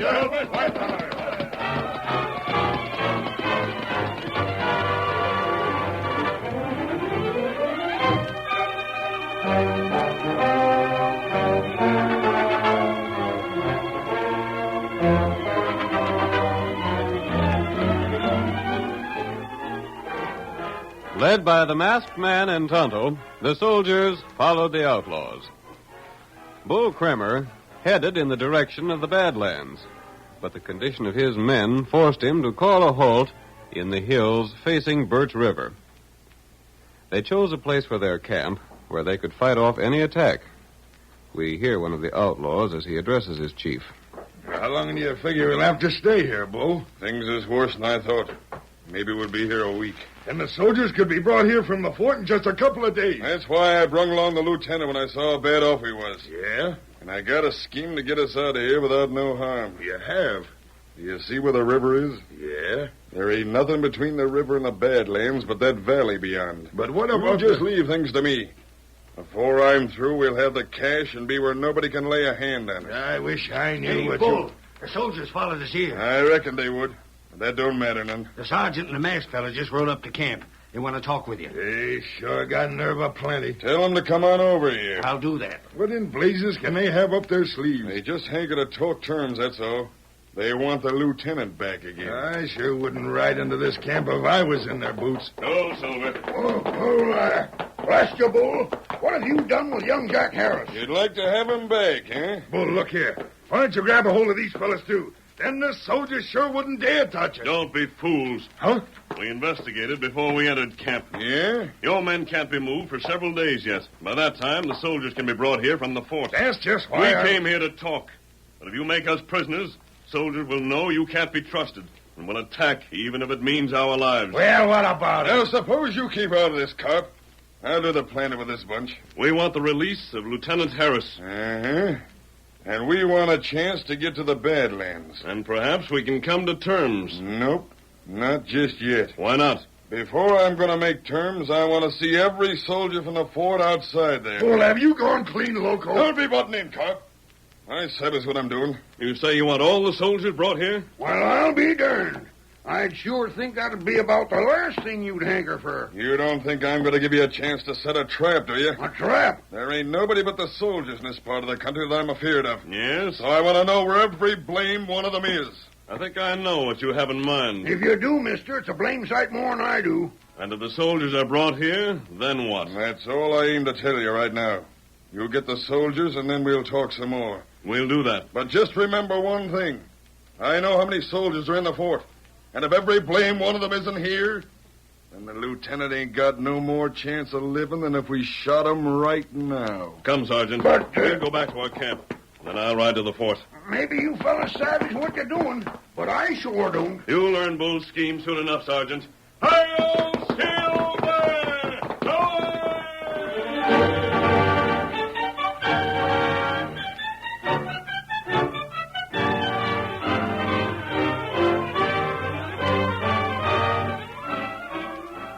The curtain falls on the first act of our thrilling Lone Ranger drama. Before the next exciting scenes, please permit us to pause for just a few moments.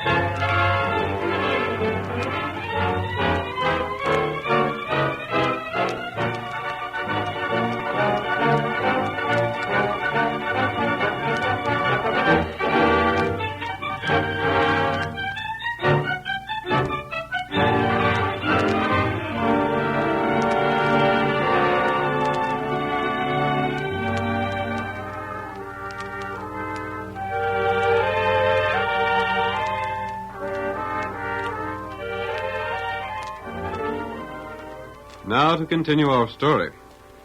Bull Kramer stole $40,000 in gold from an army train and captured Lieutenant Jack Harris, escaping just before the arrival of the Lone Ranger. The outlaws, however, could not reach the safety of the Badlands because of their wounded. They made camp in the hills, facing the Birch River, and there told the masked man who had followed them they would not release their prisoner until all the soldiers from Fort Paxton had first been brought to the spot. As our second act opens, we see the masked man, after his ride to the fort, being brought into the presence of Captain Brent. Captain Brent. Well, what is it? I'll explain my errand, Captain. A masked man. He made me bring him, Captain. An outlaw. Get out of here. I'm not an outlaw. Read this note. What's the meaning of this? Orderly, put this man under arrest. Stand where you are, orderly. Put down those guns. Read that note. And I believe you'll change your mind about arresting me. Note? It's from Sergeant Murphy. You've seen him? You know what's happened to the money we've been expecting? The note explains everything. If this is a trick, good heavens. The money's been stolen. And Lieutenant Harris is Bull Kramer's prisoner. Orderly, tell the bugler to sound assembly. We ride at once. One moment. But I... Captain, you'll have to take all your men. I'll take every man I can spare. I said every man. Nonsense. It isn't necessary. And I can't leave the fort deserted. Those are Bull Kramer's orders. I'm not taking orders from that outlaw. And the life of Lieutenant Harris will be in danger. But I tell it's you... a deadlock, Captain.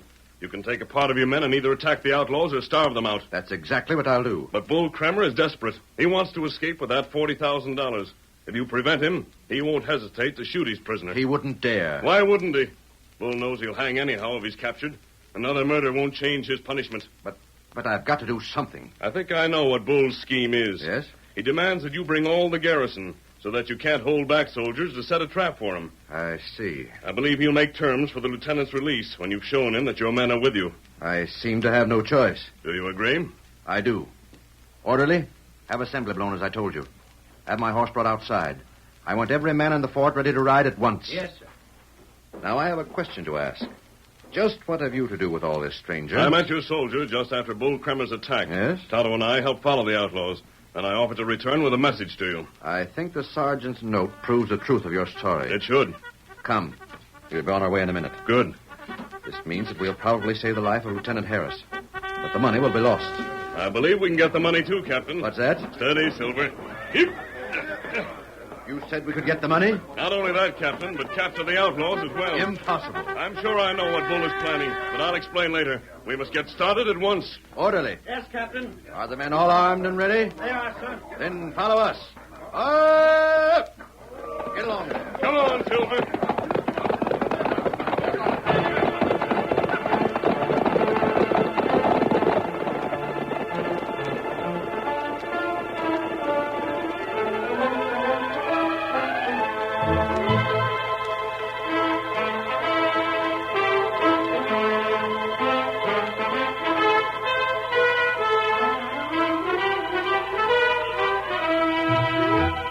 Soldiers, led by Captain Brent and the Lone Ranger, raced to the hills near Birch River, where they joined the small squad under the command of Sergeant Murphy. Then, accompanied by the captain, who knew the masked man's plan, the Lone Ranger once more rode to the outlaws' stronghold for a conference with Bull Kramer.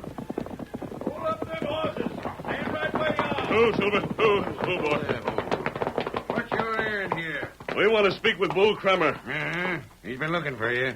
But don't try no tricks now. You're liable to get shot. Don't stand there, man. Get moving. Hey, Bull. Here's the masked fella again. Tell him to come over here. Get along with you. Come, Silver. Get up.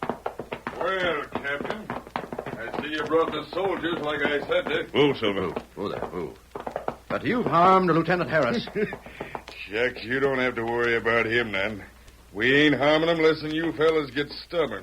Where is he? You can see him right over there by that tree. All right. We've done as you say. Every trooper in my command is with me. Now, let's get down to business. Captain, there's just one way you can save that young fella's life. Yes? First thing, you're going to line up your soldiers in that hill across the way where I can see them. And then what? When you've done that, so as I can see you ain't trying to trick me, I'll take the fellas that's with me and ride out of here. Go on. We'll take the lieutenant along with us. We'll cross the river, right across the valley to the Badlands. Then when we're sure we're safe, we'll let the lieutenant go. One moment. Yeah? You'll release Lieutenant Harris when you reach the river. Now, look If you're here. honest with us, that'll serve your purpose just as well. The soldiers can never catch you before you reach the hills. I don't know. Don't listen to him, boss. You've got nothing to lose. Just what's your idea in that? If you let Lieutenant Harris go at the river, we can tell whether you've kept your word or not. You know blame well we'll keep our word. We don't want to keep that fellow with us any longer than we have to. We're running short on supplies, and he's just another mouth to feed. Those are the only terms we'll make. Boss, I'm telling you, it's just some kind of a trick. Ain't I told you enough to keep out of this when I'm thinking things out, Carp? Now you keep still. Moreover, Bull, the fewer men you have with you when crossing the valley, the better time you can make. Yeah, that's sense. And you agree? Yeah, I don't know why I shouldn't. All we want is to get safe out of here with the cash. Like you say, the river's enough head start for us. And it'll be in plain sight of the soldiers. They won't be willing to wait until Lieutenant Harris can return from the Badlands to learn if he's safe. Then it's a bargain. Not yet, Bull. But the masked fella just said it was... You'll have to give us an hour first. What for? I want to talk this over with my men. They may not be willing to give you a chance to escape. If they don't, they sure won't never see the lieutenant alive again. We'll return to our camp. Then, at the end of the hour or before, I'll give you my decision. Yeah, that's good enough, I reckon. But if you try to send any soldiers ahead to cut me off, I'll know it. You have my word. Every soldier in my command will be drawn up where you can see him when you ride out of camp. They better be. Come, Captain. And you ain't getting 1 second over the hour either. Right. Let's go, friend. Come on, Silver. Blame it all, Bull. Why'd you let him talk you into a thing like that? And what's wrong with it? I don't know. We don't want to keep the lieutenant. The sooner we're rid of him, the better. Yeah, that's so. And I don't aim to put him on one of our good horses. So if he rides all the way to the Badlands with us, he'll be slowing us up considerable. Yeah, maybe you're right, Bull. It's just that I got a feeling that masked fella was up to something. Carp, there ain't a thing he can do. If the soldiers are where we can see him, there won't be nobody to stop us. Now forget about your worrying. We got other things to do before we're ready to ride.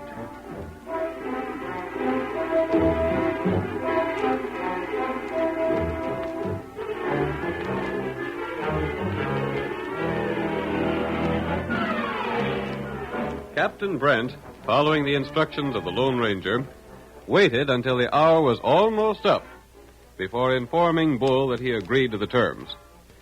Then, while the soldiers paraded in plain sight on the side of the hill, the outlaws rode forth from their camp, Lieutenant Harris with them. We see them just as they've crossed Birch River.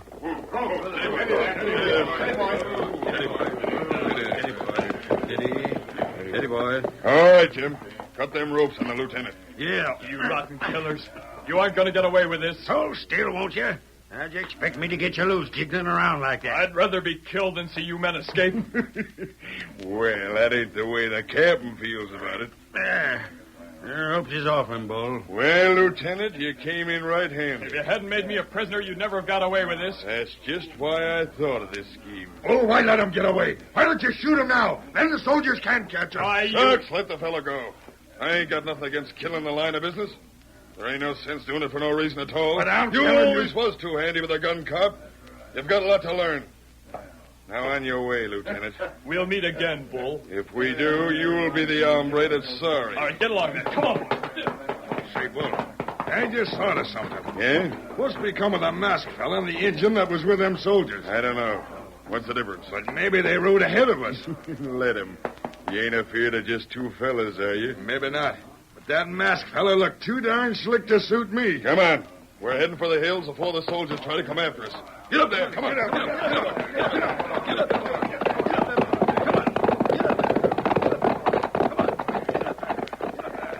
There's the Badlands up ahead, Bull.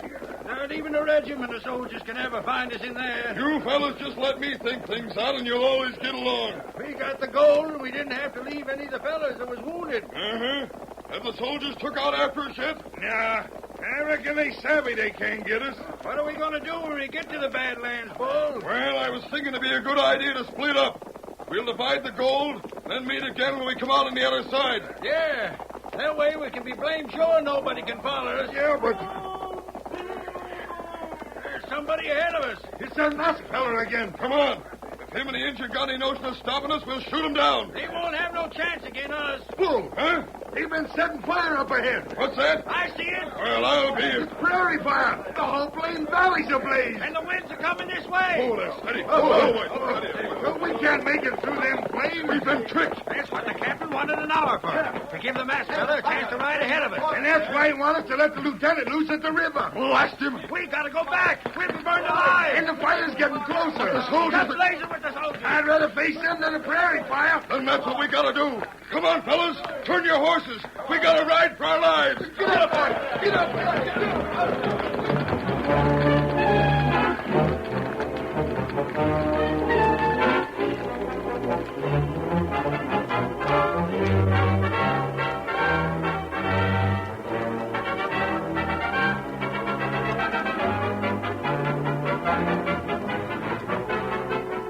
The masked man's scheme worked. Fire at will, men. They're coming right toward us, Captain. By golly, I'll knock off a couple of those varmints. Don't let a man escape. Bull is the man I want, Captain. I'll get him if it's the last thing I do. They've crossed the river. And there ain't no way for him to go except this way. Let him have it, boys.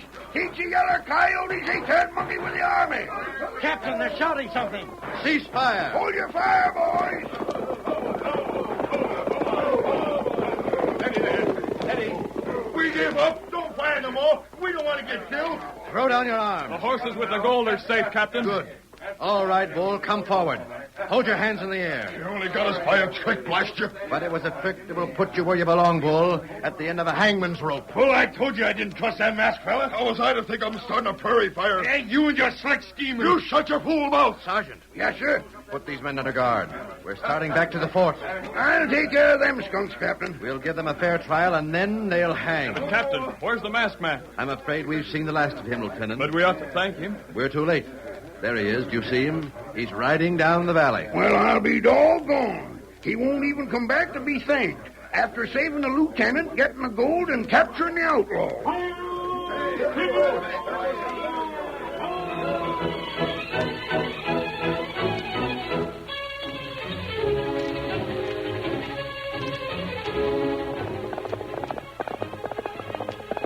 Come on, Silver, old fellow. There's trouble ahead, and Tyler was waiting for us.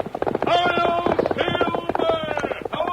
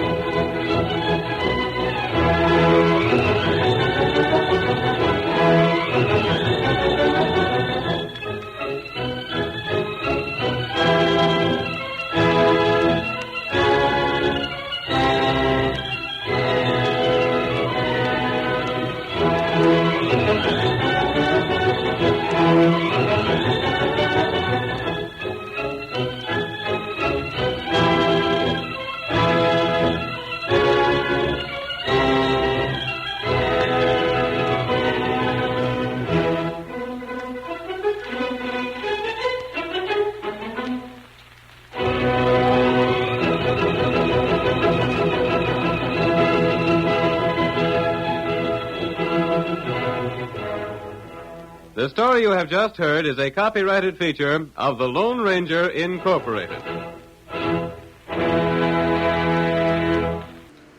Groucho Marx meets some of the most interesting people you could ever hope to hear on radio in You Bet Your Life, coming up next.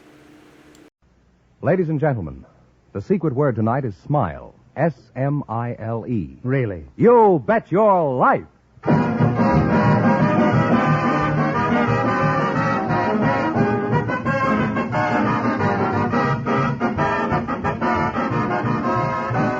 The DeSoto Plymouth Dealers of America present Groucho Marx in You Bet Your Life, the comedy quiz series produced and transcribed from Hollywood. And here he is, the one, the only... Oh, that fellow's just love happy. Oh, that's me, Groucho Marx.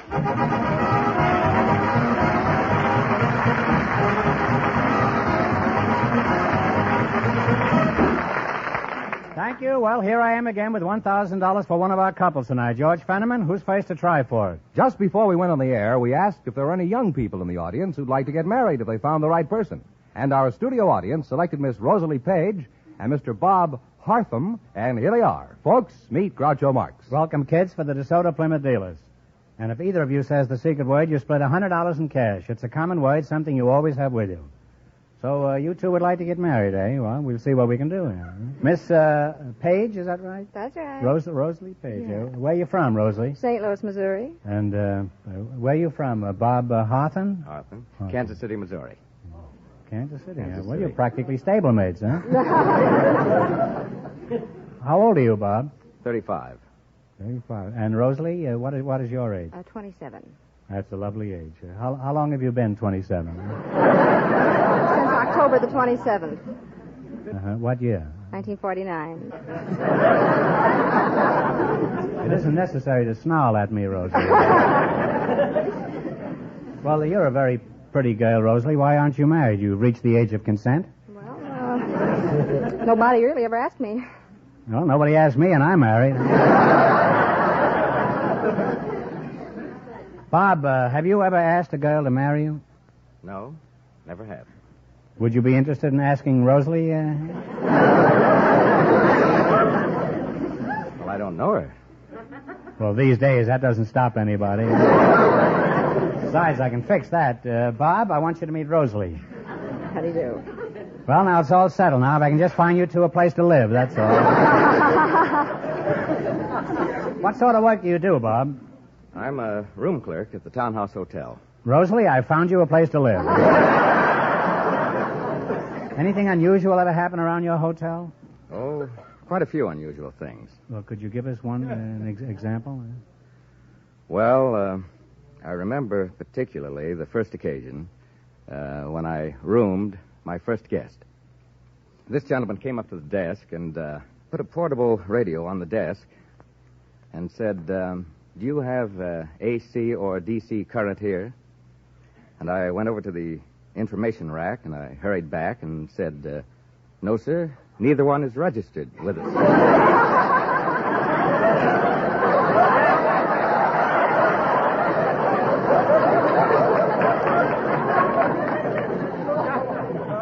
And you're still working at the hotel? Rosalie, who do you work for? Jerry Ralston. Jerry Ralston? Yes. Thought that was a breakfast food. What kind of work do you do, Rosalie? I'm a legal secretary. A legal secretary? Yes. Is that so? Mm-hmm. Jerry Ralston, huh? Yes. What kind of a name is that for a law firm? Doesn't he have a complete lawyer's name like yes. Shadrach, Meshach, Abednego, and Shyster? It's Fink, Ralston, Leventhal, and Kent. Oh, see, I knew there were more handles to it than that. Now, Rosalie, as a legal secretary, just what do you do? I start out in the morning by opening up the office and start filing and getting things ready for the boss, cleaning off his desk, and bring my book. And you take dictation? Huh? I take dictation, yes. Does your boss have comfortable knees? Huh? No, I don't know. Never sat on your boss's knee? No. Fine secretary. Huh? Where do you sit in your office? On a chair. You'll never get any work done that way, huh? What kind of dictation do you take from your boss, Rosalie? Well, various pleadings like complaints, answers, and orders nunc pro tunc, and... What's that? Orders nunc pro tunc. What is that? Now for then. Now for them. Why don't they say that, huh? Well, because it's Latin. They don't want to say it that way. Oh, they don't want anybody to know what they just said. And, what else do they say? And then I draw up leases, and, oh, yes, I also do briefs. You do, huh? Yes. You take the boss's briefs, huh? I take his briefs. What do you do, sew patches on them? Doesn't he get chilly standing there? Does he? No, these are legal briefs. Legal or illegal, he's got no right to be standing there. What are legal briefs? Well, they're documents that are rather lengthy documents. Oh, long underwear, eh? Well, that's the best kind of wear when you're making a court appearance. Eh? Is your chair more comfortable than your boss's knee? Yes. No. Oh, wow. Then you've tried your boss's knee, eh? Now, what kind of a knee has he got? Is it AC or DC? Well, you're really a charming couple, and I hope you'll be very happy together. Now, before we play You Bet Your Life, I'd like to remind you, when you buy Easter seals, you help all crippled children everywhere. Your donations will go to the crippled children in your state. Now, in just 1 minute, you're going to try for a chance at $1,000. You bet your life.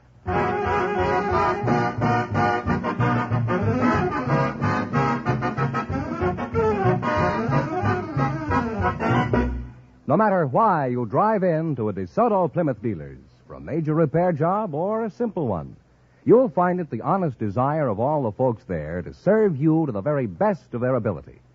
Yes, and that's the way all of the more than 3,000 DeSoto Plymouth dealers of America feel about the customers they serve. You'll find it their creed to treat you fairly and squarely day after day, year after year. Why do they do their utmost to serve you in this manner? Because they want you for a satisfied customer, a steady customer in the years to come. That's why, no matter what make of car you drive, it pays to stop where you see the sign of an authorized DeSoto Plymouth dealer. And remember, all dealers who sell DeSoto also sell Plymouth.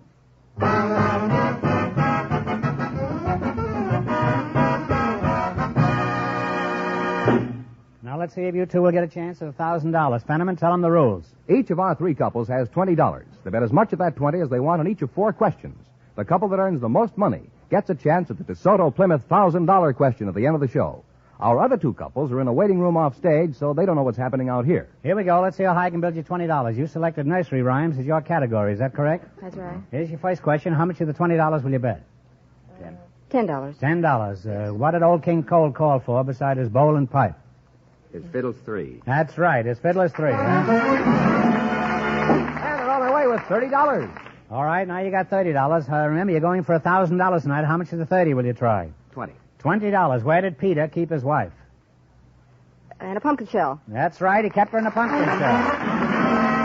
Now they have $50, Well, so Groucho. far, it's a horse apiece. Now you got $50, huh? How much of the 50 are you going to try? 40. All right. What did the dish do when the cow jumped over the moon? I ran away with a spoon. That's right. The dish ran away with a spoon. They're really climbing now. They have $90. That's 2 for the girl and 1 for you. You may get married yet. Now you got $90, huh? Here's your last chance to beat the other couples. How much of the 90? 80. $80. Who swiped the tarts from the Queen of Hearts? The knave. The knave of hearts is right. And they wind up with a grand total of $170.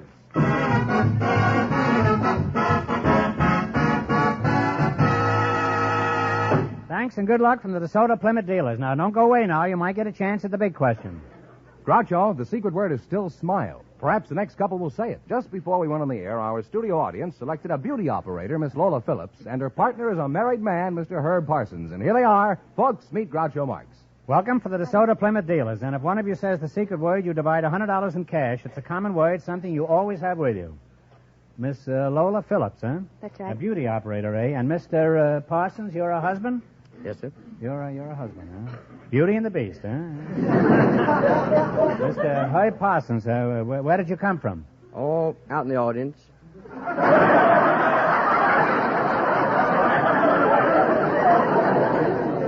I know you're from the audience, but you weren't born out there, were you? How are things in the audience? Pretty good, huh? Pretty good, huh? How are conditions out there? Very fine, very fine. Uh-huh.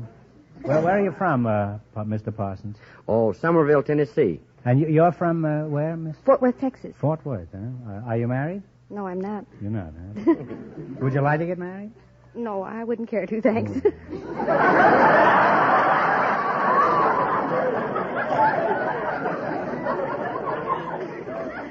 Well, that's the closest I've come in a long time.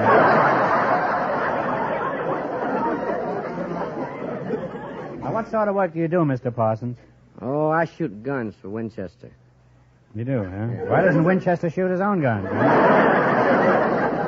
do you mean you shoot guns for Winchester? What kind of a job is that, huh? Oh, it's a good job. I It go all is, over huh? the country, you know, just shooting guns. Well, who do you shoot at specifically? Oh, I usually shoot for sportsman club, you know. How'd you meet your wife? Did you take a shot at her? Or Well... How'd you meet her? Oh, well, it was, you know, I married a smart girl. I found out later.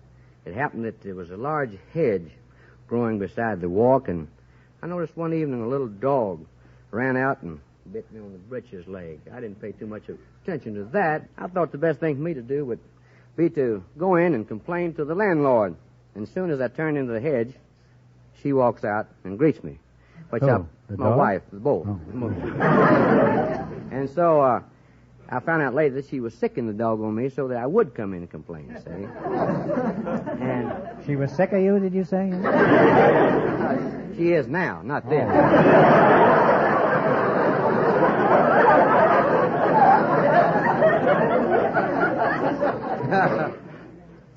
Now, what about the dog? You still got the dog? No, the dog died. Oh. He was lucky, wasn't he? Huh? Do you do anything else besides shoot guns? Do you have any hobbies? Oh, I'd say my hobby was calling ducks. Mm-hmm. What do you call them? I just walk at them and quack at them. If they come by, then that's when I shoot them with the gun. Duck for dinner. That's a pretty dirty trick, isn't it? Well, come on then. Blowing, they call it. How does the wild goose go, do you know? That's quite an accomplishment at that, I guess, huh? Look, what do you got there? That's the duck call. Well, how did you know you were going to meet a duck here tonight? I always care this. This is a good luck piece. Rap out a duck call. Oh, maybe the huh? duck. It'll be way off, you know, about... Is there a duck in the audience? Maybe you all bet a duck. He may have a gun with him, too. Straight back there. Well, okay, let's have that. That's a hotel in Chicago. We'll shoot it on it.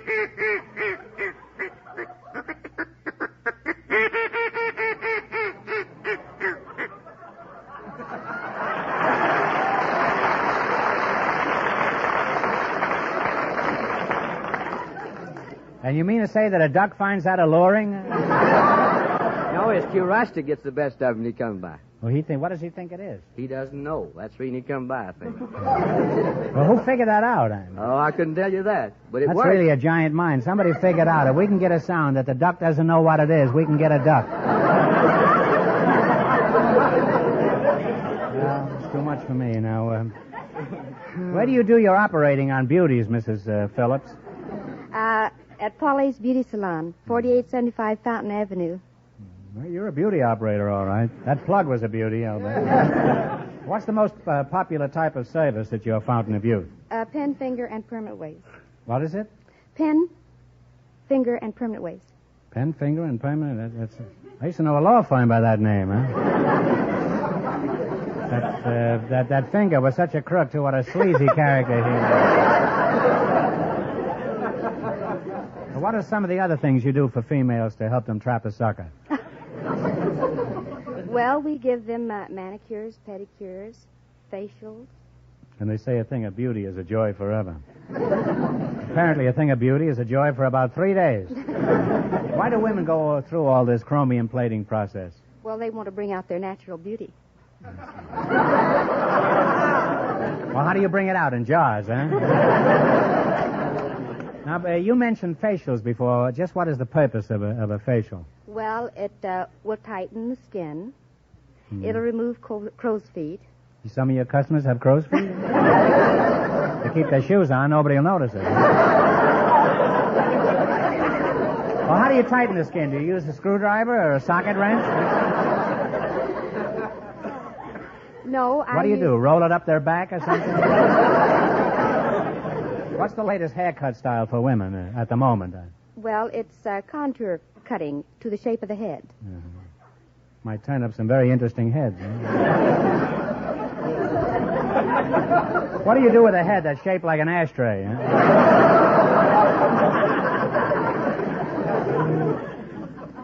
Do you ever listen to your customers when they gab to each other? Oh, I'm much too busy. I see, but what do they talk about? For example, what did they say this morning when you were in the shop? Huh? Oh, one lady was talking about how much she lost at But Canasta. you don't listen when they talk, huh?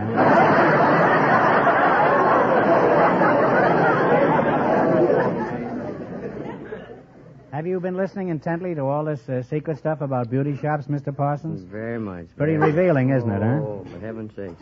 Well, tell me, which do you prefer, a blonde, a brunette, or a redhead? Oh, I kind of like about between a blonde and a redhead. Well, that's a perfect place to be.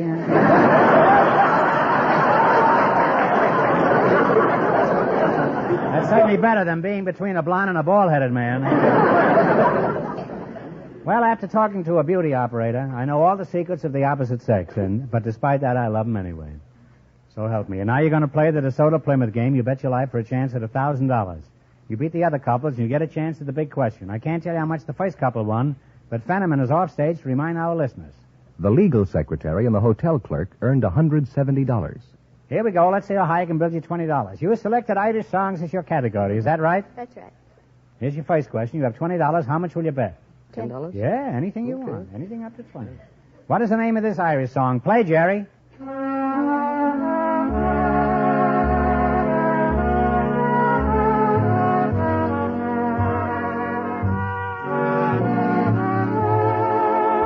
a guess. What is it? Danny Boy is right. We're on the way. We have $30, Groucho.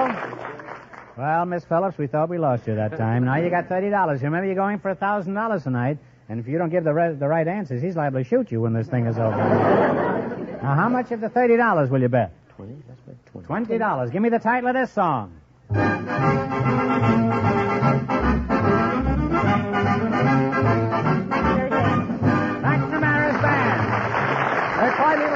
All right, you got $50. Here's your third question. How much of the 50 will you go for?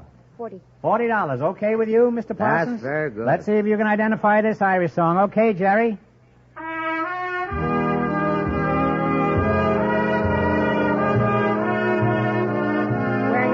The Wearing of the Green is right. They're really on their way now. They have $90. You've got $90, and here's your last chance to beat the other couples. How much of the 90 will you try? Let's bet it all. Okay. Okay. What is the name of this song?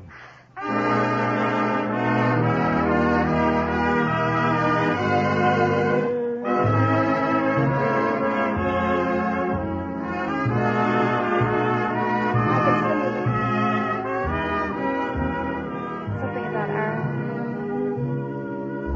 What's the answer? Take a guess at it. Did you make the Shamrocks go or something? I'm sorry. It's a little bit of heaven. A little bit of heaven. You were close to it. I'm terribly sorry.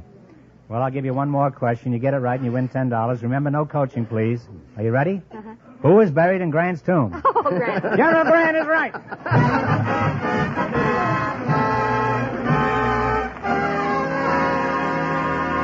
Thanks and good luck from the DeSoto Plymouth dealers. Now, we'll soon know who gets the chance at the $1,000 question. You know, friends, every dealer who sells DeSoto also sells Plymouth. Is that by any chance why they're called DeSoto Plymouth dealers? Precisely, Groucho. How clever. Now ask me, how many DeSoto Plymouth dealers there are? All right, Groucho. How many DeSoto Plymouth dealers are there from coast to coast? Well, they're under 4,000. Well, it's over 3,000. Well, that's under 4,000. Fenneman, can't you count higher than 3,000? Yes, and you can count on the best in service, a fair and square price, when you visit any authorized DeSoto Plymouth dealer. An accurate statement if I ever heard one. Fenneman, who's ahead in the battle for the $1,000 question? Well, the secretary and the hotel clerk are leading with $170, and the secret word is still smile. Just before we went on the air, we asked for couples with an interesting occupation, Groucho, and here comes a pair who was chosen. Mr. and Mrs. John Schlieser, meet Groucho Marx. Welcome to You Bet Your Life, folks. And if you say the DeSoto Plymouth secret word, you win $100 in cash. It's a common word, something you always have with you. Mrs. Schlieser, Ruth Schlieser, huh? Where are you from, Ruth? Oh, Manhattan, Brooklyn, the Bronx. You're really spread all over town, aren't you? Where were you born, the subway? Oh, maybe. Who knows? Well, I certainly don't. Yes, John, where are you from? Belgrade, Serbia. Belgrade, that's now the they kind call him Yugoslavia. Oh. I wouldn't know. I haven't heard a news broadcast for over an hour, huh? John, what sort of interesting occupation do you and Ruth have, since that's the reason you were picked here tonight? Well, I'm a taxidermist and naturalist. Mm-hmm. What do you do as a naturalist and taxidermist? Well, I mount all kinds of animals, birds, reptiles, fish. Well, don't be sizing me up, you know. You're a taxidermist, huh? Well, Yes, you don't sir. look stuffy to me, John, huh? How old are you, Mr. Schlieser? Well, I am 74 years young. Well, you're very young looking. Very young looking. And how young are you, Mrs. Hi. Schlieser? Would you guess?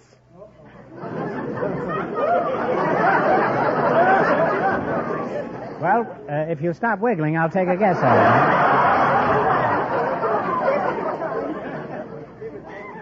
Well, I would say you were about 31. Oh, brother, you're far from it. I'm far from it? Uh-huh. In which direction, huh? Oh, Now, tell us something about taxidermy. It's a very unusual occupation. For example, say I wanted you to stuff a lion. What's the first thing on the list? Well, first get the lion.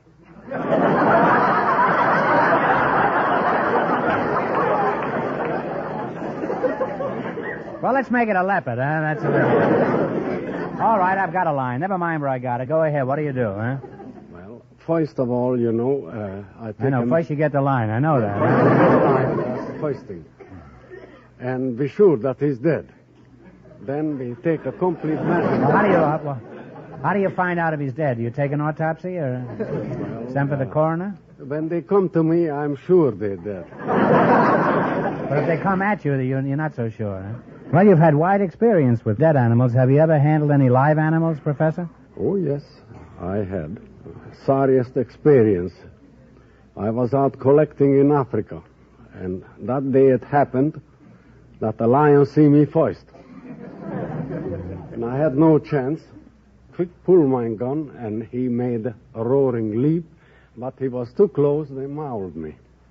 You must have been a very well-trained lion. He wanted to stop himself with you.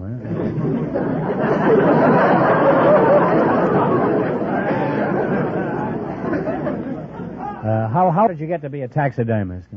I loved everything what God created. Immaterial, what kind of animals, reptiles, insects, everything. I was interested in them. Mm-hmm. What's the largest animal you ever worked on, Mr. Schlieser? It's a brontosaurus. I beg your pardon. I thought you said a brontosaurus. Huh? That's what I did. Oh, I'm sorry. I thought you did. Huh? I can keep this up as long as he can. Cocktails, anyone?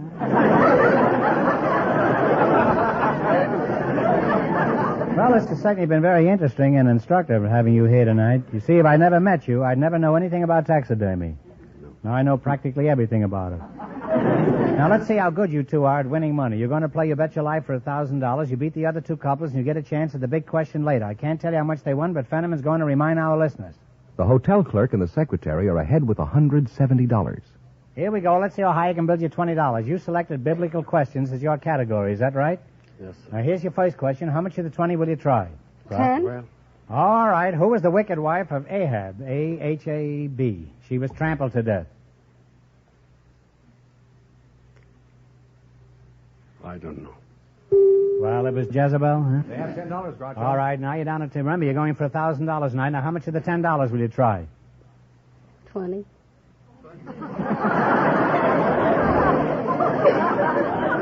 That shows you what you can do when you stuff animals, huh? All right, how much of the $10 will you try? Well, 5. $5, all right. What prophet lived 3 days and 3 nights inside a whale?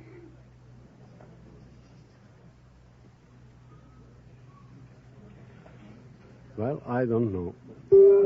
I give up. Have you never stuffed a whale? No. Well, this one was stuffed with Jonah. You should have known that. They have $5 Now you're down to $5. Here's your third question. How much of the $5 will you bet? Well, I bet. The what? I bet the 5. All right. Who led the attack at the Battle of Jericho?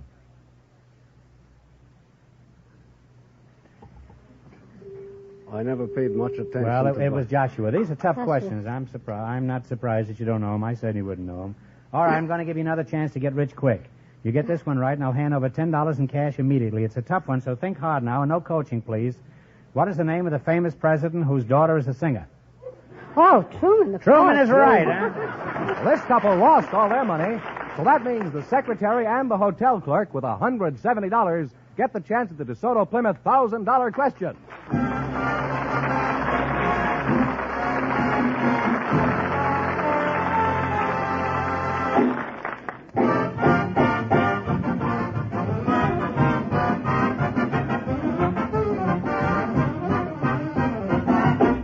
To get expert, courteous service at the lowest possible cost, more and more car owners every day drive into DeSoto Plymouth dealers. That's a wise thing for you to do, too. For DeSoto Plymouth dealers always do their utmost to please you in every way they can. They have factory-trained mechanics working with factory-designed and approved tools and equipment. They make sure the service they offer in their shops is the best service you can get anywhere. And that goes for the more than 3,000 DeSoto Plymouth dealers throughout America, all of whom take pride in their reputation for fast, efficient, courteous service. Keep this in mind next time your car needs attention, and drive in at the sign of an authorized DeSoto Plymouth dealer.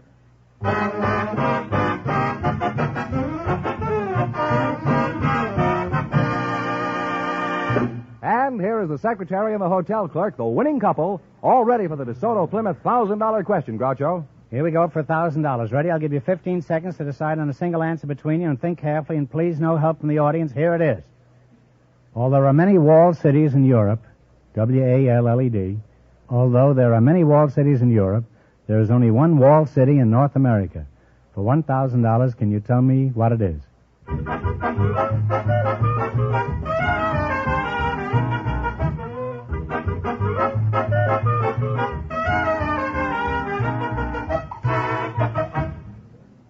Okay, what's the answer you two have decided upon? Well, I don't know. I thought it was West Point, but No, I'm sorry. It's Quebec, the former capital of Canada. I'm sorry. That means the big question next week will be worth $1,500. Well, you lost the big money, but you won $170 in the quiz. Congratulations, and thanks to both of you.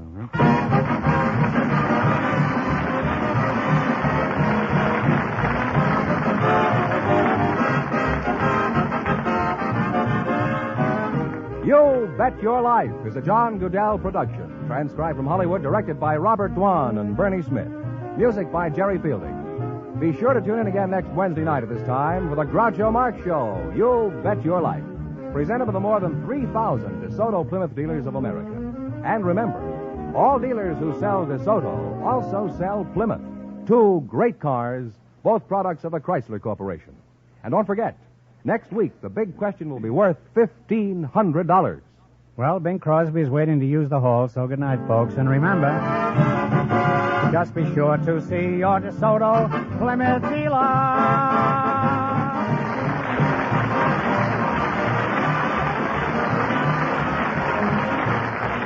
Folks, here's a tip from the National Safety Council. It's a wise driver who believes in highway signs.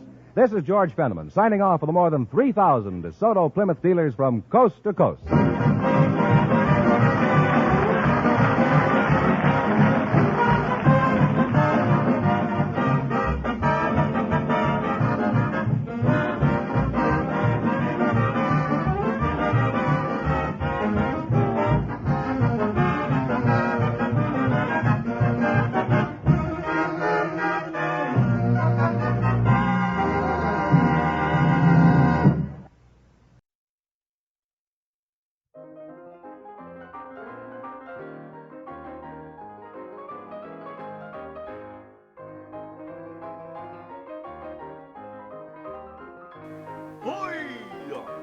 I haven't been this happy in a long time. It went off without a hitch.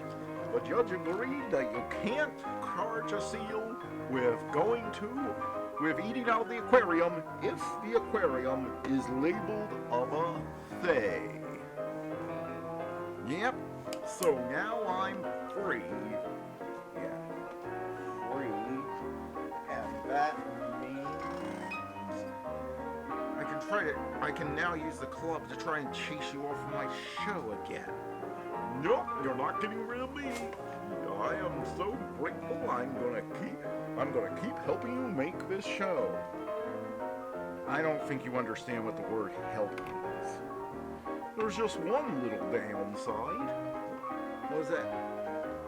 The aquarium fired Josh. But I'm sure nothing bad will come of it. Is that your phone? I'll get you, you little seal eater. Josh? Yes, and your little human, too. Great.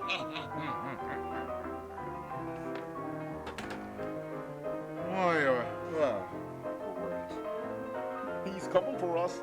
I guess he wants revenge. But we didn't do anything wrong. That doesn't stop most idiots. And why did you have to drag me into this? Well, all I can say is, well, I guess we better be ready.